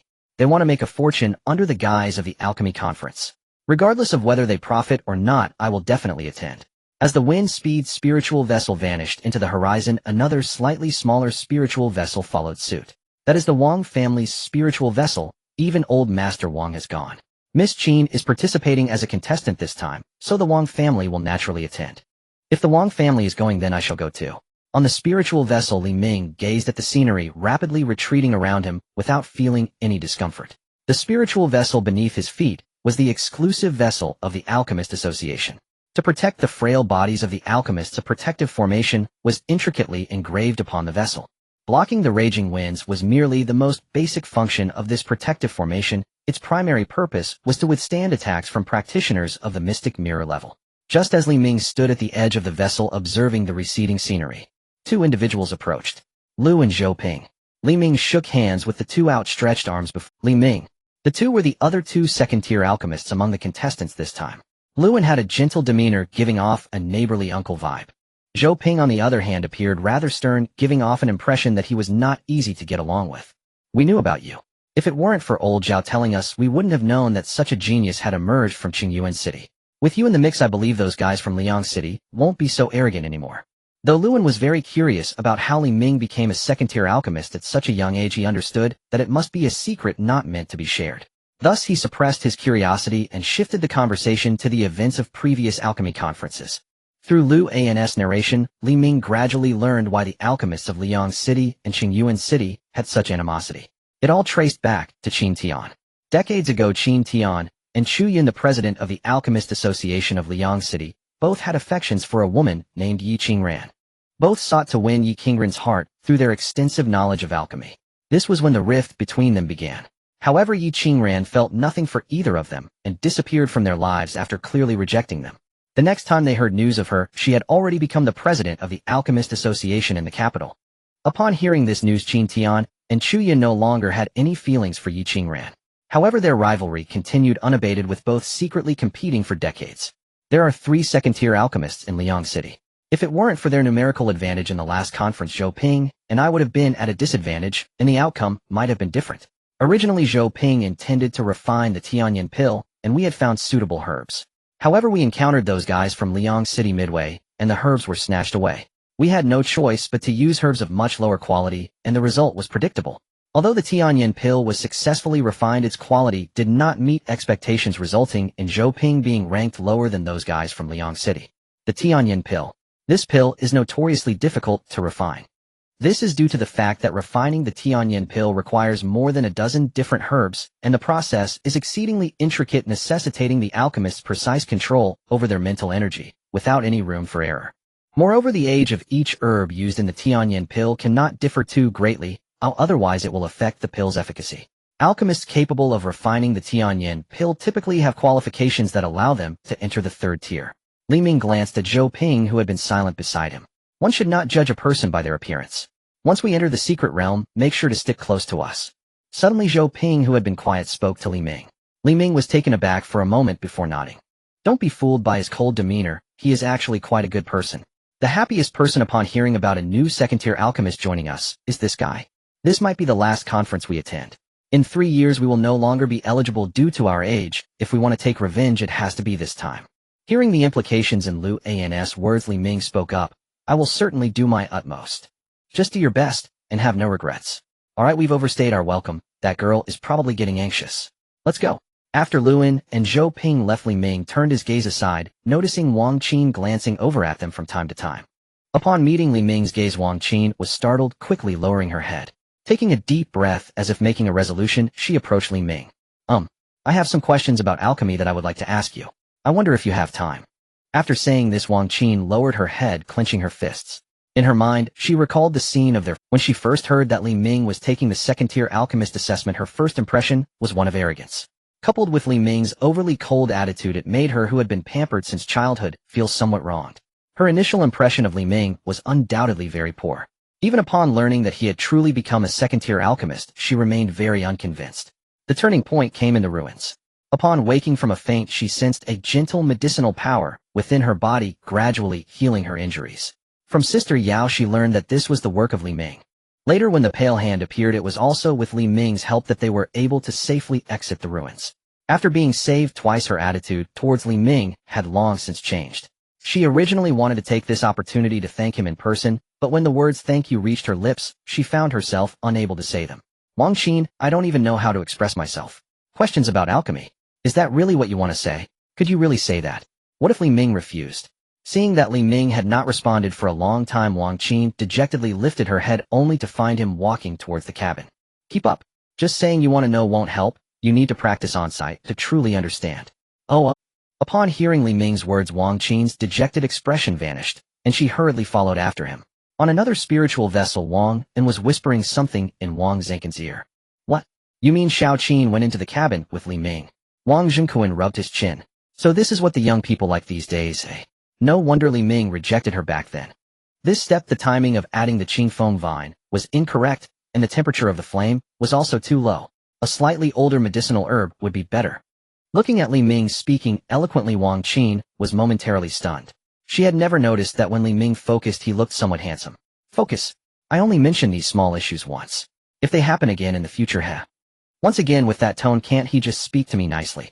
I actually thought this guy was handsome, I must be crazy. After the class ended, Wang Qin ultimately said the words of thanks. I've owed you a thank you since we came out of the ruins. Today counts as making up for it. If you encounter trouble in Qingyuan City in the future, just mention my name, and I will protect you. Li Ming waved his hand. The reward from Wang Leoi has already been more than enough. If you want to protect me, wait until you become a Xian Guangjing cultivator. Li Ming, don't get too proud. This young lady will definitely surpass you in cultivation one day. Don't come begging me then. Alright. I'm so angry. Amidst the noise, the spirit boat was already not far from Linyang County. As the spirit boat landed, everyone poured out in succession.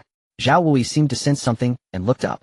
He saw a fiery red spirit boat comparable in speed to the windspeed spirit boat racing towards Linyang County at high speed. It finally hovered above everyone. Xiao Huohuo, is it you leading the team again this year? You came quite quickly. Your Qingyuan City doesn't rank high every year, but you were quite eager. On the spirit boat, a young man in a long red brocade robe smiled, looking down at the alchemists from Qing. On the robe were depicted 3 5-point stars. At this remark, the alchemists behind the young man burst into laughter. His name is Yun Yi, a third-grade alchemist from Liang City at the same level as old Zhao. However, he is quite young with extraordinary talent and a chance to become a fourth-grade alchemist, earning the trust of Chu Yun. Beside Li Ming, Lu and watched the silhouette in the sky while speaking to Li Ming. This year, quite a few new faces have appeared in your Qingyuan City. Are you trying to use your numerical advantage to pressure us? However, alchemy ultimately emphasizes the quality of the pills, not the quantity. If it's not good, then it's simply not good. Zhou, among this group, I admire you the most. I'll say it again, as long as you leave Qingyuan City and join us in Liang City, I guarantee you will step into the 3rd grade within a year. Upon hearing this, everyone's gaze turned towards the taciturn Zhou. Yun Yi also fixed his intense gaze on Zhou. Ever since the last session when the other party refined the Tianyan pill, he knew that with the other party's talent, and given some time, he would undoubtedly step into the 3rd grade. That is also the reason he opened his mouth to recruit. Not only could he weaken Qingyuan City's strength, but he could also gain a talented alchemist, killing 2 birds with 1 stone. He was not afraid of the other party refusing. Anyone with eyes could see that Qingyuan City was now on the decline, lacking resources and talented individuals compared to Liang City. Smart people would naturally make their choice. Everyone looked towards Zhou, who approached Xiao Huohuo.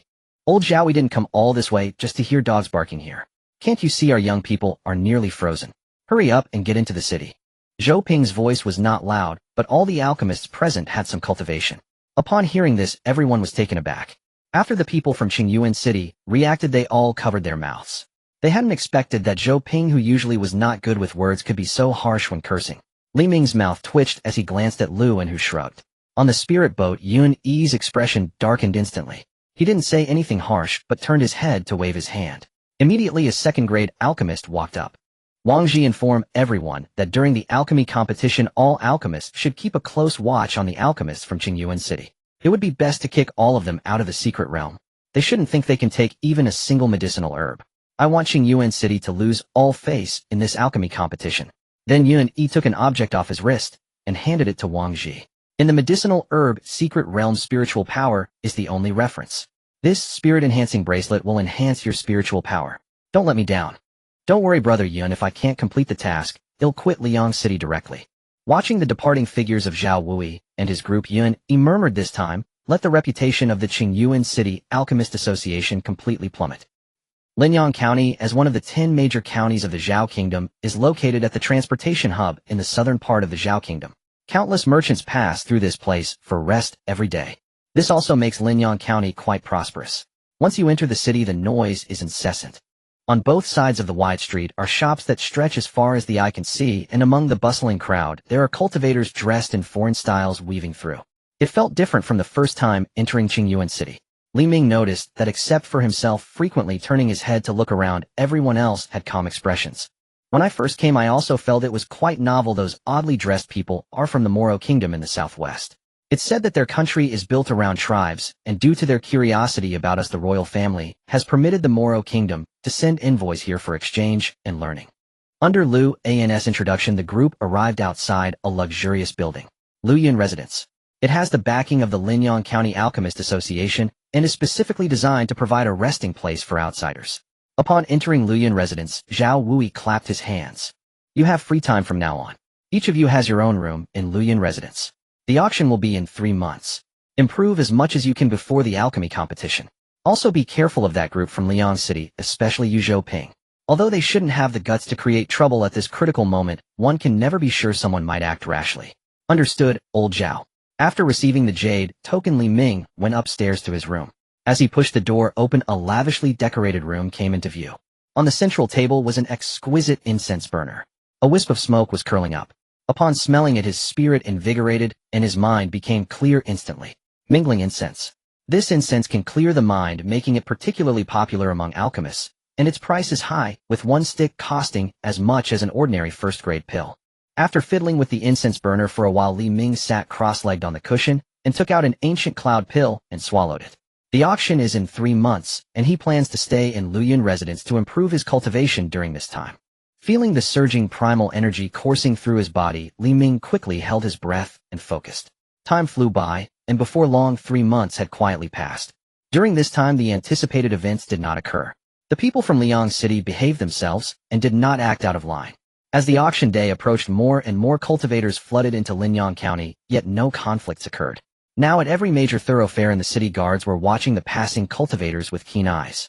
As soon as they discovered someone causing trouble, they would not hesitate to suppress it. They represented the face of the general of Ningyuan Prefecture Jianyi. Li Ming exhaled a breath of turbid air. 3 months of arduous cultivation had brought further progress to his abilities. It is time to head to the auction house. Stepping out of Luyan residence, he did not need to find the direction. Following the crowded flow of people, Li Ming soon saw a grand building.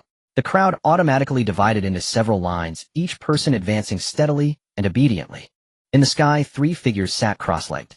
A faint pressure of mysterious light enveloped the area below. The woman on the left, a graceful middle-aged beauty, was Li Ming, the president of the Alchemy Association of Linyang County, at the late stage of mysterious light. The elegant middle-aged man in the center was Njizhou, the city lord of Linyang County, also at the late stage of mysterious light. The man on the right had a resolute face surrounded by a thick aura of blood energy. He was Yuan Qi, the commander of the guard under Jian Yi, also at the late stage of mysterious light. The presence of these 3 powerful figures was the reason everyone adhered to the rules. Anyone who dared to disrupt the line would be swiftly expelled from the city, or worse, have their cultivation abolished before being thrown out. After about half an hour, Li Ming finally entered the auction house. After receiving his bidding number, he found his private room. While it was called a private room, it was not large, containing only a raised chair, but at least it offered decent privacy. Through a transparent mirror in front of him, Li Ming could clearly see the scene in the auction hall. Beside him was a small magical array which could transmit sound with just a little infusion of spiritual energy. With the loud bang of the doors closing, a slender and enchanting woman appeared in the previously empty auction hall. Thank you all for attending this auction. I assure you that I will not disappoint you. Her sweet voice flowed through him like an electric current. Li Ming's expression hardened as he released his overwhelming spiritual power, forming a protective barrier around himself, dispelling the unusual sensation. He looked at the woman in the auction hall, and could not help but marvel at the hidden talents in Linyang County. A mere auctioneer possessed such formidable spiritual power. Simple words could sway the crowd. Without further ado, let us view the first item for auction. A maid walked up holding several jade vials. The vials contained second-grade pills, Pei Yuan pills, which can instantly restore the spiritual energy of a condensing Yuan stage cultivator. Each vial contains 10 pills, and there are 5 vials here starting at 50,000 spirit stones, with each increment not less than 1,000. All the pills at this auction have been verified by President Liu, so everyone can bid with confidence. With the appearance of the first auction item, the hall instantly became lively. Shouts of bidding rang out. Li Ming, however, remained calm.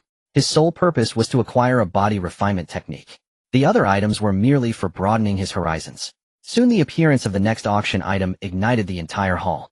As you can see, this contains a drop of beast blood from a rare Qingyu turtle.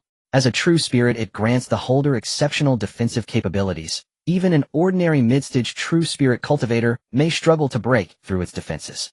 If any peak condensing Yuan cultivators are present, do not miss this opportunity. Qingyu turtle blood starts at 100,000 spirit stones, with each increment not less than 10,000. As the words fell, various voices of bidding erupted.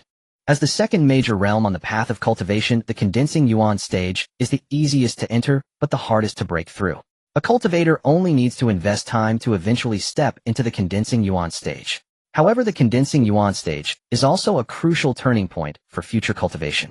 Without obtaining powerful beast blood, achieving high accomplishments in future cultivation would be difficult. This led many cultivators to remain at the peak of the condensing yuan stage, hoping to find rare blood to advance to true spirit. The situation in the auction hall was a perfect example of this. As the price for the Qingyu turtle blood continued to rise, the auction reached a climax. 300,000 spirit stones. When a cultivator shouted this price, the noisy hall fell silent for a moment. Rationality told others that the price of the Qingyu turtle blood had exceeded its worth, yet the desire to advance to true spirit and to ensure smooth sailing in future cultivation compelled them to continue bidding. Ultimately, the Qingyu turtle blood was sold for 400,000 spirit stones to a peak condensing yuan cultivator. Hearing that person's voice of overwhelming joy, Li Ming felt a mix of emotions. He could not help but wonder what he would do if he were in that position. Would he, like that person, exhaust everything for a chance? The answer was that he did not know. All he knew was that he had already advanced ahead of most people, and he could only keep moving forward. The next auction item may pique the interest of many. Suddenly, several burly men carried a massive object onto the stage. As the white cloth was lifted, a dark humanoid puppet came into view. The puppet stood about 10 zhang tall, with intricate patterns engraved on its surface. Under the bright lights, it faintly shimmered with a peculiar sheen. This is an ancient demon puppet. I wonder if you have heard of the infamous corpse puppet sect from ancient times. The corpse puppet sect excels in crafting various puppets, and this demon puppet is one of them. While it is not as powerful as the sect's supreme masterpiece, the corpse puppet, this demon puppet, is still formidable. With a certain amount of spirit stones, it can unleash the power of a latest-stage true spirit. If you win the bid, you will gain a tireless loyal bodyguard. The starting price for the ancient demon puppet is 500,000 spirit stones, with each increment not less than 10,000. Li Ming had heard of the corpse puppet sect. Its existence predates the true spirit sect, and it did not originally bear this name. The most impressive aspect of the corpse puppet sect was its endless supply of puppets. At its peak, the art of puppetry was developed to a level where everyone could practice it. It was said that even stones, sand, or anything could be transformed into puppets by the corpse puppet sect. However, the corpse puppet sect ultimately faced destruction at the hands of all the sects on the continent as they began to employ cultivators as materials for their puppetry. Initially, they merely turned living beings into puppets known as corpses. However, corpses lacked intelligence and appeared rather stiff. To create more advanced puppets, the corpse puppet sect captured numerous cultivators across the continent, and through continuous experimentation, they eventually created puppets with intelligence called corpse puppets. Corpse puppets retained a sliver of divine soul from their original forms, allowing them to cultivate autonomously and utilize the techniques they learned in life. However, to control a corpse puppet, one had to willingly divide a portion of their divine soul to merge with it. At that time, everyone in the corpse puppet sect, from the sect leader to the lowest disciples, possessed several corpse puppets. This caused great unease among other sects. The combat power displayed by cultivators with corpse puppets was not merely additive. Ultimately, the other sects took advantage of the corpse puppet sect's actions to encircle their mountain gate. It is said that in that battle, the heavens and earth changed colors. Slightly larger sects lost their legacies. The corpse puppet sect was annihilated, and all puppetry techniques were permanently destroyed. To this day, the art of puppetry has yet to regain its ancient glory. This ancient demon puppet Li Ming piqued his interest. A tireless and ever-loyal bodyguard would be perfect for him. However, he ultimately suppressed his thoughts. He still wanted to wait for the body refining technique he had been yearning for. The most important reason was that the price of this ancient demon puppet had skyrocketed to 100,000 spirit stones in a short time, far exceeding his means. In the following time, various rare treasures appeared one after another. Ancient pill formulas, exquisite techniques, century-old spirit herbs, rare or earth-grade artifacts, earth-grade techniques, miraculous elixirs. Various items that only existed in ancient texts appeared before Li Ming, greatly expanding his knowledge. There was also a small interlude. The Qingyuan fruit that Wang Zhenkuan had mentioned before really appeared. However, the auction for the Qingyuan fruit was not calm. Due to the alchemy conference, most of the cultivators flooding into Linyang County were alchemists. The medicinal materials in the auction were all snatched up by wealthy alchemists. However, in the end, the Qingyuan fruit was still acquired by Xiao Huohuo, albeit at a hefty price. The next item for auction is quite rare. I wonder if everyone present is interested in body refining techniques. As soon as these words were spoken, Li Ming immediately straightened his posture, his gaze eagerly fixed on the stick. The fiery glazed body and earth-grade supreme body refining technique aims to enhance the physical body through fire tempering. Everyone present should know that there are 4 types of flames: mundane fire, beast fire, acquired spirit fire, and innate spirit fire. If any cultivator can find innate spirit fire, the rank of the fiery glazed body will directly rival the celestial grade. Celestial grade technique. What an enticing phrase. A volume of celestial grade technique can allow one to step directly into the legendary heaven origin realm. One could stand on equal footing with the heads of the three major sects. Unfortunately, innate spirit fire is exceedingly rare, making the possibility of elevating this technique to celestial grade merely a fantasy. Moreover, body refining cultivators are not so well regarded in this era. There are many who can counter them. The first is mental power. Generally, body refining cultivators possess strong physical bodies, but have relatively weak souls. This weakness can easily be targeted. Additionally, most cultivators cannot endure the pain during body refining. For instance, the fiery glazed body requires 14 days of tempering in flames just to reach the entry level. Only after the physical body is tempered into glaze can one achieve minor success. The suffering endured during this process is inhuman. Not to mention the higher level flames like beast fire and acquired spirit fire, where the pain increases exponentially. If one cannot endure, all previous efforts will be in vain. More importantly, some people may only ever encounter mundane and beast fires in their lifetime. The secret techniques for refining acquired spirit fire will only circulate within alchemist circles.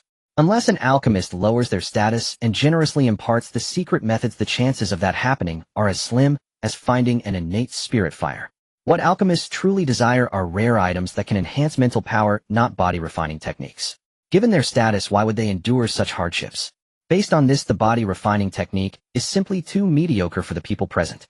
It is tasteless to eat, yet a pity to discard. Most cultivators rationally chose to give up. In contrast, Li Ming was quite satisfied with this body refining technique, as if it had been tailor-made for him. The flames were constantly tempering his body, enhancing his physical form, and he had long since adapted to the intensity of this fire tempering. After acquiring the fiery glazed body, he would be able to transition seamlessly. Furthermore, there were the memories of Feng Yixiao, which included the method for refining acquired spirit fire.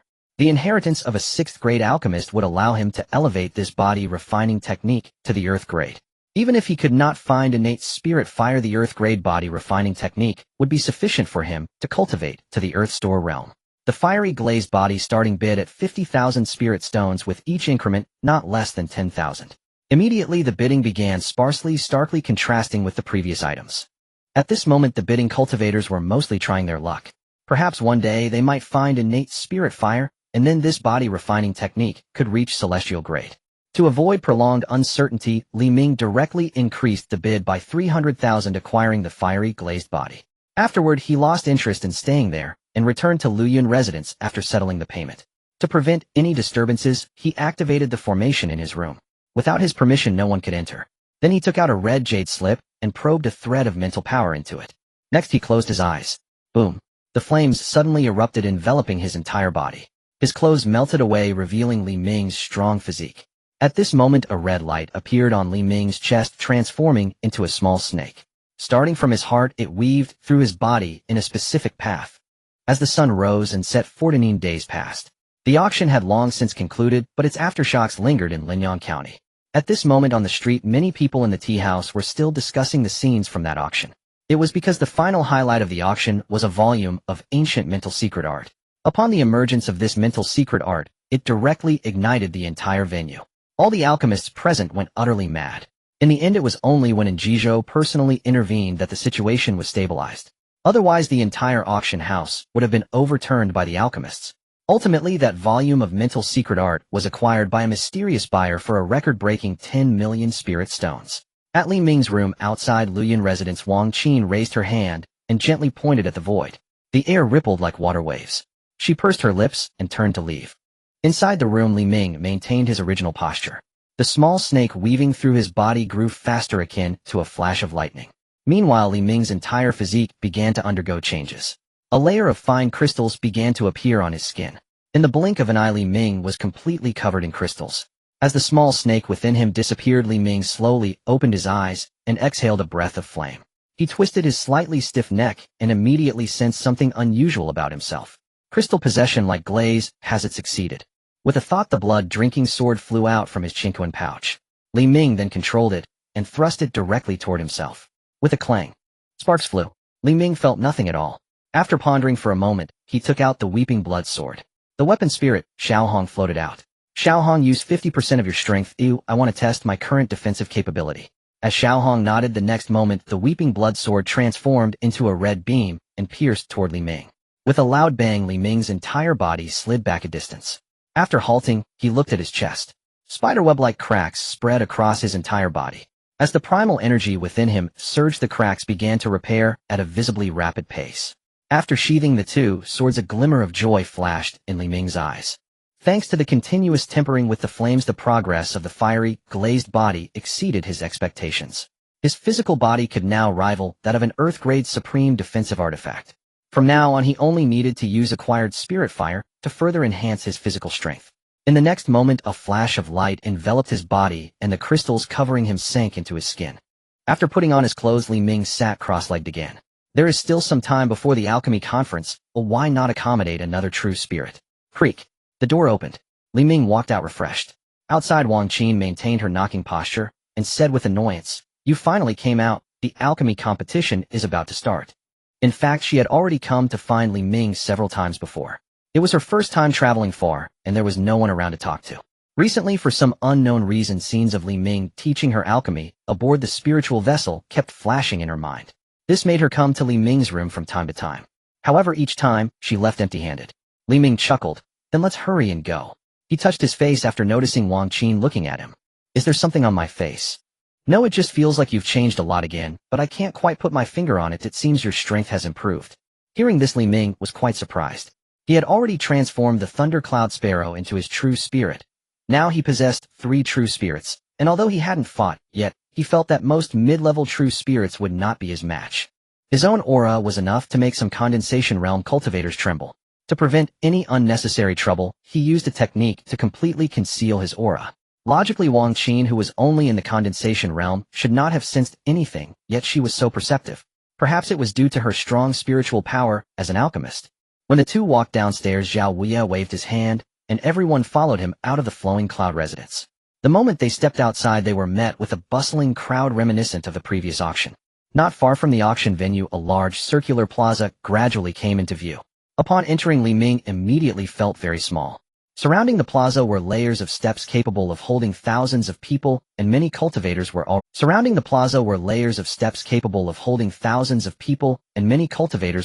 To the north, there was a high platform. On the platform were several intricately carved chairs. In the center of the plaza were open-air alchemy compartments. The compartments were simply furnished. There was only a stone platform and a stone alchemy furnace. To ensure fairness, participants could not use their own furnaces, but there were no restrictions on the flames used for alchemy. As time passed, the venue was packed with cultivators. Those who arrived late had to stand on the rooftops of nearby buildings to get a view. The participating alchemists were clearly divided by city. Li Ming glanced around and counted 51 groups. Zhao country had 10 counties, with each county having 5 cities. Adding the capital city, this alchemy competition attracted all the talented young alchemists from Zhao country. However, some groups had only 2 or 3 participants, while others appeared to number over 100. Most groups were similar to Qingmei City, with around 10 participants each. There weren't this many participants in the last competition. Perhaps it's because this is the 10th edition. Lewin explained nearby. "Do you see the group with the most participants? They all came from the capital." Li Ming looked up and indeed saw that each person in that group exuded an air of superiority and appeared very young, their confident gazes suggesting they had already secured victory. "I didn't expect those guys from the capital to come as well. With their participation, we can forget about the top 3. We can only aim for the top 10, even if we don't succeed. As long as we surpass the people from Liang City, that's enough." Who was the person surrounded in the middle? Hearing Li Ming's words, Lu and turned to look. In the center of the capital group stood a young girl. She stood there quietly, resembling a stunning painting that made people unable to resist stopping to admire her. Even the proud alchemists around her looked at her with admiration. Her name is Chao Ling, a young alchemist gaining fame in the capital recently. It said she can already refine third-grade pills, and is just one assessment away from becoming the youngest third-grade alchemist in Zhao country's history. She is only 20 years old. Before Luan could respond, Zhou Ping's words reached Li Ming's ears. 20 years old. A third-grade alchemist. What a prodigy. Lu An's mouth dropped open, his expression one of shock. As he approached 30 yet remained stuck at second grade, he couldn't help but feel the vast disparity between people. "It's over with such a prodigy. What can we compare?" "Don't worry, others have already released word that she is only coming to the alchemy competition to refine third-grade pills for the sake of honing her skills." Third-grade pills. Li Ming withdrew his gaze. Xiao Ling seemed to sense something, and turned to look in Li Ming's direction. Huh. She perceptively noticed something different about Li Ming, yet couldn't articulate it. What's wrong? Qingmei approached her after noticing Xiao Ling's unusual behavior. It's nothing, I just saw an interesting person. Interesting. She followed Xiao Ling's gaze, but saw no in her eyes except for the alchemists from their group, who came from the capital. They had dismissed everyone else, as this time they would let everyone know that alchemists are categorized by rank. One type is the capital's alchemists while the other is everyone else. The world is vast and talents abound, don't underestimate others. Of course this time we will give it our all. Qingmei said this, but in her heart, she felt otherwise. The resources in the capital were worlds apart from those in other places, and she couldn't think of any reason they would be inferior to others. Xiao Ling was an exception, having shown remarkable talent in alchemy since childhood. She had early on become a disciple of Yi Qingran, the only female 6th-grade alchemist in Zhao country. At 20 she was already able to refine 3rd-grade pills. It was normal that they couldn't compete with such a prodigy.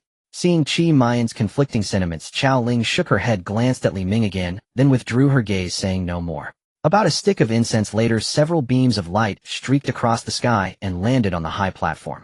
Besides Lu Ning and Zhizhou and Yuanxi, there were also several family heads from prominent families in Linyang County, as well as other Xianguang realm cultivators.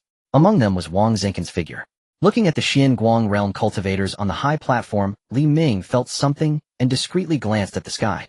Though the sky was a deep blue at the moment, a momentary shiver-inducing aura had leaked out just a moment ago. It seemed that some big shots were hiding among them, silently observing the alchemy competition. Now that everyone is here, the alchemy competition will officially begin. As her voice fell, Lu Ning stepped forward, and a seal flew out from her sleeve. The seal spun endlessly in the air, emitting a blinding light. In the next moment, the light suddenly erupted, causing everyone to instinctively close their eyes until they looked back up. The original seal transformed into a portal. Through this portal, countless medicinal herbs could be seen on the other side. The secret realm of spiritual herbs. Originally, it was a secret realm floating in the void. It appeared within the borders of the Zhao kingdom, at that time led by the royal family of Zhao in collaboration with the 3 major sects. It took a full 10 years to fix this secret realm in Zhao, and another 10 years to refine it into a portable seal. The cost was that the high-grade medicinal herbs, which were thousands or hundreds of years old, were largely shared among the 3 major sects. Nevertheless, there remained a vast amount of low-grade herbs within the secret realm. Subsequently, the Alchemy Conference was born. 30 years ago, the first Alchemy Conference saw the emergence of many exceptionally talented alchemists. This prompted the Zhao royal family to resolve to continue holding the Alchemy Conference, which has continued to this day. 30 years have passed, and there is still no sign of a decrease in the herbs within the secret realm. You have only 3 days. Within this time, search for the herbs you need in the secret realm. I remind you again, some aged herbs often come with accompanying spirit creatures. Consider your strength before attempting to take them. As soon as Lu Ning finished speaking, one by one the participating alchemists began to enter the portal. At one moment, an alchemist who had already entered the portal was unexpectedly spit back out. He looked at Lu Ning and the other experts from Shuangguang Mirror with a terrified expression. What met him were their grim faces. And Zhizhou shook his head. President Lu, please handle this. Without needing to say more, Lu Ning waved her hand. The alchemist in the air was slapped down to the ground. He covered his face, trembling as he stood up, ignoring the excruciating pain on his face, his gaze fixed on the middle-aged man standing in front of him. Lu Ning raised her eyebrows and looked at the middle-aged man. Zheng Xiong, this is not the first time your Wuhan city has participated in the Alchemy Conference. Don't you understand the rules? How could he still participate when he has clearly exceeded the age limit? Is your President Wei Zhen not planning to continue? President Lu, please calm down. This may have been a misunderstanding. Zheng Xiong quickly spoke up. Misunderstanding? I don't know what you were planning. Wuhan City has always been at the bottom in previous years. Do you think unconventional methods will work? I won't pursue those who entered earlier, but now you take your people from Wuhan City and let Wei Zhe come to me. Hearing this, Zheng Xiong panicked. If he went back like this, wouldn't the president tear him apart? President Lu, please be merciful, please be merciful. Lu Ning flicked her finger. A force of energy shot from her fingertip, sealing Zheng Xiong's mouth. Take him out. Soon someone carried Zheng Xiong away. The rest of the people from Wuhan City who had not yet entered the portal were also kindly asked to leave the venue. Li Ming noticed that some people's faces were filled with anger as they looked at Zheng Xiong and the alchemist who exceeded the age limit. It seemed that the others were unaware of the situation. However, they also lost their qualification for this alchemy conference as a result. Li Ming stroked his chin, realizing that the portal must have the ability to detect bone age. If anyone is still thinking of taking advantage of this, it's best to leave now, otherwise I guarantee their fate will be very tragic. Lu Ning's gaze swept over the crowd. It must be known that Linyang County is the host of this conference.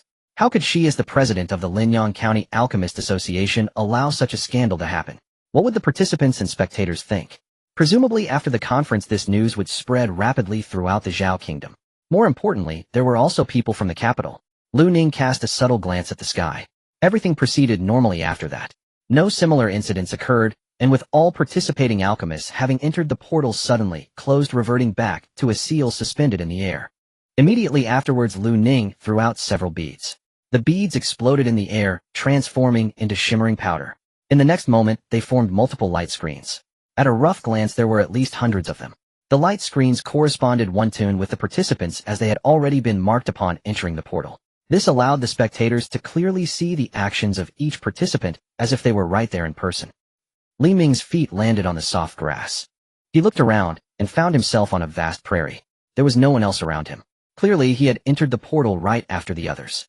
It seemed that like the ruins of the true spirit sect, this secret realm would automatically separate the entrance. Taking a deep breath, the scent of grass mixed with the aroma of herbs entered his nostrils. He casually chose a direction to begin his journey in the secret realm. Not long after, he spotted a white flower blooming on the prairie, particularly eye-catching. He recognized this white flower. The white bellflower, the most common first-grade medicinal herb. Not far from this white flower, countless other white bellflowers swayed in the wind like a sea of flowers. Li Ming noticed that there was a protective shield over the surface of the white bellflower. In his mind, he recalled the information Lu and had mentioned about this secret realm. In this secret realm of spiritual herbs, harvesting herbs is different from the outside world. First, one must shatter the protective shield surrounding the herbs with mental power before they can be harvested. The higher the grade and the older the herbs, the stronger the protective shield. Moreover, harvesting is not unlimited. Each participant can only select herbs corresponding to the pills they are refining. Once in the secret realm, the actions of the participants will be known to the outside world. Those seeking to procure items will face the most severe punishments, unless they can snatch the herbs from other alchemists. Shaking his head, Li Ming got up and left this place. After walking for a while, a towering tree came into view. The tree occupied his entire view, and as Li Ming approached, he felt as though a giant was looking down at him. He reached out to touch the trunk, the rough texture, giving him a sense of antiquity. Looking up, countless red fruits hung from the branches. The zhugua, a second-grade medicinal herb, could serve as the main or auxiliary material for most first- and second-grade pills. It was one of the medicinal herbs Li Ming needed. He then closed his eyes, unleashing a powerful mental force that quickly brushed past each zhugua here. Since time was abundant, he naturally wanted to select the one with the highest age. Found it. Soon Li Ming opened his eyes, and his mental force transformed into a small knife, easily piercing through the protective shield surrounding the zhugua. Thud. Looking at the bright red zhugua in his hand, Li Ming contentedly placed it into his Qingmei bag. What a pity, so many zhugua, yet I can only take one. Li Ming shifted his gaze from the zhugua, but just as he was about to leave, he sensed something. He looked into the distance and saw two figures appearing on the prairie. Looking at the attire of the other party, Li Ming narrowed his eyes. What a coincidence. Both of them wore garments embroidered with the sun. They were the alchemists from Liang City. Upon seeing the crimson fruit produced by the towering tree, their expressions brightened.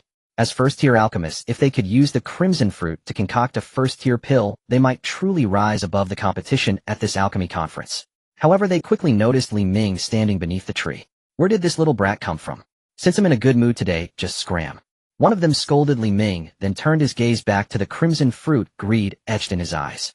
The other examined Li Ming carefully, and his eyes widened. Don't look too long. It seems this person is from Qingmei City. Upon hearing this, the man shifted his gaze back and stared intently at Li Ming. Are you sure you didn't make a mistake? Before entering the secret realm, Wang Ji had given them strict orders.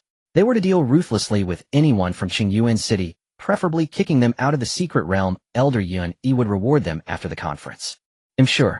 I might not remember others, but this kid is unforgettable. He's young, yet managed to be brought here by Xiao Huohuo to participate in the alchemy conference, so he must be a rare talent cultivated by Qingmei City. Looks like we've struck gold. As long as we kick this kid out, Qingmei City will surely suffer. Outside the secret realm, Yun Yi smirked upon witnessing this scene. He turned to look at Xiao Huohuo not far away, only to find the latter expressionless. Yun Yi chuckled coldly in his heart, thinking that the other was only maintaining a facade. Xiao Huohuo, this is just the beginning. Xiao Huohuo felt amused upon seeing Li Ming surrounded by the two alchemists from Liang City. Li Ming, who emerged from the ruins, was no soft persimmon. Fortunately, in this secret realm, only spiritual power could be used. If he were to exert his full strength, those two, from Liang City, would likely face a much worse fate. Kid, don't blame us. Blame yourself for coming from Qingmei City. Are you done? Then it's my turn. In the next moment, a vast ocean of spiritual power surged towards the two like a violent hurricane. Before they could react, a mark appeared behind them, radiating a blinding light. In the next instant, their figures vanished without a trace. Outside the secret realm, two figures were expelled one after another by the seal. They struggled to rise, their expressions filled with confusion. As they recognized their surroundings, their eyes gradually widened. They were directly kicked out. How is that possible? How did that kid manage it? So soon someone has been kicked out of the secret realm. From their attire, they should be from Liang City. Did anyone? What exactly occurred? I saw it, they were kicked out by that young man. The crowd followed the direction of the speaker. Li Ming's youthful face was seen for the first time by everyone present. After a moment of shock, Yun-Yi snapped back to reality and summoned the two up to the viewing platform. Being kicked out of the secret realm early meant losing their qualification to compete. After all, they hadn't obtained a single medicinal herb from beginning to end. What happened? Who exactly is that kid? Yun-Yi inquired in a low voice, his tone urgent and angry. The two opened their mouths to say something, but ultimately shook their heads. Useless.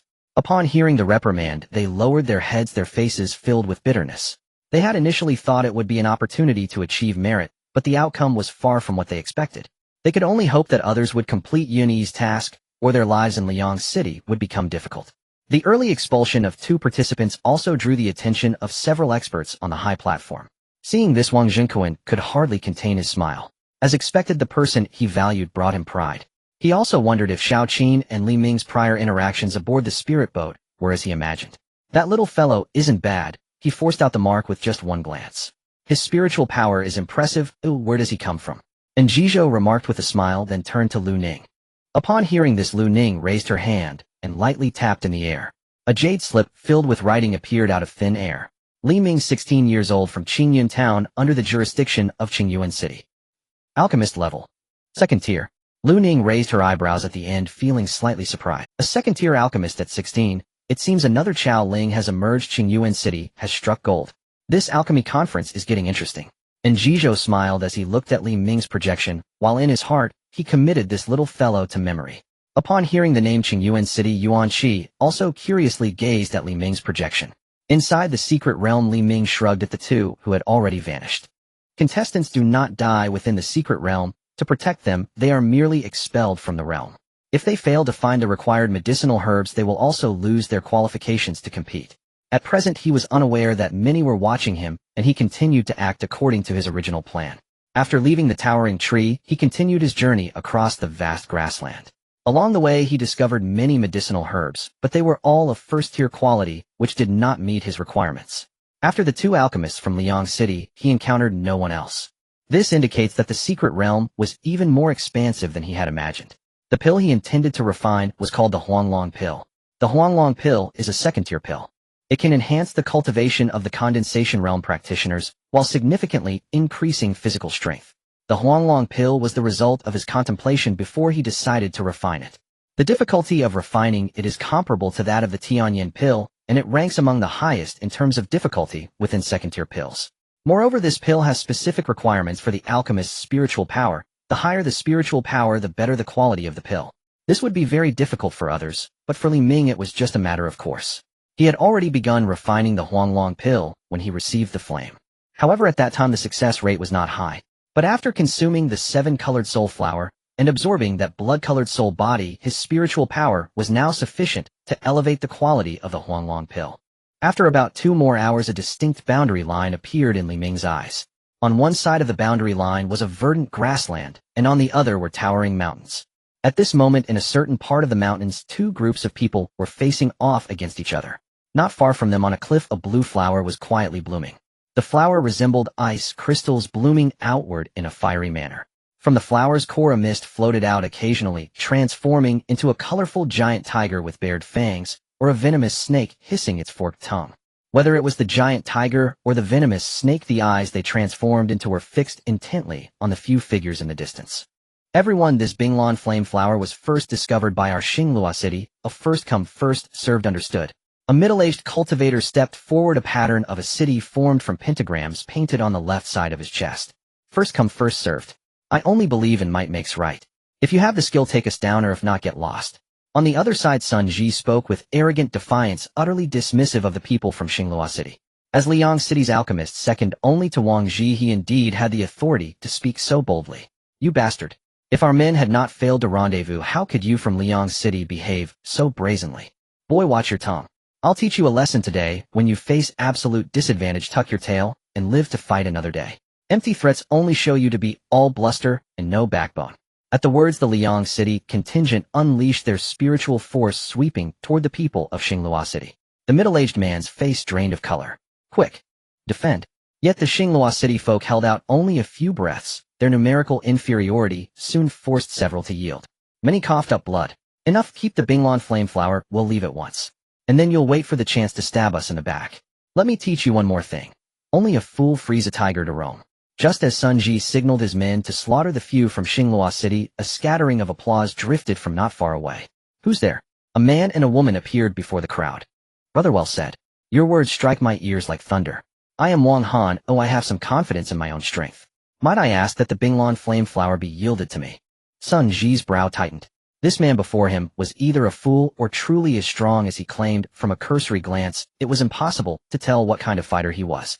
Where do you hail from? Wang Han smiled faintly. A small place, nothing to boast of. The woman accompanying him tugged Wang Han's sleeve and shot him a sharp look. She then turned to Sun Ji. We are from Duqing. If you do not wish to lose your qualification, depart. Duqing. At that name, Sun Ji fell silent and slunk away at once. The people of Qingmei City likewise vanished in a flash. Lin Shui, we finally had some fun. Why let them go so easily? Seeing Sun Ji leave without hesitation, Wang Han scoffed. Did you come into the secret realm to play? Finish the task first, will you? Doing the task and having fun are not mutually exclusive. Still talking back. Shall I wait until we meet Qingmei and have a word with her? At the mention of Qingmei's name, Wang Han's expression changed. No, alright, you win.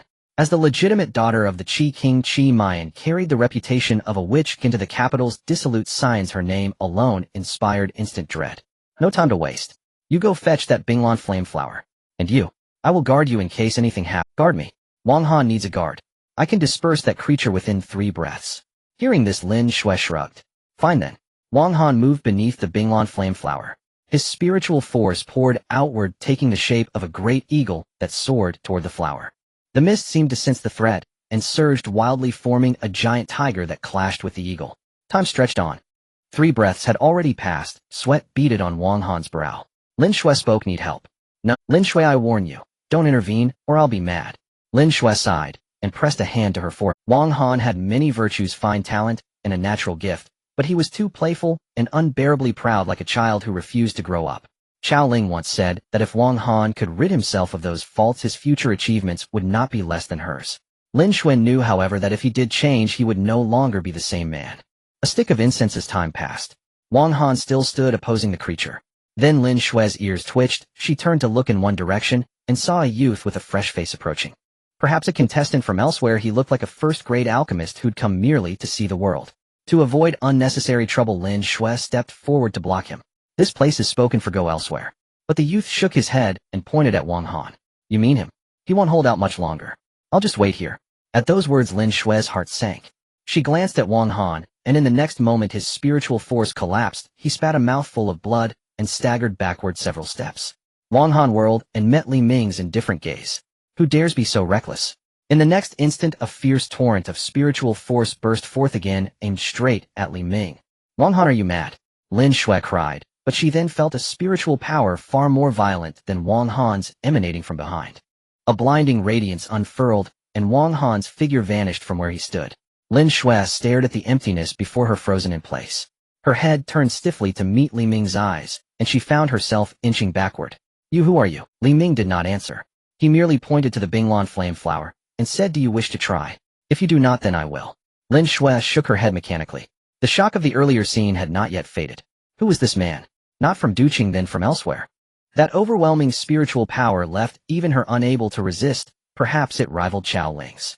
The thought made her shiver.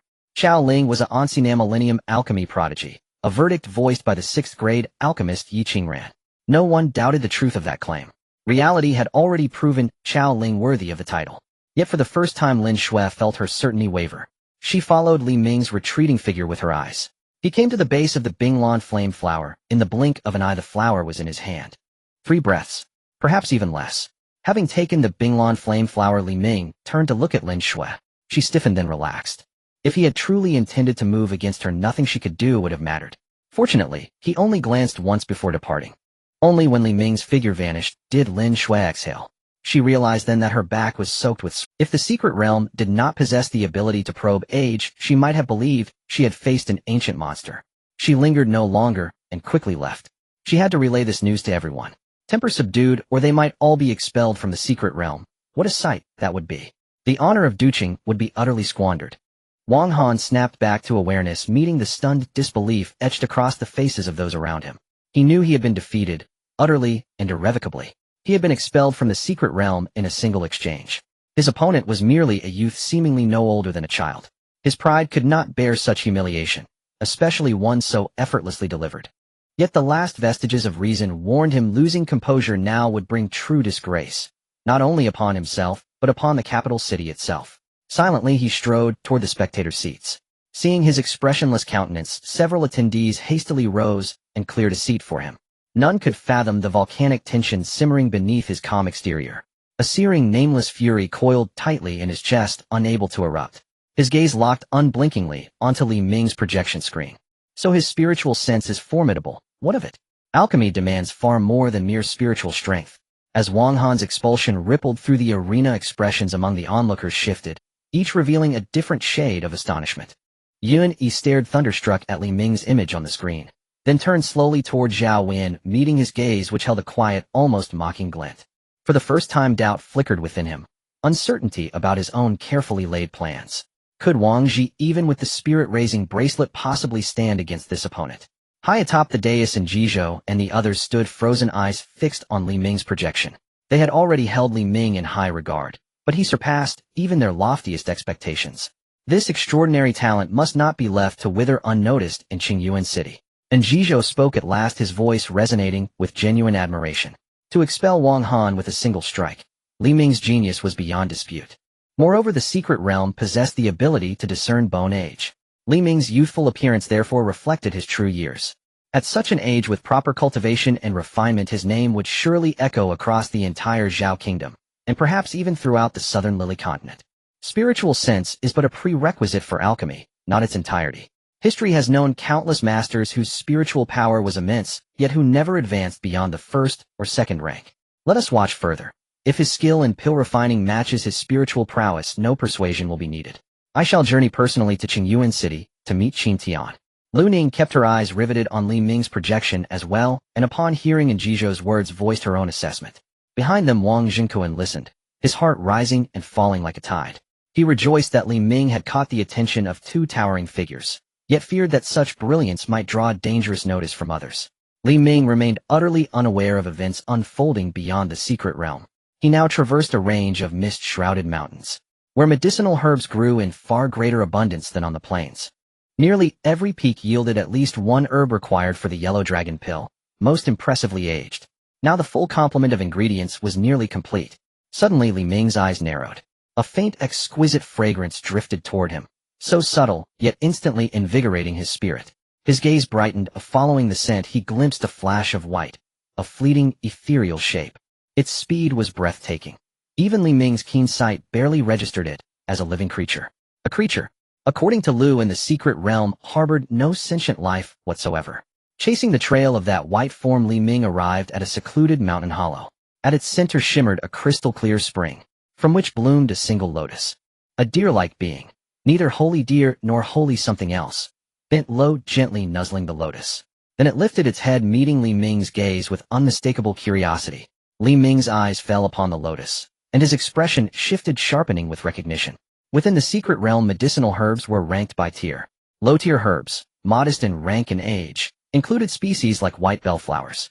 Next came high-rank herbs, still lacking sufficient age to manifest sentience, such as the vermilion fruit. Above them stood herbs both high-rank and ancient, aged enough to awaken as spirit beings, like the ice-flame blue flower he'd encountered earlier.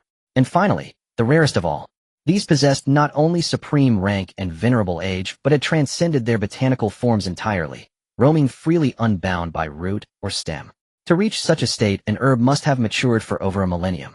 Such specimens had appeared in the Alchemy Grand Tournament only a handful of times across history.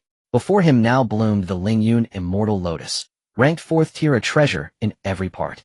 Its leaves, seeds, and seed pods, each alone rivaling a 3rd tier spirit herb in potency. Moreover, it harmonized flawlessly with virtually any formula, never clashing, always elevating the final elixir's quality. This was the Lingyun Immortal Lotus's greatest virtue. Without hesitation, Li Ming settled into cross-legged meditation and unleashed a torrent of spiritual energy, coalescing it into a colossal dragon surging toward the spirit deer. The deer tilted its head, opened its mouth, and swallowed the spiritual dragon whole. Li Ming had anticipated precisely this. A millennium-old spirit herb would yield neither easily nor lightly. Again and again he gathered his spiritual force, launching fresh assaults upon the deer.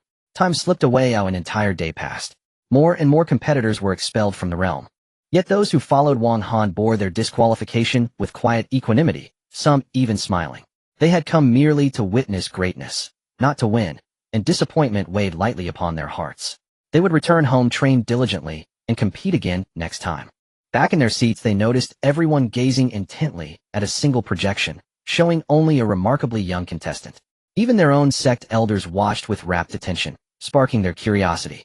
Elder what? Hush. Be silent. Just watch. A chorus of sharp, involuntary intakes of breath echoed through the hall. Those two have crossed paths. What a pity, what a pity. Such murmurs swelled across the arena. They turned and saw other figures appearing behind the young contestant. They recognized him instantly. The tournament's top-ranked contender Xiao Ling of the capital's Xiao clan. Inside the realm, Li Ming sensed a presence and turned to find Xiao Ling observing him with open curiosity. Xiao Ling, from the Xiao clan of the capital. Li Ming rose, halting his spiritual assault. Qingmei City, Li Ming. Indeed, one must never underestimate the world's talents. This tournament has produced a genius such as you. Li Ming frowned slightly, finding Xiao Ling's words unusually verbose. Have you come to contest this spirit herb? Xiao Ling shook his head. The Lingyun Immortal Lotus. Its age must exceed 1,000 years. You are truly fortunate. Yet no single cultivator could subdue such a spirit being alone. As a 4th-tier spirit herb, it stands at the apex of this realm's flora. You've surely noticed your spiritual energy vanishing into it, like mud sinking into the sea, leaving no trace. Given more time, perhaps you could exhaust it, but we have only 3 days.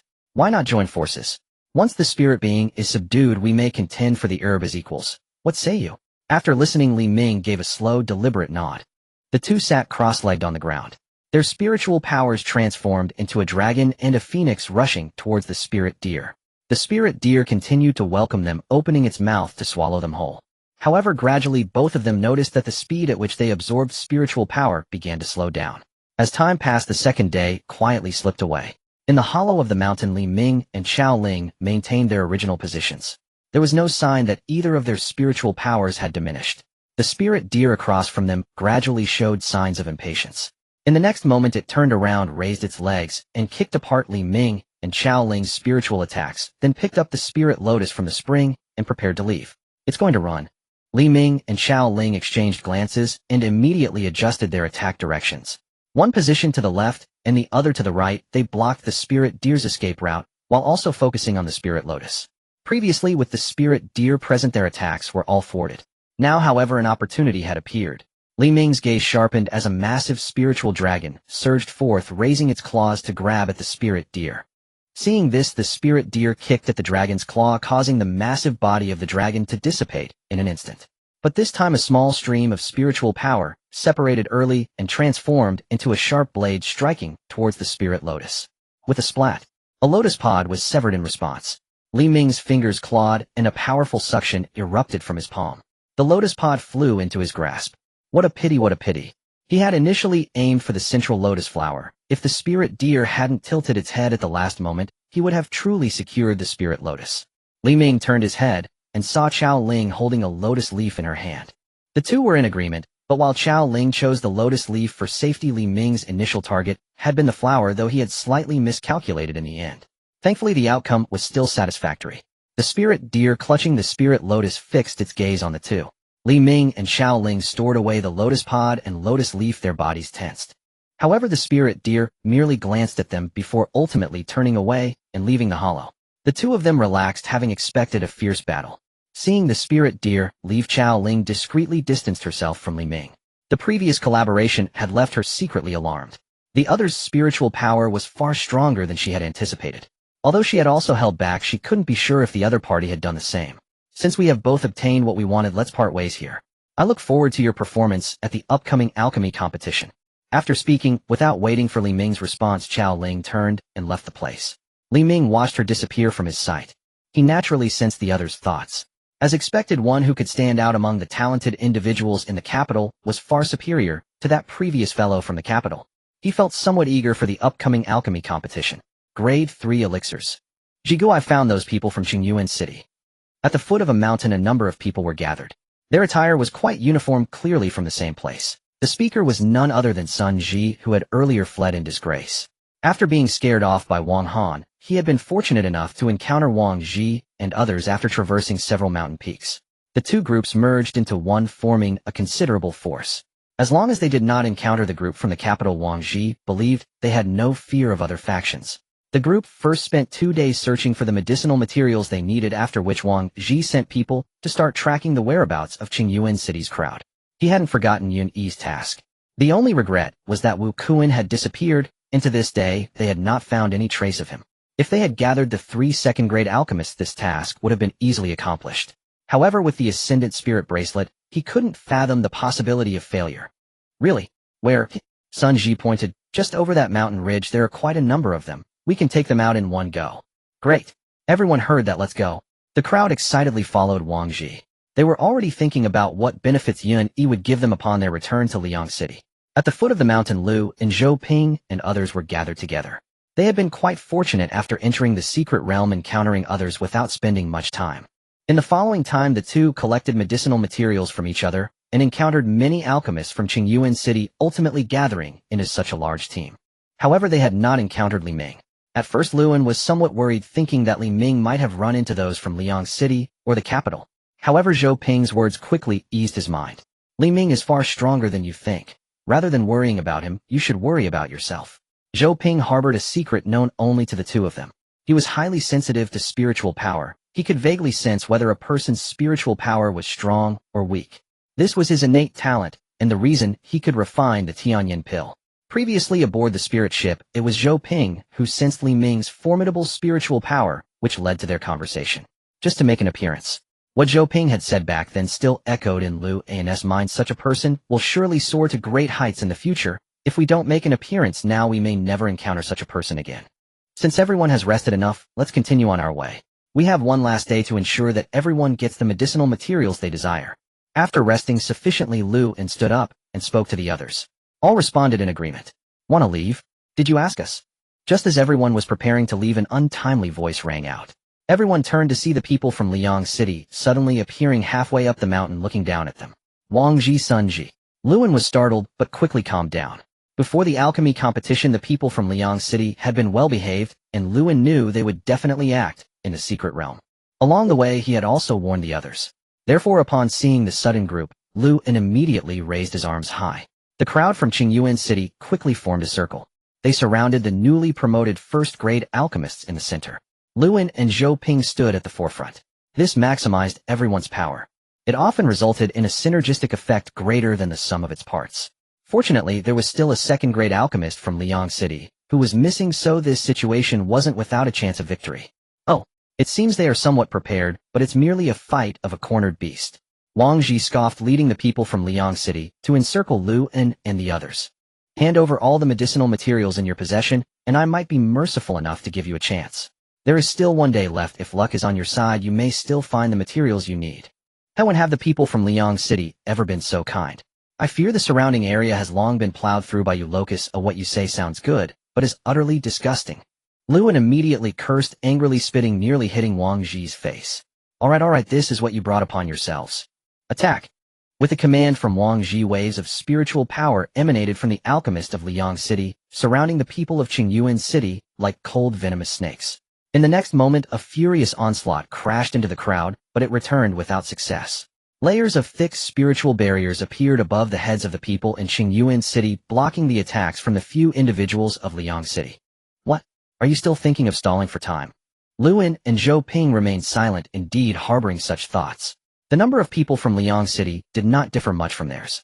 Only Wang Ji and Sun Ji were second-tier alchemists, and they could definitely rely on the spiritual barriers to drag it out until the end of the secret realm. Wang Ji snorted coldly, not hesitating, as he rubbed the spirit-amplifying bracelet on his wrist. Immediately a ball of white light flowed down his arm and into his brow. The next moment Wang Ji's aura suddenly changed, and he pressed his hand down. A clear sound of shattering reached the ears of the people in Qingmei City, who were horrified to discover that the spiritual barriers were breaking layer by layer. How is this possible? Luan looked at Wang Ji confused as to how the situation had turned upside down in an instant when it had just been under control. The bracelet on Wang Ji's wrist must be a kind of artifact that can instantly enhance spiritual power. We've been set up. Zhou Ping spoke in a deep voice. Just a moment ago he had sensed a peculiar spiritual force entering Wang Ji's brow from his wrist. Damn it. This must be the work of Yunyi. What now? At this rate we won't last much longer. Next I'll create opportunities for you. Take these kids and go. Are you going to use that move? Luan seemed to realize something, his expression grave. What about the upcoming alchemy competition? This is your last chance. Don't worry, I have a plan. You just do as I say, or we'll all be finished here.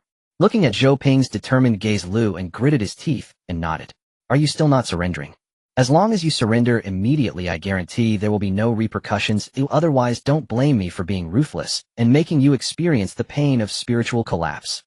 Wang Ji's gaze turned to the others apart from Luan and Zhou Ping. He understood their stubborn nature. They wouldn't easily surrender. But the others might be different. Under the dual pressure of reality and words, perhaps some would give in. Completing the task at the least cost would also showcase Elder Yunyi's abilities. Just as Wang Ji was feeling pleased with himself, the situation changed drastically. Zhou Ping tapped his own body a few times. Then a formidable spiritual power burst forth like a tiger breaking free from its cage, instantly shattering the spiritual barriers of Wang Ji and the others.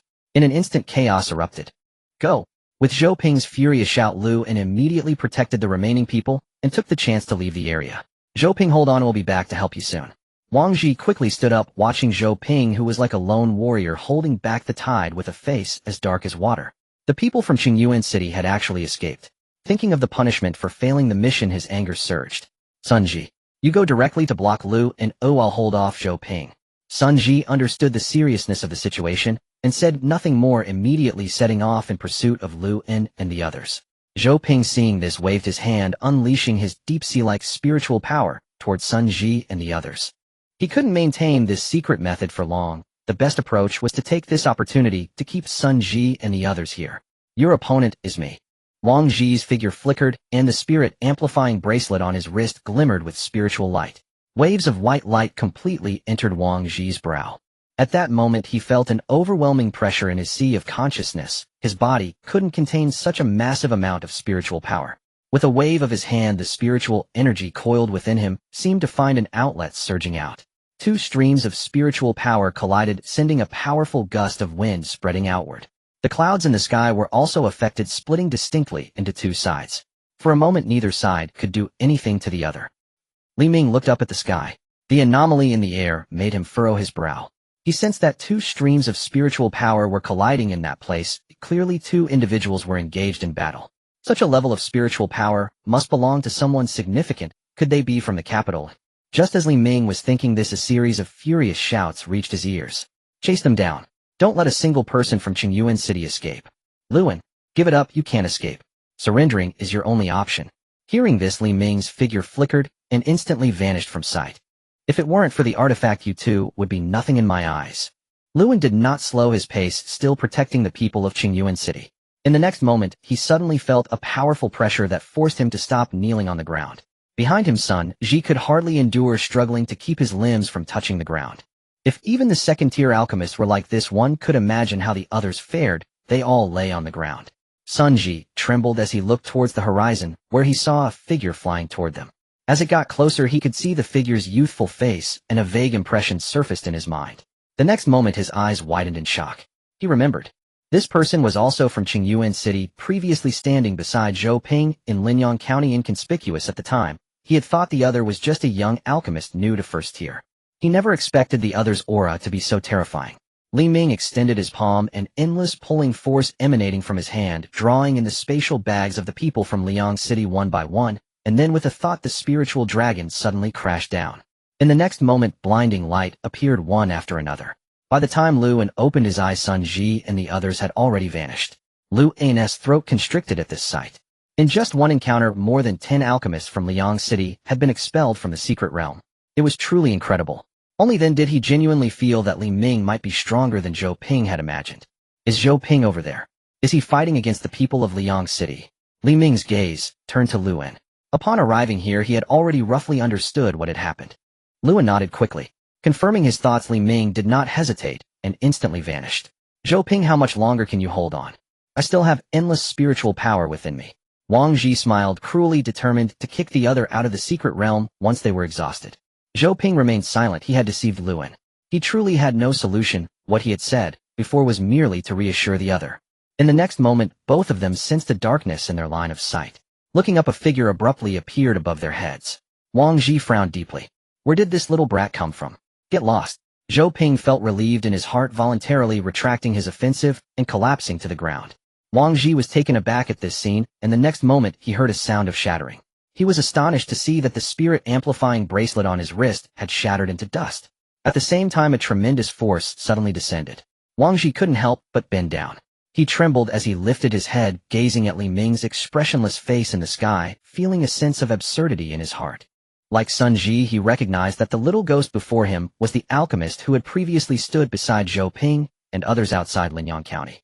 Initially thought to be an insignificant character, it now appeared that this person was the greatest variable in Qingmei City. Was it possible that he had misjudged his target from the very beginning?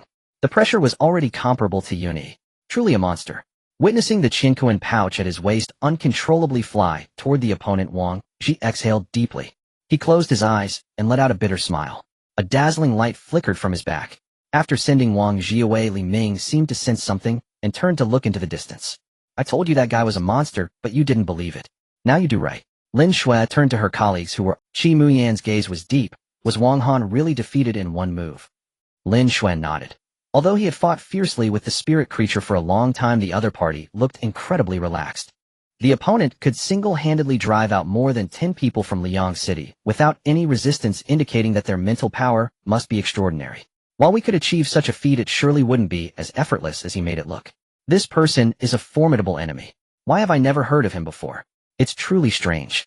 The world is vast and talents abound. It's not surprising at all. Lin Shui's words suddenly reminded Qi Mu Yin of what Xiao Ling had said before entering the secret realm. Perhaps at that moment Xiao Ling had already sensed the opponent. Is this the gap between myself and her? Qi Mu Yin bit her lip, feeling a surge of frustration. It seemed that no matter how hard she tried, she could never catch up to the other party. Do you think, if we combine all our strength, can we defeat him? Qi Mu Yin looked at Lin Shui and the others. Upon meeting Qi Mu Yan's gaze, the others immediately spoke up. We will serve the princess without fear of death. Why bother? What can we gain from this? Lin Shui was the first to retort. Although her family was not as prominent as the Qi Wangfu, they were not far behind and did not need to revere Qi Mu Yin like others. This is just an alchemy competition. It's unwise to make an enemy of an exceptionally talented alchemist over something so trivial. If Xiao Ling were here, she certainly wouldn't agree to it. Originally Qi Mu Yin was just speaking casually, but her expression darkened upon hearing Xiao Ling's name. Again with Xiao Ling. How am I inferior to her? Isn't the other party just slightly more talented in alchemy and a bit prettier? Does she have an earthly venerable father? Lin Shui was right. At this moment, a familiar voice came from behind the group. Everyone turned to see Xiao Ling approaching. After sensing the clash of mental powers not far away, she had come here. She happened to overhear Lin Shui and Qi Mu Yan's conversation. I've met that person before. I'm not trying to discourage you, but you might not stand a chance even if you all banded together. Upon hearing this, everyone looked at Xiao Ling in shock, their hearts filled with disbelief. After all, they were all considered talented individuals in the capital. Unknown, they might not be able to defeat him, but surely they could work together. This seemed rather exaggerated. Isn't this a bit too much? I'm merely stating a fact. Xiao Ling shrugged, not arguing with them. You all keep praising that person so highly, I refuse to believe it. At this moment, a person stepped out from the crowd and flew toward Li Ming.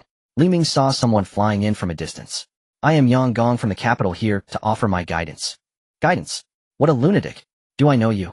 Li Ming felt that these people from the capital were all a bit off, just like Wang Han before. He had merely stated a fact, and the other party was furious and had attacked him. Now this person was the same, suddenly declaring he was here to offer guidance. After saying this, Yang Gong unleashed his mental power toward Li Ming. Yang Gong saw that his attack was met with no response but vanished without a trace like a mud cow sinking into the sea. Subsequent attacks were similarly ineffective. This gradually made him think that perhaps Qiao Ling's words were right. Just as he was about to speak, he felt a terrifying aura enveloping him. In an instant, he could no longer maintain his balance and plummeted from the air. Yang Gong. Seeing this scene, several people flew out.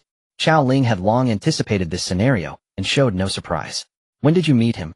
Lin Shui quietly asked from the side. Not long ago, we teamed up to deal with a spirit creature that had broken free from its spiritual medicine.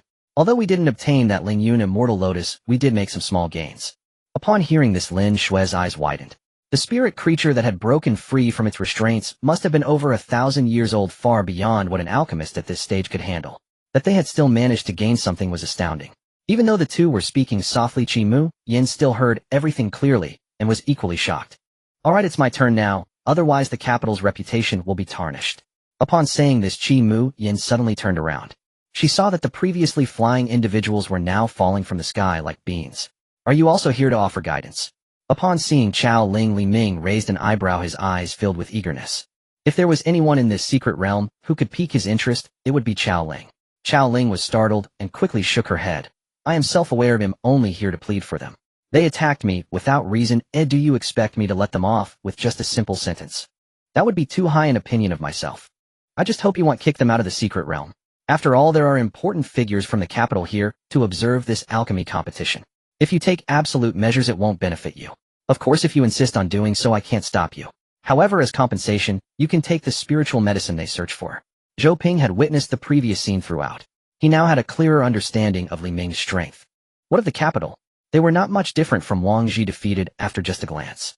Stroking his chin, Li Ming ultimately took the spiritual medicine from the several individuals. When Li Ming left with Zhou Ping, Qiao Ling looked at the others. The group lowered their heads, not daring to meet Qiao Ling's gaze. Do you believe now? With time running out, you should hurry to search for spiritual medicine. Otherwise not qualifying for the competition would be truly laughable. The group left in a huff, feeling a pent-up frustration. They vowed to avenge today's humiliation at the next alchemy competition. What about you? Finally, Qiao Ling looked at Qingmei Yin.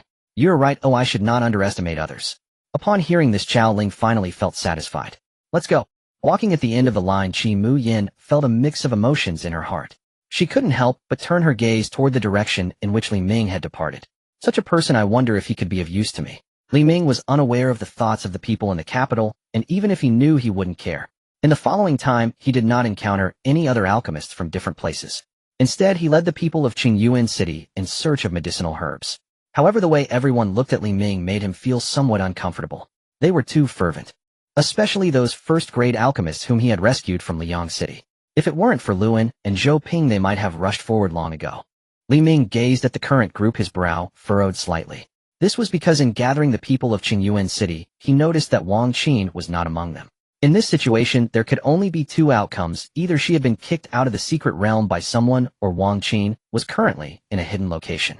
After exploring for several days, he had roughly sketched the entire secret realm in his mind. The secret realm was divided into three areas: the grassland, the mountain range, and the dense forest. The grassland covered the largest area, but the quantity of medicinal herbs within was scarce and of low grade. In the mountains, spiritual medicines could be found everywhere, but most grew in harsh environments like cliffs, making the search significantly less efficient as one had to traverse mountain peaks. Most competing alchemists were also found in this area. Moreover, many of the spiritual herbs in the mountains were mature enough to have accompanying spirits. A first-grade alchemist could only stand by helplessly. Only a second-grade alchemist and several first-grade ones would have the chance to obtain them. The last area was the dense forest where the people of Qingyuan City were currently located. In this place, for some reason, the trees grew in a peculiar orientation. Entering it could lead one to lose their way. The thick underbrush concealed the spiritual herbs, making it easy to overlook them without careful searching. At this moment, in a certain area of the dense forest, Wang Qin approached a tree. There was a special mark on the tree. Here again, am I really unable to get out? Touching the mark on the tree trunk, Wang Qin forced a bitter smile. She had been transported to this dense forest the moment she entered the secret realm. The dense forest had plenty of spiritual herbs, many of which required careful observation. This led her to ultimately wander deep into the forest. When she attempted to leave, she found that the surroundings had completely changed. No matter which direction she tried to leave from, she always ended up back at her original spot. Thankfully, there is a time limit, otherwise I wouldn't know what to do. Wang Qin leaned against the sturdy trunk and sat down. For these past few days, she had not only searched for spiritual herbs alone, but also sought an exit without even a single person to talk to. Several times she encountered spiritual herbs that she desired, but each one was accompanied by fierce spirits. Some spirits were irritable, and as soon as one stepped into their territory, they would actively attack. On several occasions, she had to flee in a panic. The mental pressure left her utterly exhausted. Only now did she give up, the tension in her heart finally easing. With that came a wave of fatigue, causing her to involuntarily close her eyes. "I thought you had been kicked out of the sea." A familiar voice suddenly rang out, making Wang Qin open her eyes wide. Li Ming. For some reason, upon seeing him appear before her, an overwhelming joy surged within her. Accompanying that joy was a wave of grievance. Crystal clear tears rolled down her cheeks one by one. "You have no idea how difficult these past few days have been. There isn't a single ghost here. It feels like a maze, and those spirits are all particularly irritable, chasing and hitting me." As she spoke, Wang Qin instinctively moved toward Li Ming. However, she quickly noticed a pair of eyes behind him. They were curiously staring at her. Wang Qin was startled and immediately stopped in her tracks, wiping her tears. "Everyone is here. Wang Qin, you really have bad luck to be transported here alone into this dense forest. In previous sessions there were others like you, and after exiting the secret realm, they each experienced some psychological issues." Luan seemed unaware of Wang Qin's unusual state, approaching her and gently brushing his hand. Wang Qin felt a cool sensation rush to her head. The fatigue of these days was swept away. "Thank you, Senior Lu. It's nothing." After giving Wang Qin a refreshing technique, Lu An's eyes brightened. "Now that there's only a little time left, since we've already gathered the necessary spiritual herbs, why not gather together to confirm the issues regarding our alchemy? It will also help prepare for future pill refinement, and this dense forest is extremely secluded, so there's no fear of disturbances." Although he addressed everyone, Lu An's gaze was still directed at Li Ming. If Li Ming showed even the slightest hint of rejection, he would immediately change his tone. Li Ming nodded upon hearing this. He also wanted to take this opportunity to carefully consider which third-grade pill to refine with the spiritual herbs in hand. He decided to compete with Xiao Ling. Moreover, he wanted to avoid wasting the medicinal materials obtained from the group in the capital. Seeing Li Ming nod, Lu and immediately beckoned everyone to sit on the ground. Wang Qin observed Lu An's actions closely from the side. Lu An's demeanor clearly indicated that Li Ming was the focal point, which piqued her curiosity. Luan was an elder in the association. Although his potential had reached its peak within this group, he was undoubted. To show such respect towards Li Ming was surprising. She turned to see Zhou Ping waving his hand, cutting the grass beneath Li Ming's feet, revealing a flat and clean piece of land. Li Ming showed no surprise and sat down directly. Zhou Ping sat down on the grass beside him. Wang Qin's mouth dropped open at this scene, unable to control it. If Lu An's attitude only made her curious, Zhou Ping's actions left her feeling horrified. Zhou Ping was already a second-grade alchemist, and Zhao Huohuo held him in high regard.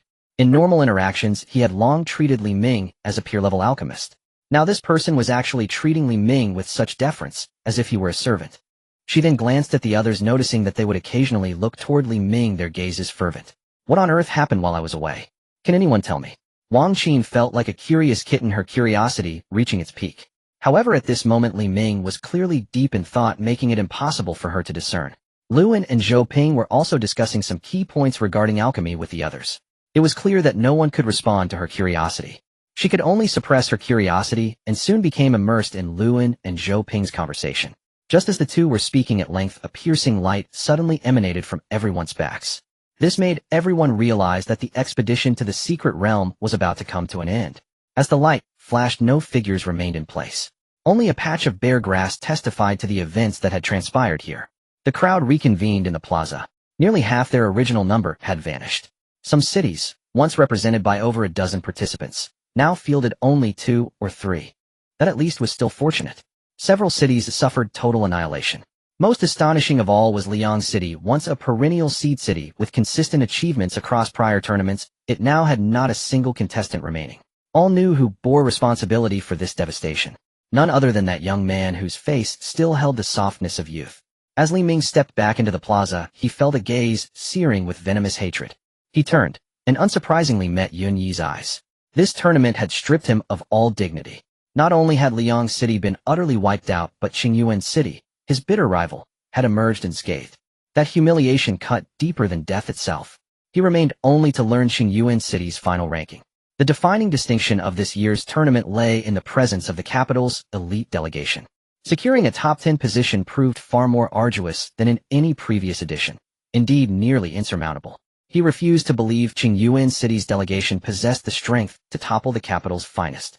The sole unpredictable variable was that boy. Li Ming paid no heed to Yun Yi's glare. After all, Liang City and Qingmei City lay thousands of miles apart, and Yun Yi himself was merely a third-rank alchemist. To most third-rank mastery might seem an unscalable precipice, but to Li Ming it was a threshold he could cross at will. Nearby Wang Han glared at him with undisguised fury. His expression darkened further after the capital delegation gathered beside him and whispered something in his ear. Others watched Li Ming with curiosity and quiet scrutiny. If one name had stunned the entire assembly within the secret realm, it was unquestionably Li Ming's. A youth of such tender years wielding spiritual sense so terrifyingly profound. He rode alone at the vanguard, unmatched save for Chao Ling. He had eradicated Liang City entirely, yet faced the capital's delegation with effortless composure. Yet the Alchemy Grand Assembly ultimately judged its contenders by pill refinement alone. All eagerly awaited whether Li Ming's alchemical artistry would shine as brilliantly as his performance within the secret realm. 3 days have passed. You have surely gathered your desired spirit herbs. Now begins the true trial pill refinement. Your rankings will be determined by the quality and grade of the pills you produce. Refinement time is likewise 3 days.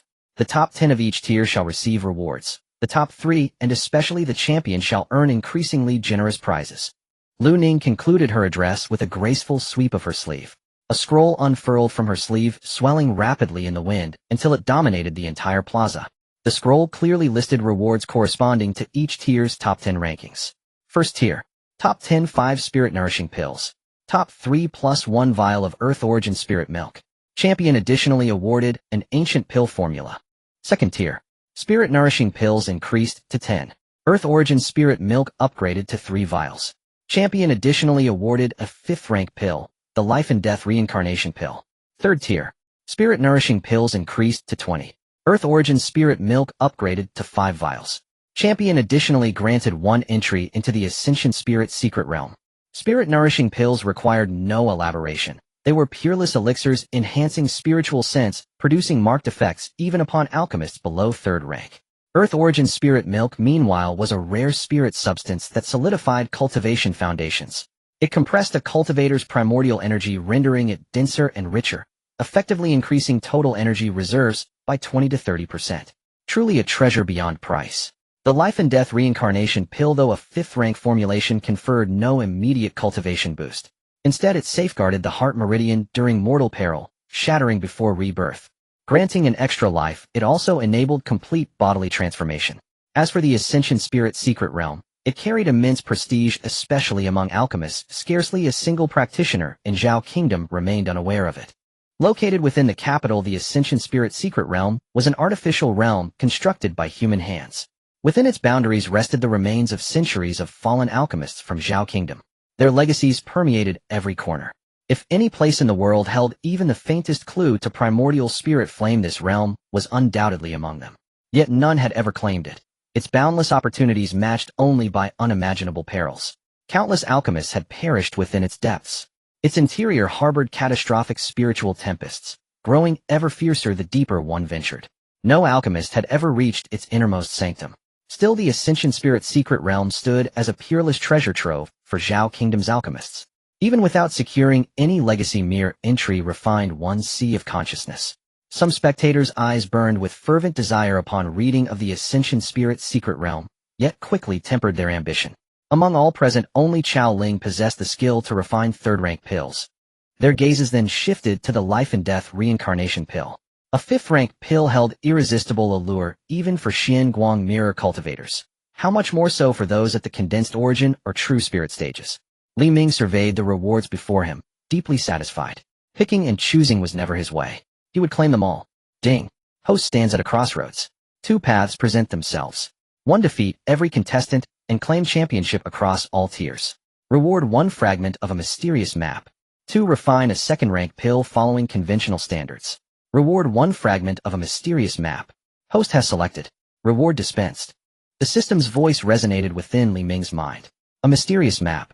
Its contents would have to wait until the tournament concluded. With no objections, let the refinement begin.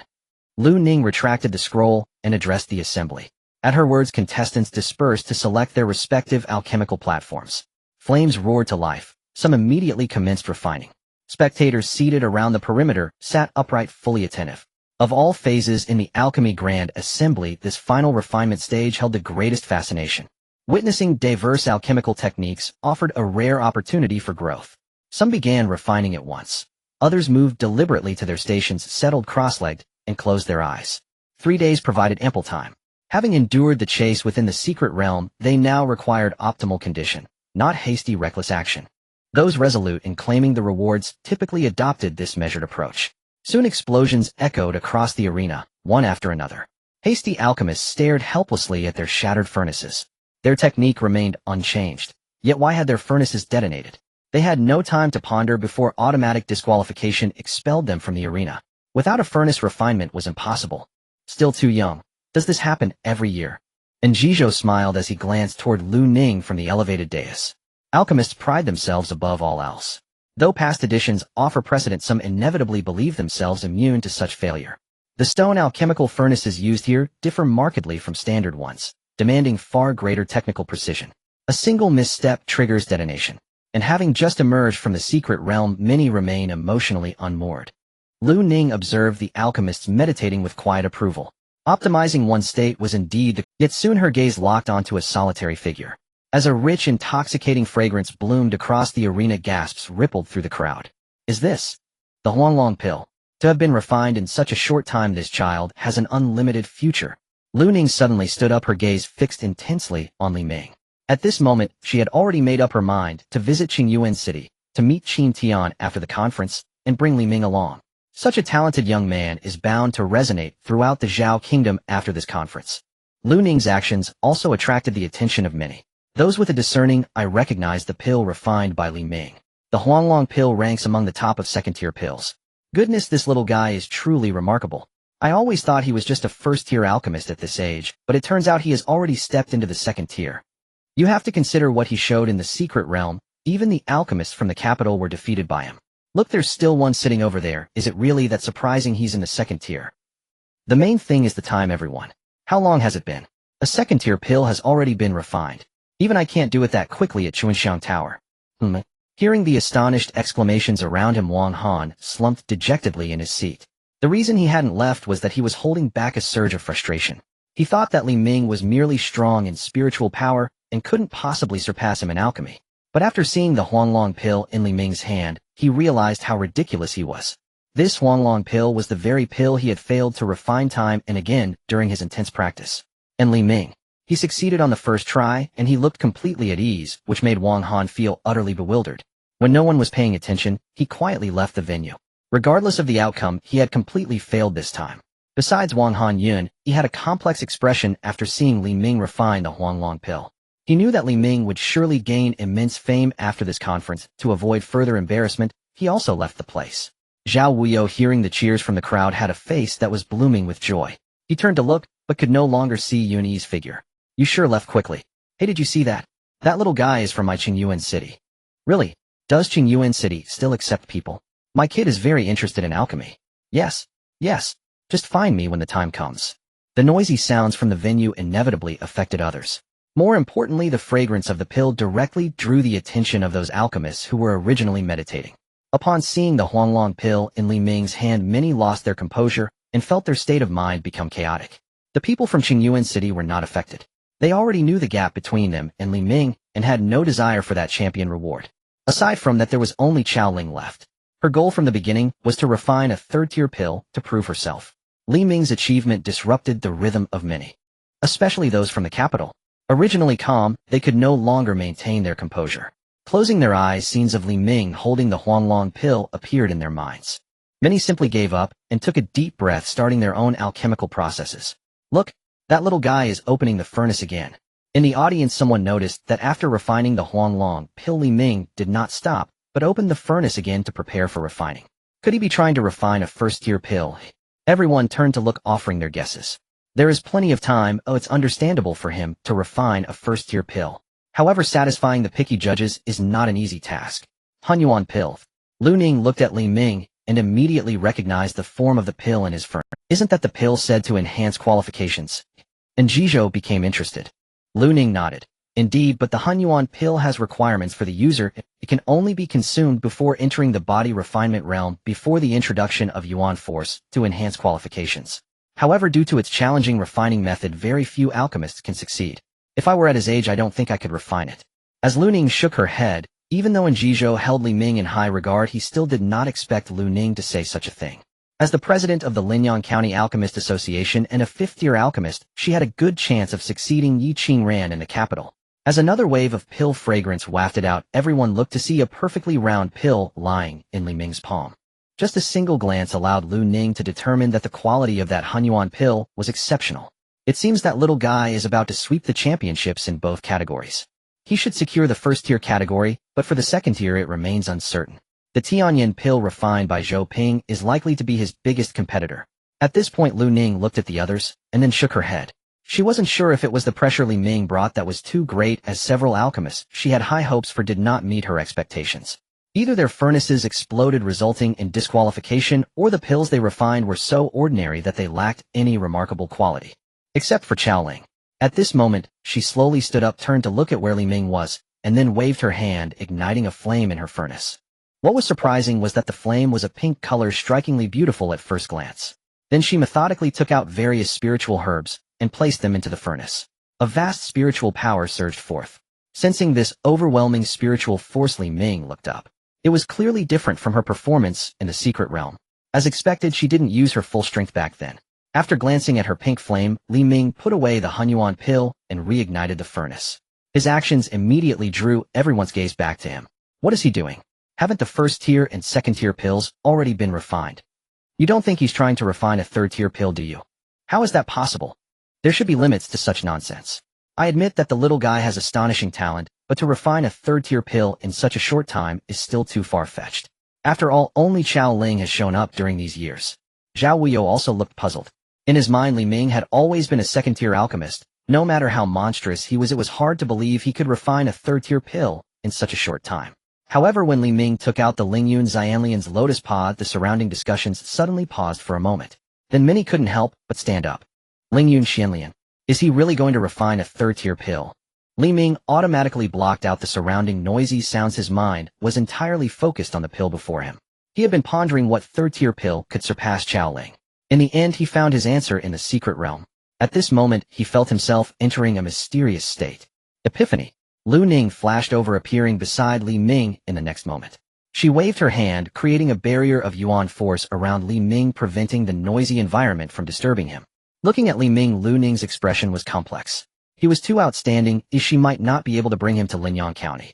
Lu Ning's actions represented a lot.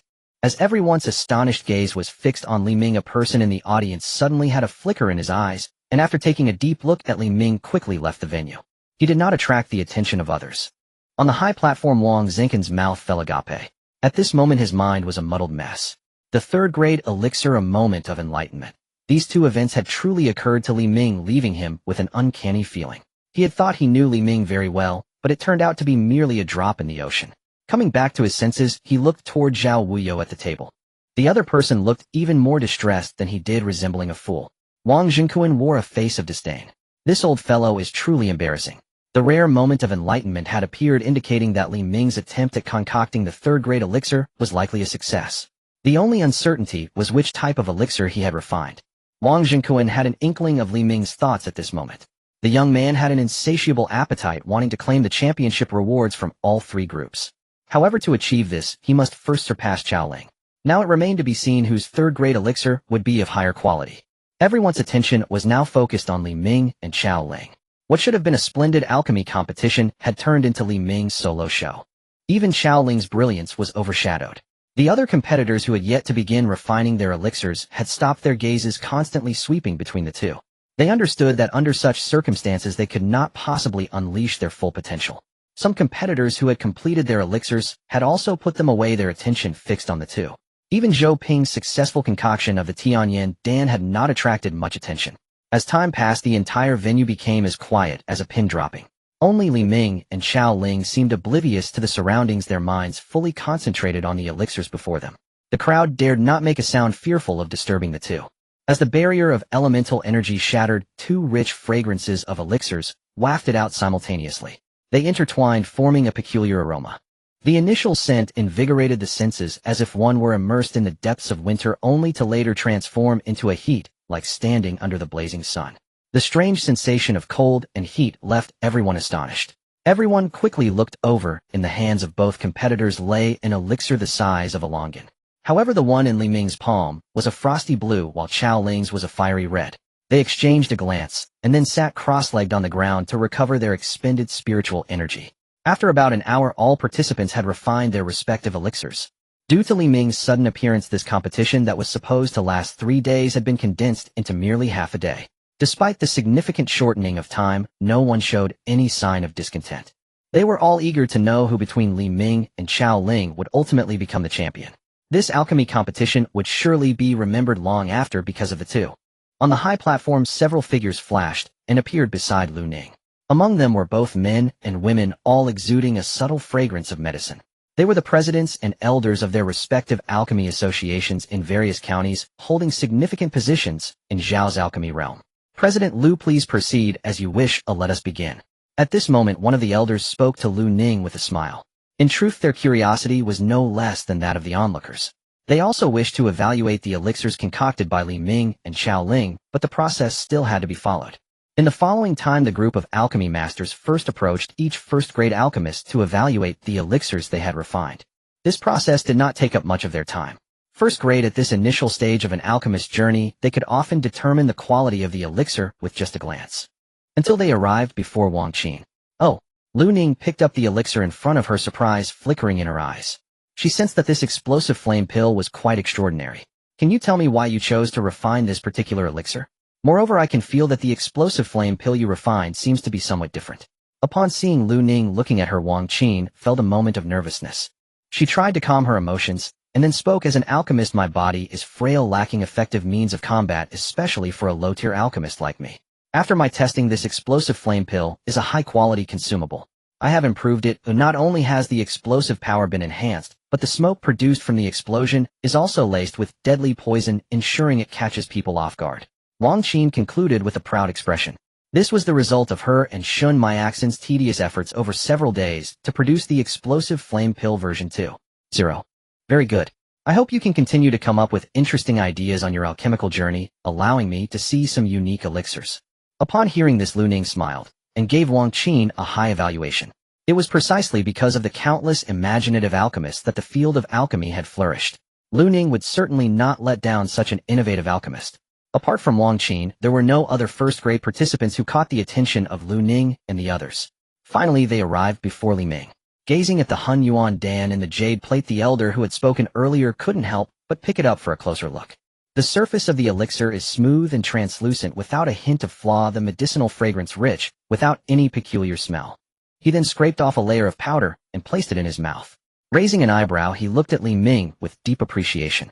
The pill poison is also practically negligible. My conclusion is that it is excellent. As soon as these words were spoken, the surrounding crowd instantly became interested. The elder named Li Songhai was the president of the Alchemy Association in Luoxi County. He was known for his strict standards when it came to alchemy. Although he was of the same 5th grade rank as everyone else, his experience was the highest.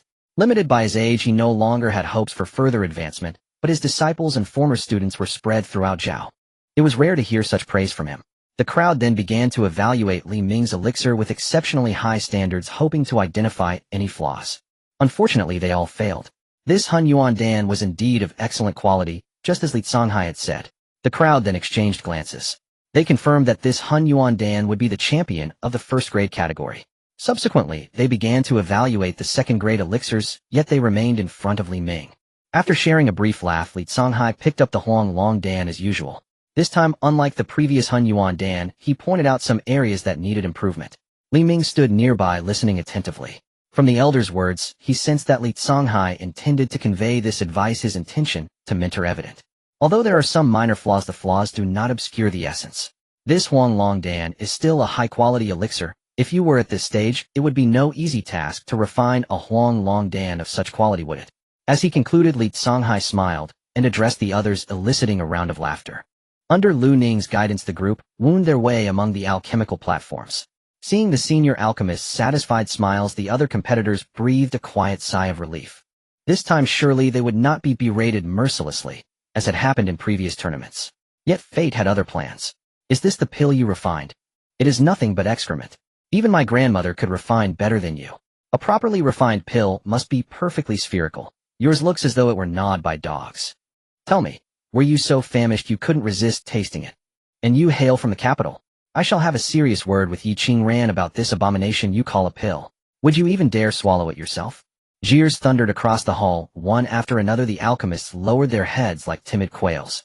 Especially Lu Ning, whose dignified grace Li Ming had so admired, now gave way to startling, unbridled sharpness.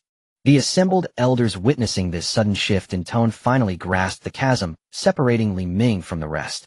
The barrage of criticism lasted a full incense stick's duration, until Lu Ning picked up Zhou Ping's Tianyan pill from before him. Its quality is passable. To successfully refine a Tianyan pill at the second rank is no trivial feat. Had last year's competition not been constrained by scarce spirit herbs, you might well have placed among the top 3. Hearing these words, Zhou Ping's eyes instantly reddened. Only after taking a deep, steadying breath did he regain composure. Aside from Li Ming and Zhou Ping, only Qingmei's pill among all second-rank contenders drew genuine attention from the masters. Yet as the daughter of the Qi King, Qingmei's refinement was merely competent, neither exceptional nor flawed. After brief deliberation, the judges finalized the rankings for the second-ranked division. Next came Xiao Ling.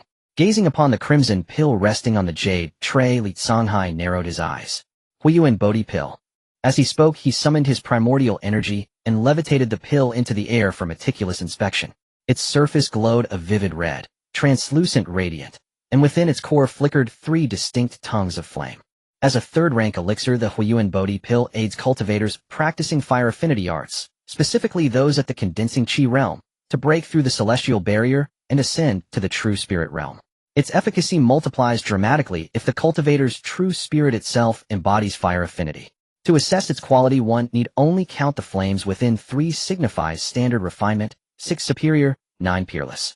At 9 flames the pill's function transforms entirely. It permanently enhances the bearer's fire affinity, true spirit's capacity for insight, elevating its rank to 4th rank. A pity, had there been just one more flame. Li Songhai's expression softened with regret, then brightened into a warm smile. For an instant he had mistaken the pill for the work of a master alchemist, forgetting that its creator was but a young girl her years barely counted. With such talent rising in Zhao Kingdom, how can its prosperity be anything but assured? I propose we register Xiao Ling immediately as a certified 3rd-rank alchemist. No further examinations necessary. I shall pen a letter to Yi Qingran forthwith to formalize the matter. Watching Li Songhai's animated expression, the elders exchanged knowing smiles. Elder Li, there is no rush. This may wait until the tournament concludes. Indeed. Thereafter, Li Songhai, Lu Ning, and others offered Xiao Ling thoughtful suggestions regarding her alchemical technique. She listened intently, absorbing every detail without exception. She was a prodigy, but genius need not be solitary or aloof. To humbly heed wise counsel is to gather wisdom from 100 schools, refining one's art with each lesson learned. My deepest gratitude to all esteemed seniors for your invaluable guidance. A promising disciple indeed. Li Songhai chuckled, stroking his beard. Then the assembly turned once more toward Li Ming. Before them floated a pill wreathed in ethereal white mist. Eyebrows lifted in unison. Yumiao Bingqing pill. As before, Li Songhai extended his primordial energy to lift it, only to furrow his brow almost immediately. A chilling sensation crept along his energy channel, eliciting a soft, involuntary exclamation. He was a Xianguang mirror cultivator, yet a mere 3rd-rank pill had unsettled him. Truly astonishing. Like the Huohuo Bodhi pill, the Yumiao Bingqing pill is a premier 3rd-rank elixir designed to assist water and ice affinity cultivators in breaking through the celestial barrier. To gauge its refinement, one observes the number of frost blossoms crystallized within its core. Curiously, both pills bore striking resemblance. Unspoken, yet mutual mastery. 1, 2, 3. 3 frost blossoms. Faces turned to one another in silent astonishment. Never before in the tournament's history had a tie occurred. Yet no judge dared declare superiority. 3 flames versus 3 blossoms signified near-identical excellence in both refinements. As the elders debated how to proceed, Li Ming's voice cut through the hush. May I ask, which of you venerable seniors cultivates a water or ice affinity art? I do. Lu Ning stepped forward at Li Ming's, prompting her gaze sharpening with dawning understanding. She approached, her primordial energy surging outward. The moment it touched the Yumiao Bingqing pill, the 3 frost blossoms within its core visibly multiplied, blooming a 4th before all eyes. As you now witness, the Yumiao Bingqing pill manifests its full potency only when consumed by cultivators whose essence aligns with water or ice. No further debate was needed. The verdict stood clear. The elders returned to the high platform. Lu Ning then unfurled a scroll bearing the detailed rankings for each division. All present gazed upon it, and saw the same name crowned first across all 3 divisions: Li Ming. Extraordinary. This tournament has proven worth every moment. Such a feat may never be repeated in history. Though astounding to those who witnessed every stage, it comes as little surprise. Another prodigy has emerged, rare beyond measure. What now for Qingyuan City? Such talent cannot be contained there. Only the capital offers the stage worthy of his brilliance. That man over there is said to be Qingyuan City's delegation leader. Look how close he is to tears. Xiao Huohuo's eyes shimmered faintly, disbelief swelled within him. He had anticipated Li Ming's fame, but never imagined he would eclipse every rival, claiming every championship outright. Soon a quiet apprehension stirred in his heart. Li Ming's brilliance would inevitably draw covetous eyes. Lu Ning, for instance, already wore the unmistakable look of one determined to claim him. You are formidable. One such as you cannot remain confined to Qingyuan City. I eagerly await the day you arrive in the capital. After the final rankings were announced, Xiao Ling approached Li Ming. She accepted the outcome without reservation, and recognized the gulf between them. You are no slouch either. Were it not for my Lingyun immortal lotus seed pod, the result might well have swung the other way. Xiao Ling shook her head gently. Within the secret realm, I knew your ultimate quarry was the Lingyun immortal lotus, while I seeking safety settled for its leaves. From that moment, I should have understood excessive caution is not always virtue. Perhaps it is time for change. Li Ming, you have taught me today. Next time I shall not yield to you. Xiao Ling's arrival seemed to herald the beginning. One by one, the other contestants approached Li Ming to offer their congratulations. Even those haughty elites from the capital city lowered their pride and humbled themselves before him. Li Ming had now become a figure far beyond their reach. A single alchemy competition had propelled him to soaring heights. As news spread, the most powerful figures across the Zhao kingdom would soon learn of this extraordinary young man. A cultivator under 20 capable of refining grade 3 pills. Such a prodigy would surely stir even ancient reclusive masters from their seclusion. If they failed to establish rapport, now such an opportunity might never arise again. They bitterly regretted having overlooked him earlier. Had they forged ties with him from the outset, the future possibilities were too dazzling to fathom. Li Ming, your talent is too exceptional to remain buried in Qingyuan City. On behalf of the Qi Royal Mansion, I formally extend my invitation for you to join us. Should you accept, we shall provide everything you require for alchemy. Refining furnaces, postnatal spirit flames, spirit herbs, soul cultivation manuals, spiritual artifacts, even entry qualifications for the Ascension Spirit Realm. I shall petition my father the king to guarantee you one opportunity every 5 years. All that is asked of you is to refine pills. Stepping aside the crowd, Qingmei approached Li Ming directly. The outcome of this alchemy competition had crystallized her conviction. Li Ming was an uncut jade, raw, brilliant, and still within her grasp. She knew that once the competition concluded, rival factions across the Zhao kingdom would descend upon him like swarming bees. Xiao Ling's status was unique.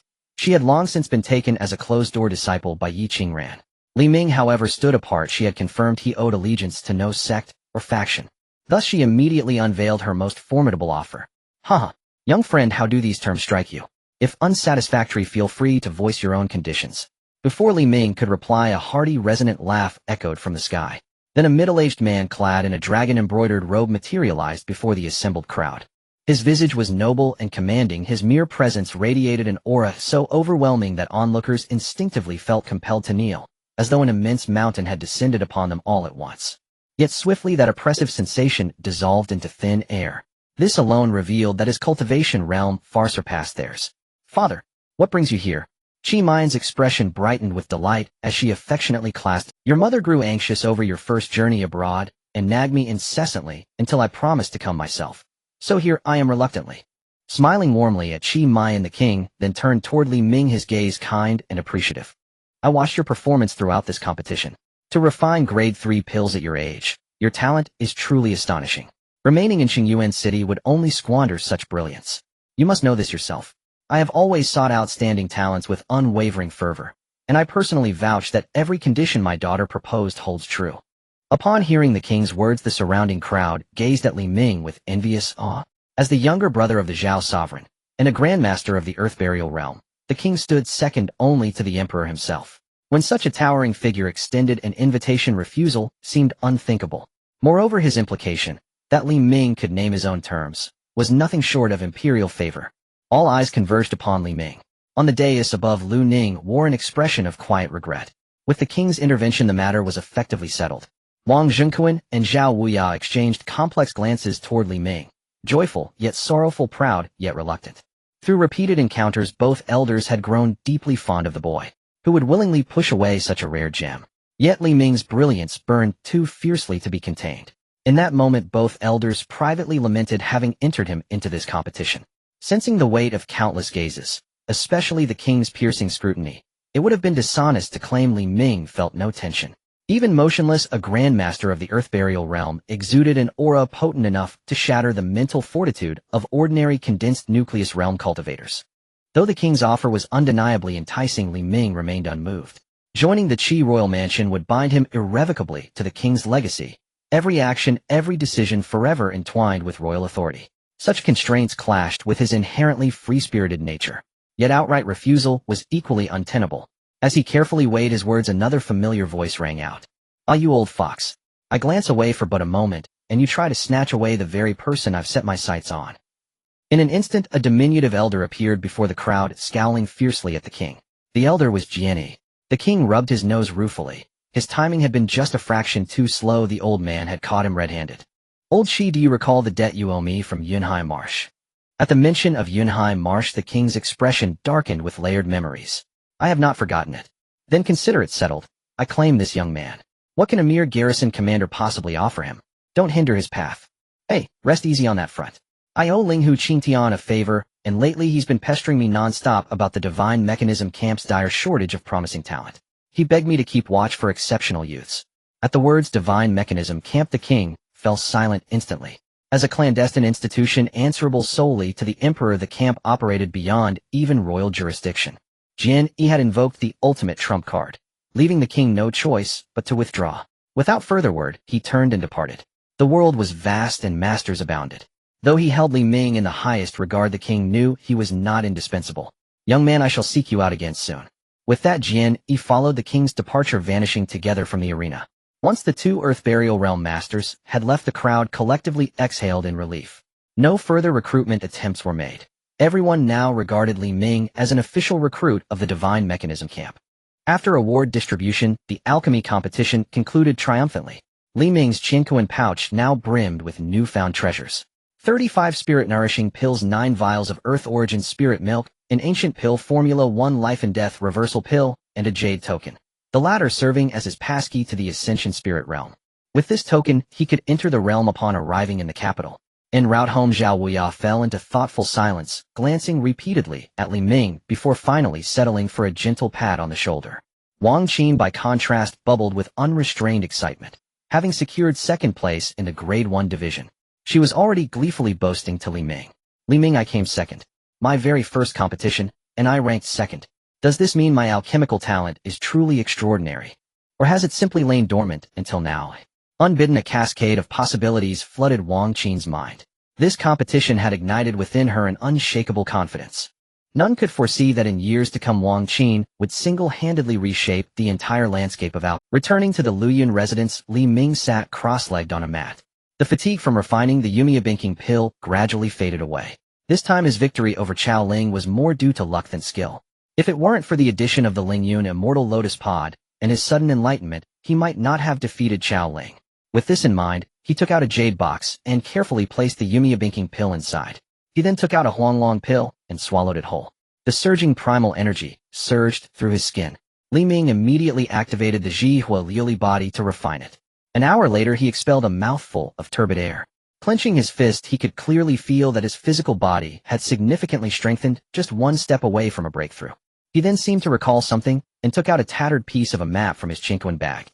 The material of the fragment was similar to the map of the Shirwanda mountain in Li Ming's hand. However, it felt rougher to the touch and appeared much older. The fragment depicted chaotic lines, making it difficult to discern its true intention. It must be necessary to find other fragments to piece together in order to ultimately know what the reward is. Thinking back to the rewards provided by the system, perhaps the final reward would exceed his expectations.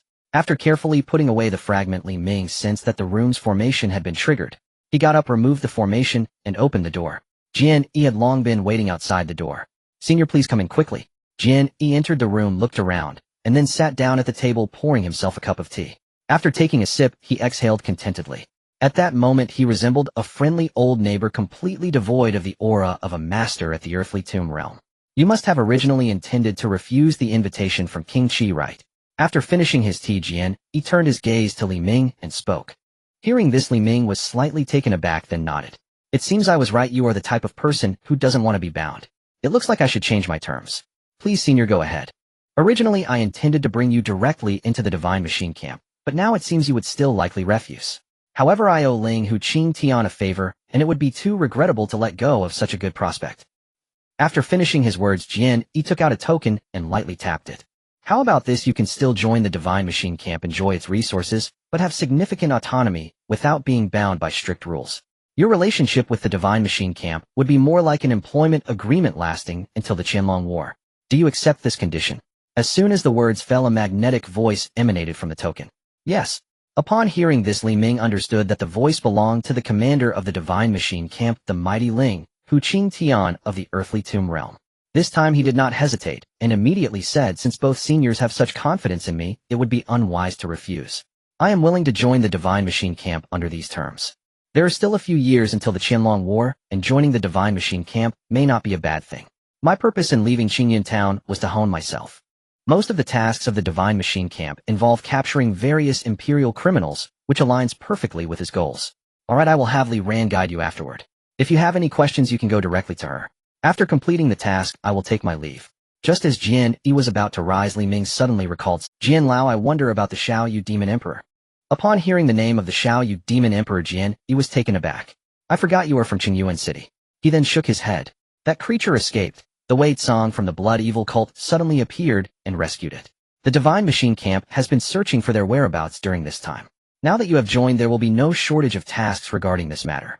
Let me remind you, the Blood Evil cult consists of a group of insane lunatics. Although they have already fallen apart, a dying insect still has some fight left. Be very cautious when encountering them in the future. It's best to eliminate them at the outset. Thank you for the warning, senior. I will keep it in mind. After the alchemy conference concluded, its aftermath began to spread in all directions. Li Ming's name began to be known by many. In Qingyun Town at the Li residence, Li Siyuan had just finished his seclusion and was sharing drinks with Yu Boming in a pavilion. You, my friend, comfortably went into seclusion while leaving me a pile of mess to deal with. You should self-punish with 3 cups first. Is there such good fortune? Li Siyuan was already aroused by temptation and immediately drank 3 cups without hesitation. Seeing this, Yu Boming's mouth twitched. Ever since the demise of the Murong family and Li Ming's restoration of talent, Li Siyuan's personality had become much more carefree. He would not usually say such things. Master, there's news about young master. Just as the two were happily drinking, Li Ruifeng rushed in.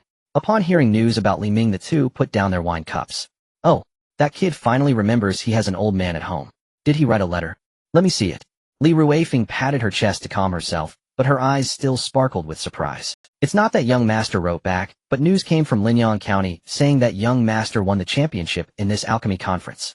Champion of the alchemy conference. Upon hearing this, Li Siyuan stood up abruptly, laughing, haha, that kid really brought me honor. Yu Boming next to him also revealed a smile after being startled. Little Rui, tell me all the details.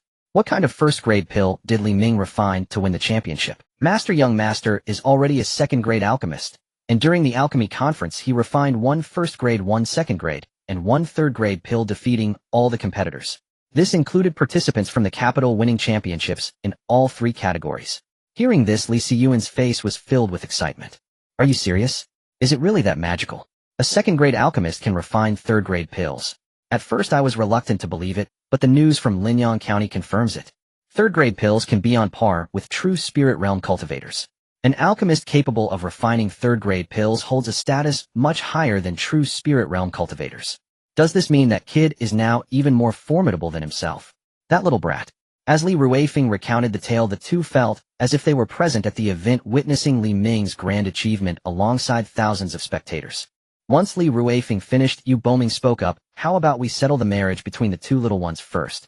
I have always believed that Li Ming is exceptional. I will certainly propose this connection.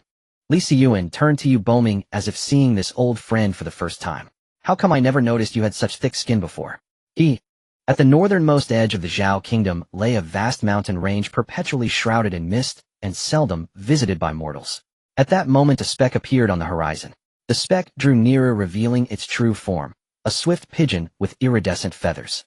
It plunged into the mist, as though piercing a translucent membrane. Within the mist lay another world entirely. Countless islands hovered midair, suspended in serene defiance of gravity. Thick primordial energy coalesced into shimmering crystalline veils that enveloped each island, refracting sunlight into dazzling radiance. Pavilions and towers adorned the islands. Cultivators rode immortal cranes in and out with effortless grace. The swift pigeon soared past island after island before vanishing into one shaped like an unsheathed sword.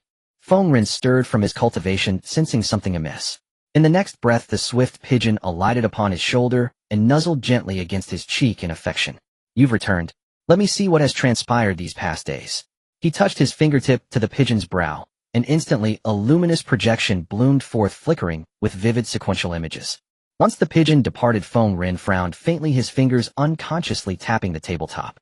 If any major event had occurred recently, the recently concluded alchemy competition certainly qualified. Though the three great sects stood aloft in supreme authority, they never ceased monitoring the Zhao kingdom for promising talents. Those who excelled in the competition naturally became targets for recruitment, especially cultivators skilled in alchemy. No sect ever deemed such artisans excessive, their value was incalculable. More were always better. Though the royal court of Zhao hosted the event, the three great sects possessed unassailable confidence. No cultivator could resist the allure of entering their hallowed gates. To prevent unseemly interference, the Zhao royal court and the three great sects had forged a pact upon the emergence of the spirit herb's secret realm. For 30 years the sects pledged not to approach any competitor from the alchemy competition. This year marked the final year of that covenant, and this year's contest had indeed produced a peerless prodigy. Having mastered only second-rank techniques, he nonetheless refined third-rank pills, a feat rarely achieved even within the three great sects. Xiao Ling had already drawn the attention of several elders, but Yi Qingran moved swiftly, claiming him as her closed-door disciple. Thus the matter ended there. That woman Yi Qingran commanded profound respect, even dread, among certain elders of the three great sects. And now this Li Ming. The name stirred a faint memory in Feng Ren's mind, the time he accompanied his master to a small town beneath the Zhao kingdom to retrieve his junior sister. Li Ming, it was said, had been betrothed to his junior sister. To sever unnecessary entanglements, Feng Ren had ordered him eliminated, quietly, decisively. What was that underling's name again? He couldn't recall. Yet if Li Ming had now claimed victory in the alchemy competition, Feng Ren's earlier measures had clearly failed. A flicker of irritation crossed his face. Common-born men are simply unreliable. After a moment's reflection, he rose and left his island. Near Feng Ren's island floated another slightly smaller, one blanketed in blossoms of every hue, radiant and resplendent. Birds of myriad kinds danced among the floral sea, until one particularly plump little bird tumbled clumsily into the petals. "Xiaopeng, I told you, you need to lose weight." A clear, melodious voice drifted down with a gentle breeze. A spiral of wind lifted the plump bird from the flowers and carried it gracefully to a nearby pavilion. Yuji extended a slender porcelain-white finger and poked playfully at its round belly. "If you don't slim down soon, you'll truly be too heavy to fly." The bird rolled luxuriously onto its back, ignoring her completely. Yuji sighed and twirled her finger idly. Another soft gust lifted the bird skyward, then vanished just as it reached the proper height. A startled shrill cry echoed across the island. Flapping frantically, the bird plummeted, only to be caught again just before impact by a timely updraft that bore it aloft once more. Again and again it fell and rose, its panicked cries mingling with Yuji's unrestrained laughter, until suddenly an immortal crane glided silently overhead. "Junior sister Yu, I've obtained news of the person you asked about." With those words a jade slip descended from the air. Upon hearing them, Yuji's eyes lit up. She ignored the plump bird entirely, snatched the jade slip and pressed it to her forehead. Moments later pure delight blossomed across her face. "Brother Ming is this year's alchemy competition champion. I knew the one I chose could never remain a failure. How desperately I longed to see him again. Once I break through to the Xianguang mirror, I'll finally leave this mist-shrouded mountain range. Soon, so very soon. Brother Ming, please wait for me." Since joining the Guiyuan sect, Yuji's life had narrowed to a single pursuit: cultivation. Relentless, unwavering cultivation. Her diligence was extraordinary, driven by the dream of reuniting with Li Ming. She advanced at a breathtaking pace. She had now ascended to the true spirit realm, a feat placing her among the elite even within the three great sects. Upon reaching this milestone, she was granted her own floating island. No longer bound to train beneath her master's watchful gaze, she commissioned fellow disciples to gather intelligence on Li Ming.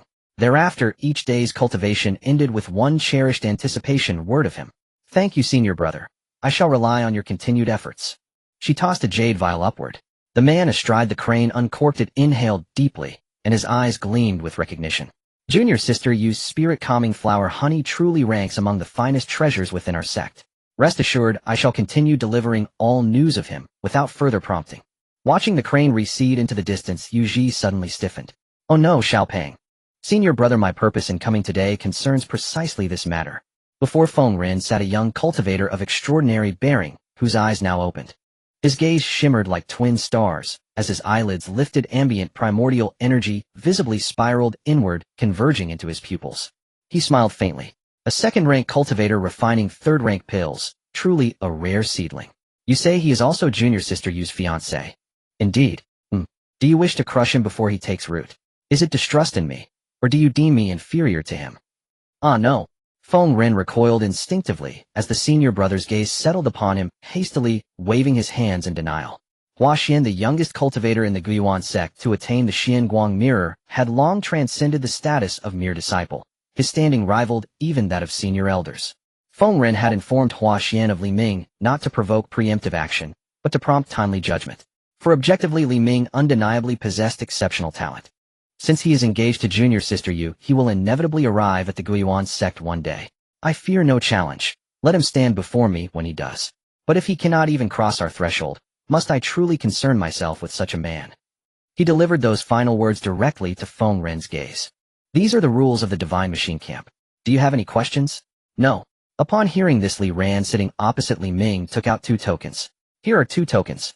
One is for our communication, and in the future I will inform you of any tasks in advance.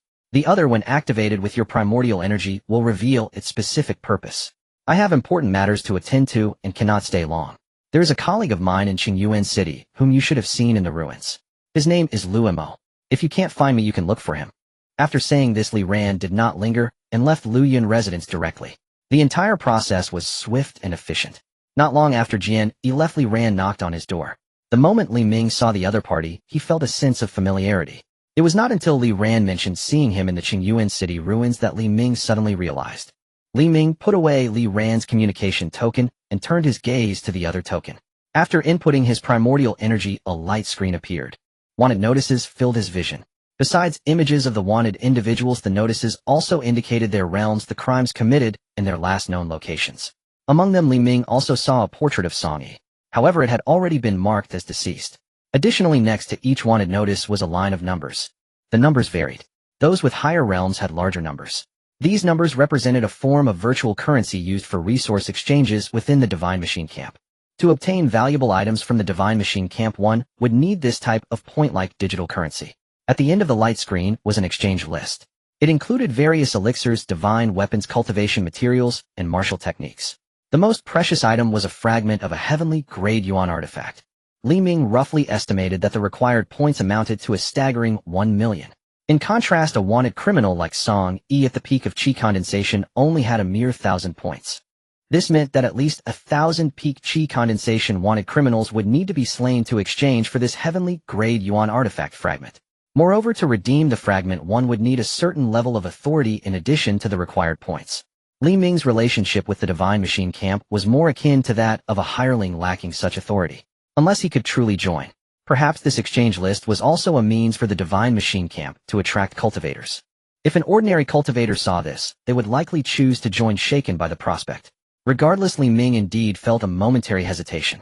However, in order to see Yu Ji, he chose to remain steadfast in his heart. Continuing to browse, Li Ming soon found the item he needed. Beast blood. He was just one step away from the mid-true spirit stage, and upon entering it, he would be able to accommodate true spirits. Currently, he still had the blood of the fierce bite flood dragon and the underworld python, so it was time to select other beast blood. After searching, Li Ming chose 2 types of beast blood. They were the Gale Eagle and the Crimson-backed Barbarian Bear. The former is renowned for its speed among beasts. The latter is widely known for its natural talents. The Crimson-backed Barbarian Bear possesses exceptionally strong defenses, and its talent allows it to unleash attacks well beyond its own realm. Typically, cultivators using Crimson-backed Barbarian Bear blood to advance to true spirit would cultivate a body-refining technique to maximize its power. Both types of beast blood were quite suitable for Li Ming. The crimson-backed barbarian bear goes without saying, perfectly matching his blazing fire-glazed body, while the Gale Eagle would enhance his speed. In the future, whether pursuing or fleeing, he would be adept. Moreover, the required points for these two types of beast blood were not high, only 100,000. Capturing a few true spirit realm wanted criminals would suffice. Since advancing to the true spirit stage, he had not engaged in actual combat, and he was uncertain of his current fighting capability. The wind-speed spirit boat whistled through the air. After staying in Linyang County for a day, the people of Qingyuan City finally departed. Every face was filled with excitement. This time, the Alchemy Conference made the name of Qingyuan City widely known. They felt proud to be part of it. The usually serious Xiao Huohuo had not stopped smiling since the conclusion of the conference. Everyone's gaze inevitably turned to a room on the spirit boat. This alchemy conference would surely be forever imprinted in their minds. Alchemy can be done this way. Sister Qin, you have truly opened a new door for us. At this moment, Wang Qin was surrounded by numerous first-tier alchemists. As the second place in this first-tier group, the first-tier alchemists could not help but come to seek her advice. They'll tell you don't be too rigid in your thinking. Who says alchemy can only involve those beneficial enhancement pills for cultivators? For instance, the explosive flame pill I refined this time was even praised by President Lu Ning. We shouldn't just think that we alchemists only need to refine pills. If our own strength is insufficient, we will only be raised by others. Isn't this common? Refining more such pills can not only enhance one's strength, but also hone one's alchemy skills, achieving two goals with one effort. Sister Qin, I understand. Hearing this, Shi was captivated, and then he suddenly realized his eyes filled with gleams of brilliance. Problems usually discovered in alchemy could yield different feelings if approached from a different perspective. At that moment, he just wanted to hurry back to Qingyuan City to validate his thoughts. Such a promising student. Wang Qin smiled and nodded. Not far away, Lu and twitched his mouth upon hearing Wang Qin's words. Is this really good? He turned his head to look at the side of Zhou Ping. What's wrong with it? Didn't you see that Zhao Lao didn't say anything? Luan looked over at Xiao Huohuo, who was gazing kindly at Wang Qin and the crowd. Zhou Ping felt at peace watching the scene before him. Before coming, his only wish was to avenge the grievances against Liang City from the previous session, but now he had exceeded his task. He not only achieved a good result, but Qingyuan City also gained fame in the Zhao Kingdom. Upon returning to Qingyuan City, he promised Zhao Lao that after reaching the third tier, he would take over his position. Looking up at the clouds drifting in the sky, he thought to himself that it would be nice if time could freeze at this moment. Zhou Ping squinted. At this moment, numerous black dots suddenly appeared on the horizon, rapidly approaching the spirit boat. In the next instant, a black-red streak fiercely struck the surface of the wind-speed spirit boat. Zhou Ping was horrified to see that the protective array of the spirit boat had developed cracks. This was a defense array capable of withstanding cultivators of the profound light realm. This meant that the attackers were at least cultivators of the profound light realm. Enemy attack. Without Zhou Ping needing to say more, the violently shaking spirit boat caused everyone to look up in terror. Li Ming stepped out of the room, his expression grave as he looked up. More than a dozen unfamiliar cultivators dressed in black and red robes came into view. They all obscured their faces with hoods, making it impossible to see their exact features. Xiao Huohuo, the leading elder of Qingyuan City for this alchemy conference. The leader of the group stepped forward, and a hoarse voice echoed in everyone's ears.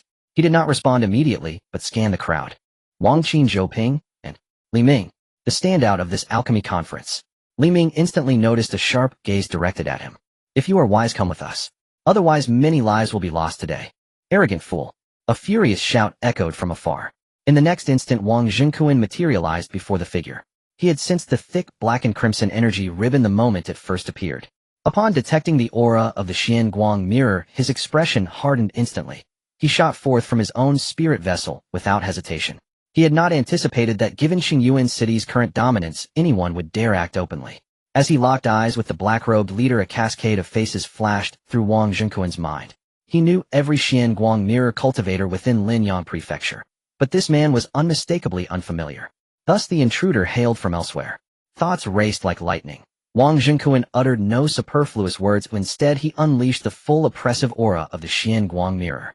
In a blur of motion, he struck with a palm strike. The opponent likewise thrust out his hand, its palms swirling with black and crimson vortexes. Their palms collided, unleashing a violent shockwave that billowed robes and stirred dust into the air. Li Ming's sharp gaze noted the unnatural pallor of the entire group's skin. After their clash, Wang Zhenkuan felt the black and crimson vortex coiling tightly around his own palm. Blood-slaughtering qi. The realization struck him like thunder. Wang Zhenkuan, I know you well. I've long known you trailed us, and I foresaw your interference. With that, the black-robed man transformed his palm into a claw gripping Wang Zhenkuan's arm with chilling precision as he bared his teeth in a grim smile. This place is too confined. We risk harming my cargo. Let us settle this elsewhere. Then before all eyes the two vanished. Proceed according to plan. With a downward gesture, one of the black-robed figures signaled. The rest immediately encircled the spirit vessel. Black and crimson vortexes rose around the group, coalescing into whip-like energy ribbons that lashed toward the vessel. Xiao Huohuo's face darkened at the sight. Luan, Zhou Ping, join me in exterminating these fiends. As the words left his lips, Xiao Huohuo flicked his sleeve. A dazzling firework erupted from its cuff, igniting half the sky. They were currently stationed precisely between Qingyuan City and Linyang Prefecture. Though the alchemy assembly's aftermath still lingered, Xiao Huohuo could only pray that observers from either domain would spot his distress signal. As Xiao Huohuo soared from the vessel, Luan and Zhou Ping followed swiftly in his wake. By now, cracks spiderwebbed across the vessel's protective formation. If these assailants continued their assault, unimpeded collapse was inevitable. And once that occurred, all hope would be lost. For the first-rank alchemists aboard were mere condensed Yuan realm cultivators, powerless against true spirit realm masters like their attackers. Hence resistance while the formation still held was their sole recourse, though Xiao Huohuo had already sensed several spirit realm presences hurtling toward them at blinding speed. If his intuition served him right, they were Wang family cultivators. Senior Xiao, we arrived too late. Wang An's voice rang out as he and 5 other Wang family elders descended upon the battlefield. With their arrival, Xiao Huohuo's faction now matched the black-robed force in numbers. Without further exchange, both sides clashed violently.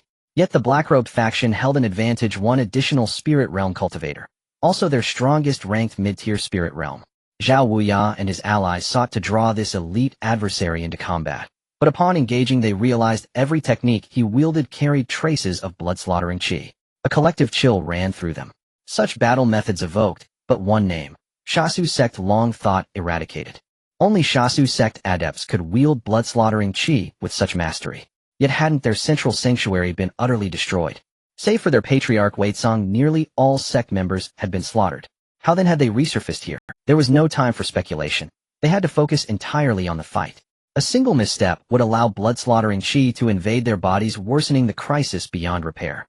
All they could hope was that the protective formation would hold until reinforcements arrived. Just as the black-robed man's gaze turned cold and his palm began gathering black and crimson vortexes, Li Ming blurred into position before him. Seeing Li Ming appear, the black-robed man arched a brow. Ah, you've reconsidered. Surrender, and I may grant you mercy. Li Ming, don't play the hero. Return at once. Xiao Huohuo roared as Li Ming stepped from the vessel. To Qingyuan City, Li Ming was irreplaceable. Any harm to him would be Xiao Huohuo's unforgivable failure. Senior Xiao, rest assured. Li Ming offered a calm, confident glance before fixing his gaze upon the black. Aside from him, all other black-robed figures were merely early-stage spirit realm cultivators. Eliminating this leader would instantly reverse the tide. On board the vessel, a cluster of first-rank alchemists watched the aerial battle with taut nerves. Wang Qin's eyes lingered on Li Ming's back. Perhaps only she knew that this seemingly youthful figure was himself a spirit realm cultivator. And if they endured until rescue arrived, victory remained possible. We cannot wait passively. I still possess numerous explosive flame pills. If matters deteriorate to the worst, we shall perish before yielding our cargo. Understood. Understood. Determination hardened in the alchemist's eyes as they clenched fiery red pills tightly in their fists. Upon meeting Li Ming's gaze, the black-robed man chuckled softly. So you choose obstinacy. Your performance at the alchemy assembly did not escape my notice. Your alchemical mastery is indeed astonishing. But this is no laboratory, it is combat. And for alchemists like you, your sole offensive recourse lies in spiritual techniques, does it not? Alas. He shook his head, withdrew a jade pendant from his robe, and crushed it. Star-like motes shimmered as they sank into his brow. Li Ming watched as a translucent membrane enveloped the man. A soul defense artifact. Though disposable, it suffices against you. This was specially procured by Master Ming from the Patriarch himself. What fortunate timing for a boy like you. His voice rasped from beneath the hood. Though his face remained veiled, Li Ming was certain a smirk curled. A look of utter certainty settled upon his features. Pity, but alchemy is merely one facet of who I am. Since the opponent possessed soul defense, why rely on spiritual techniques at all? Indeed, Li Ming wished to test his true strength. Now, as primal energy surged, delicate arcs of lightning flickered around his form. In the next heartbeat, Before the black-robed man could even register disbelief, Li Ming stood before him, his arm gleaming like polished crystal under the sun. Then, searing pain exploded in his chest, followed by scorching heat. A towering inferno erupted, dyeing half the heavens crimson. Their duel seized every onlooker's attention. When a figure burst from the flames, jaws dropped in stunned silence. Is that all? You're hardly formidable. As the blaze subsided, Li Ming stood unscathed, gazing down upon the black-robed man sprawled broken upon the earth. How is this possible? The black-clad man's eyes were filled with disbelief. His mental barriers were intact, indicating that the opponent had not employed any mental techniques, but had instead injured him purely with their elemental power. Although he had underestimated his opponent and had not seen their true spirit, there was no doubt that the young man before him was a true spirit realm cultivator. A third-grade alchemist, a true spirit realm cultivator, and at such a young age. If he could not be utilized by the divine cult, it would surely lead to endless troubles. The rest of the crowd was struck by this scene as if they had been hit with a heavy hammer. Li Ming was actually a true spirit cultivator. Moreover, he was not just a novice in the true spirit realm, but could even contend with those in the mid-true spirit stage. Especially Lu, in whose eyes were nearly popping out. Ever since he had seen Li Ming, he had not sensed anything particularly special about his elemental power, thinking he was merely in the elemental condensation stage. At that time, he thought that given his age, having come this far in alchemy, his own cultivation level would not be too remarkable. However, he never expected that Li Ming could actually match a mid-true spirit cultivator. Perhaps he had practiced some kind of concealment technique. This was no longer just a genius prodigy. Throughout history, those who achieved such feats were all legendary figures who wrote history. Seeing this situation undoubtedly gave everyone a shot of adrenaline. Their fighting spirit surged, and the previously disadvantaged situation gradually turned around. Hearing Li Ming's words, the black-clad man felt a surge of unnamed rage. A glance caught the increasingly courageous crowd from Qingyuan City. Then he let out an angry roar. His clothes exploded, revealing his muscular physique. Only then did Li Ming see the man's face. A plain, bald, middle-aged man. His skin was unusually pale, as if he had not seen sunlight for years. Notably, there were winding black lines drawn across his body. A red fist imprint on his chest was now very conspicuous. Kid, don't get too cocky, our battle has only just begun. Remember, my name is Wei Pan. Having learned from his previous losses, Wei Pan set aside his contempt. He believed that as long as he took this seriously, his opponent was no match for him. As he took a deep breath, the black lines on his body suddenly began to writhe ominously, and a raging elemental power coalesced into a black serpent in the palm of Wei Pan's hand. With a wave of his hand, a torrent of black malevolence surged toward Li Ming in an instant. As he watched Li Ming engulfed by the malevolence, a faint smile appeared on Wei Pan's lips. Is this your trick? A whisper appeared in Wei Pan's ears, startling him. He hurriedly turned his head only to find Li Ming calmly standing right behind him. His expression tightened as he summoned back the malevolence, only to realize that he had swallowed nothing but an illusion of his opponent. Along with the previous lightning flash, Wei Pan knew that Li Ming had at least 2 escape techniques. The thought of his opponent standing behind him without attacking made Wei Pan feel belittled. Arrogant kid. As soon as he spoke, the pitch-black malevolence lashed toward Li Ming like a long whip. At the same time, he swallowed a golden pill. A glimmer of golden light flashed in Wei Pan's eyes. The scene he now beheld was completely different. The world turned into a golden hue with many bright red lights standing out starkly. Among them, the most dazzling red light was Li Ming. Just as the black whip of malevolence was about to strike him, the red light suddenly dimmed only to coalesce again not far away. Got you. Wei Pan grinned, turning to strike in that direction. Li Ming raised an eyebrow, shifted his steps, and left behind yet another illusion. However, just as he steadied himself, the malevolent whip seemed to know its target, immediately striking out. He decided not to keep dodging. With a thought, glimmering glass-like patterns appeared on his skin. He raised his hand, and the malevolent whip tightly coiled around him. Seeing this, Wei Pan's expression brightened. Haha, fool. You dare to touch the malevolence. Just wait to lose your senses as it enters your body. Li Ming ignored Wei Pan's words, for he felt no signs of the malevolence entering his body. The glass-like barrier completely blocked the malevolence's invasion. Even if the malevolence did enter, the soul-firming technique in his sea of consciousness would prevent any threat. Countless lightning snakes danced across Li Ming's body. This was the ability of the thundercloud sparrow. Although its speed was not as pure as that of the gale eagle, it was still a remarkable existence among the flying demonic beasts. Previously, he had relied on this to approach Wei Pan, catching him off guard and injuring him. However, what Li Ming valued most was his mastery of thunder. The Blood Evil cult had mastered the use of malevolence to perfection, but they most despised techniques of the lightning attribute. Just like this. The malevolent whip merely grazed the lightning arc, and like a mouse encountering a cat or snowflakes touching flames, it instantly recoiled. Seizing this opportunity, Li Ming slightly bent his legs like an arrow released from a bow, and with a thunderous explosion appeared before Wei Pan. This time Wei Pan was prepared and summoned back all the malevolence. At the same time, a pitch-black true spirit manifested behind him. The true spirit had no face. From a distance, it looked like a swirling mass of black smoke. The smoke enveloped Wei Pan completely, forming a malevolent armor that revealed only a pair of crimson. My malevolent armor merges with my blood malevolent true spirit, and its defense has already exceeded that of mystic-grade defensive artifacts. Your little electric arcs cannot break through. If you're thinking too much. With that, the towering figure of the Flame Heaven Ape appeared behind Li Ming. As soon as the true spirit manifested, the temperature in the area rose rapidly. As Li Ming formed hand seals, the Flame Heaven Ape opened its mouth wide. In the next moment, a fierce flame erupted violently from its mouth. The flames sprayed in this manner were far more powerful than anything he could unleash himself. The surging flames engulfed Wei Pan, and the excess flames surged into the battle circle of Xiao Huohuo and the others. Some black-clad men were caught off guard and unable to dodge, directly getting burned by the flames. Naturally, Xiao Huohuo and the others would not miss such an opportunity. With this single strike, the entire battle situation was reversed. The Flame Heaven Ape, Xiao Huohuo, and the others looked at Li Ming's true spirit with shock in their eyes. They were well aware of the Flame Heaven Ape's reputation. Due to its extreme protectiveness, hardly anyone had made it their true spirit. Yet Li Ming had done just that. For a moment, several of them felt a twinge of worry.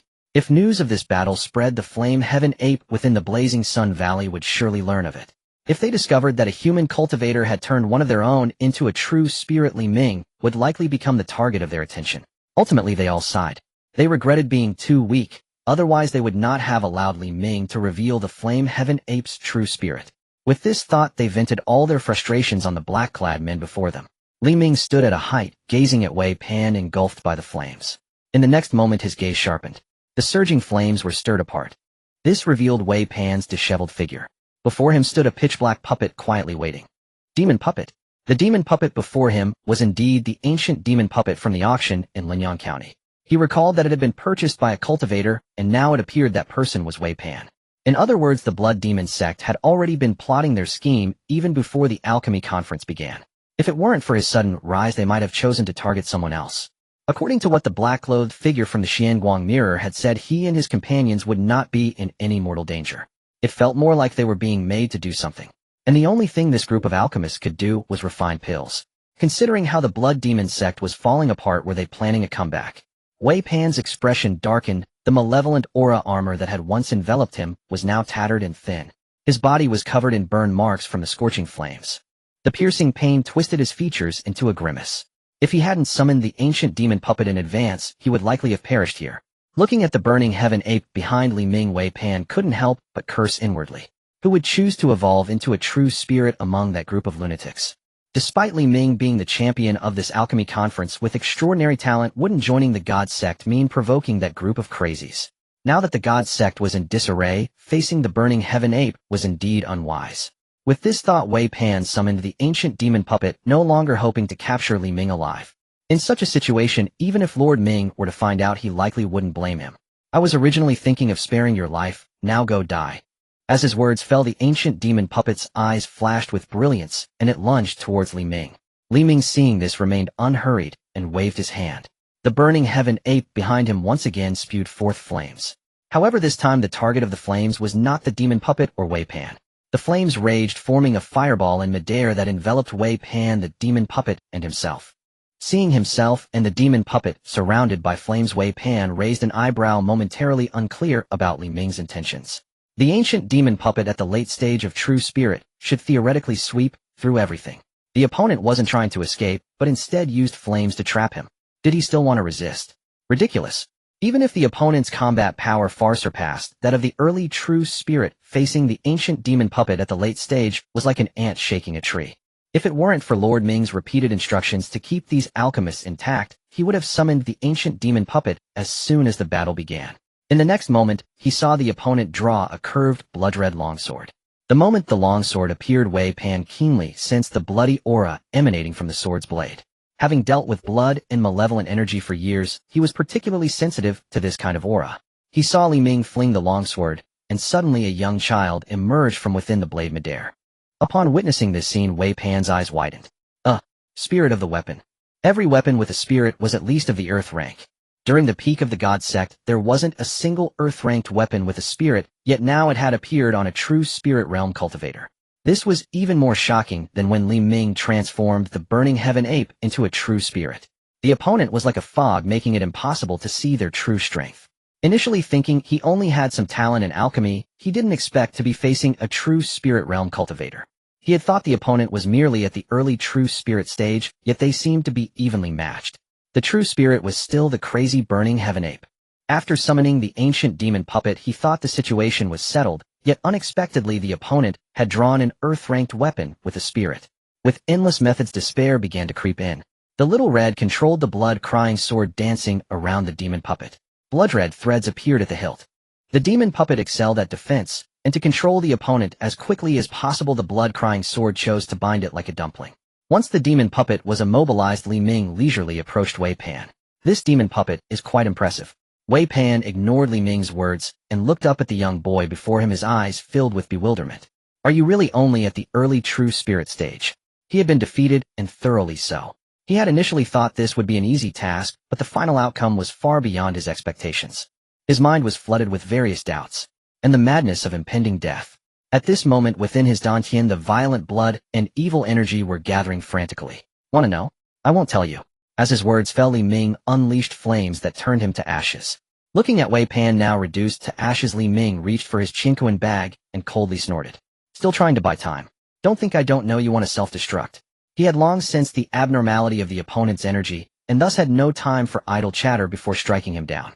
Thanks to Jian Yi's warning. Indeed, as he said, the people of the Blood Demon sect were all insane. A self-explosion from a true spirit realm cultivator would likely flatten everything within 100 miles. With Wei Pan's death, the struggling demon puppet also came to a halt. The blood-crying sword retracted its binding threads. Li Ming approached the demon puppet, stroked its chin, and then stored it in his Qingmei bag. As the fire prison dissipated, everyone quickly looked over. They knew that the outcome of the battle between Wei Pan and Li Ming would change the current situation. Upon seeing Li Ming, Xiao Huohuo and others breathed a sigh of relief. Then they reacted. Where is the other black-clothed person? Moreover, why did Li Ming look completely unharmed? Not noticing Wei Pan's absence, the remaining black-clothed person's gaze sharpened. As soon as Li Ming joined, the balance of victory tilted completely in favor of the people from Qingmei City. The flames transformed into countless long serpents biting towards the black-clothed individuals. Are you all right? Li Ming approached Luan and Zhou Ping, his expression filled with concern. No problem. Luan and Zhou Ping shook their heads. That's good.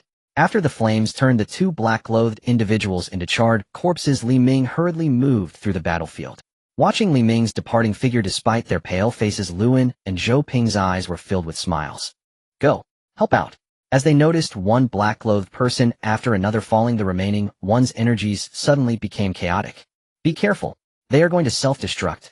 Seeing this, Li Ming's burning heaven ape roared into the sky and merged into his body. Then the flames in Li Ming's eyes flickered and vanished. Surging flames spread out from within Li Ming, quickly forming a flame shield that encompassed the spirit boat and all the people from Qingmei City. Led by Xiao Huohuo, they all rushed to Li Ming's side. Quick! Maintaining this flame shield must consume a substantial amount of energy, but we should all channel our energy to Li Ming. As his words fell, Xiao Huohuo pointed at Li Ming. A rich energy shot into Li Ming's body from his fingertip. The others followed suit. In an instant, the entire flame shield expanded at a visible rate, occupying the whole sky. A series of violent explosions echoed outward. The flame barrier rippled violently like water, yet, sustained by the concurrent infusion of spiritual energy from Xiao Huohuo and his companions, it ultimately held firm. Once Li Ming sensed the dissipation of the black-clad cultivator's auras, he withdrew the flame barrier. Before him lay utter desolation. All present drew sharp, involuntary breaths at the sight. A single self-detonation by a true spirit realm cultivator would have grievously wounded them all. Yet there had been so many. Had it not been for Li Ming, every soul present would have perished utterly. Especially for elders like Xiao Huohuo, the weight of this truth struck deeper. His own death mattered little, but he feared for the young talents aboard the spirit vessel. Their lives had only just begun, to end so prematurely would be an unbearable tragedy. In that moment, 1,000 unspoken words condensed into the hand that clapped firmly upon Li Ming's shoulder. Li Ming met Xiao Huohuo's complex gaze with a quiet, solemn nod. Li Ming, You have saved us all, Wang An murmured, still trembling with residual shock. Uncle Wang overstates it. Had you not arrived in time, the outcome of battle would have remained uncertain. We owe our gratitude to you. Hearing this, Wang An smiled.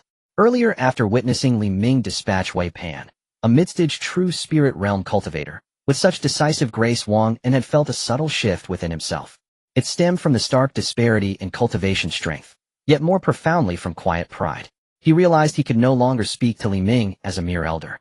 Yet now it seemed he had overthought it all. Li Ming remained Li Ming, unchanged, unwavering.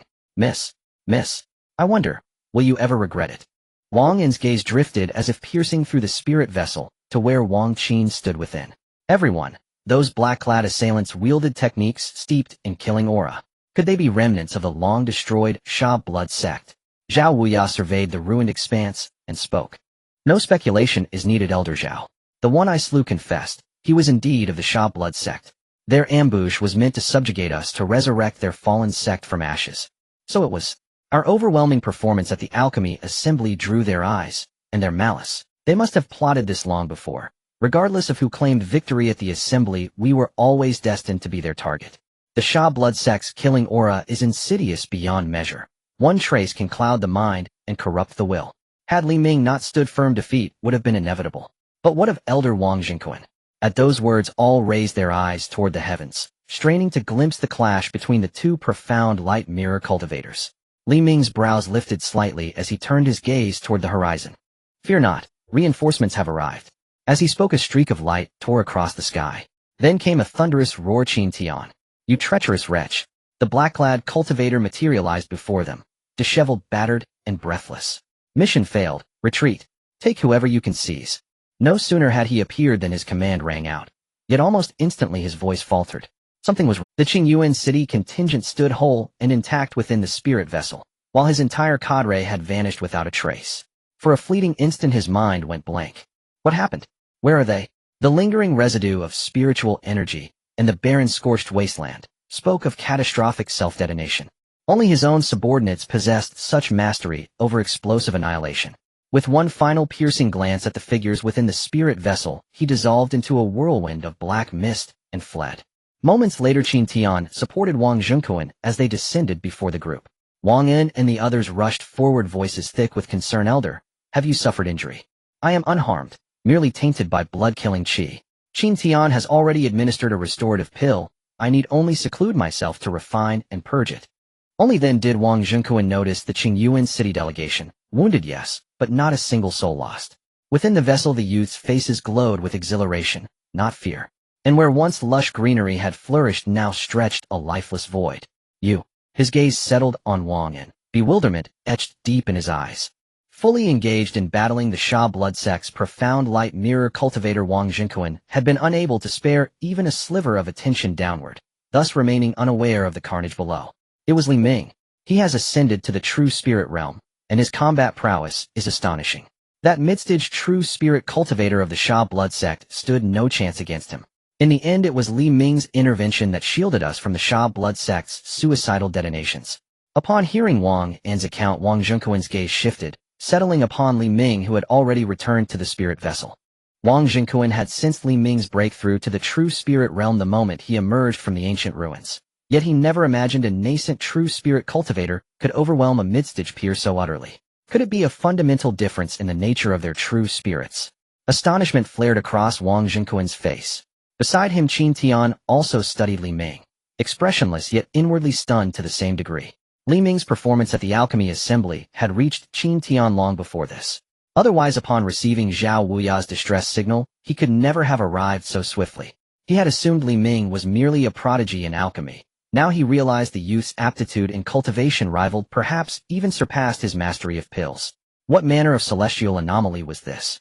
This place is no longer safe. We shall discuss everything once back in Qingyuan City. Qin Tian withdrew his gaze, swept his sleeve, and gathered them all onto the wind-speed spirit vessel. In an instant, the vessel shimmered with azure light and vanished beyond the horizon. Not long after the group departed, numerous cultivators converged upon the site. Gazing upon the desolate expanse, they whispered among themselves. Senior experts, tracing faint residual traces, detected the unmistakable signature of blood-killing spiritual energy. Only then did they grasp the chilling truth. The Sha blood sect had risen anew. 1 week later at the Qingyuan City Alchemy Association, Qin Tian, Wang Zhenkuan Shun, Gu Qianyang, and Duanmu Qingyun. 5 profound light mirror cultivators sat together, eyes fixed upon Li Ming standing nearby. Their gazes held admiration, curiosity, deep appreciation, and the faintest flicker of doubt. Through Xiao Huohuo's testimony, they had learned the full account of the battle, and discovered Li Ming's true spirit was the heaven-burning ape. That revelation brought sudden clarity, and a twinge of dread. Those fiercely protective volatile elders were feared even by the royal house of Zhao State. For hours the 5 debated intensely, their sole concern how to manage the fallout should those elders learn of Li Ming. Surrendering him was unthinkable. To them now Li Ming was not merely valuable. He was irreplaceable. Spurred by the aftermath of the alchemy assembly, countless alchemists flocked to Qingyuan City, most joining the Alchemy Association, the rest aligning with the 3 great clans. With so many new alchemists, both the quantity and quality of pills surged dramatically, prompting numerous cultivators to choose Qingyuan City for cultivation and recovery. This influx enriched the 3 great clans immensely, and indirectly strengthened the city's defense, for a city's governor advancement hinged significantly upon the number of cultivators residing within its walls. As Qingyuan City's governor, Duanmu Qingyun urgently needed such achievements. It was a threefold triumph, for the city, the clans, and the alchemy community alike. Naturally, protecting Li Ming had become their shared sacred duty. Qin Tian flipped his hand, and a pill lay quietly in his palm. This is a 4th grade pill, the Yunwen Dan. Now that you are a true spirit cultivator, this pill is well suited to you. As a superior companion to the Gu Yun Dan, you should be aware of its nature. Li Ming nodded. The Yunwen Dan, a 4th grade pill. Its effect is not to plainly increase yuan power, but to cooperate with the Gu Yun Dan, and thereby maximize the latter's efficacy. A single Gu Yun Dan paired with a Yunwen Dan can yield 50% more effect than before. It can be said to be an exceptional auxiliary pill among true spirit cultivators. With this Yunwen Dan, he could instantly step into the mid-true spirit stage. After handing the Yunwen Dan to Li Ming, Wang Zhenkuan stroked his beard and produced a smooth sphere from his robe, offering it to Li Ming. The sphere's surface gleamed with uncanny smoothness. Upon closer inspection, a Lingzhou, a spirit boat, rested within. Under Li Ming's questioning gaze, Wang Zhenkuan explained, "This is a control core, it governs the Lingzhou within. That Lingzhou is the gift I give you." Qianyang added, "The Lingzhou has no name yet, you may name it later. Its greatest function is to appear 1,000 li away in an instant. Thanks to old Master Wang's favor, we persuaded Master Lei to inscribe the great transposition formation upon it. You only need to input your yuan power for the Lingzhou to manifest, withdraw your yuan power, and it will be stored within this sphere." Finally, Qianyang handed Li Ming a Qingquan bag. "The spirit stones inside will power the Lingzhou for 30 years. Li Ming accepted the Qingquan bag in a daze, his mind buzzing. "Your turn. What did you prepare?" Qianyang looked at Shun Gu with curiosity. Having seen Li Ming's influence, the 5 of them at Wang Zhenkuan's suggestion had each selected an item as a gift. At first, Qianyang had been at a loss. Apart from wealth, he had little to offer. Fortunately, a flash of inspiration led him to Wang Zhenkuan. The 2 fell into accord. One supplied funds, the other supplied effort. Shungu rolled his eyes at Qianyang, then slapped the Qingquan bag at his waist. A thread of golden light shot forth and circled above their heads. When it settled, Li Ming focused and saw a slender golden needle. The Xianjin needle, an exquisite mystic tier artifact. Once refined, it can pierce the defenses of most protective devices and even threaten the protective mystic light of Shuangguang mirror cultivators. Shun Gu flicked the needle with his fingers, and it flew to Li Ming. "Well done, old Shun, you start with a heavy gift." Seeing Li Ming hesitate, Qianyang laughed. Li Ming accepted. In just a few days, that fellow Shun Gu has earned enough spirit stones to buy several Xianjin needles. Only then did Li Ming accept the Xianjin needle. "Thank you, Senior Shun." Shun Gu waved his hand. After Li Ming took it, the remaining 4 all turned their eyes to Duanmu Qingyun. Duanmu Qingyun cleared his throat and produced a jade talisman. This talisman contains 3 full power attacks of mine, enough to withstand a latest-stage Shuangguang mirror cultivator. "Take it." "Thank you, Senior Duanmu." The others raised their eyebrows at Duanmu Qingyun's prepared gift. As ever, Duanmu was swift and decisive. Wang Zhenkuan's proposal carried another layer of intent. Beyond thanking Li Ming, it aimed to strengthen his. "Li Ming, what we old men chose is not only to enhance your strength, but also to give you a chance to flee should you ever encounter the Finchen ape. With your temperament, you will not remain confined in Qingyuan City for life, and we would not force you. Nevertheless, the previous battle will surely alert the Finchen ape in Liang Valley, and we can only offer what little aid we can." Li Ming opened his mouth as if to speak, but could not bring the words out. He wanted to say he had not hunted the Finchen ape, yet such a claim would inevitably drag in matters he could not explain. To avoid unnecessary complications, he chose to remain silent. Do not bear this as a burden. We old men truly wish to thank you. Were it not that we do not want you to be envied and persecuted, I would hand you even some of my most treasured relics.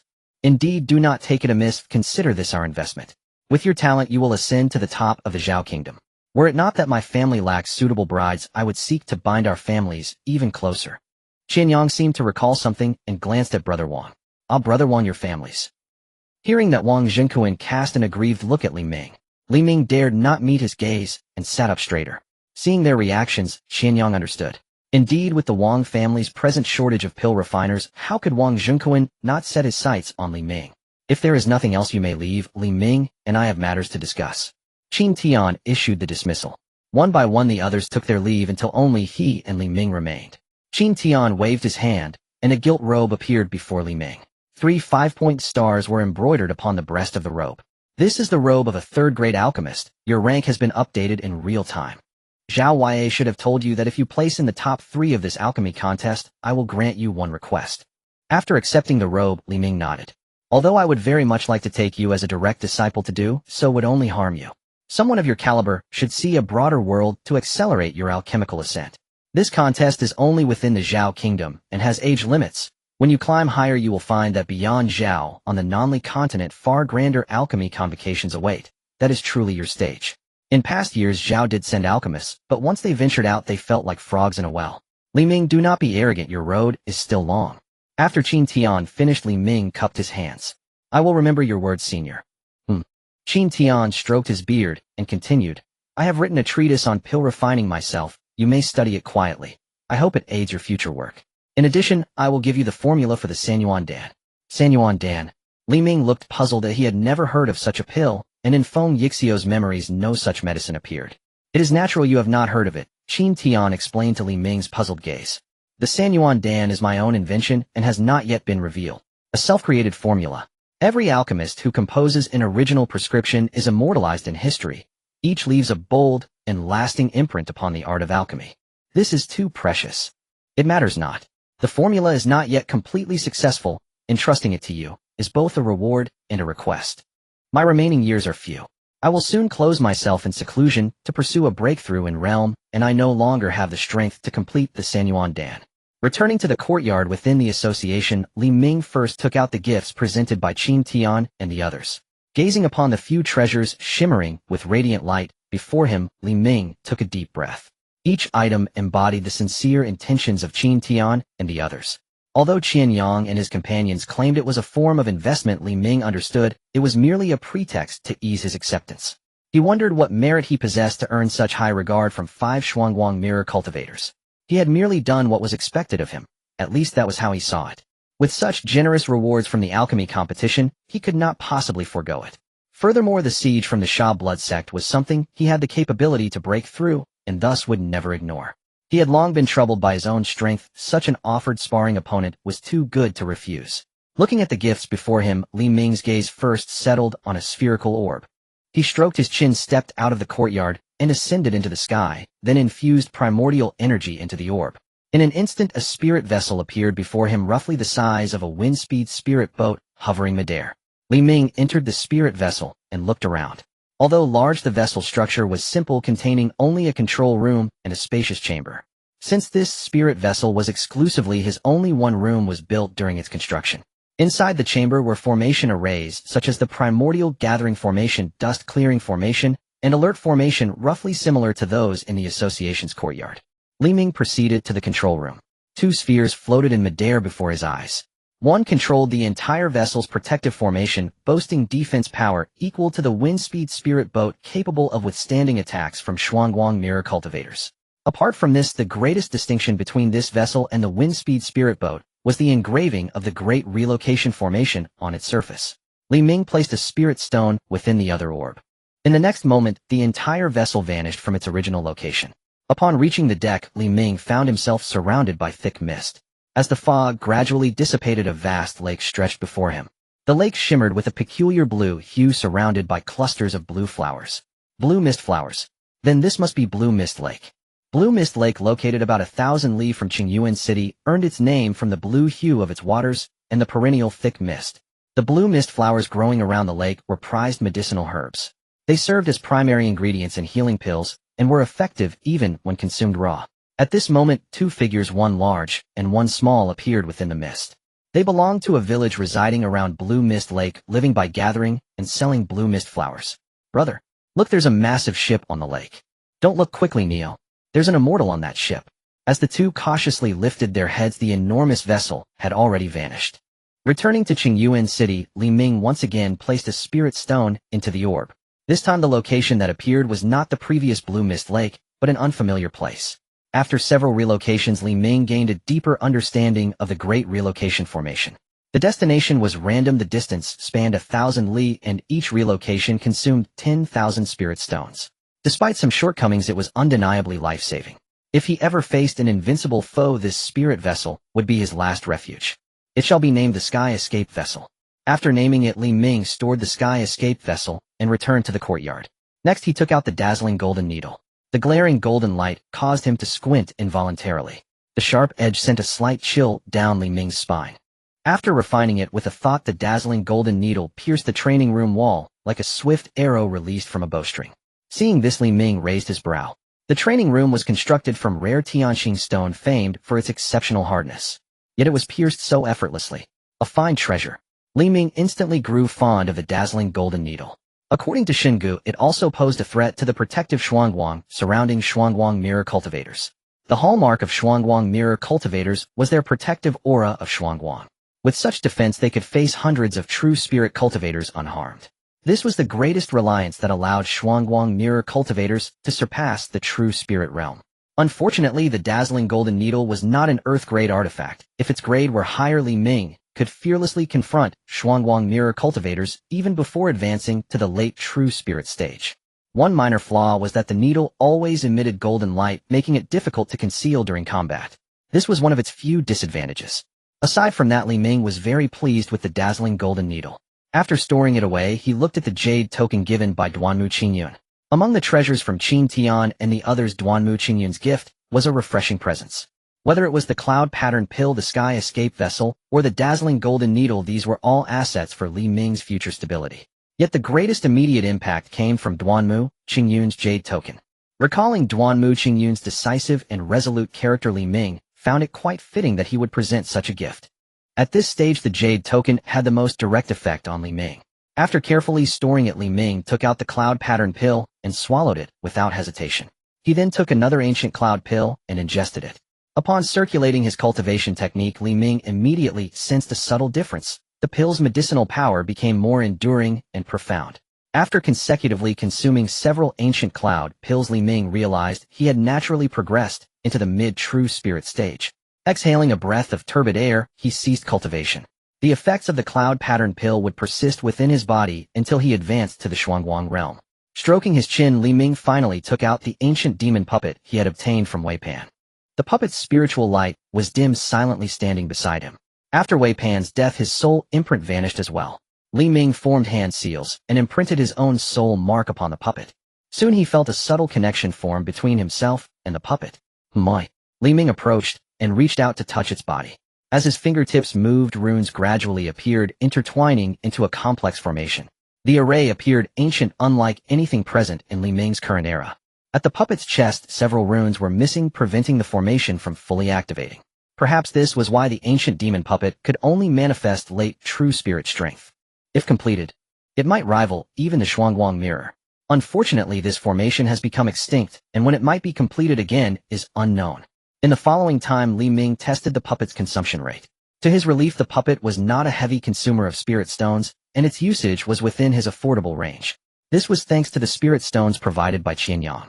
Upon returning and inspecting, he realized this was more than sufficient for the Sky Escape Vessel to operate for 30 years. It could even last 50 years without issue. The 3 Yuan pill serves to unify the 3 elements of vitality, spirit, and blood energy, forming a new source of power. However, to consume the 3 Yuan pill, one must first open a special organ within the body. As the bright moon hung high, its light spilled over. At this moment, Li Ming was perusing the formula for the 3 Yuan pill that Qin Tian had provided. After reading it, he felt as if he had pushed open a new door. He was also amazed at Qin Tian's boundless imagination. Nowadays, the art of pill refining is largely about enhancing a particular type of power, whether it is enhancing cultivation or strengthening the body and spirit. There is no method of combining two different energies together. The emergence of the 3-yuan pill is bound to bring a tremendous impact on the current field of alchemy. Unfortunately, the 3-yuan pill remains theoretical for now, as Qin Tian has yet to overcome the two most crucial points. Li Ming rubbed his temples. It is not a problem to refine 3 corresponding pills. The challenge lies in how to perfectly blend these 3 energies together, and how to combine the already formed pills into a new pill. Neither has any precedent to reference. Fortunately, Qin Tian's alchemy notebook recorded some of his previous attempts, which provided Li Ming with some inspiration. Initially, Qin Tian attempted to forcibly combine the 3 pills using his strong spiritual power as a 4th-grade alchemist, but unfortunately he failed. The incompatibility of the 3 energies led to an explosion in the furnace. Qin Tian speculated that a method was needed to make the 3 energies compatible with one another. In other words, spiritual power is a prerequisite for successful refinement. Li Ming stroked his chin. If even Qin Tian, who is a 4th-grade alchemist, cannot do it, perhaps a higher grade is required. More importantly, a method that allows for the perfect fusion of the 3 energies must be found. Li Ming put away the pill formula and sat in silence for a long time. It was only when the scorching sun was high in the sky that he shook his head with a bitter smile. Throughout the night, his mind raced, combining the memories of Feng Yixiao, experimenting with various permutations in his mind. However, without exception, all failed.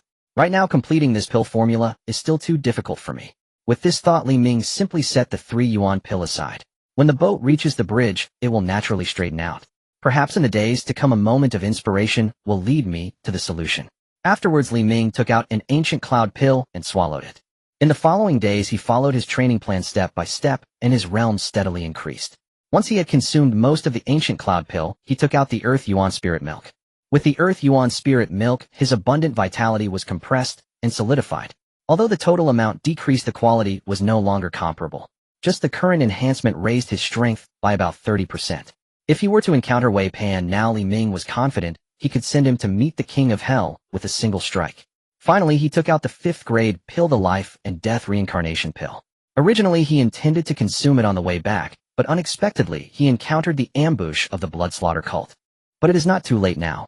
After taking the Life and Death Reincarnation pill, Li Ming did not feel any unusual effects. The medicinal power of the pill would only manifest at the moment of life and death. During Li Ming's retreat, Qingyuan City was bustling with activity. The aftermath of the alchemy conference continued to affect the area. The 3 major families and the Alchemy Association were busy beyond measure. Zhou Ping successfully advanced to the 3rd grade and has now taken over Xiao Huohuo's responsibilities in handling the association's affairs. Elder Zhou, someone has come to the association claiming to be from the Divine Machine Camp and wants to see Elder Li Ming. After the alchemy conference, under Xiao Huohuo's suggestion, Li Ming was awarded the title of Honorary Elder. He does not need to reside at the association, but enjoys the privileges of an elder. Oh. Hearing this, Zhou Ping came to the door and saw Lu Mo dressed in black. I am Lu Mo. Greetings, Elder Zhou. Here is my token. After seeing the token representing the Divine Machine Camp in Lu Mo's hand, Zhou Ping believed him without doubt. You came at an inopportune time. Li Ming is currently in seclusion. Lu Mo smiled as he looked at Zhou Ping and then behind him. Zhou Ping turned to look and found Li Ming standing right behind him. You have come out of seclusion. Although no aura was leaking, Zhou Ping felt that Li Ming had undergone a transformation. After taking the Life and Death Reincarnation pill, the communication token in his Qingmei bag began to flicker. Li Ran's voice came through. Li Ming, a mission has come in. I have arranged for Lu Mo to coordinate with you. You can ask him for details. Upon returning to the courtyard, the two sat facing each other. Lu Mo looked at Li Ming with a I didn't expect that after parting from the ruins our reunion would be under such circumstances. Do you know that your reputation in Qingyuan City may now rival that of Duanmu Qingyuan? Li Ming shook his head and smiled, not responding. Enough of that, let's talk about this mission. This time we are to deal with a charming fox at the True Spirit Realm. This fox has taken human form and has killed quite a few people. Originally Sister Ran was tracking it, but due to the recent resurgence of the blood slaughter cult, she has been ordered to investigate, leaving this mission to us. Charming fox. I have heard of this beast from Funyan before. They excel at disguise, especially fond of taking human form to hide among humans, and are one of the few beasts capable of using spiritual power. Exactly. There have been several occasions where we almost caught it, but it escaped using spiritual power. This is also the reason I called you. With your spiritual power as an alchemist, you should be much better suited to deal with it than I am. Li Ming nodded. There's no time to lose, shall we depart now? Of course. Li Ming took out a sphere and infused it with his vitality. In an instant the void escape boat appeared before Lu Mo. While I didn't expect you to be so wealthy, you actually have a personal spirit boat. Are alchemists really that profitable? It's quite enviable. At Li Ming's nod, Lu Mo stepped onto the spirit boat, full of curiosity, reaching out to touch various parts of the boat, appearing as if he had never seen such a thing. Li Ming then took out a Qingmei bag, tapping it with his fingers to imprint his aura upon it, and then called over a member of the association. Deliver this Qingmei bag to Wang Yao at the Wang residence. Yes, elderly. As the figure departed, Li Ming also boarded the spirit boat and left Qingmei City. Upon arrival at the Wang residence, a servant reported, Miss, this is what young Master Li Ming entrusted to someone to deliver to you. Wang Yao looked at the Qingmei bag before her, puzzled. For me? Where's Li Ming? It is said he has already left Qingmei City. After the servant left, Wang Yao opened the Qingmei bag. Inside the bag was only one item, a jade box. Upon seeing the jade box containing the jade clear ice pill, a complex expression appeared on Wang Yao's face. Meanwhile, Li Ming's voice also echoed in her mind. I hope that by the next time we meet you will have advanced to the true spirit realm. There were no extra words, merely a single blessing. But with the addition of the jade clear ice pill, its meaning changed entirely. Wang Yao had long known of Li Ming's performance at the alchemy conference. Countless third-grade pills were produced, yet he specifically refined the jade clear ice pill. This meant that even back then he had been considering her. A sweet feeling spread in Wang Yao's heart. This small gesture felt more heartfelt than any sweet nothings. With a slight smile, Wang Yao looked towards the horizon. Next time we meet, I will surely surprise you.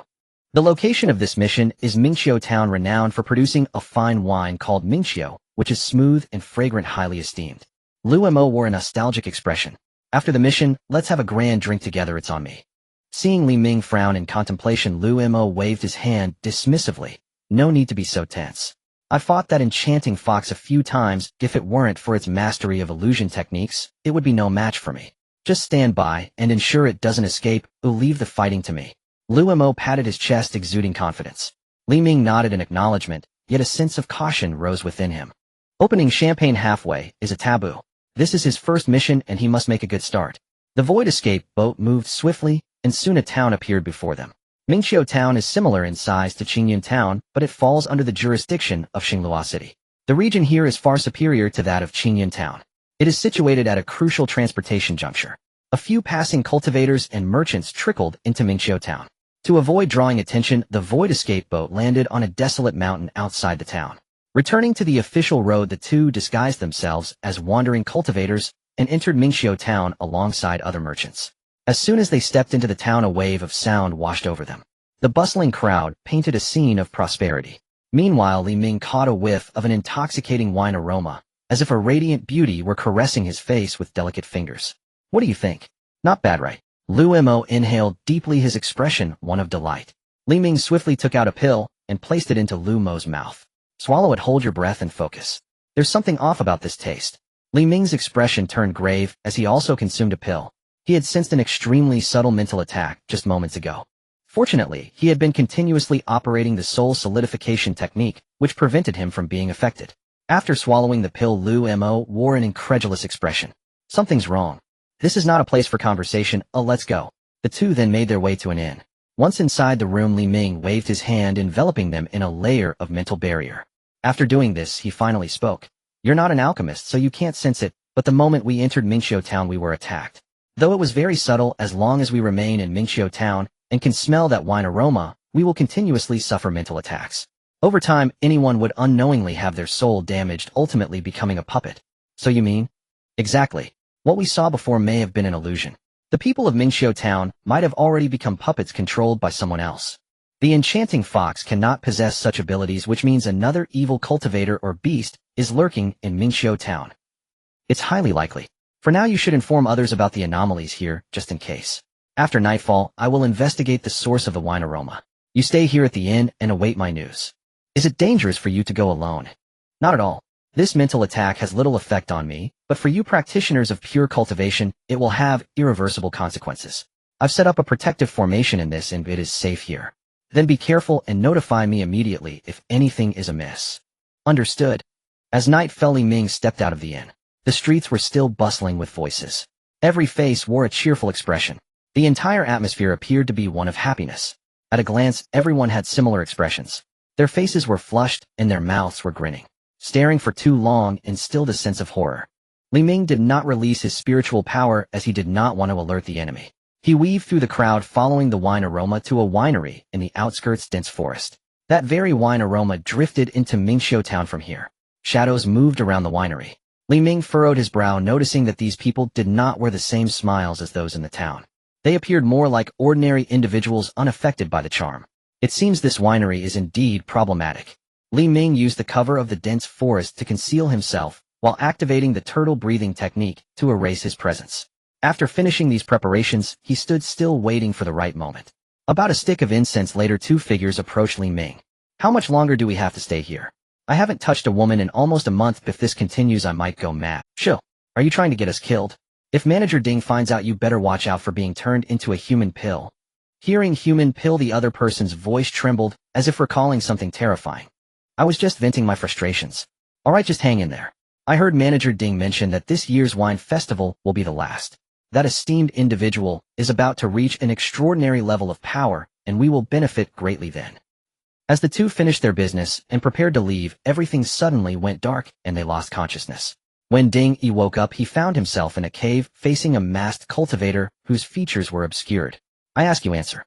You can deceive me, but if your answers do not match, you die. Ding Yi looked around, but did not see Ding Er. Although the unfamiliar cultivator before him emitted no trace of Yuan power, being able to capture two condensed Yuan realm cultivators in an instant suggested that he was at least a true spirit realm cultivator. At the thought of this, he felt his throat dry and a warmth spread beneath him. The scent of urine filled the cave. Li Ming frowned slightly, waving his sleeve to disperse the foul odor. What exactly happened in Mingxiu town, and who is that important figure you mentioned? Moments later, Li Ming stepped. With a wave of his sleeve, two clusters of fire fell into the cave, and then he struck down to bury the entire cave. His expression grew serious as he looked towards the winery, furrowed his brow in thought, and then turned back towards the town. Through the two's accounts, Li Ming roughly understood what had transpired in Mingxiu town. 10 years ago, it was still an ordinary small town, but everything changed after a certain cultivator arrived. He took up residence in the prominent Ding family of the town and was treated as a distinguished guest. Soon after, the exquisite wine Mingxiu emerged, bringing fame to Mingxiu town, attracting a continuous flow of visitors. However, gradually people began to notice that the elderly residents of the town had vanished one by one. In their place, a steady influx of strangers poured into Mingxiu town. Initially, some went to the Ding family to voice their concerns, but gradually that ceased. The annual wine festival became the most critical moment for Mingxiu town. The ancestor of the Ding family would appear to give thanks to the heavens. Yet each time the wine festival occurred, it was also when the most people disappeared. But no one cared. Only those like Ding Yi and Ding Er, members of the Ding family, were privy to the underlying secrets. Those who disappeared had been turned into human pills by that esteemed individual. And this year's wine festival coincided with the moment that esteemed individual was about to reach a peak. And the Ding family is located at the center of the town, occupying a vast area. Strong and burly servants patrol around at all times.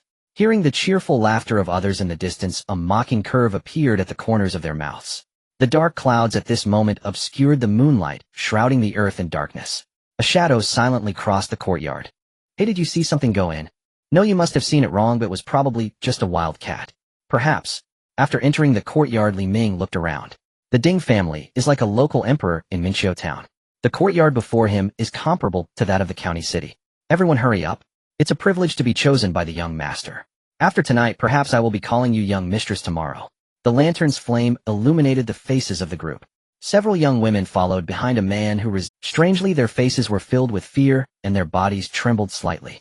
Li Ming concealed himself in the darkness, contemplating before he followed the group. The group finally arrived at a brightly lit side room. Indecent sounds came from within. Upon hearing this, the women trembled even more. Old servant, I've brought what you wanted for the young master. Bring it in. As the soft voice echoed from the room, the previous indecent sounds immediately ceased. The door opened slightly, and a plume of blood-red smoke floated out, forming the shape of a skull in midair. Simultaneously, a large bag was thrown out. Perhaps due to the bag not being tightly closed, a section of pitch-black bone was exposed. What are you all standing there for? Why aren't you going in? Why aren't you hurrying inside? The group of women exchanged glances, and finally one of them knelt down with a thud. Manager Lu, I won't go, and please spare me. Upon hearing this, Lu Don's expression immediately darkened. Is it that my good temper has given you the courage? His fierce gaze swept across the others. Remember, once you come to the Ding family, your lives belong to the Ding family. Do you think a simple sentence can defy orders? Who gave you the audacity? Get inside. No. The woman speaking retreated in terror. Lu Dan snorted coldly, and a thin bony arm suddenly reached out from behind, grabbing the woman and throwing her into the side room. Is there anyone else who wants to back out? Lu Dan's gaze fell on the remaining women, who all lowered their heads, not daring to speak. Then he changed his tone, saying, I've told you, as long as you serve the young master well, the day you become the young mistress will be one where I kneel in apology, and I won't have a single complaint. Under Lu Dan's watchful gaze, the group cautiously entered in single file. He quietly stood outside after everyone had entered the side room. The young master does not like to be disturbed while conducting business. He must keep watch here. A gentle breeze stirred, and the moonlight poured down again. Suddenly a flash of blood appeared in Lu Dan's line of sight. The blood light moved at great speed, reaching him in the blink of an eye. He was startled, and a pair of thin bony arms shot out from behind. However, the blood light sliced through his arm as easily as cutting tofu piercing into his chest. The entire process was extremely brief and silent. Li Ming emerged from the darkness, glancing at Lu Dan, who was nearly drained by the blood-weeping sword. The latter's eyes widened, his face still bearing a trace of disbelief. As someone considered a true spirit realm cultivator, although not on par with others, he was still above thousands in Mingxiu Town, yet had not even seen his enemy clearly before meeting his end. After drinking his fill of blood, the blood-weeping sword hovered in midair, and at Li Ming's command it stabbed into the side room. Who goes there? Seeing the suddenly thrust curved sword, Ding Yang was taken aback and immediately saw someone push open the door and walk in. Li Ming frowned at the scene before him. In the center of the quite large room was a huge array. The women who had entered earlier lay on the ground, completely unclothed, with their pristine skin marked by winding black lines. They were positioned at various nodes of the array. They all appeared to be dead. In the center of the array was a pile of pungent blood forming a skull pattern. Where is Lu Dan? Where did he go? Li Ming pointed forward with 2 fingers. Ding Yang instantly felt that he had lost the ability to speak. In terror, he reached for his mouth, stumbling as he tried to crawl toward the window to escape, even though he was completely unclothed. Li Ming approached Ding Yang from behind, gripping his shoulder and throwing him back. He then struck both of Ding Yang's knees. A clear sound of bones cracking echoed, and pain appeared on Ding Yang's face. He realized his legs were crippled. Looking at the unfamiliar cultivator in front of him, Ding Yang curled up in the corner of the room, daring not to make any further moves. With his mouth sealed, he could not utter a single sound. Moreover, given the situation, Lu Dan, who was waiting outside, was likely in grave danger. After all, the other party was a true spirit realm cultivator. Ding Yang could not imagine any force in Mingxiu Town capable of killing him. Yet the reality was just that. Since this person did not kill him immediately, he must have ulterior motives. It would be better to bide his time and wait for an opportunity. Ding Yang gritted his teeth against the pain in his legs as his mind raced. Li Ming noted that Ding Yang was able to endure so quickly, which surprised him and made him a bit wary. Li Ming had already roughly understood the situation of the Ding family. The head of the family, Ding Feng, was at the mid-stage of true spirit realm cultivation. His wife died in childbirth after giving birth to Ding Yang, and he never remarried. He focused all his attention on his only son, Ding Yang. He generally granted any requests. Apart from Ding Feng, there were also 2 other true spirit realm cultivators in the Ding family. One was Lu Dan, who was outside, and the other was Ding Fu, who was at the winery in the outskirts. As the only bloodline of Ding Feng, Ding Yang must know more about the affairs of Mingxiu Town. In the time that followed, Ding Yang was quite cooperative, saying things that were not much different from what the previous 2 had said. However, when asked about the specifics of the so-called big figure, Ding Yang did not respond immediately. I can personally take you to where that person is. To enter there requires a special token, which only my father possesses. I can help you steal it, but the premise is that you first heal my legs. Given how cooperative I've been, this request shouldn't be too much, right? If you're worried, you can give me poison to take. Li Ming fell silent upon hearing this, ultimately chuckling. No need to go through all that trouble. In Ding Yang's incredulous gaze, Li Ming struck out with a palm. After killing Ding Yang, Li Ming flung out a ball of flame, incinerating the array on the ground completely. How could he not understand Ding Yang's intentions? On the surface, it seemed like he was thinking of him, but his true thoughts were likely about seeking help. Ding Yang was dead, and Li Ming felt no sorrow. Although he did not extract the most crucial information, it was close enough. Moreover, the formation in the room was called the Blood Calyx in Refinement Formation. It is an evil formation that uses maiden's blood as its material. Its specific effect is to prolong life and ultimately preserve eternal youth. What kind of scoundrel can set up such an evil formation? It is likely that he has harmed an untold number of blossoming young girls. Allowing him to live a little longer was the greatest mercy Li Ming could afford. A small family like the Ding clan could not possibly know the methods to set up such an evil formation. It was most likely the doing of the person hidden behind the scenes. Fire! Fire! Quick, put out the fire. That's the young master's room. Hurry! The raging fire disturbed the other members of the Ding clan, which was precisely Li Ming's intention. Once everyone's attention was drawn to the fire, he made his way to a courtyard deep within the estate. This was where Ding Feng resided. As Li Ming stepped in, he raised an eyebrow and looked ahead. I wonder why my friend has come visiting so late at night, and even set fire to my Ding clan's estate. A slightly stout figure appeared before Li Ming, as if he had been waiting there all along.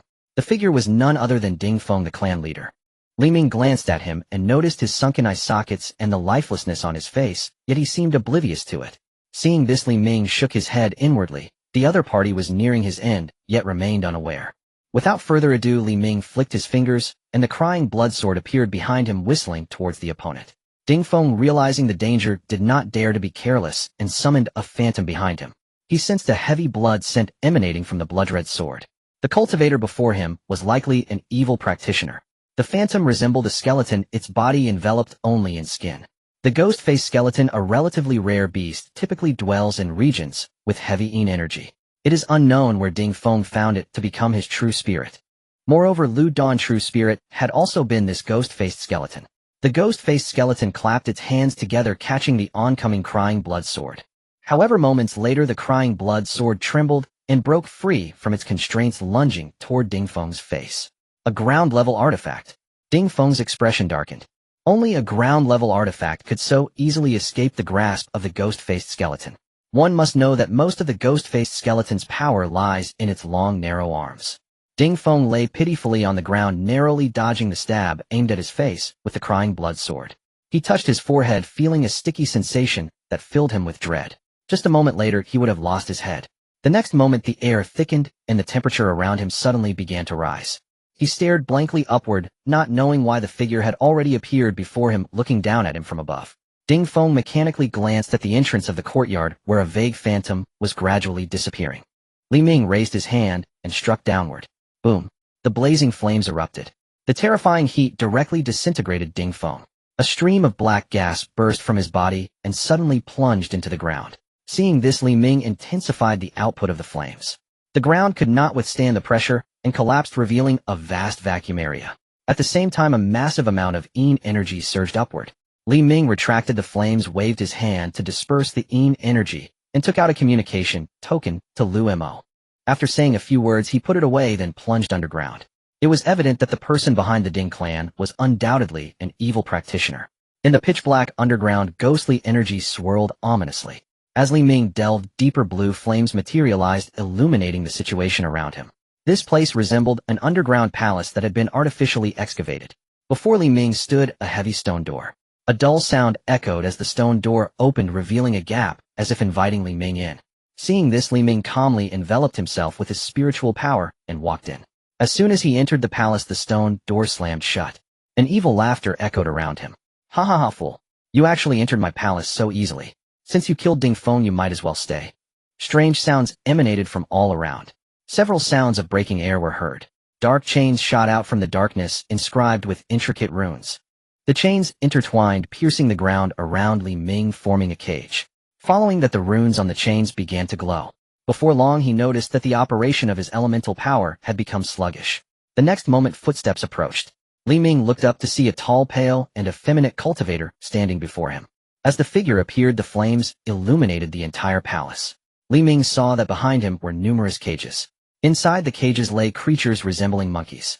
Draped over his shoulder was a white fox fur. Do you find it difficult to operate your elemental power? Someone like you surely has no idea what this is. This is a forbidden element chain, a relic passed down from ancient times. Damn it. If only a little more time had passed, Ding Feng could have served me.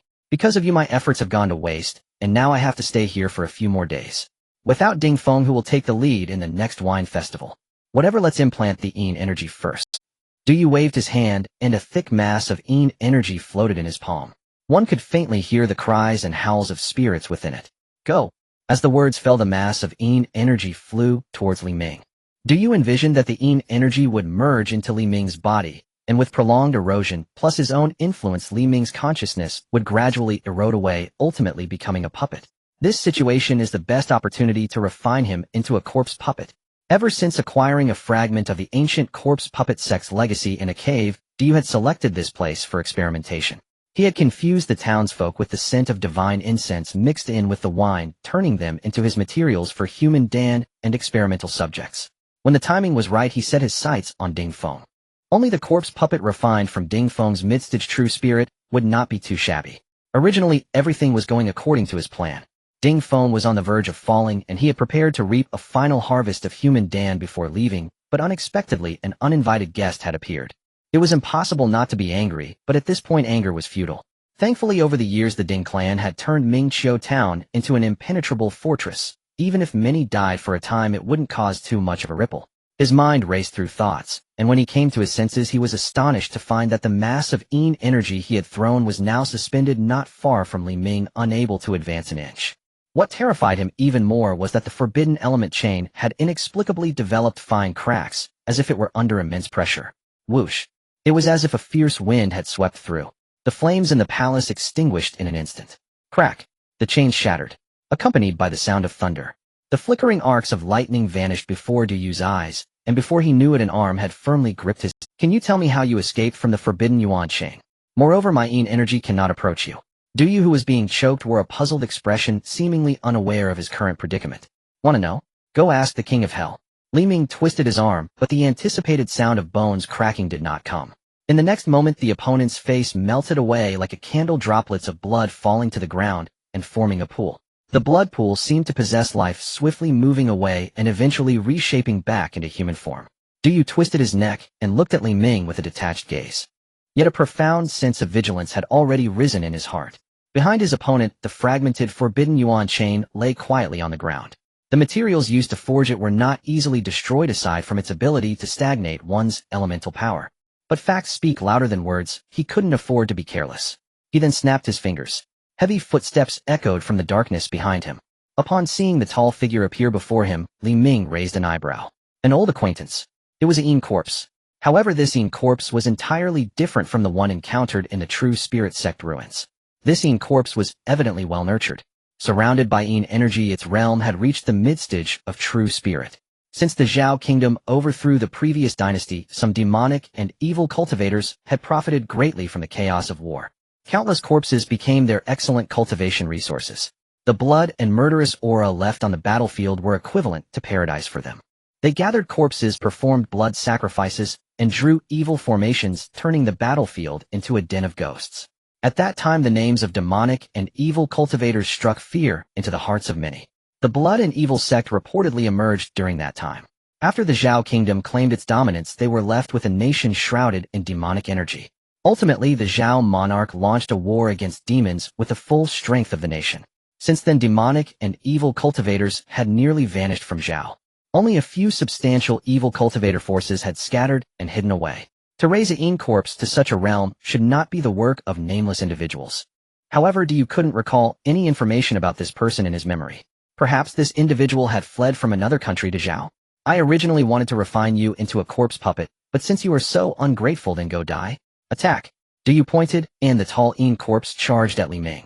Just as the Yin corpse's fist was about to engulf Li Ming, accompanied by a loud bang, the Yin corpse was sent flying at an even faster speed, carving a deep trench into the ground. Du Yu's eyes widened slightly. He saw the towering figure standing in front of Li Ming.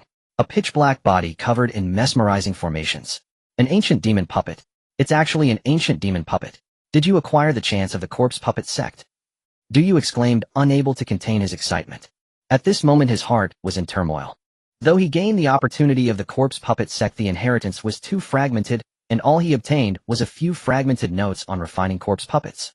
Otherwise, he wouldn't have needed to spend so much time cautiously dealing with Ding Feng, relying on Yin energy to wear down his spirit to have a chance.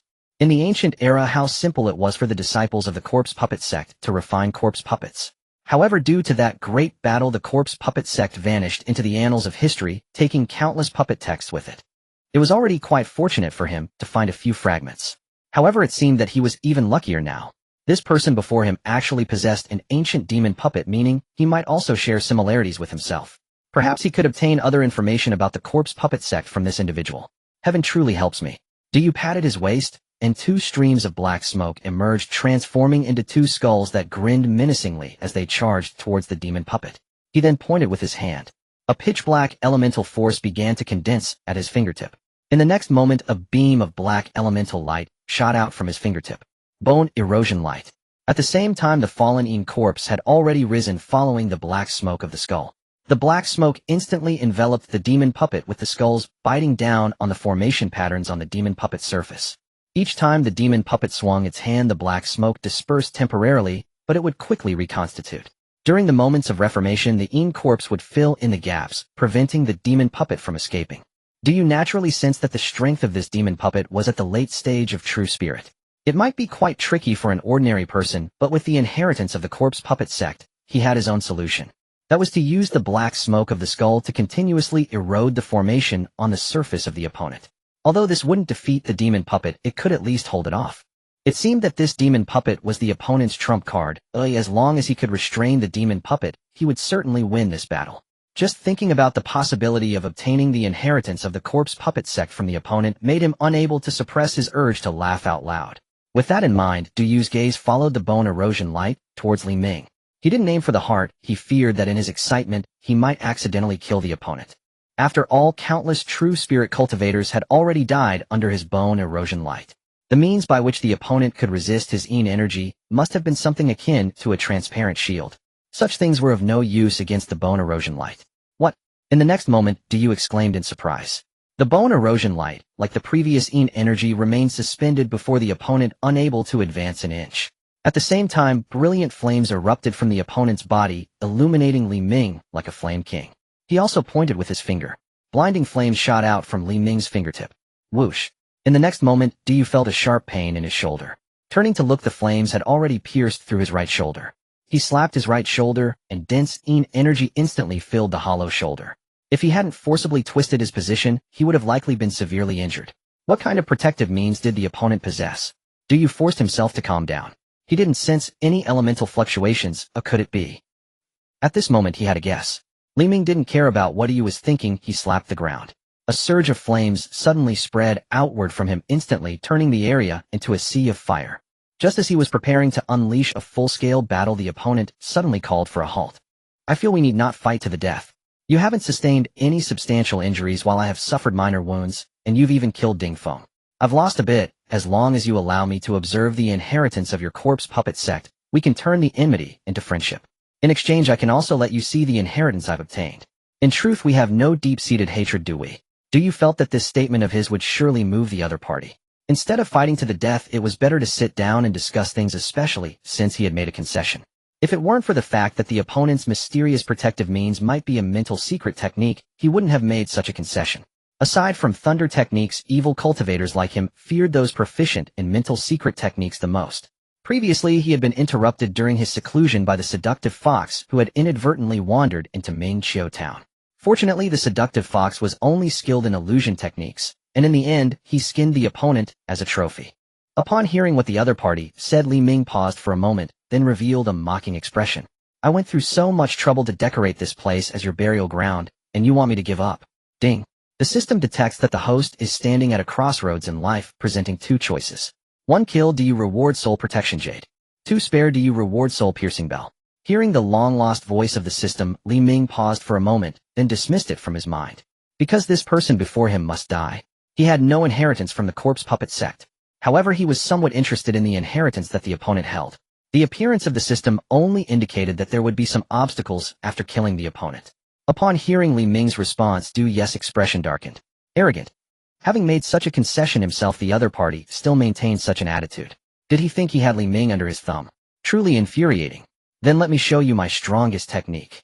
In the next moment, as Du Yu summoned his energy, a mass of dark aura gathered around him from all directions, clearly contrasting with the flames below. Then a giant formed from the dark aura appeared before Li Ming. The giant stomped heavily, and the gust of wind it generated extinguished the surrounding flames. Without hesitation, it threw a punch towards Li Ming. Come on. As Li Ming's words fell, the phantom of the thunder cloud sparrow rose from behind him and merged into his body. Fine arcs of lightning immediately coursed through his entire being. Accompanied by crackling sounds, Li Ming transformed into a beam of lightning. The giant's dark fist disintegrated like snow meeting boiling water. Soon Li Ming arrived at the giant's head and also threw a punch. A surge of lightning erupted and the giant's head was instantly engulfed in the lightning, revealing Du seated within. However, Du showed no signs of panic. Instead, a smile crept across his lips.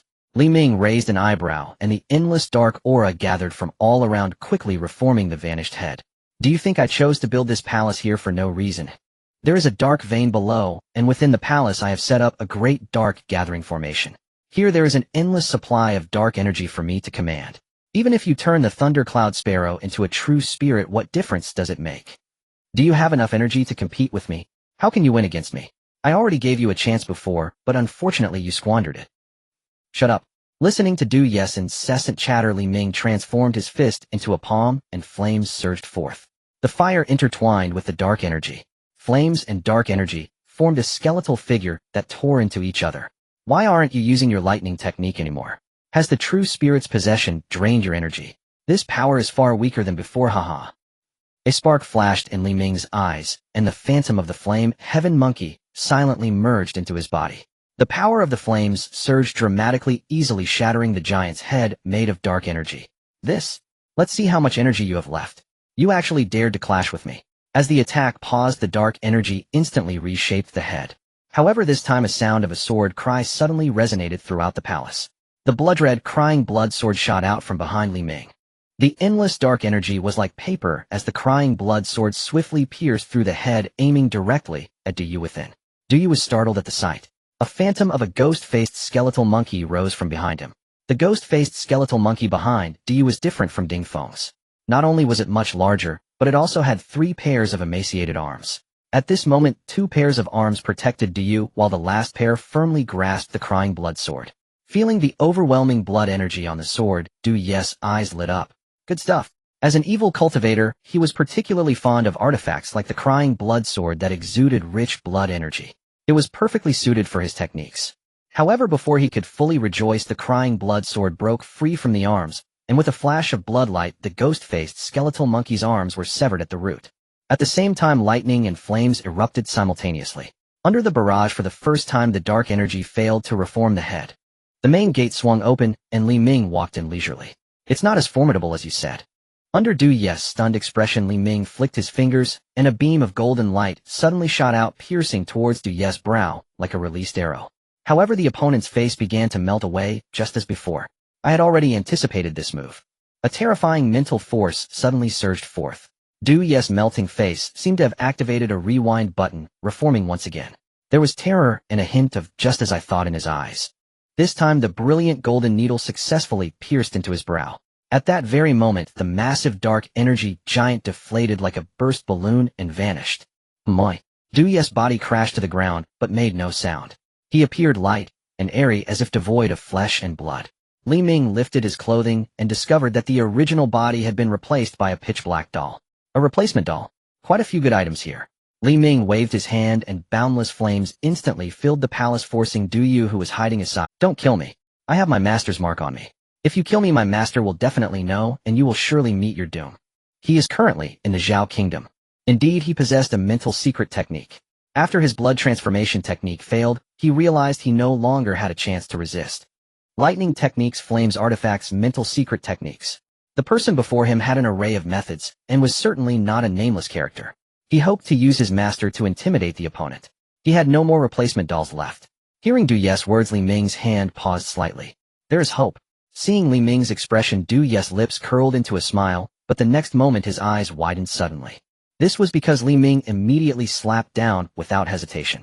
After turning Du into a pulp, a wisp of dark energy shot out from his body, darting into Li Ming's chest with lightning speed.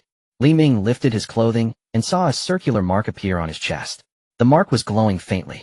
Is this something similar to a soul-tracking mark? Li Ming stroked his chin and then paid it no more mind. He had actually anticipated this situation. It seemed that the system's appearance corresponded to this matter. With Du's cultivation at the mid-level of true spirit, his master was at most at the Xianguang realm. It was impossible for him to be at the Earth Store realm. Evil cultivators of the Earth Store realm would be targeted by the Divine Machine Camp as soon as they revealed themselves. Such evil cultivators could already influence the rule of the Xiao Kingdom, and the Xiao Kingdom's ruler would never allow this to happen. The evil cultivators at the Xianguang realm were not unbeatable for Li Ming. After all, he still held the jade talisman given by Duanmu Qingyun. After putting away Du Ye's Qingmei bag, Li Ming burned this place to ashes and then rushed out. When he burst out from the underground palace, the Ding family had already turned into ruins. Everyone was trembling and bound in the distance. At this moment, a group of people approached him. The leader Lu Mo showed a look of surprise upon seeing Li Ming. Li Ming, are you alright? After speaking, Li Ming looked towards the group beside Lu Mo. Seeing this, Lu Mo spoke. Once you send the message, I will start mobilizing people. This is Lord Song Yanfeng, who happens to be in the vicinity on a mission and rushed to Mingqiu town after hearing my call for help. Song Yanfeng. Song Yanfeng extended his broad palm. Li Ming, thank you for coming, Senior Song. The fact that Lu Mo addressed him as Lord indicated that Song Yanfeng's cultivation level was surely at the Xianguang realm. My. After shaking hands with Li Ming's Song, Yanfeng seemed to sense something and flicked his finger towards Li Ming's chest. Instantly, Li Ming's chest clothing exploded. Lu Mo was taken aback and then saw the mark on Li Ming's chest. This is the soul pursuit mark. It must have appeared on you after that evil cultivator's death. Li Ming nodded. Li Ming, why didn't you mention this earlier? Lu Mo was certainly aware of the notorious soul pursuit mark, which indicated that Li Ming had already been targeted by an evil cultivator who usually possessed cultivation at the Xianguang realm, hence Lu Mo's urgency. This is a common tactic of those evil cultivators. If I hadn't discovered it, would you have continued to hide it? After seeing Li Ming purse his lips, Song Yanfeng raised an eyebrow. He did not believe that the other party was unaware of the significance of the soul pursuit mark, and the demeanor displayed suggested that he was clearly prepared, unafraid of the person behind the mark. It seems I was overly concerned, but since I am aware, I cannot ignore it. With this soul pursuit mark, we can wait for that person to come. I guarantee he won't return once he arrives. At that time, we can share this extra merit. What do you think? Everything will be at the discretion of Lord Song. Their discussion left Lu Mo puzzled for a moment, but he eventually understood. Song Yanfeng intended to use the soul pursuit mark on Li Ming to bait the evil cultivator behind it. Initially, he was anxious about Li Ming being targeted by an evil cultivator, which was not a good thing, but this issue was swiftly resolved with Song Yanfeng's presence, making the threat of the evil cultivator less daunting. In the following time, Mingqiu town underwent tremendous changes. The winery on the outskirts was sealed, and the steward Ding Fu was taken to Xinglua City. The Ding family in the town was uprooted, and under the narration of Lord Song Yanfeng, the people of the town learned of the Ding family's collusion with evil cultivators. Initially, they did not believe it, but when Song Yanfeng produced human pills and exposed the underground palace of the Ding family, everyone fell silent. They realized they had been kept in the dark all along. If it weren't for the revelation of the schemes by Lord Song Yanfeng, every single one of them would have become materials for human pills. The thought of this ignited their anger, and even though the Ding family had already turned into ruins, they still vented their frustrations by plundering the Ding residence. In this situation, Li Ming was pushed forward by Song Yanfeng, declaring that he was the key figure who unraveled the Ding family's schemes and saved people from peril. The attention of the men, women, and children in the town instantly focused on Li Ming. In an instant, Li Ming became the darling of Mingqiu town. In the following time, Li Ming genuinely felt how immense a person's enthusiasm could be. If he hadn't used Lu Mo as a shield at the last moment, that enthusiastic crowd would never have let him go. After leaving Mingqiu town, Li Ming let out a long sigh. He would rather fight another round with the evil cultivators than face the overly enthusiastic people of Mingqiu town. Looking back, he saw countless figures waving goodbye to him with reluctant expressions. Tightening the few extra Qingmei bags at his waist, Li Ming turned away with a complicated expression. If I were you, staying in Mingqiu town wouldn't be a bad idea. With your current reputation, I imagine becoming the town chief would be effortless. In that case, vast fields and beautiful wives await you. Ha ha ha, I almost forgot you already have someone you fancy. After seeing Li Ming's unfriendly expression, Lu Mo immediately changed his tone and shifted the topic. We'll arrive at the salt mine valley in a little while. Hearing Lu Mo's words, Li Ming nodded. The salt mine valley, located not far from Mingqiu town, was specifically chosen by Song Yanfeng for this task of waiting for prey. A few years ago, due to the valley's rich salt deposits, Mingqiu town and nearby towns split the valley among themselves, but now it had become desolate, a place where even birds wouldn't roost, with only bare rocks exposed. After about a stick of incense, the two arrived at their destination. Gazing at the rugged salt mine valley, Li Ming nodded slightly in his heart. According to Song Yanfeng, they would hide throughout the salt mine valley, and whenever that evil cultivator appeared, they would catch him off guard. If that evil cultivator appears, you just hide to the side. What do you take me for? After all, I am also a true spirit realm cultivator from the divine mechanism camp. I may not be able to match the evil cultivator, but I can certainly hold the line for you. I will not let you face this alone. Well, fine. Li Ming did not express his true thoughts upon seeing Lu Mo misunderstanding the situation. After waiting for about a stick of incense, Li Ming felt the soul pursuit mark on his chest suddenly grow hot. He seemed to sense something and looked towards the horizon. The originally clear sky suddenly darkened. It was as if a giant beast had opened its mouth ready to devour someone. Darkness soon enveloped the salt mine valley. At the same time, the air became heavy and thick as if a mountain was pressing down on Li Ming's shoulders. "You are the one who killed my precious disciple." In the dim sky, an old woman who appeared to be nearing her end leaned on a cane, casting a shadowy gaze at the two below, specifically at Li Ming. In response, there was a surge of flame. The flame shot up into the sky and quickly engulfed the old woman. "You have some courage." A faint voice emerged from the flames. A black protective Xianguang appeared, isolating the flames. "No wonder you dared to kill my disciple." The Yin ghost granny chuckled sinisterly, extending her palm to grasp a flame and sensing it carefully. "I've never seen such quality beast fire in a young cultivator before. Speak, who is behind you? If you can satisfy this old woman, I can overlook the killing of my disciple as long as you give me one hand. You will be disappointed, there are no big figures behind me. Your disciple has committed many crimes, and even if I don't take action, he will eventually die at someone else's hands." All right. Then you can go die." The Yin ghost granny took a deep breath and then exhaled. A black whirlwind was expelled from her mouth. The bone-corroding Yin wind extinguished the flames, causing the sky to darken further, and the sounds of ghostly wails echoed through the salt mine valley, turning this place into a realm of spirits. Lu Mo tightened his fists as he looked at the approaching Yin wind. "Lord Song, why haven't you shown up yet?"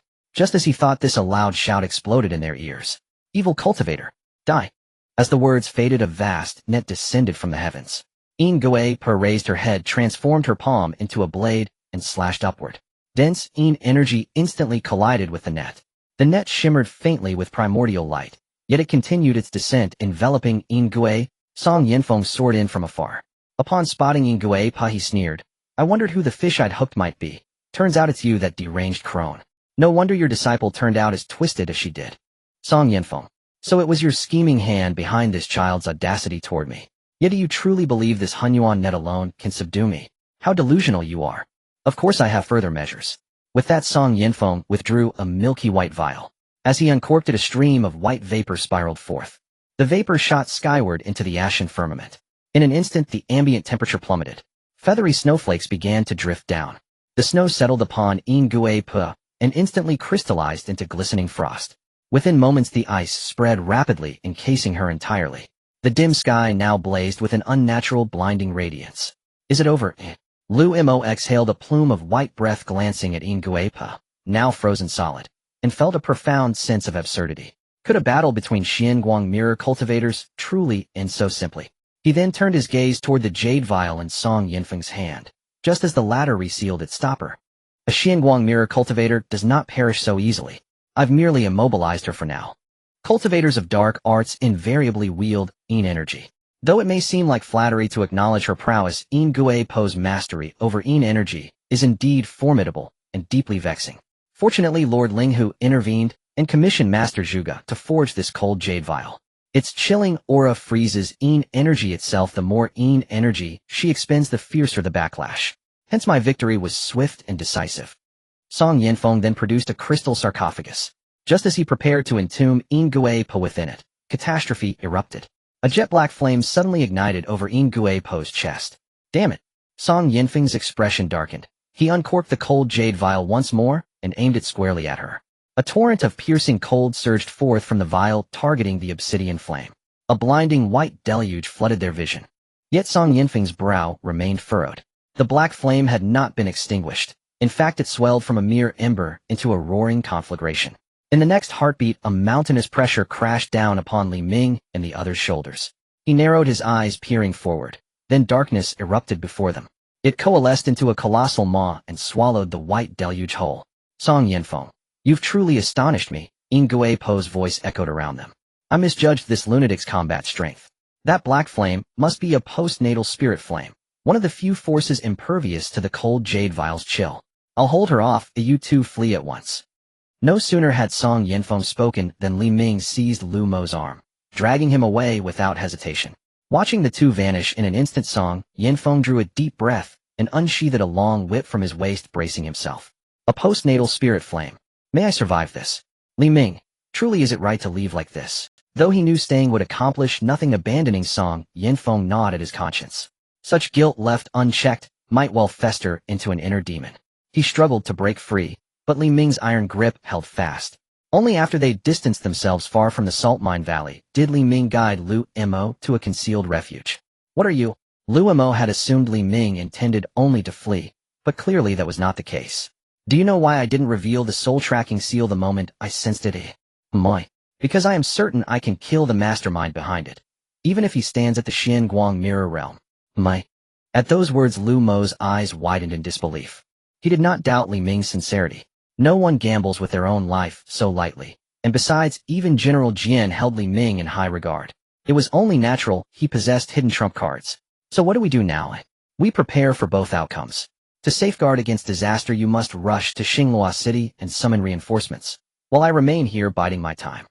Agreed. This time Lu Mo hesitated not. He understood his role was limited, and if Li Ming truly harbored such reserves, trust was the only path forward. Watching Lu Mo's retreating figure, Li Ming turned his gaze back toward the salt mine valley. He sensed its temperature surging violently. Then a tsunami of black flame engulfed the entire valley. Li Ming flicked his finger. Flame of incineration burned serenely atop his fingertip. In the next breath it coiled into a sinuous fire serpent, its head poised toward the valley, radiating a ravenous, yearning intent. It was precisely this anomaly in the flame of incineration that had kept Li Ming from immediately invoking Duanmu Qingyun's talisman. A postnatal spirit flame. Might it yet become my nourishment? Ha! Song Yinfeng, strike back. Why stay silent? Where is that arrogant smirk of yours? Within the black flame prison, Song Yinfeng lashed his whip in frantic defense, barely deflecting the encroaching inferno. Each contact blackened his weapon further. Soon this top-tier profound rank artifact would lose its spiritual luster, reduced to worthless slag. A postnatal spirit flame, truly formidable. Only one technique remains, and thank the heavens those two fled. Otherwise I'd have no recourse. With that thought, Song Yinfeng's expression hardened. He whirled his whip once more, dispersing another wave of black flame, then sheathed it, and drew forth a crimson pill vivid as fresh blood. Without hesitation he swallowed it whole. Instantly, turbulent primal energy roared around him. A towering phantom manifested behind his back.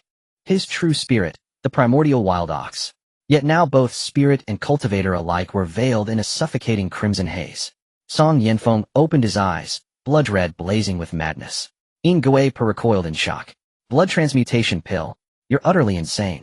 The blood transmutation pill, a 5th-rank elixir, exists solely to unlock a cultivator's absolute potential, shattering current cultivation barriers. Even a Xianguang mirror cultivator may ascend beyond their limits, though at terrible cost, total loss of reason, driving the user to slaughter every living thing in sight. It is forbidden, taboo, even among dark cultivators, reserved only for moments when annihilation seems inevitable. Roar! Song Yinfeng's eyes burned scarlet, a bestial roar tore from his throat. His true spirit dissolved into his body. A protective aura shimmered across his skin, now stained crimson. He bent his knees, and in a flash launched forward like an arrow loosed from its bow, appearing before Qingmei. Though the blood transmutation pill forcibly elevated Song Yinfeng to mid-Xianguang mirror, it also severed his capacity to cast techniques. He could only obey instinct, fighting with raw, unrefined physical might.